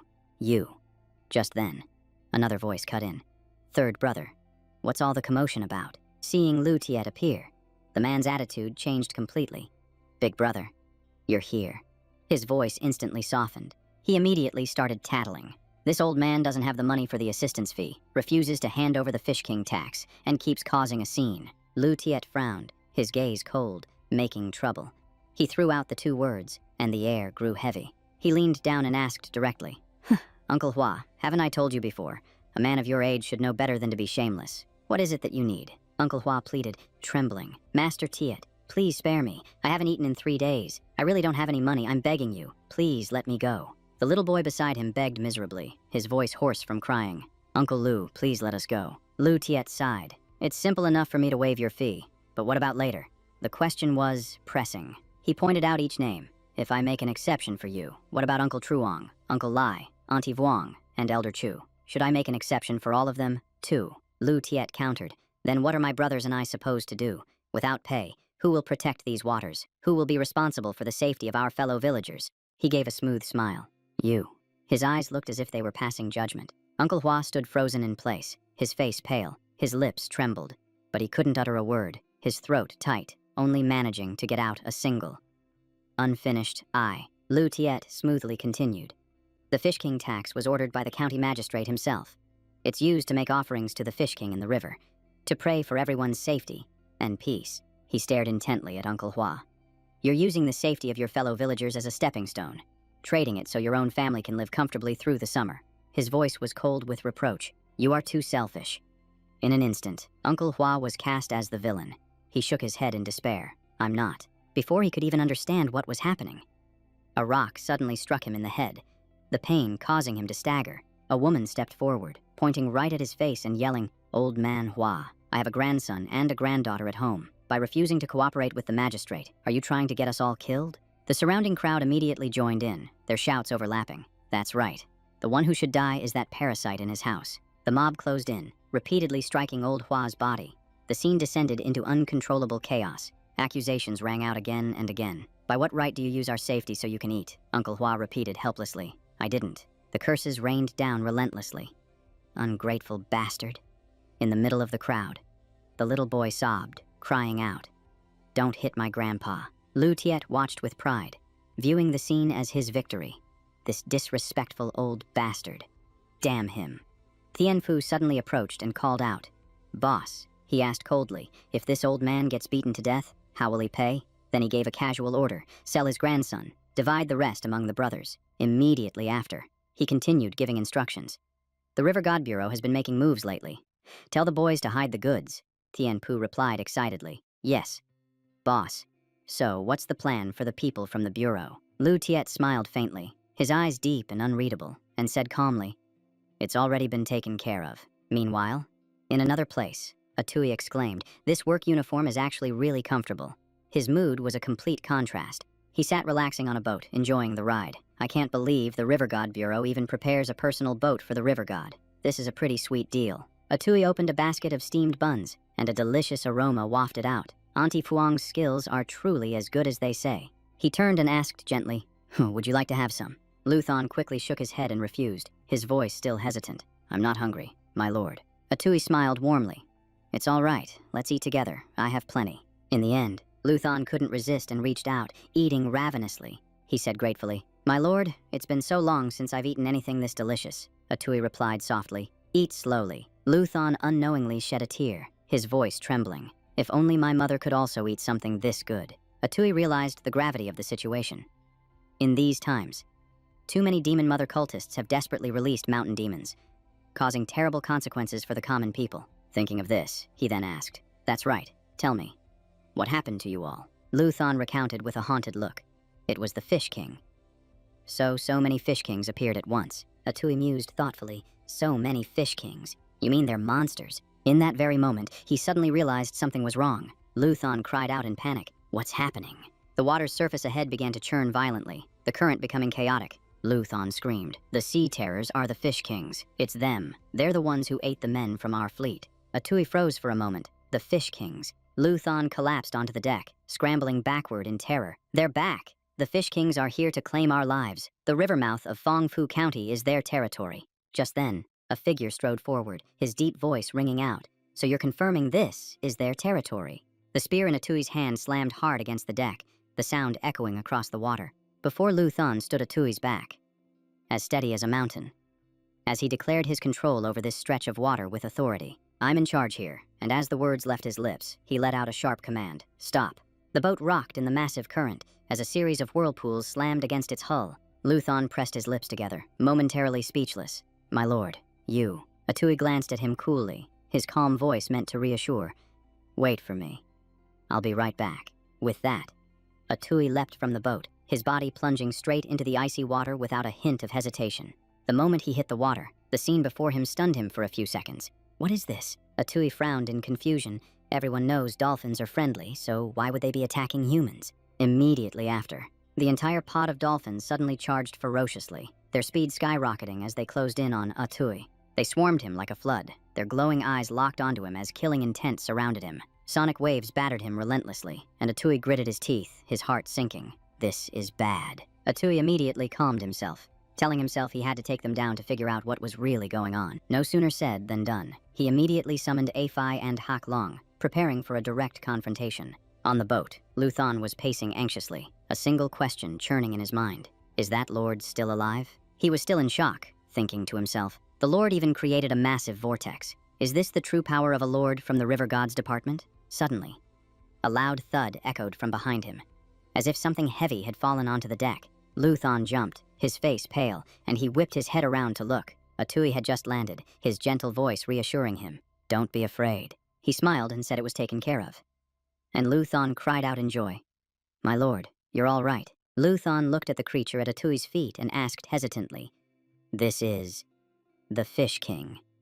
Atui explained they were just dolphins possessed by some kind of monster, but they seemed a little different. Soon, the boat was on its way again, and Luthon reported excitedly, my lord, that's Othui town up ahead. Everyone will be overjoyed to hear you killed the Fish King. Atui just grunted in response. As the dock came into view, Luthon shouted cheerfully, everyone, I'm back, and I have good news. The people on the shore all stopped and began to whisper. It's the eldest son of the Lu family. Luthon went fishing with the Chu family's sons. Why is he back alone? Did something happen? The moment the boat docked, Luthon jumped off, laughing with excitement. I have great news for everyone. He said it in one sentence. The Fish King is dead. You can all go out and fish freely now. The crowd immediately erupted in chaos. They pressed him. Is it true? Is it really dead? How is that possible? Luthon nodded repeatedly. It's true. It's true. This is the Fish King's head. A lord from the River God's department killed it. Everyone turned to look at the severed head behind him, their voices filled with joy. It's real. Does this mean we're safe? Does this mean Brother Phi-Don? Just then, a calm voice rose from the crowd. This humble commoner pays his respects to the Lord from the River God's department. On behalf of the residents of Othui Town, I thank you for your immense kindness. Othui glanced at the man, silently assessing him. This man's lifeblood. He's at the Galloping Horse realm. Luthon ran over excitedly, calling out, Brother Lu. Lu Tiet smiled warmly at Othui and introduced himself as the owner of the fish farm, saying he had been trying to protect the waters for days. And now that the Fish King was eliminated, the Lord was their savior. Othui replied humbly, My position requires no such formalities. But he was wary inside. Something felt off. Lu Tiet accepted it all too quickly, as if he already knew. Lu Tiet announced to the crowd with a fake smile, Lord Blue Sky has arrived. Othui Town is saved. Now everyone can go down to the river and fish as they please. You no longer have to pay a fee. As his words fell, the crowd went wild, their cheers erupting. That's amazing. Master Lu is so generous. We're saved. Thank you, Lord from the River God's department. Lu Ngia was the first to suggest it. Tiao Li, get in the river and set an example for everyone. The other man replied cheerfully, You got it. Brother Lu Ngia. Tiao Li jumped in without hesitation, swimming and waving his arms as he shouted, It's really safe. Everyone, hurry up and get in the river. Someone quickly joined in, and Tiao Li relaxed in the water, murmuring that it had been a long time since he'd been in the river. The person next to him laughed, saying how refreshing it was. Suddenly, Othui sensed something was wrong. His expression immediately darkened as his instincts screamed a warning. He urgently shouted at the people in the river, Get out of there, now. But it was too late.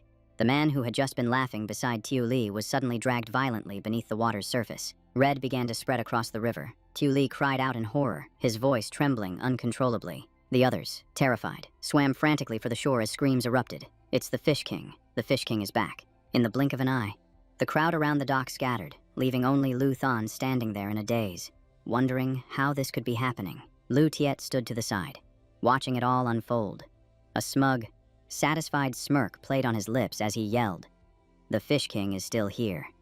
Everyone, run for your lives. Soon, the dock was filled with wails and cries. Old Wang, wake up, while others gathered in small groups, whispering, What's going on? Didn't they say the Fish King was dead? Yeah, that's right. Luthon said it was gone. Luthon stood frozen in place, his face pale and his lips trembling as he muttered, But it's still here. It's still here. Just then, an old woman pushed her way aggressively through the crowd. Luthon is back. Where are my sons? Luthon. Where are Chu Hung and Chu Vi?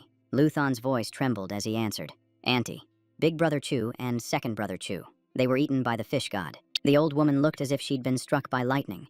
She staggered and collapsed, a single word escaping her lips.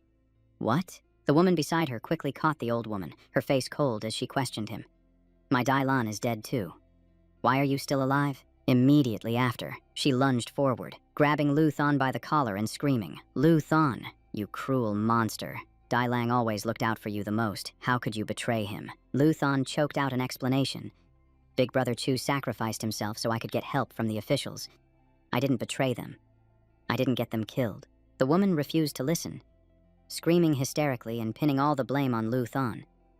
Lies. You got them killed for money. As soon as she said that, the surrounding crowd immediately joined in. We were tricked today. Our family members are dead too. Luthon just kept shaking his head, his voice weak as he protested.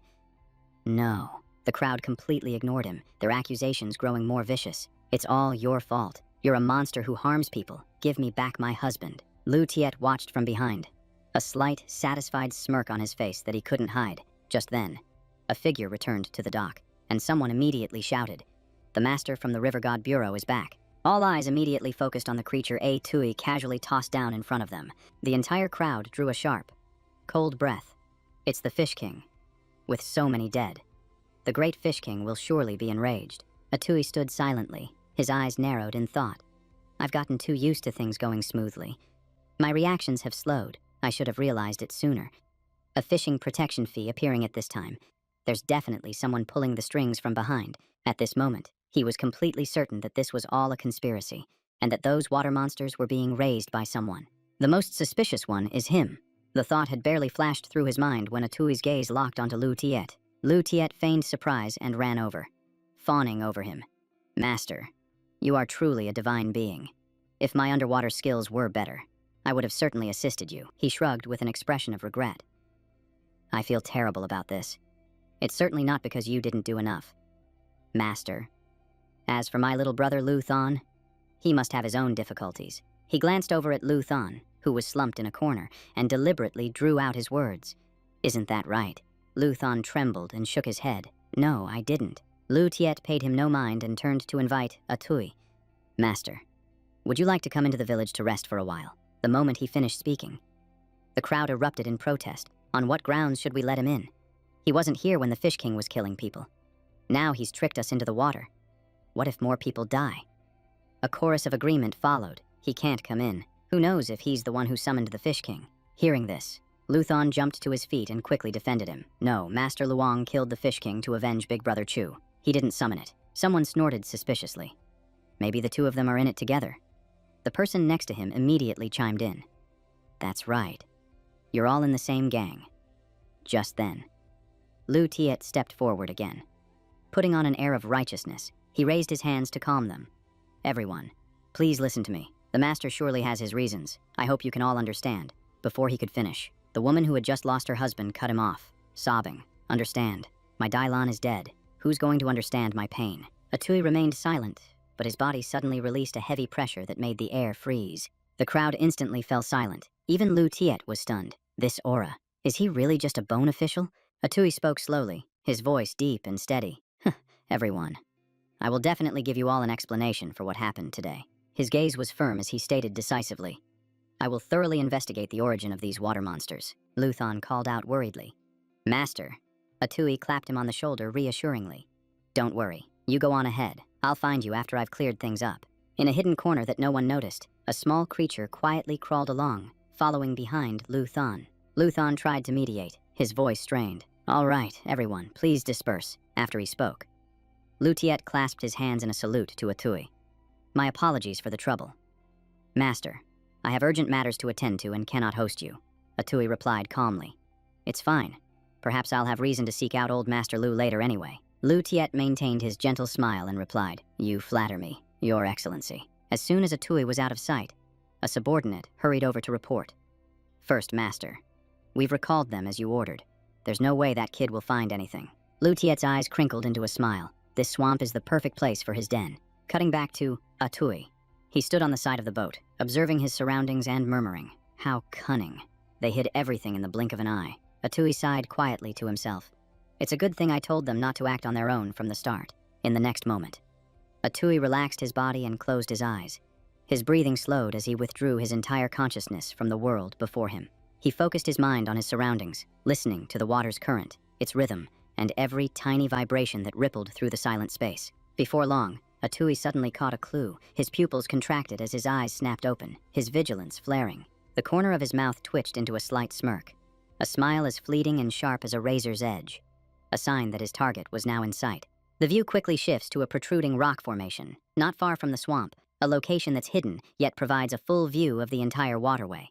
Beneath the water's surface, schools of dolphins were lined up neatly, swimming tail toffin in a fixed direction, their movements strangely synchronized. The eerie part was that their eyes glowed with a cold, golden light. There was no life in them, only the empty feeling of being manipulated. Tai Huang Gach and Afai held their breath, hiding in the shadows and closely following the dolphin's trajectory, not daring to reveal themselves. Qian Dao followed close behind. The three of them glided silently through the water, understanding each other's intentions with just a single glance. Atui's boat happened to pull up near this area. He thought for a moment. They must be around here somewhere. I'll wait for Afai to lock down their exact position. The more he thought about it, the more unsettled Atui became. The dolphins were clearly being controlled, retreating in an orderly fashion. There had to be someone giving the commands, but what kind of method were they using? Just then, a strange disturbance came from the dolphin right below him. It was very faint, but enough to put him on alert. Atui glanced down to check, and his heart tightened. Something was stuck inside the dolphin's mouth. He reached down to pull it out for a closer look, and his expression changed instantly. The object in his hand was a fish controller. Atui mentally compared it to something he'd seen in his past life. The structure was very similar. except this one was a parasite designed to control aquatic life. It was obvious they were using these things to manipulate the dolphins. The thought made anger surge within him. Illegally raising aquatic beast was already a major crime, but they were also using dark arts to harm people, all for profit. Atui clenched his fist, crushing the fish controller as killing intent radiated from him. They're really asking for death. At the same time, the schools of dolphins swam one by one into a secret base, where two men were already waiting on the shore. One of them was Lao Ku. He was scowling and scolding the person across from him. Be more careful. Each one of these things is worth half a tael of silver, Lao Ku warned in a stern voice.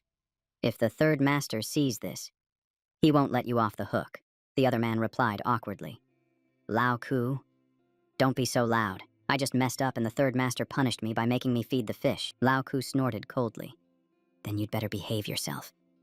This time, I've saved up 10 toils of silver so we can get your mother checked by a doctor. Tula lowered his head and asked hesitantly, Lao Ku, with the whale gang doing business like this, aren't you afraid the authorities will find out? Lao Ku casually collected a fish controller and gave a sarcastic smirk. Find out? Where do you think these dolphins came from? Do you really think a mere whale gang could pull all of this off? According to Lao Ku, everything was being manipulated from behind the scenes by some powerful lords from far away. Tula looked down and mumbled, I just have a feeling that we'll be punished by the heavens for what we're doing. The very next second, a sandal came flying through the air and smacked him hard on the head. Tula clutched his head and whined, Lao Ku, why'd you hit me? The old man pointed a finger in his face and yelled, punished by the heavens. It's hard enough just to survive in this world. Who has time to worry about anyone else's life or death? Are we killing people? No, we're just raising these fish controllers. Just then, a deep, hoarse voice echoed from behind them. It's barely morning and you're already making a racket. Do you want me to throw you down below to feed the fish? The color drained from Lao Ku's face. He spun around in a hurry. Third master, when did you arrive? The man replied coldly. What? Do I need to report my schedule to you now? Lao Ku trembled and forced a smile. Of course not. Third master, your presence is an honor for us. Only then did Tianfu glance over at Tula, who was kneeling beside them. His expression immediately darkened. His gaze locked onto Tula's palm, and his voice was as cold as ice. Did you kill a fish controller? Tula's face went pale in an instant. Cold sweat beaded on his skin as he kept his head down, not daring to look up. In a single breath, Tianfu violently grabbed Tula by the neck and lifted him off the ground. The boy cried out in terror. Tianfu's grip tightened as he bit out each word. It seems you people don't take my words to heart, Tula stammered. Lao Ku, save me. Lao Chu rushed forward to plead. Third master, my nephew is just ignorant. Please, spare him. A smirk played on Tianfu's lips. Lao Ku, this isn't your first day. The fish controllers are assets of the gang. This puts me in a very difficult position. Lao Ku beat his chest and declared, I'll do it. I'll take his place. Hearing this, Tianfu finally let go. Tula fell to the ground with a thud as a mocking laugh echoed in his ears. You've got a good uncle. The man leisurely reached into his robes to find something. His voice drawled slowly. Well then. Next, let's discuss the matter of compensation. The old uncle was so panicked that sweat poured down his face. His mind a complete mess. What was there to discuss? It was just half a tael of silver, wasn't it? Tianfu replied coldly. Half a tael of silver is just the price for the fish bait, old man. He deliberately paused for a few beats, the corner of his mouth twisting into a dark smile. I already spared your nephew's life. With that, Tianfu snatched the money pouch and even feigned a sigh. Let's just call it even. I'm not a greedy person. After all, the old uncle choked out, his voice strained. But that's... Tula struggled to his feet, his voice trembling as he growled out each word. That's the money for my mother's medicine. You can't take it. Tianfu glanced at him, a faint smirk playing on his lips. So, what are you gonna do about it? Tula charged forward in a frenzy, screaming in desperation. Give it back to my uncle. The old uncle's face turned pale in an instant, and he let out a terrified scream. Don't! But it was too late. Tianfu kicked Tula, sending him flying. The impact was brutal, and blood trickled from the corner of his mouth. His entire body was thrown through the air, plunging straight into the icy water below. The old uncle collapsed to his knees, a desperate cry tearing from his throat. No. Tianfu laughed nonchalantly. This kid brought it on himself. Old man, I tried to be reasonable. The old uncle trembled all over, standing frozen for a long moment before his voice broke with anguish. No. Why were you so foolish? In contrast, Tianfu looked amused, his voice dripping with malice. That brat is definitely dead. The things in that water won't spare him. But just a second later, small ripples suddenly appeared on the water's surface, spreading rapidly outwards. A boat burst up from the depths, sending water splashing everywhere with ferocious momentum. Tien Fu and the old uncle both froze, their eyes fixed on the scene before them in stunned silence. The person who appeared on the boat was none other than a Tui. He casually pulled Tula up with him, lifting them both out of the frigid water. Standing steady on the gunwale, a Tui scanned the shore, his gaze as cold as a blade. Tien Fu was momentarily stunned, then spoke aggressively. "Who are you?" The old uncle, still dazed, called out instinctively, "Tula," under their intense stares. A Tui slowly announced his title. The tribute collector for River Lord Chu. Hearing this title, Tien Fu's expression changed instantly. "River Lord Chu, how did you find this place?" A Tui stated in a serious tone. "You are suspected of illegally raising River Lord Chu's water beasts. You're also connected to the matter of the Fish King in Aothui town. You need to come with me." Unexpectedly, the other man wasn't afraid at all. In fact, he burst out laughing. Tien Fu threw his head back and laughed loudly, his voice full of contempt. "I was wondering who it was, but it turns out you're just some naive punk." He jutted out his chin arrogantly. "Come with me. Do you have any idea who's behind this operation? For a mere river lord, you've got a lot of nerve." The more he spoke, the more worked up he got, his voice rising in provocation. "I'm standing right here. Go on, try and touch me." Before the words were even out of his mouth, a Tui struck Tien Fu on the shoulder, the impact sending a powerful shock through his body. The heavy blow slammed him against the wall, sending fresh blood flying. It was a shocking sight. A Tui didn't stop, his expression cold as he closed in on his opponent, step by step. With a single lift of his hand, the wooden wall behind Tien Fu exploded, and the man immediately lost his balance. A Tui grabbed him tightly by the collar and forced his head down towards the water. Tien Fu was utterly terrified, completely unable to even see how fast his opponent had moved. He quickly composed himself and switched to a counterattack, swiftly grabbing a Tui's wrist. A Tui was caught completely off guard, his body freezing for a split second as a look of surprise flashed in his eyes. Tien Fu's sinister smile appeared before him, and he confidently declared, "Challenging me with a mere water gun is the biggest mistake you'll ever make." A creature squirmed inside Tien Fu's mouth as he thought to himself, "With the mother of these altered fish lice inside me, I can control every dolphin in the water." In an instant, silent sound waves began to spread across the riverbed. However, Tien Fu waited for a long time, but the surroundings remained silent, with no response at all. He gradually lost his patience, his body trembling as he opened his mouth and roared, "Why? Where are my dolphins?" Tien Fu refused to accept reality, muttering to himself over and over, "How can this be?" Across from him, the corner of a Tui's mouth curled into a smirk. "You're wondering where all those dolphins of yours went, aren't you?" Without waiting for an answer, he calmly spoke, revealing the truth himself.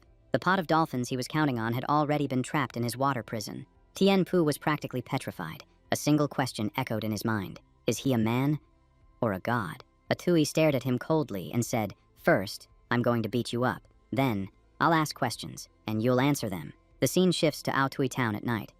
Lu Thon sits by his mother's sickbed, speaking in a low voice. "Mother, I've been unfilial. I did something stupid and let Brother Chu and the others down." She gently shook her head, blaming herself. "Thon, my son, it's all my fault." She struggled to speak, her voice trembling weakly. If I wasn't sick, you wouldn't have had to go out and work so hard." Lu Thon quickly squeezed his mother's hand, his voice urgent. "I've already hired a master from the River God Bureau to eliminate the Fish King. Once the truth is revealed, I will apologize to our fellow villagers." He continued with desperation in his voice. "And then, I'll earn enough money to cure you, and I'll explain everything to everyone."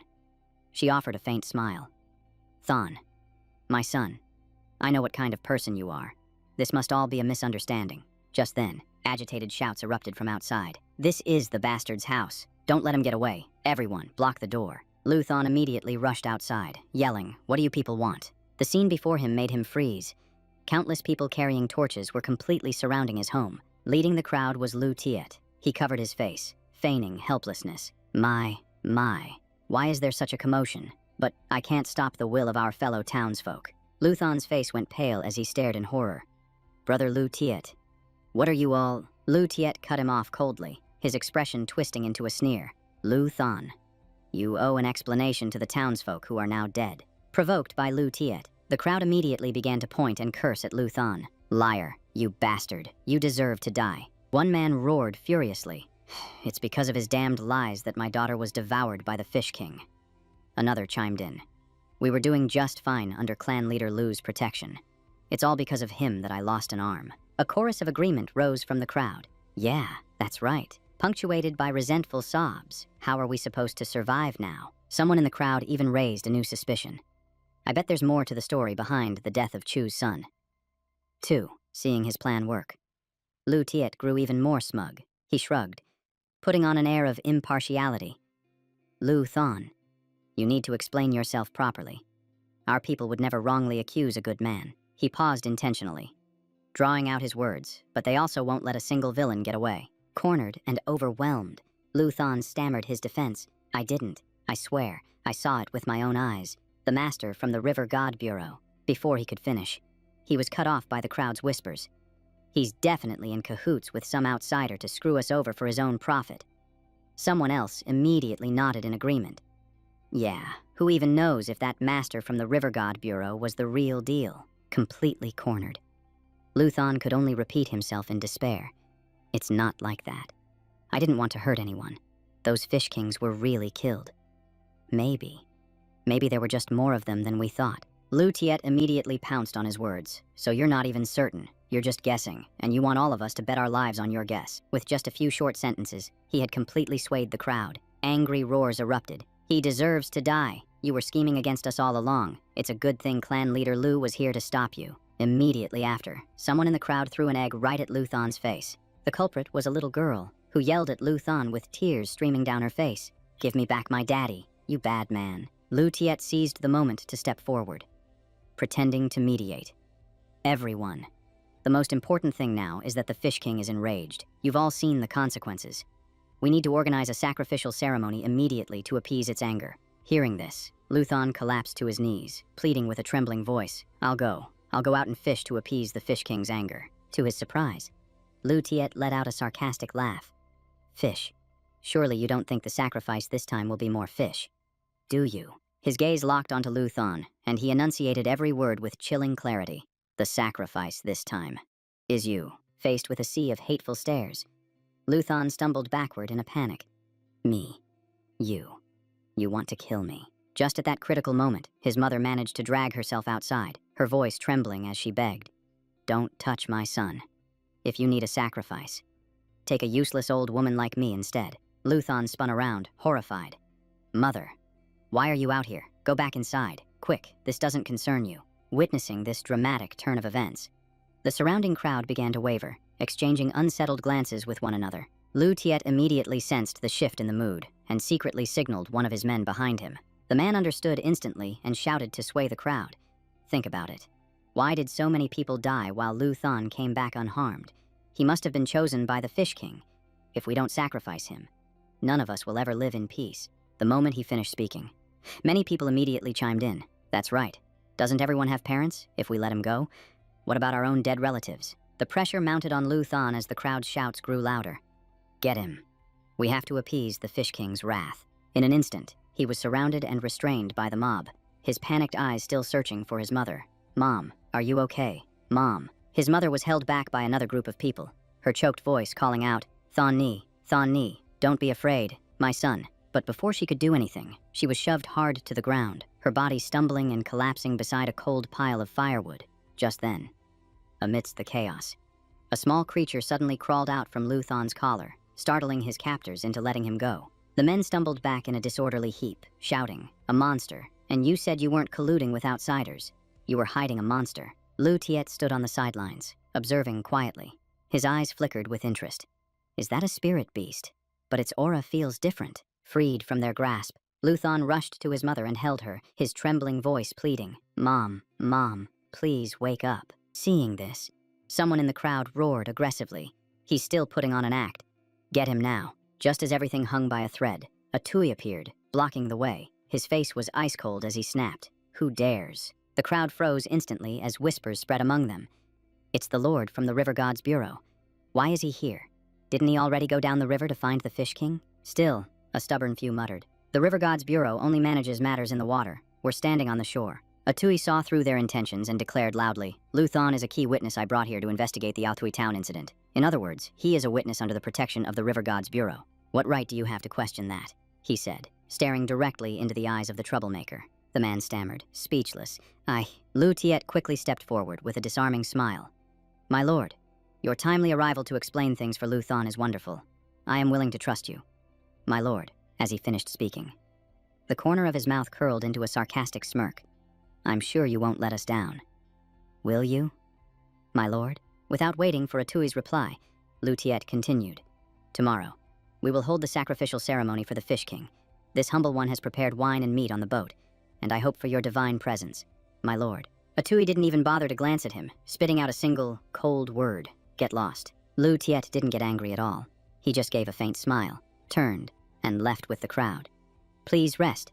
Well, my lord, see you tomorrow. Behind Atui, Lu Thon clutched his mother tightly, letting out a choked sob.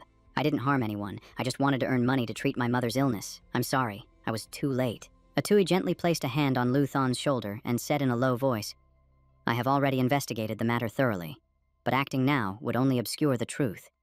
I can't kill the entire town, but I swear I will clear your name. He lowered his voice and muttered to himself. According to Trin Thien Fu, Lu Tiet is a martial artist at the Galloping Horse Realm, and Lu Nghia is at the Bloodgate. Before long, night fell, and a heavy silence descended upon the area. Atui stood outside Lu Thon's house, his fists clenched tightly. He told himself that his current strength was still not enough. He stared at the 2 bottles of pills in his hand, hesitated for a moment, and then made his decision. A blood-condensing pill and a blood exchange pill. I must break through to the Bloodgate. Atui's boat quietly approached a rocky outcrop. The surroundings were deserted and silent. He sat cross-legged at the bottom of the river, his body motionless, while Afai and the others formed a protective circle around him so he could cultivate in peace. Atui's eyes were shut tight. His entire focus centered on feeling the flow of energy circulating within his body. When the crucial moment arrived, he took out the pill, thinking to himself, now is the time. As soon as he swallowed the Bloodgate pill, Atui immediately felt a violent transformation inside his body. He reminded himself that the danger of the Bloodgate lay in the 3 passages and 3 condensations. Atui understood perfectly well that every blood exchange was like taking a step to the very edge of the gates of hell. All the blood in his body would be expelled, and he would have to rely on the foundation of the 3 gates and 3 passes to cling to a single breath. In the end, it was a battle of sheer willpower. In just a moment, Atui's skin turned a vivid crimson, the surging flow of his blood and chi becoming visible on the surface of his body. The surrounding water immediately began to churn violently, the current swirling powerfully as a spirit cauldron suddenly materialized in the silent space. Immediately after, small cracks began to appear on Atui's body, quickly spreading like a spiderweb. With a decisive wave of his hand, the layer of aura enveloping his body instantly shattered and then vanished completely. He slowly opened his eyes, his gaze now sharp and cold. His entire presence was clearly different from before. A new, brilliant red insignia appeared on his back. The corner of Atui's mouth curved up slightly. I've broken through the Bloodgate. I am now a 4th Gate Martial Master. He turned and patted Tai Huanach on the head, his voice calm. I'm fine. This breakthrough could be considered complete. All preparations were now finished. In the very next moment, Atui's expression darkened. Lu Tiet, it's time to settle the score. The scene shifts elsewhere, to a luxurious boat floating silently on the dark surface of the water. Inside the room, Lu Nghia asked anxiously, Big brother, is that kid from the River Patrol really going to show up? Lu Tiet smirked confidently and replied, Relax, that kid definitely won't come. If he gets on this boat, he'll have to listen to me. Lu Nghia nodded and mumbled, You're right. It's always the same story. They'll never let go until they get what they want. Lu Tiet suddenly changed the subject. Has Old Third replied yet? Lu Nghia shook his head, gritting his teeth and muttering, Not yet. You don't think he ran off with the money? Do you? Lu Tiet leisurely sipped his tea, his voice slow as he answered. Old Third isn't an idiot. He might be brutal, but there are some things he understands very well. Just then, a subordinate rushed in to report, Chief, that kid from the River Patrol, he's here. Lu Tiet's eyes narrowed with interest as he chuckled softly. Let's go. We'll keep this esteemed lord of ours waiting for a bit. Atui had been waiting outside for a while. The moment Lu Tiet saw him, he put on a warm facade. Lord Luong, your esteemed presence brings us great honor. He smiled and gestured invitingly. It's windy out here. Lord Luong, why don't we go up to the 2nd floor to talk? Not long after, Atui entered a private room on the 2nd floor with Lu Tiet and Lu Nghia. Lu Tiet smiled and asked, Lord Luong, what do you think? The quality of the food here is just as good as any of the big taverns in Bin Duong, isn't it? Atui's lips curled into a cold smile. Lord Luong, I don't recall ever telling you my name. As he spoke, he gently swirled the wine cup in his hand, his voice deepening. It seems gang leader Lu has investigated me quite thoroughly. Lu Tiet remained composed as he replied with a smile in his eyes. Lord Luong. A hero emerges from the youth. News of the battle involving the natural-born martial body has spread far and wide. The youngest river master of the River Patrol, who ventured into the mountains to capture a mountain demon. Lord Luong. Your achievements are legendary. Upon hearing this, Atui snorted coldly. You flatter me. It can't compare to gang leader Lu's reputation around here. Mentioning the government office isn't nearly as useful as mentioning your name. Lu Tiet feigned ignorance, laughing heartily as he offered a toast. Lord Luong, you jest. If you ever run into trouble here in the future, just mention my name, and you'll surely receive help. Atui's very next sentence made the atmosphere freeze. The hand Lu Tiet was using to hold his cup froze in midair. For someone with such a legendary reputation. Gang leader Lu. Don't you feel it's pathetic to be extorting Lu Thon and threatening the common people? Lu Yingia immediately flew into a rage, slamming the table and shouting, "That villager is just an excuse for you to squeeze money out of us, isn't he? How much money will it take for you to leave?" Lu Tiet quickly cut him off. "Second brother, shut your mouth." Then, Lu Tiet spoke slowly. Lord Luong, in this world, there's no such thing as pathetic, or not pathetic. It's all just about making a living. No matter how hard I tried, I could never get a government job or eat a peaceful meal. So I had to resort to this. He paused deliberately, his voice dropping into a threatening tone. Besides, this business is under the protection of some powerful people from above. Are you sure you want to meddle in this? My lord, Atui answered decisively. The River Patrol only manages matters on the river. That is the rule. Lu Tiet nodded in satisfaction and casually pushed a stack of banknotes across the table. That's right. As long as you understand how things work, it makes my job easier. Here are 3,000 teals, enough to cover your expenses for breaking through to the Galloping Horse realm. Atui glanced at the money and let out a derisive laugh. Have you not heard of my master?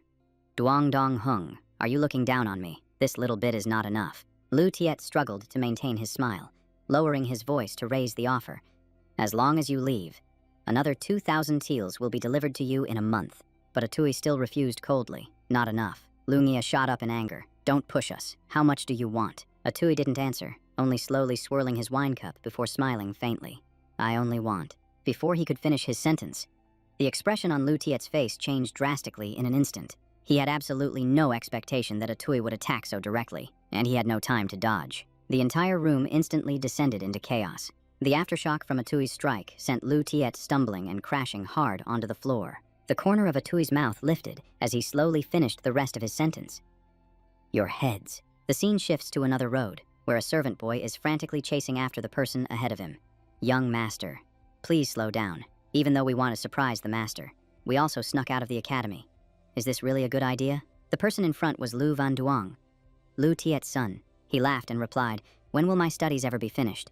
But father's birthday is only for one day. Today, after speaking. Van Duong picked up his pace, his excited voice ringing out. We're almost there.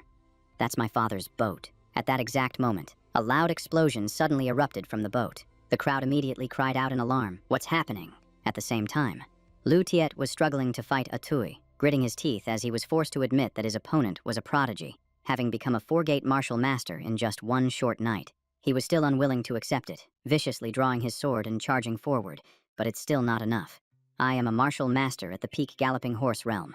The sharp tip of the sword lunged down swiftly, but Atui dodged it neatly. Immediately after, Atui grabbed the sword tightly, reciting in his mind. A four-gate martial artist, crushes iron into mud, leaps over open streams, has a gaze that can captivate souls, an unrivaled, peerless master. In just a flash, the sword blade cracked wide open. Lu Tiet was stunned and blurted out, "What?" Atui immediately launched a decisive kick towards Lu Tiet. He lost his balance and went tumbling backward.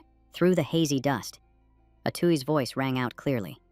Of course, I know my current strength isn't enough to deal with you, but I can't get the image of Lu Thon's face out of my mind. Lu Tiet struggled to his feet and got straight to the point.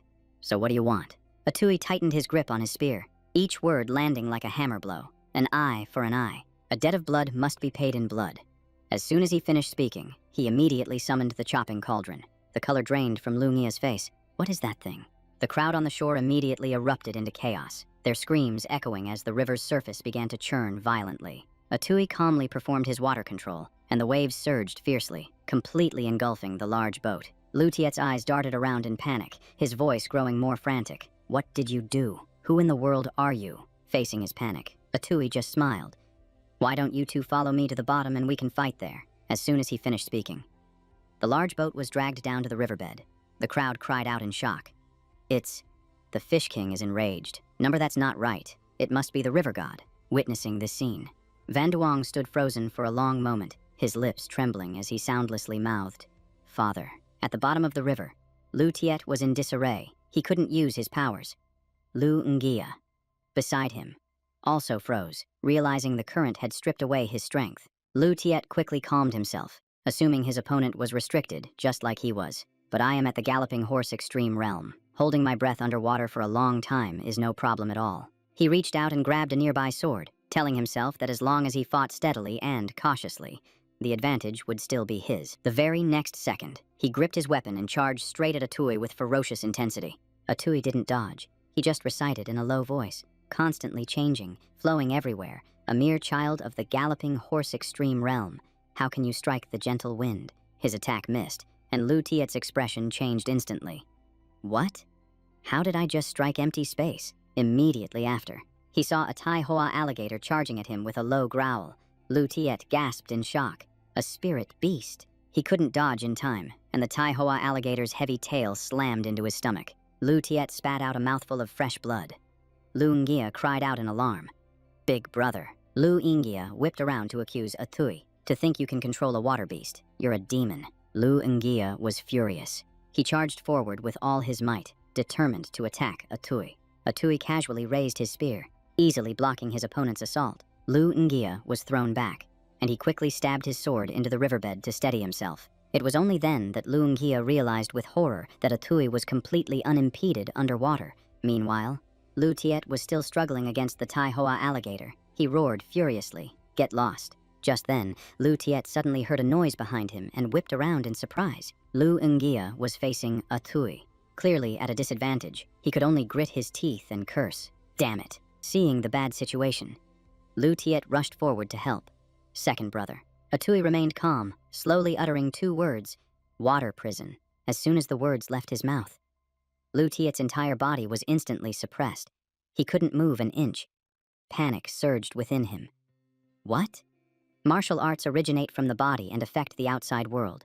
But right now, he had completely lost control. At that very moment, Atui decisively lunged forward, closing the distance to Lu Ngia with overwhelming pressure. The long spear thrust straight through. In the blink of an eye, Lu Ngia was completely defeated. The color of blood spread quickly, staining the surrounding water. Atui slowly withdrew his hand, his icy gaze fixed on Lu Tiet. Now, it's your turn, Lu Tiet. Of course. Would not accept this.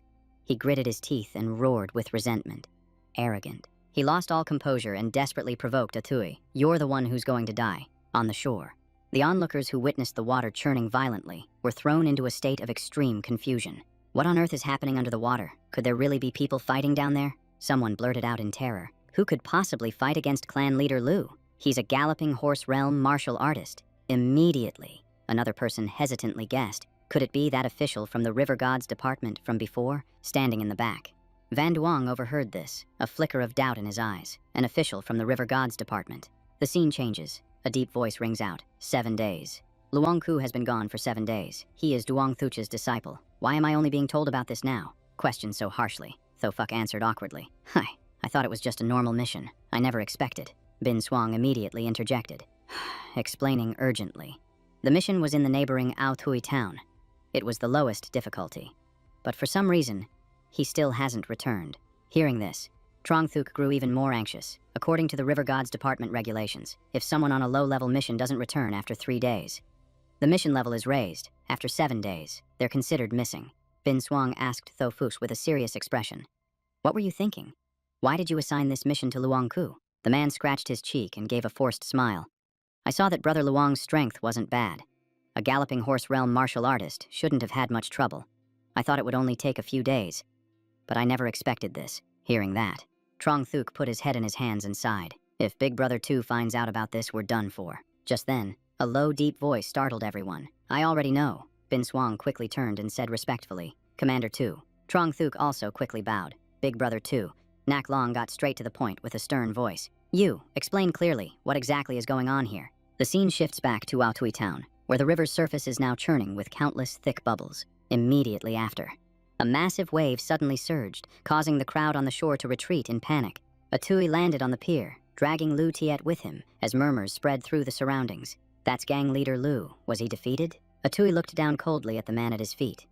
Do you have any last words? Lu Tiet glared with bitter resentment, screaming internally. Damn you. I'll make you pay for this. With that thought, he suddenly scrambled up and fled, shouting as he ran. Murder! He's a murderer! Lu Tiet pretended to fall in terror, turning to the crowd and crying out. An officer is committing murder. This man controls the Fish King, and he threatened to use the lives of our fellow villagers to blackmail me. Quickly, many people believed him and began to criticize Aotui. What?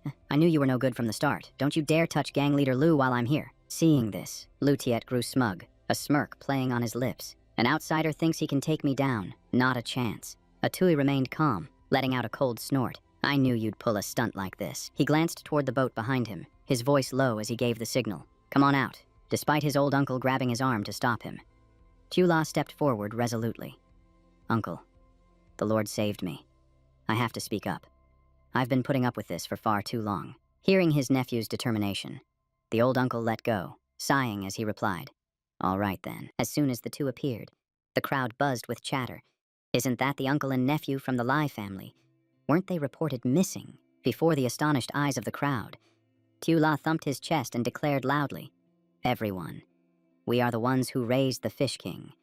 The person behind all of this is him, Lu Tiet, the leader of the whale gang. Tula pointed directly at him, and Lu Tiet's face instantly turned pale. He still tried to deny it, roaring aggressively. You're spouting baseless accusations. Tula immediately explained everything from the beginning. Lu Tiet and the third gang leader secretly raised dolphins, using bait to make them kill people underwater to intimidate the villagers, forcing everyone to rent only his boats for fishing. My uncle and I helped him care for the dolphins for our own benefit. As he spoke, his anger grew. They used this scheme to murder and rob, stopping at no evil. If you don't believe me, just follow me to the island. The body of Trin Thien Fu is still there. As soon as he finished, someone asked with a trembling voice, Is that true? My son's death was caused by someone else. Driven into a corner, Lu Tiet acted recklessly, violently grabbing a little girl as a hostage. He growled threateningly, You treacherous bastard, come any closer, and I'll kill her. Just as the standoff reached its peak, Van Duong's voice suddenly rang out from behind him. Father. Van Duong's voice trembled as he questioned Lu Tiet. Everything they're saying, is it all true? Lu Tiet's entire body went rigid. He awkwardly turned to face Van Duong. His voice hurried as he tried to explain. Duonger, why are you here? Aren't you supposed to be at the academy? Van Duong didn't answer, simply turning and running away. A panicked servant chased after him. Young master, wait for me. Seeing this, Lu Tiet completely lost his mind, grinding his teeth and roaring at Aotui. This is all your fault. If it weren't for you, none of this would have happened. His eyes turned bloodshot as he let out a crazed roar and charged straight at Aotui. I'll kill you. Aotui was unfazed. He calmly drew his spear and ended Lu Tiet's life with a single, decisive strike. Lu Tiet coughed up a mouthful of blood, still stubbornly roaring a challenge. Go on, kill me. The road to the Yellow Springs doesn't care about age. I'll be waiting for you down there. Aotui looked at him coldly, his gaze unwavering as he replied. The Yellow Springs is also a river. If that day ever comes, you will just die a second time. With that, he withdrew his spear, fresh blood dripping from its tip to the ground. The scene changes to a luxurious mansion, where a figure rushes in frantically to report. My lord, it's terrible news. Lord Do. Truong Van shot up from his chair in alarm, demanding, What is it? The subordinate stammered, unable to form proper words. Dead. They're all dead. Truong Van was stunned, his expression bewildered. What do you mean? They're all dead. The subordinate quickly reported clearly. Lu Tiet and Lu Angia of the whale gang are both dead. Truong Van frowned in disbelief. They're both dead. Who could have done this? Lu Tiet was a galloping horse realm martial artist. The man immediately replied, I saw it from a distance. The person was wearing the uniform of the Rivermaster's department, an 8th rank Rivermaster. Hearing this, Truong Van's face instantly went pale. Someone from the Rivermaster's department. Not long after, in another location. Aotui had just finished dealing with the remaining lackeys. Just then, an enthusiastic laugh rang out. A hero is truly born from the young. Truong Van had hurried over, speaking with a low laugh. I heard that a young hero from the Rivermaster's department had eliminated the evil whale gang, so I came to see for myself. After speaking, He glanced at the corpses scattered around and spat on the ground. I've been itching to get rid of that Lu Tiet for a long time. He then turned to Atui, his expression changing instantly to a fawning smile. Young hero, a true prodigy. You have eradicated a great disaster for Fangfu County. Truong Van sighed as he spoke, feigning helplessness.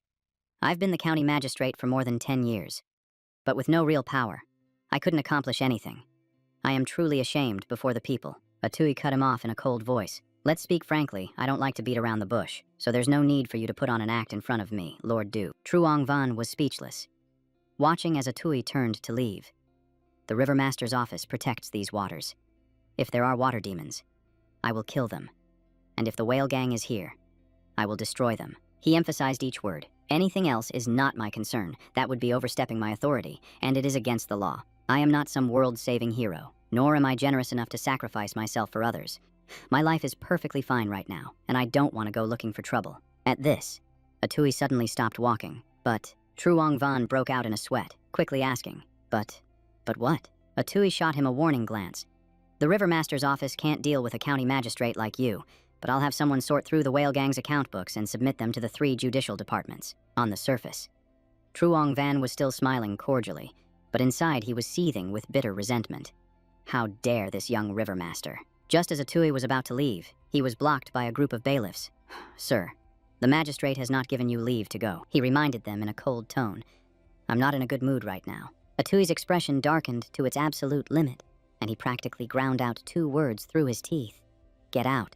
The bailiffs all trembled, terrified. This guy is even more frightening than a rushing horse realm master when he's angry. Just as they were hesitating, Truong Van's confidant shouted, What are you all waiting for? If you let him go, do you think you can escape? Atui looked at the formation blocking his path and let out a cold, soft laugh.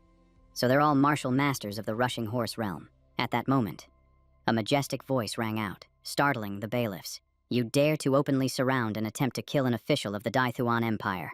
They turned their heads in alarm. Who is it? In the very next moment, a bailiff was struck hard by a whip, his body staggering back in pain. The one who had struck was Nak Long. He appeared and shouted in a cold voice, Do you all think my Rivermaster's office has no one? Atui was momentarily stunned and softly called out, Brother Tu. The bailiff who had fallen to the ground looked up angrily and questioned Nak Long. Who are you? Nahak Long immediately raised a token, directly stating his identity, Deputy Commander of the Rivermaster's office, Tu Nak Long. Hearing this title, Truong Van and his subordinates all gasped, their faces filled with panic. The Deputy Commander of the Rivermaster's office. His bailiffs dared not delay a second longer, shouting as they turned, Run! Nak Long's figure flickered with incredible speed, and in an instant, he had blocked their escape route. He narrowed his eyes and asked a single, sharp question, You're trying to run. Before anyone could answer, Nak Long unleashed a powerful punch. The entire group was swept off their feet in an instant, all of them collapsing to the ground. Truong Van backed away in terror, stammering for a long moment. This is... Only then did Atui speak up. Brother Tu, why did you come here? Nak Long glanced at him and answered gruffly. You were so focused on your mission you forgot the deadline. When I didn't see you return after 7 days, I thought something had happened and came here immediately. Atui scratched his head and gave a forced laugh. It's a 3-day boat ride from Bin Duong to here. But Brother Tu, you made it in just 1 morning. Nahak Long offered a few words of casual praise. You're not bad, kid. You even won a fight against a rushing horse realm master.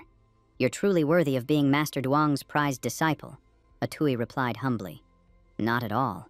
It was just luck. Speaking of which, Nak Long couldn't help but sigh. This incident is quite significant. You've done very well. His gaze shifted to Truong Van as he slowly declared, This one alone will earn you at least 2 great merits. Truong Van's face turned pale, and he shrank back, not daring to utter a single word.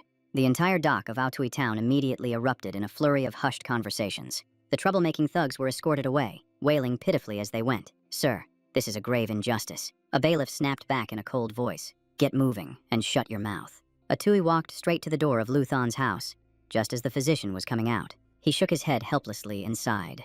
We were 1 step too late. The physician briefly explained the situation. He was already like this when we arrived. His heart meridian shattered from undergoing an immense shock after seeing the man off. Atui slowly stepped inside the house. He stood silently, looking at Luthan lying motionless in the middle of the room. In that moment, Atui suddenly recalled the short time they had spent together, when Luthan had said with a laugh, Lord Luong.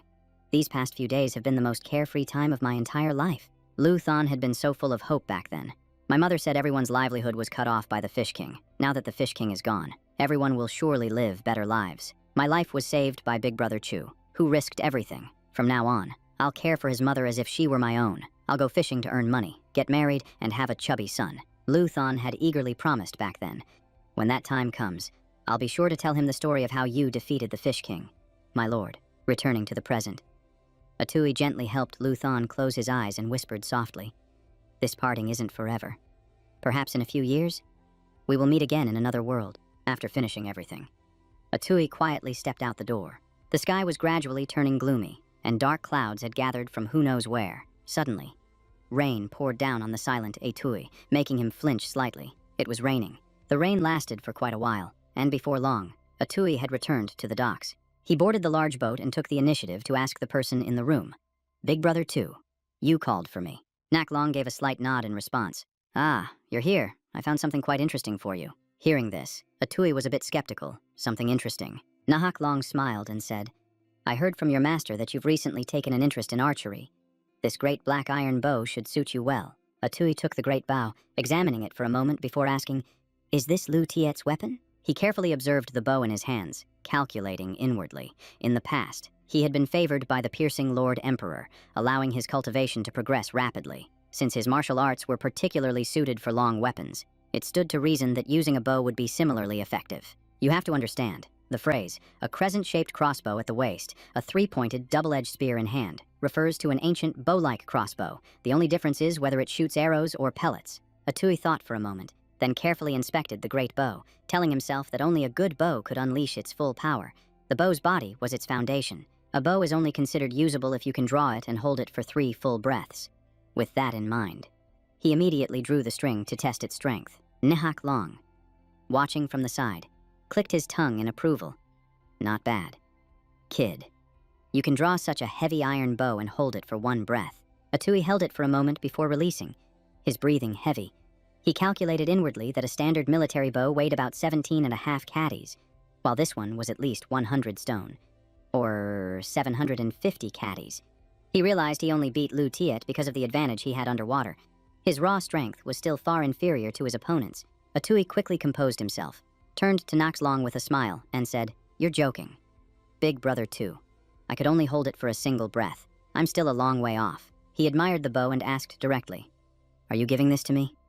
Nak Long grinned and asked back, "Does the summary report mention Lu Tiet ever using this weapon?" Atui's eyes lit up as he answered immediately. "No, it doesn't." Nak Long grinned widely. "Then this is a weapon you brought to deal with Lu Tiet. You just never got the chance to use it." Atui was still hesitant. "Won't this become a weakness?" Nak Long said bluntly. "It could be.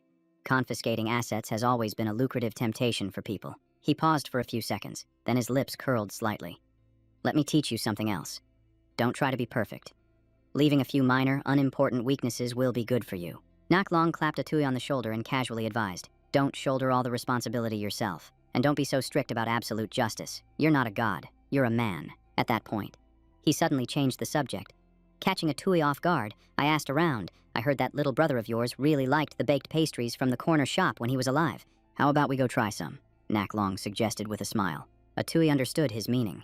The corner of his mouth twitched into a slight smile, and he replied decisively, "Okay." The scene shifts to the bottom of the water, where Afai and Tai Hoangach were staring blankly at the object before them. In a hidden corner, a giant seashell lay dormant, as if it had been sleeping for a very long time. After a moment, a curious Afai swam closer, peering at it for a better look. The very next second, a shrill voice rang out, making him jump. "You shameless fat fish, what do you think you're doing to me?" The seashell snapped open, and a tiny figure slowly crawled out. As soon as he was steady on his feet, the old creature snapped, "You stupid fish, why did you needlessly disturb my peaceful dreams?" On his way back, Atui scratched his head and sighed in relief. "Finally home. I can finally get a peaceful night's sleep." He then rubbed his chin, recalling the messages. A few days ago, Afai had kept sending him messages about some treasure. He wondered what it was all about. As soon as he opened the door, Atui saw that no one was home. He looked around the empty room and muttered, "The great master isn't here. Did he go out? Uncle Lu and Fuang Di don't know I'm back, so they wouldn't have come." Just then, Atui stepped out into the backyard to look at the small pond he had dug himself. ever since he learned that the underground spring beneath the well connected to the great river. He had a pond dug next to the well for a Phi to rest in when building the house. In a flash, he saw Hoan Yach and a Phi sleeping soundly and chided them affectionately. These two are sleeping in again. Seeing them groggily approach, Atui waved a reassuring hand. It's all right, I'm fine. Suddenly, he bent down to look at a strange object, his gaze freezing. What is this? Atui cried out in shock. Why is there such a huge river mussel here? The object immediately shook violently and shouted, You disrespectful brat.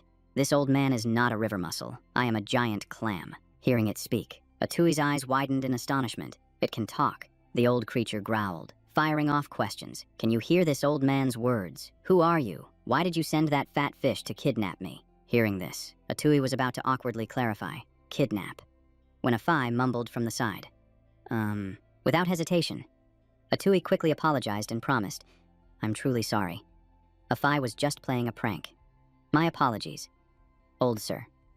Tomorrow, I will find a suitable place for you to live. After a moment, the giant clam nodded in approval. You, on the other hand, young man, are quite the gentleman. Atui mused thoughtfully that this world was truly full of strange things.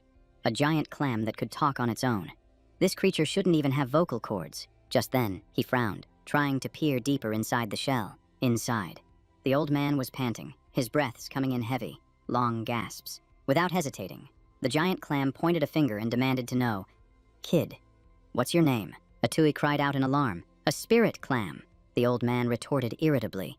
I take back what I said before. You're a disrespectful brat. Atui sighed in confusion. It seemed it wasn't the giant clam speaking, but that old man's voice. But how could he see and hear him? In that moment, he suddenly realized the key must be the soul-suppressing treasure, the track ding. Could it be that the track ding itself had granted him this ability? The clam immediately flew into a rage and shouted, You're cut from the same cloth as that fat fish. Let me out of here now. Atui frowned and asked in return, Old master, can't you leave on your own? The old man wailed in frustration. I'm just a spirit form. Have you ever seen a giant clam walk by itself? This is just bullying an old man. Hearing this, Atui suddenly recalled the knowledge he'd read in ancient texts. A spirit. I've seen records about this kind of thing. He recalled the contents of the book. All things in creation can develop a spirit intelligence. A spirit is consciousness, and the conditions for its birth are incredibly harsh. But the weapons of martial saints are the most likely to create one. Atui wondered why this particular giant clam would have a spirit intelligence. The clam grew even more annoyed. You really enjoy picking on the elderly, don't you? Suddenly, the Tai Hoan Yach gently touched his hand, startling Atui, who asked, You can't move. What's wrong with you? Looking at the white worm in its mouth, Atui was stunned. What in the world is this? He picked it up to examine it. Noticing mysterious patterns covering its body, this looked like a silkworm, but the feeling was completely different. There were even inscriptions on its skin. The clam confirmed bluntly, that is a formation worm. Hearing the name, Atui feigned ignorance and asked, Old master, you're familiar with this. What exactly is a formation worm? The clam immediately and arrogantly refused. And why should I tell you? Atui quickly resorted to flattery. Old master, your knowledge is as profound as the ocean. You must have reached the level of a grand scholar. I beg you to enlighten me and broaden my horizons. Hearing this, the clam flushed with pride and began his explanation. Don't think that will get you off the hook. I'm only doing this out of respect for your thirst for knowledge. The clam recounted the legend of the ancient immortal isles. There were 3 islands, Mount Penglai, Fangzhang, and Yingzhou, and each had its own strange creatures and unique treasures. The immortal isle of Mount Penglai was always shrouded in a white mist sprayed by the formation worms. These creatures have mystical patterns on both sides of their bodies, which are as white as jade. Anyone who breathes in the white mist will fall into an endless dream. After hearing the explanation, Atui asked excitedly, So what is this formation worm used for? How do you use it? The clam shrugged helplessly. How would I know? I've never used one. It's just a legend. It might not do anything at all. Atui clicked his tongue in disappointment. Fine, then. I'll just set it aside and figure it out tomorrow. With that, he turned to leave. I'm going to rest. Don't you forget your promise. The clam called out in a panic. Remember to let me out tomorrow. Night fell, and Atui gradually drifted into a deep slumber. On the table, the formation worm suddenly quivered slightly, then released a strange, sweet fragrance. A thick, dense aura began to spread out, enveloping the soundly sleeping Atui. In his dream, a single drop of rain suddenly landed on his face. Atui stood in the middle of a downpour, looking around in shock. Where am I? Wasn't I just sleeping in my house? Suddenly, a voice echoed from the void. Liang Ju. We meet again. He spun around and asked, Who's there? Lu Tiet appeared, roaring with aggression. I told you, I'd be waiting for you in the Yellow Springs. Atui stared at him, bewildered. What is this? I've never heard of anything like this happening. He was shocked by the resentful spirit, a man who was already dead, now standing right in front of him. Faced with this bizarre and nightmarish scene, Atui dropped to his knees and wondered, could it be that the Yellow Springs actually exist in this world? Lu Tiet remained as arrogant as ever, declaring, Liang Ju, I told you, you're a dead man. Atui looked around and realized, Aoi was nowhere to be seen, and this place looked exactly like the streets of Aothui Town. Don't tell me there's an Aothui Town in the Yellow Springs too. While he was still lost in thought, Lu Tiet suddenly charged at him. Could it be? Lu Tiet roared like a madman. Liang Ju, this is my final attack. Atui decided to bet everything on one last gamble. If it's come to this, there's only one path left for me to take. Atui bravely swung his spear, shouting, Emperors, dragon cleave. The moment the words left his mouth, the phantom image of a godlike being instantly appeared. The sight before him left Atui completely stunned. It actually appeared. The Divine Lord closed his eyes, his aura converging, as an unseen power was summoned in a fleeting moment. Without hesitation, Atui channeled his divine power, focusing his will into a single, decisive strike. Slash. Lu Tiet's eyes widened in horror. Lu Tiet, who in the world are you? As the figure's form slowly faded, Atui instantly understood. This was indeed a dream created by the formation bug. Although the Emperor Lord's phantom was fake, the power it unleashed was far beyond his imagination. Just then, the Divine Lord's voice suddenly rang out, probing, Who are you? That voice made Atui pause for a moment, a flicker of doubt rising in his heart before it could fully form. In the next instant, Atui jolted awake with a loud shout, cold sweat drenching his back. He thought back to the phantom's last words before it vanished. The Emperor Lord is still alive. What could that possibly mean? Did he recognize the tracked in? Atui's gaze fell upon the formation bug, and he immediately understood. The mist it had spewed was the cause of all this. It seemed the dream was finally over. He then quickly made a calculation. This formation bug was too bizarre. He couldn't just summon the Emperor Lord's phantom again. However, it was perfectly suited for training. Atui tensed his muscles and was surprised to notice a change. The battle in the dream seemed to have had a direct effect on his physical body. Just as he was thinking, his thoughts were interrupted by a knock on the door. A servant said, Master Atui, you're awake. An official asked me to bring something for you. They said it's very valuable. He replied joyfully. The items I traded for have arrived. The scene shifts to the garden, where Atui sat on the ground, holding a tightly sealed wooden box in his hands. He opened it to observe the two rare items he had just received. These were the water-type spirit plants he had exchanged for two major merits, with his big brother's help in choosing them, following the instructions. Atui placed a petal in his mouth and quickly focused his mind to enter a meditative state. Instantly, the system's voice rang out. Essence of the water marsh plus 3,200. Essence of the water marsh plus 5,200. As the energy flooded his meridians, Atui was overjoyed to feel two streams, one hot and one cold, merging within his body. A refreshing sensation spread throughout his entire being. It felt absolutely incredible. Hearing the loud commotion, the giant clam was stunned and exclaimed, This kid causes such a huge disturbance just by cultivating. The old creature scoffed disdainfully. All flash and no substance. Back in my day, I saw a true dragon. At that very moment, the Trokdin inside Atui's body began to tremble violently. The giant clam's eyes widened in terror as it gasped. This is... In the blink of an eye, the Trokdin shot out, its form expanding to an immense size. The giant clam trembled, pointing a shaky finger, and stammered incoherently. This is... Suddenly, a character struck it on the head, and its body froze. The giant clam immediately prostrated itself, swearing an oath in a panic. I understand. I swear on my life to protect the exalted immortal's secret, finishing his cultivation. Atui let out a long breath as his aura gradually stabilized. The giant clam cautiously raised its head and asked, Is it over? Seeing the old creature still hanging around, Atui asked with suspicion, Old sir, aren't you leaving? The giant clam changed its tune, trying to curry favor, seeing as you're so humble and polite. This old master has decided to stay a few more days, to teach you a few secrets. The old creature began to boast. I've lived for several thousand years and know quite a few secrets. Atui was stunned and asked, Several thousand years. Then have you ever seen a true dragon? I heard there used to be one in the Huai River. The giant clam smirked to itself. Of course I have. This kid has no idea about the origin of that thing inside him, compared to that. A true dragon is nothing, thinking about the future. The old creature marveled silently. This boy's future potential is immeasurable. The scene shifts to a dark, damp dungeon, filled with a chilling atmosphere. Inside, Van Duong was tied to a table, his body covered in marks from interrogation. A cold voice echoed, tempting him. If you want revenge, then pray to Mother to grant you power, but you must offer everything you have as a sacrifice. Faced with the tempting offer, Van Duong replied with a tremor in his voice. I understand. For revenge, I am willing to sacrifice everything I have. The voice moved closer and asked again. Tell me your name. Van Duong's voice shook as he confessed. My name is Lu Van Duong. Then, the other being asked for his target. Who do you want to kill with this power? Van Duong gritted his teeth and replied, I want to kill Lu Tiet. Back at the estate, Atui was now leisurely sipping tea with a calm expression on his face. He stared at Han in shock and blurted out, So, a total of 3 true dragons have appeared since the death of the Hoai River's Dragon King. Does that mean the one currently in the Dragon Palace is a real dragon? Tai Tuong nodded slightly in confirmation. That's right. That's exactly it.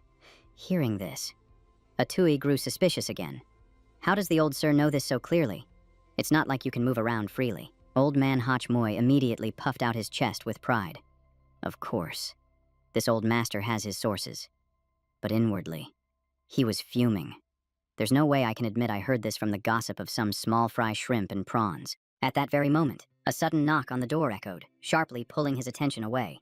The moment the door opened, the village chief, panting for breath, said immediately, Atui, I came today to discuss this year's post-harvest festival with you. Hearing the request, he paused to think. After the ritual, I'm counting on you, my boy. After they settled in, Atui hesitated as he poured the tea. Village chief. Shouldn't this kind of matter usually be discussed with the local wealthy families? He offered a gentle smile and got straight to the point. I'm not sure how I can help, the village chief explained in a low voice. Atui, my boy, you know that many outsiders have been coming and going from Gyahung lately. It's made organizing the ritual much more complicated. We need those masters from out of town to contribute funds, and for that, we need you to step up. Hearing this, he could only give a wry smile. Me, even though I'm a river god, this isn't something I have authority over. Seeing this, the village chief quickly put down his teacup and corrected himself. No, that's not what I meant. Then, his expression turned serious as he stated his true intention. I want you to be the one to preside over the ritual. Scene changed to the Imperial Palace during the day, sunlight bathing the stone steps. At the Go board, Dai Thuan made a move and asked with a smile, Why is it that you have the leisure to play Go with me today? He gave a faint, sarcastic laugh. A newly promoted martial saint, not announcing it to the world, but hiding in the Imperial Palace to play Go. How amusing. Hearing this, Nin Hao laughed and replied, Your Majesty is joking. If this matter were announced publicly, some of the little pests would scurry away and hide. He lowered his voice, reminding him with a meaningful tone. And at that point, wouldn't Your Majesty be the one in an awkward position? Dai Thuan's smile faded as he changed the subject. I heard your men have traced the whereabouts of the Huang branch of the Guimao. Nin Hao nodded seriously in response. That is indeed the case. This branch has been making quite a stir in Binduong, so I sent people to investigate. As he finished speaking, he frowned at their recklessness. I just didn't expect this group to be so audacious. Dai Thuan narrowed his eyes and asked, Oh, and what are they doing? Nin Hao lowered his voice to reveal, They are searching for the secret art of immortality. Hearing this, Dai Thuan asked coldly, Have they found it? He analyzed rapidly. An ordinary person who reaches the Galloping Horse realm lives for just over 100 years. Reaching the True Form Grandmaster level only gets you to 300. Even a martial saint at the Demon Dragon realm lives for just over 600 years. Lifespan has always been a taboo. Searching for this secret art is no different from seeking death. Nin Hao showed his agreement and placed a stone on the board. That goes without saying.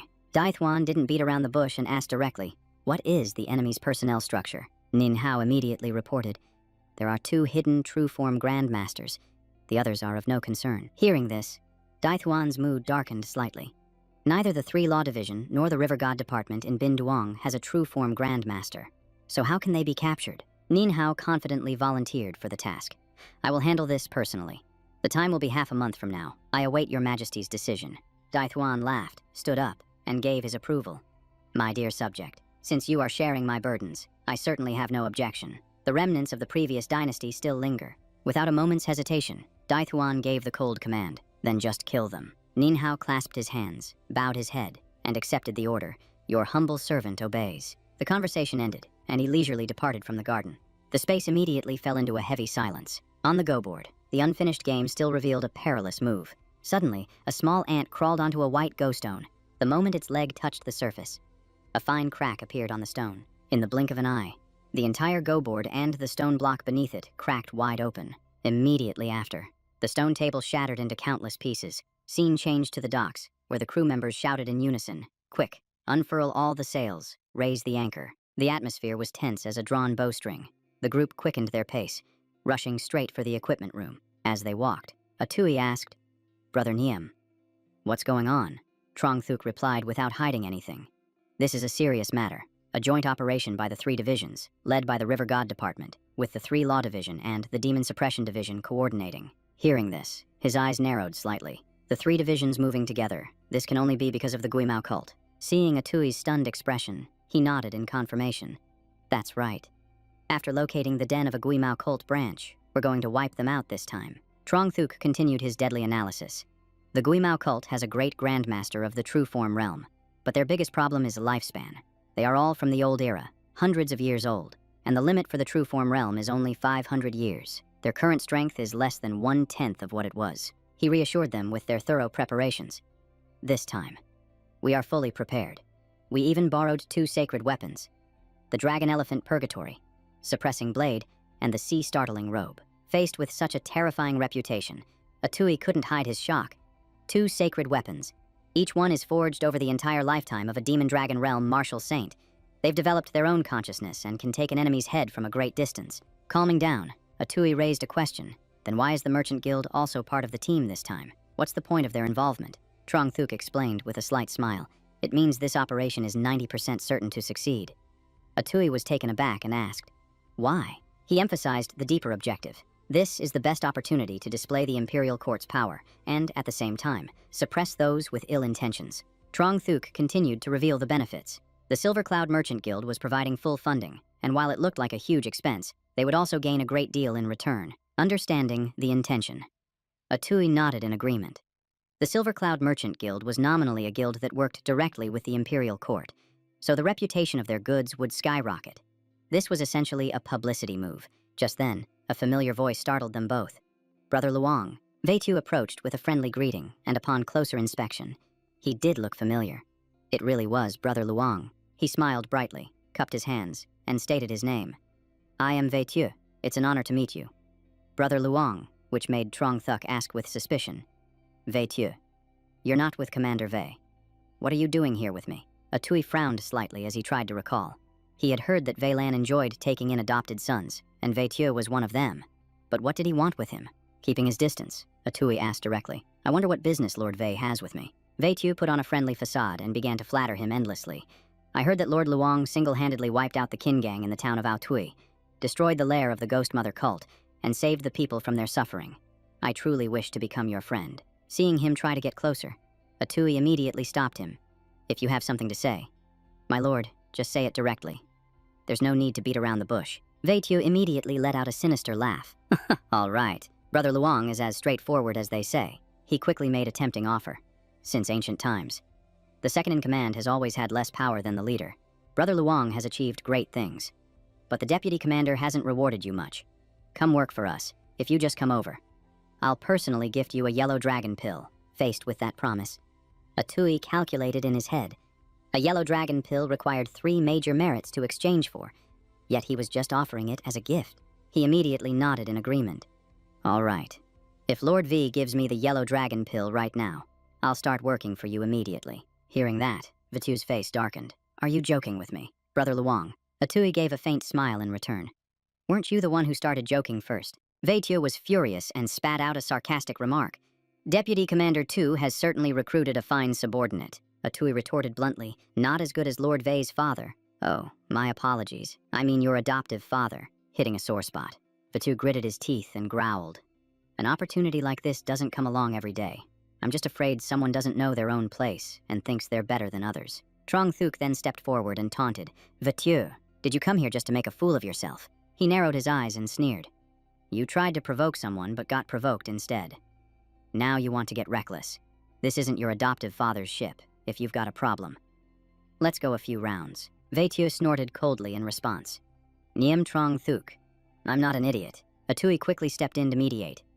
"Luong Ku, I was just kidding earlier," Veitu continued, "but now I'm giving you a chance. Come work under me, and I guarantee your career will be smooth sailing. He immediately changed his tone to a threatening one. Otherwise, it wouldn't be good if an accident happened while on duty. Trong Thuk flew into a rage and shouted back, "Vitieu, are you threatening him?" Atui quickly pulled Tran An back. "Miss Neem, this is a trap." Without hesitation, Atui answered bluntly, "I can also make it clear to you, it's impossible." Vitieu immediately gritted his teeth in anger. "Luong Ku, you will regret this." He turned his head and gave a decisive order.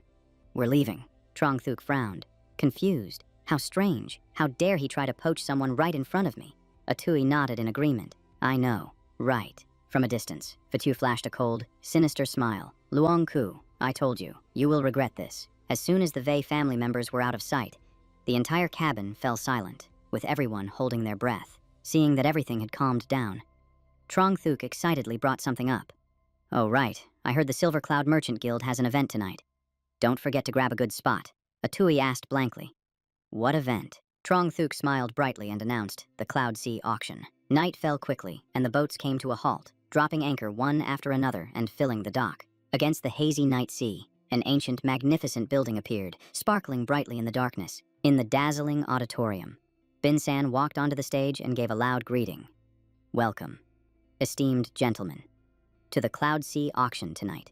He clearly introduced himself. "I am your host for this auction, Chu Bin San." Facing the packed seats, he clasped his hands and offered praise. "Your presence tonight, my lords, makes this auction truly extraordinary." Bin San clapped his hands decisively. "I won't waste any more time. Let's begin tonight's auction. Bring out the symbol of the Silver Cloud Merchant Guild, the Jade Red Bridge Tree." In a flash, a beautiful young woman carrying a precious vase walked out, drawing everyone's gaze. The entire hall was immediately abuzz, with everyone's eyes glued to the carefully held item. Atui blurted out, "The Jade Red Bridge Tree. What is this? Some kind of rare plant?" Trong Thuk, standing beside him, explained, "You could consider it a rare plant, but it's quite special. It doesn't grow with water."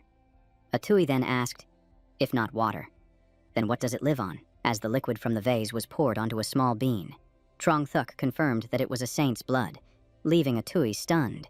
A saint's blood is this color. Immediately after, the small bean trembled slightly and then cracked open, with a sprout bursting forth in an instant. The tree grew to a gigantic size, and Trong Thuk exclaimed in shock, "The space inside this tree is different from the outside. It can store a great many precious items." He continued his praise, explaining that it could even feign death by turning into a seed, keeping any precious items stored within it perfectly intact, making it a top-tier storage artifact. Then he sighed regretfully. But to awaken it, one must use the blood of a saint, a harsh condition, as the blood of a saint is not easy to come by. Atui's eyes widened in amazement. A precious plant that required the blood of a saint to awaken felt no different from a sacred weapon. Bin San then enthusiastically announced, "Next, we will begin the auction for the first item of the day. This is the Crimson Luck Jade Flower Tree from Lanzhou. It is said that its owner will be blessed with great fortune." He continued to describe its uses. "This item has healing properties, and its sprouts can even be refined into medicinal pills." Bin San announced the opening price. "The bidding starts at 300 taels. Let's begin." The calls came one after another. 340 taels, 500 taels, 520 taels, 1,400 taels. He immediately closed the bid. Sold for 1,400 taels. The atmosphere seemed to explode and then freeze in an instant. Bin San smiled and offered his congratulations. "The gentleman from Sohaba, number 32, has won this tree." Immediately after, his expression turned serious as he offered a reminder. "For all the gentlemen attending this auction for the first time, allow me to give you a piece of advice." Bin San clarified the rule. If only two people are locked in a bidding war, they may fight on the dueling ring to determine the final owner, but this only applies when there are exactly 2 bidders remaining. He moved on to the next item. The next auction item is the Scarlet Gold Sacred Fan. Atui was stunned. 1,400 taels spent with a single wave of a hand. These lords in the city don't even blink. Trong Thuk glanced around and asked Han, "Brother Luong, have you seen anything that catches your eye yet?" Atui gave a bitter smile and thought to himself, "Not yet. I only have a little over 1,000 taels.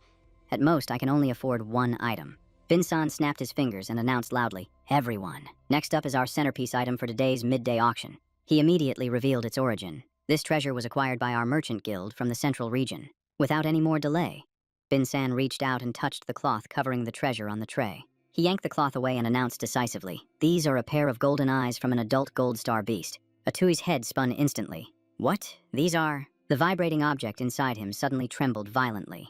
His mansion crest seemed to flare up with an irrepressible desire. Could this item be related to my mansion velvet? Bin-san began to describe their power. Everyone knows that taming an azure water gold star beast allows one to ride it through the heavens and seas. Its eyes shine like the sun, able to distinguish loyalty from deceit, and break illusions to reveal the truth. These golden eyes have just been removed. Their essence has not yet dissipated. The starting price is 800 taels. With each bid increase, no less than 100 taels. Hearing its uses, Atui's blood boiled with determination. I cultivate an eye technique. The power of Vo-Tree Key resonates within me. This is a heaven-sent martial core. Could these golden eyes also grant a special ability? I have to get them. He immediately raised his paddle, decisively placing the first bid, 900 taels. As soon as he called out, an interrupting voice from behind startled him. 1,200 taels, Bin-san excitedly announced. The gentleman number 78 bids 1,200 taels. Atui looked back and immediately recognized the person. Vetieu. Atui gritted his teeth and raised the price. 1,300 taels. Damn it, I don't have enough money. At the same time, on the high platform, Donghung stood silently, his gaze locked on the unfolding events below. Dudon, standing beside him, couldn't hide his surprise and asked, "Little Ninth is cultivating an eye technique.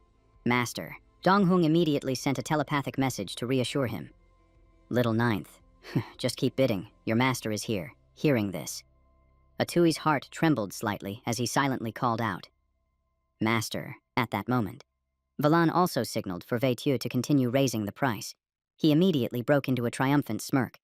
"It's my foster father." A cold, stern expression was clear on Valan's face, his eyes showing a firm resolve not to let the treasure go. Vetieu excitedly shouted, 1,700 taels, while inwardly snarling, "Luongku, don't even think about getting these eyes today." The hall immediately erupted in murmurs. People began to discuss the feud between the two. That young man can't compete. That's Vetieu.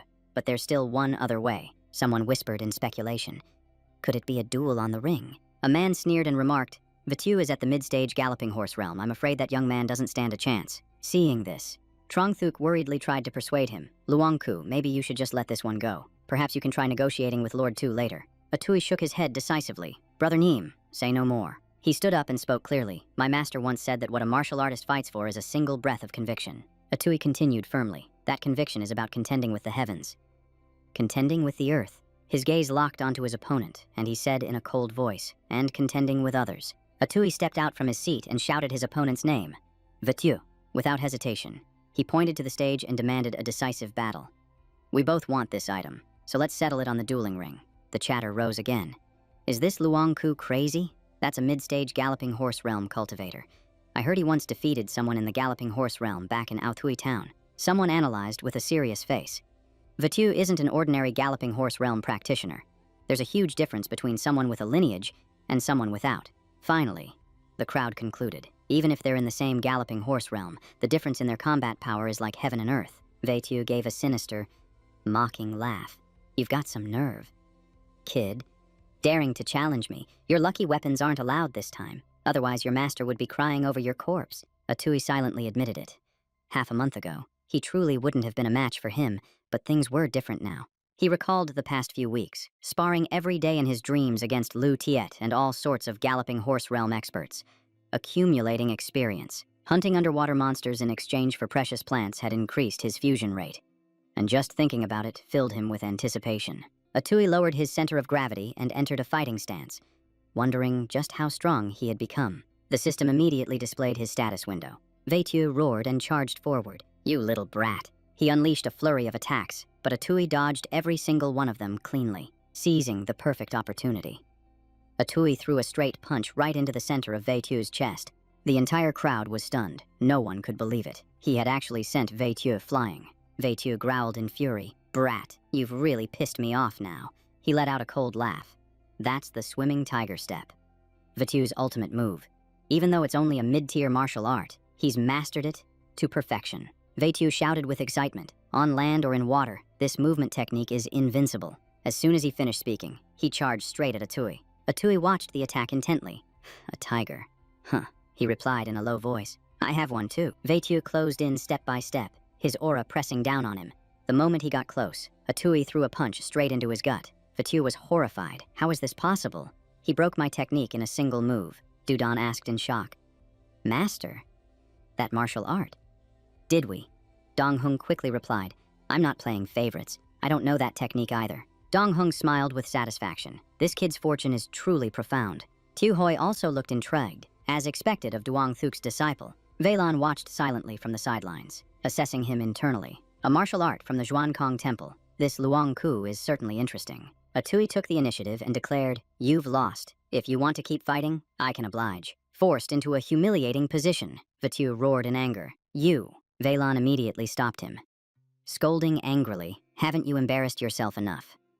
Adoptive father, Without wasting words, Veilon directly announced the winner. The Golden Star Beast belongs to Luong Ku. Atui looked up and observed him, realizing internally that this man was Commander Veilon. Bin-san quickly stepped forward to announce, Congratulations, young master. The Golden Star Beast is yours. The Merchant Guild will deliver it to your room shortly after we've processed it. Atui let out a silent sigh of relief. He'd finally gotten it. A while later, back in his room, he began to consider how to use this item. Atui wondered curiously, do I just eat it directly? With that thought, he lifted the object in his hand, preparing to take a bite. In that very instant, Atui's eyes lit up, and a powerful aura of light erupted from his entire body. Clearly feeling the change, he exclaimed happily. It really works when you're about to break through. Looking at the Golden Star Beast in his hand, Atui decided to try it again.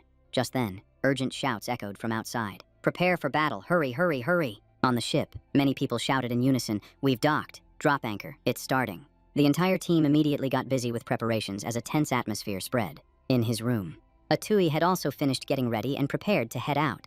The scene changes to a series of boats anchored close to the shore. On a lush green lawn, a grasshopper was slowly munching on a plant, absorbing its nutrients. Below, a hidden frog silently watched its prey. In just an instant, the grasshopper was inside the frog's mouth. Just then, the sound of human footsteps echoed nearby.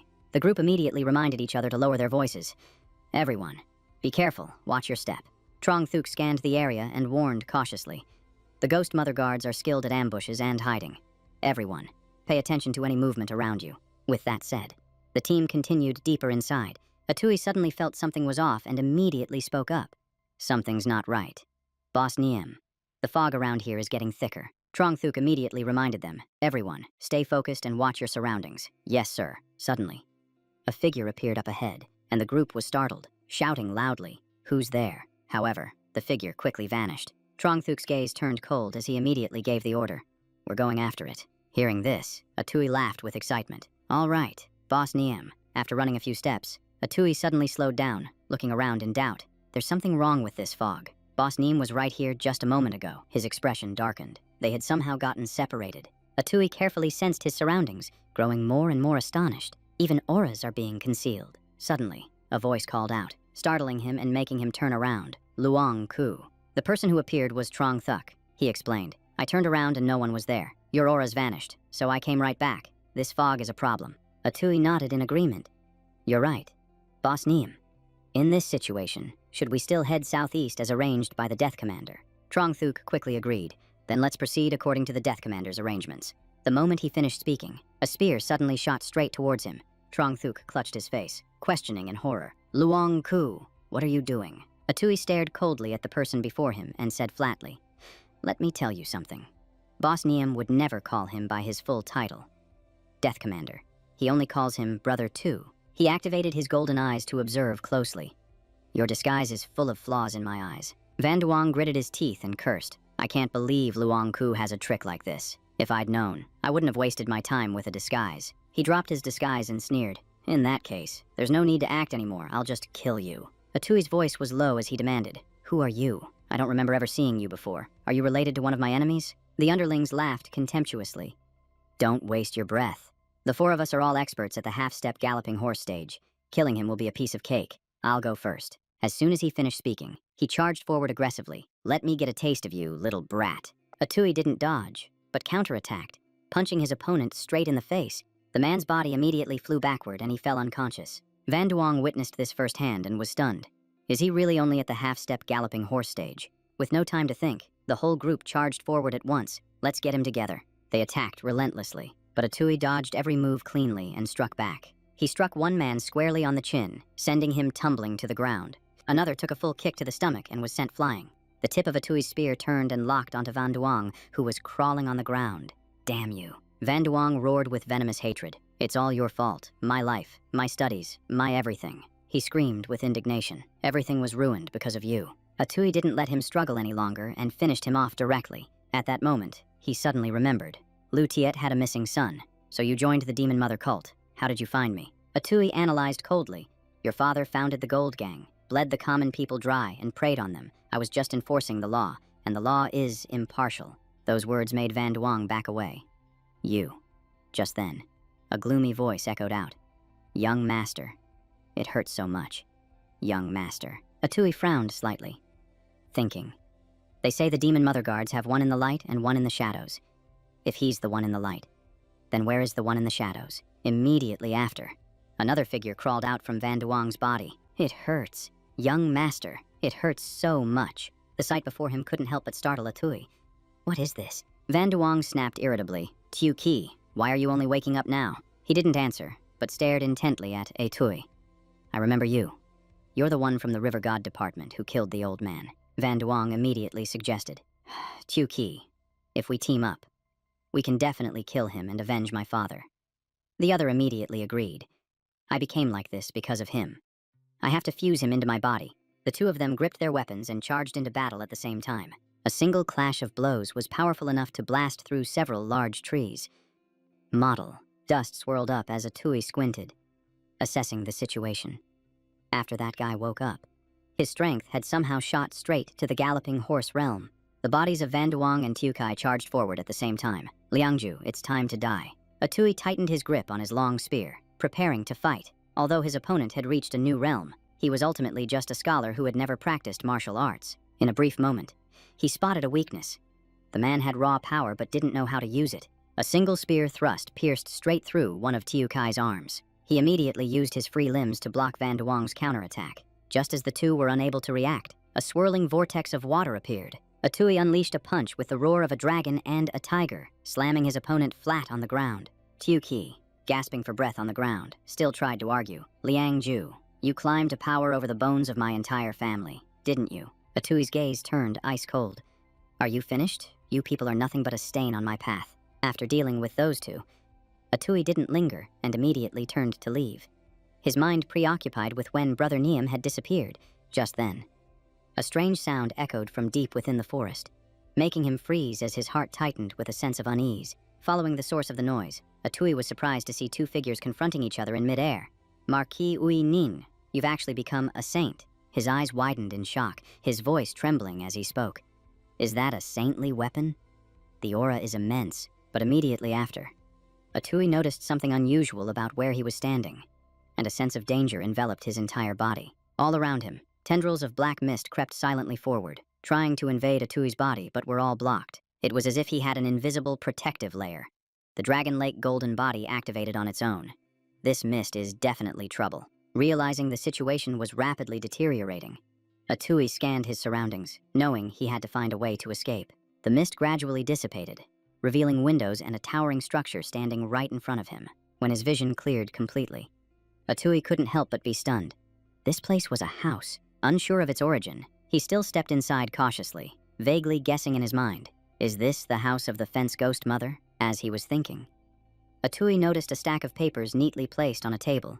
The words, Great Chen Martial Saint, Truong Kong Dong, made him instantly recognize the identity.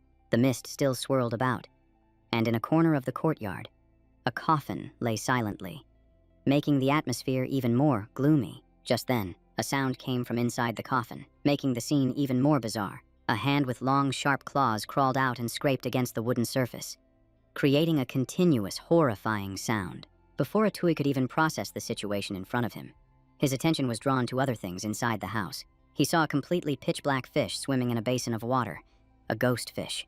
Why have I never heard of such a thing? Atui raised his hand and manipulated the water, enclosing the fish in a sphere and gently lifting it out of the basin. Watching the fish being transferred into a small, compact flask in his hand, he smiled faintly. An unexpected gain, indeed. But Atui was completely unaware that a figure had appeared behind him at some point. Hearing footsteps, he immediately spun around into a defensive stance. Who's there? In front of him was a corpse that was neither human nor demon, blocking the doorway and staring intently at him. That body had no life force, only white bones and a cold, sinister aura. It let out a low, guttural roar that was both jarring and made his scalp tingle. Atui immediately recognized his opponent's realm. This aura, it's the wolf smoke realm. The dried corpse gave him no more time to think, lunging forward to attack. Atui reacted quickly, channeling his energy to retreat from the danger zone. But his opponent stuck close, not letting up, forcing him into a position where he couldn't dodge, knowing he couldn't retreat any further. Atui chose to counterattack, thrusting his long spear straight out. Unexpectedly, the dried corpse easily caught his attack with a single hand. It followed up with a powerful kick straight to his abdomen. The force was astonishing. The blow sent Atui slamming into the stone wall behind him, which immediately crumbled. At the same time, the fish was knocked from his hand, breaking free from his magical control and flying up in front of him. The fish's body bent into a graceful arc as a faint layer of light radiated from it. The system immediately detected it. Innate primal chi. Before Atui's eyes, an image appeared. A shimmering, golden fish, carrying a treasure that glowed with a brilliant light. A series of notifications rang out. Water loach essence increased. The system attempted to awaken its unconscious host. Spirit loach power continuously rising. Atui lay weakly amidst the rubble, still showing no signs of waking up. After repeated system prompts, Atui finally, slowly opened his eyes. The power of water quickly enveloped him, a fresh current of energy helping him to his feet. With this new, surging power, Atui slowly propped himself up as his body began to heal, little by little. The status window was clear.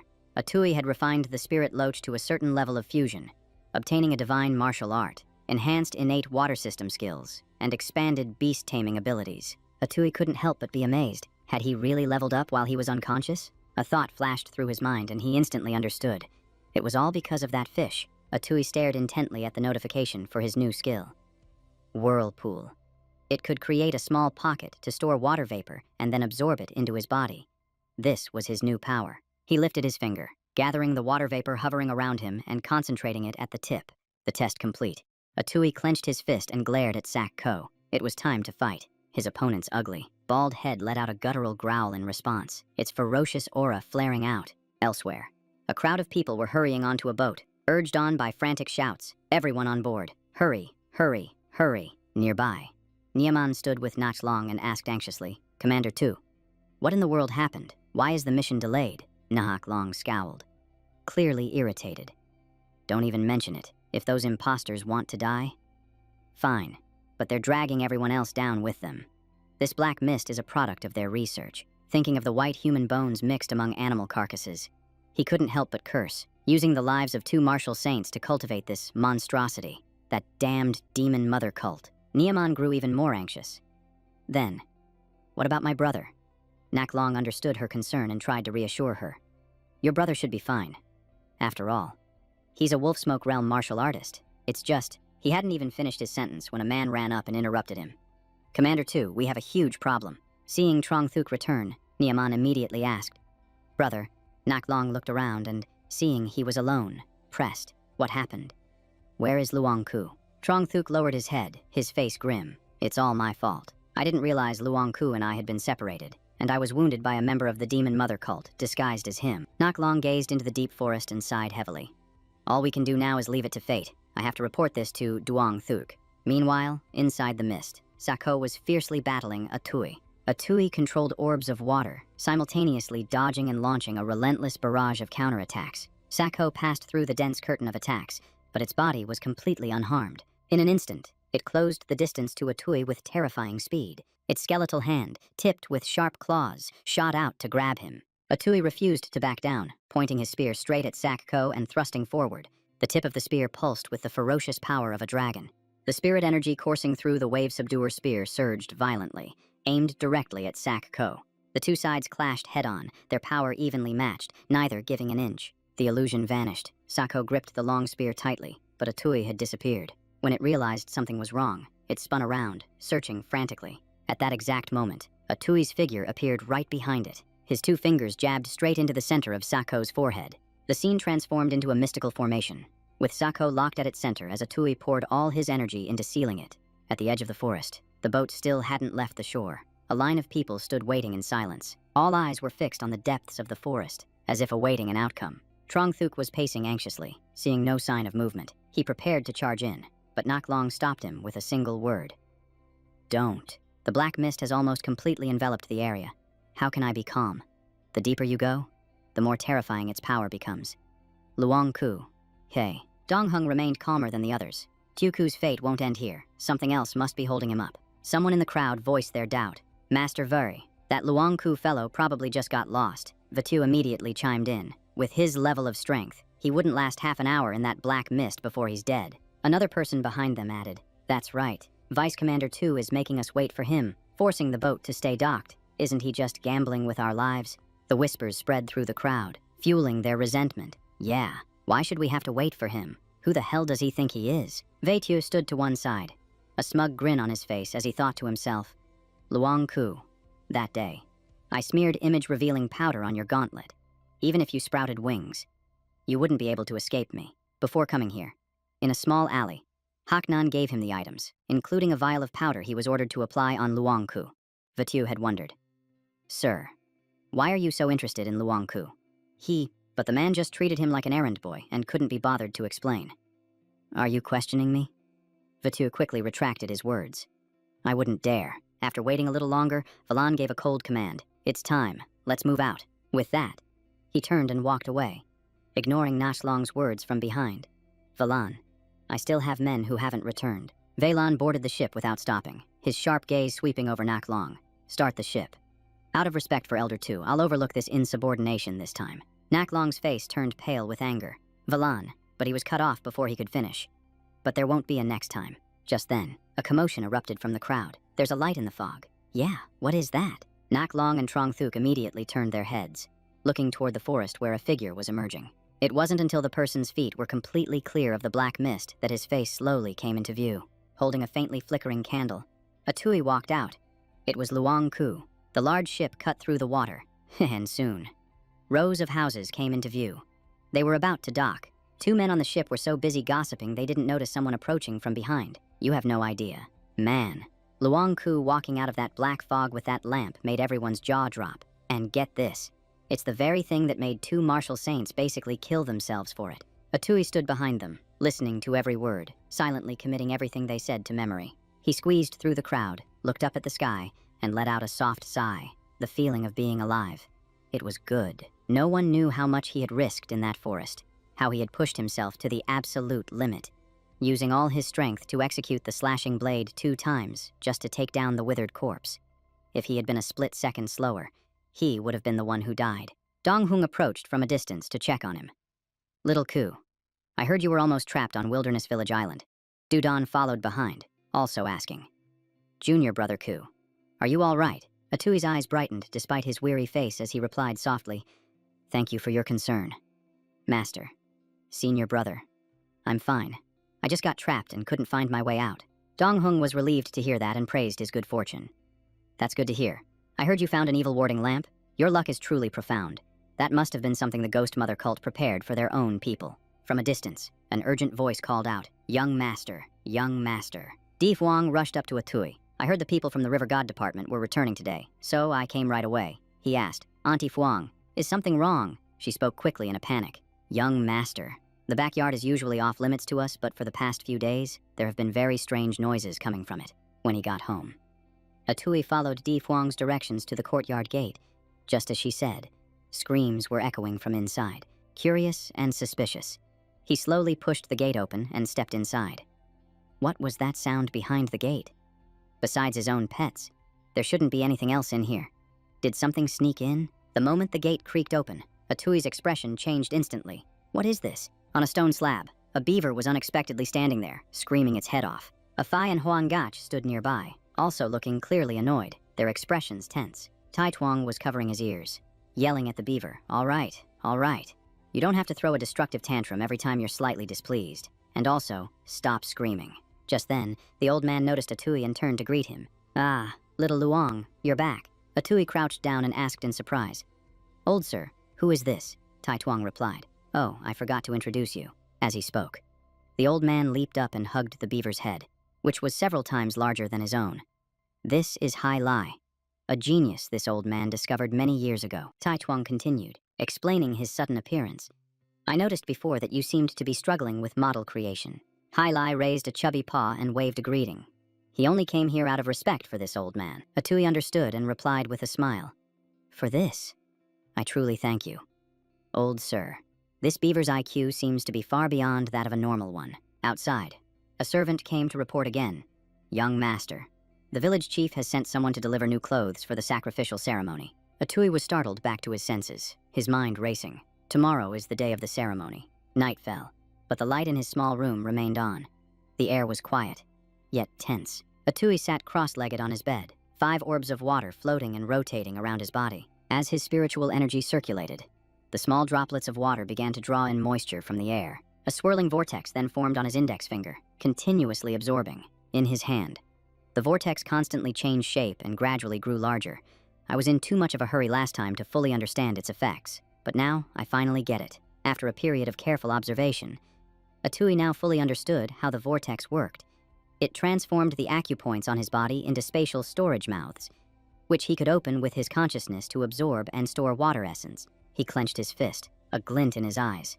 The amount of water he could control right now was only a tiny fraction of his true potential. Atui channeled his technique, directing the vortex to fly next to a flower vase, and at the same time, he discovered something extremely interesting. The vortex continued to operate ceaselessly, even siphoning life force, causing the flowers in the vase to wither rapidly. It seems I brought back a few remnants from that island. The blue glow of the water gradually turned a dark gray. The things that had been retained were clearly not dead objects. They seemed to possess some form of consciousness. After recalling them, Atui thought to himself that he might be able to command them in the future, giving him a new trick up his sleeve. However, there were other matters to attend to for now, but the most important thing was tomorrow's river ceremony. Atui walked to the table, his heart stirring slightly as he looked at the scroll.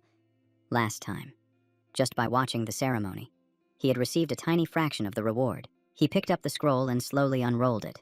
This time, he was the one officiating the ceremony. How much would he receive? Looking at the contents, his feelings were completely different from before. A clear sense of anticipation was rising within him. The next day, the river ceremony officially began, and the scene became incredibly lively. Lap Ba stood next to Kiet Shuang and sighed. I can't believe Atui has grown so much in just one short year. Kiet Shuang lazily replied. Tell me about it. I don't even know where I lost to him. Lap Ba shot him a disdainful look, as if you could ever compare. Kiet Shuang flared up at that, raising a threatening fist. You little punk, are you looking for a beating today? How dare you talk to me like that? The adults behind them just watched and chuckled. Those 2 kids are still the same as ever. Ah, to be young, Lam. The looked at village chief Lai beside him and said, For Nhia Hung to have someone like Luong Su Gia, your contribution is not small. Triuan laughed happily at the praise. Ever since Atui was a child, I knew he would become a great man. Tungan suddenly ran up to Lam's side and shouted, Father, Brother Luong is here. Instantly, the chattering crowd fell silent and turned to look in the same direction. Atui appeared with a confident air, his robes neat and tidy. The river ceremony had officially begun. He held the scroll in his hands, walking slowly between 2 rows of people toward the ceremonial altar. His every step was steady as he ascended the stone stairs. With his ascent, the majestic sound of drums began to beat in a rapid rhythm. Before the eyes of all the villagers, Atui solemnly took his position to begin the ritual. He opened the scroll, his voice ringing out clearly. By the merits of the divine ministers and the martial emperor, the providence of this land flows. The surging Huai River is the sole domain of the southern realm. Every word was spoken with deep reverence. We honor the sacred spirits, whose virtues shine with the heavens and the earth, who swallow the 9 marshes, embrace the stars, and gaze past the mountains to encompass the 8 wildernesses. As Atui spoke, a vision of the landscape seemed to appear, where spirit turtles and serpents hide, where fish and dragons bring fortune. The nation is prosperous and the people are at peace. The villagers could almost feel the spiritual energy spreading. The way of heaven is profound. Today, I lead the elders to offer incense in reverence to the gods. Atui's expression was solemn. To the great guardian of the Huai River, I stand here in Nghia Huang town by your waters, representing the people to convey their heartfelt wishes. A notification appeared. Huai River ceremony completed with infinite sincerity. The river's favor has increased by 0.007. Joy was evident on his face. Officiating the ceremony really did grant a much higher level of favor. Deep beneath the river, the body of a dragon was still lost in slumber. Its eyes suddenly snapped open, a brilliant red light flaring in the darkness. The power of the ceremony had awakened it. The dragon's body stirred slightly. Who has stolen what is mine? The green dragon was filled with suspicion. The spiritual essence of the Huai River had diminished. Who could it be? The dragon's body coiled and shot up out of the water. Far away, within the imperial city of the capital, an emperor, reclining on his throne, furrowed his brow slightly. A fire of rage flashed in his deep eyes. This wretched beast is courting death. A colossal sword instantly appeared, blocking the green dragon's path. Vile beast. Are you trying to start a war? This power was far beyond the green dragon's ability to resist. A sliver of divine sense attached to the sword erupted with pressure. A thunderous voice roaring. Go back where you came from. The force slammed into it. The green dragon roared, unwilling to yield, its thoughts surging like waves. One of you humans has stolen from me. The being on high coldly dismissed it, his mind resolute, completely disbelieving the dragon's words. Nonsense. A decisive will poured immense power into the sword, the suppression growing deeper and tighter, crushing the green dragon. Be gone. The green dragon could not bear it. Its fury exploded in a wind-tearing shriek. Investigate. Send word down. Investigate this for me. A Tui, still unaware that he had angered another existence, remained focused on the changes within his body. Officiating the ceremony had caused a significant increase in the river's favor. The corners of his mouth curved into a faint smile. He could feel the power rising, but he knew it still wasn't enough. The crowd suddenly felt the world shift as a strange aura descended upon them. They all began to whisper. What is that? The spiritual energy gathered, chilling the air and becoming visible to the naked eye as the silhouette of the river god slowly materialized before them. Amidst the villagers' cries, he realized the strange phenomenon was spreading. From primordial chaos, heaven and earth were born. The sun, moon, mountains, and rivers manifest their will. The river's favor skyrocketed. Data streamed through his consciousness. Plus 0.3, then plus 0.12. The numbers climbing relentlessly without stopping. Trio An knelt on the ground, kowtowing repeatedly by the bridge as his reverent voice rang out, pleading for the river god to protect our home. A notification chimed in his mind again. A cold confirmation. River's favorability. 1.23. The number holding steady. His eyes flew open in astonishment, his mind reeling from the shock. The favorability had actually surpassed the 1-point mark. Before a Tui. Space suddenly distorted slightly and then cracked, the fissure spreading open like a doorway. What was this? Beyond the spatial rift, a familiar image came into view. The deep blue planet, his home, Earth. The system issued a new directive in its flat, a motionless voice. Permanent mission. Return to your homeland. Atui stood frozen, unable to believe what he had just heard as a whirlwind of thoughts flooded his mind. I can really go home.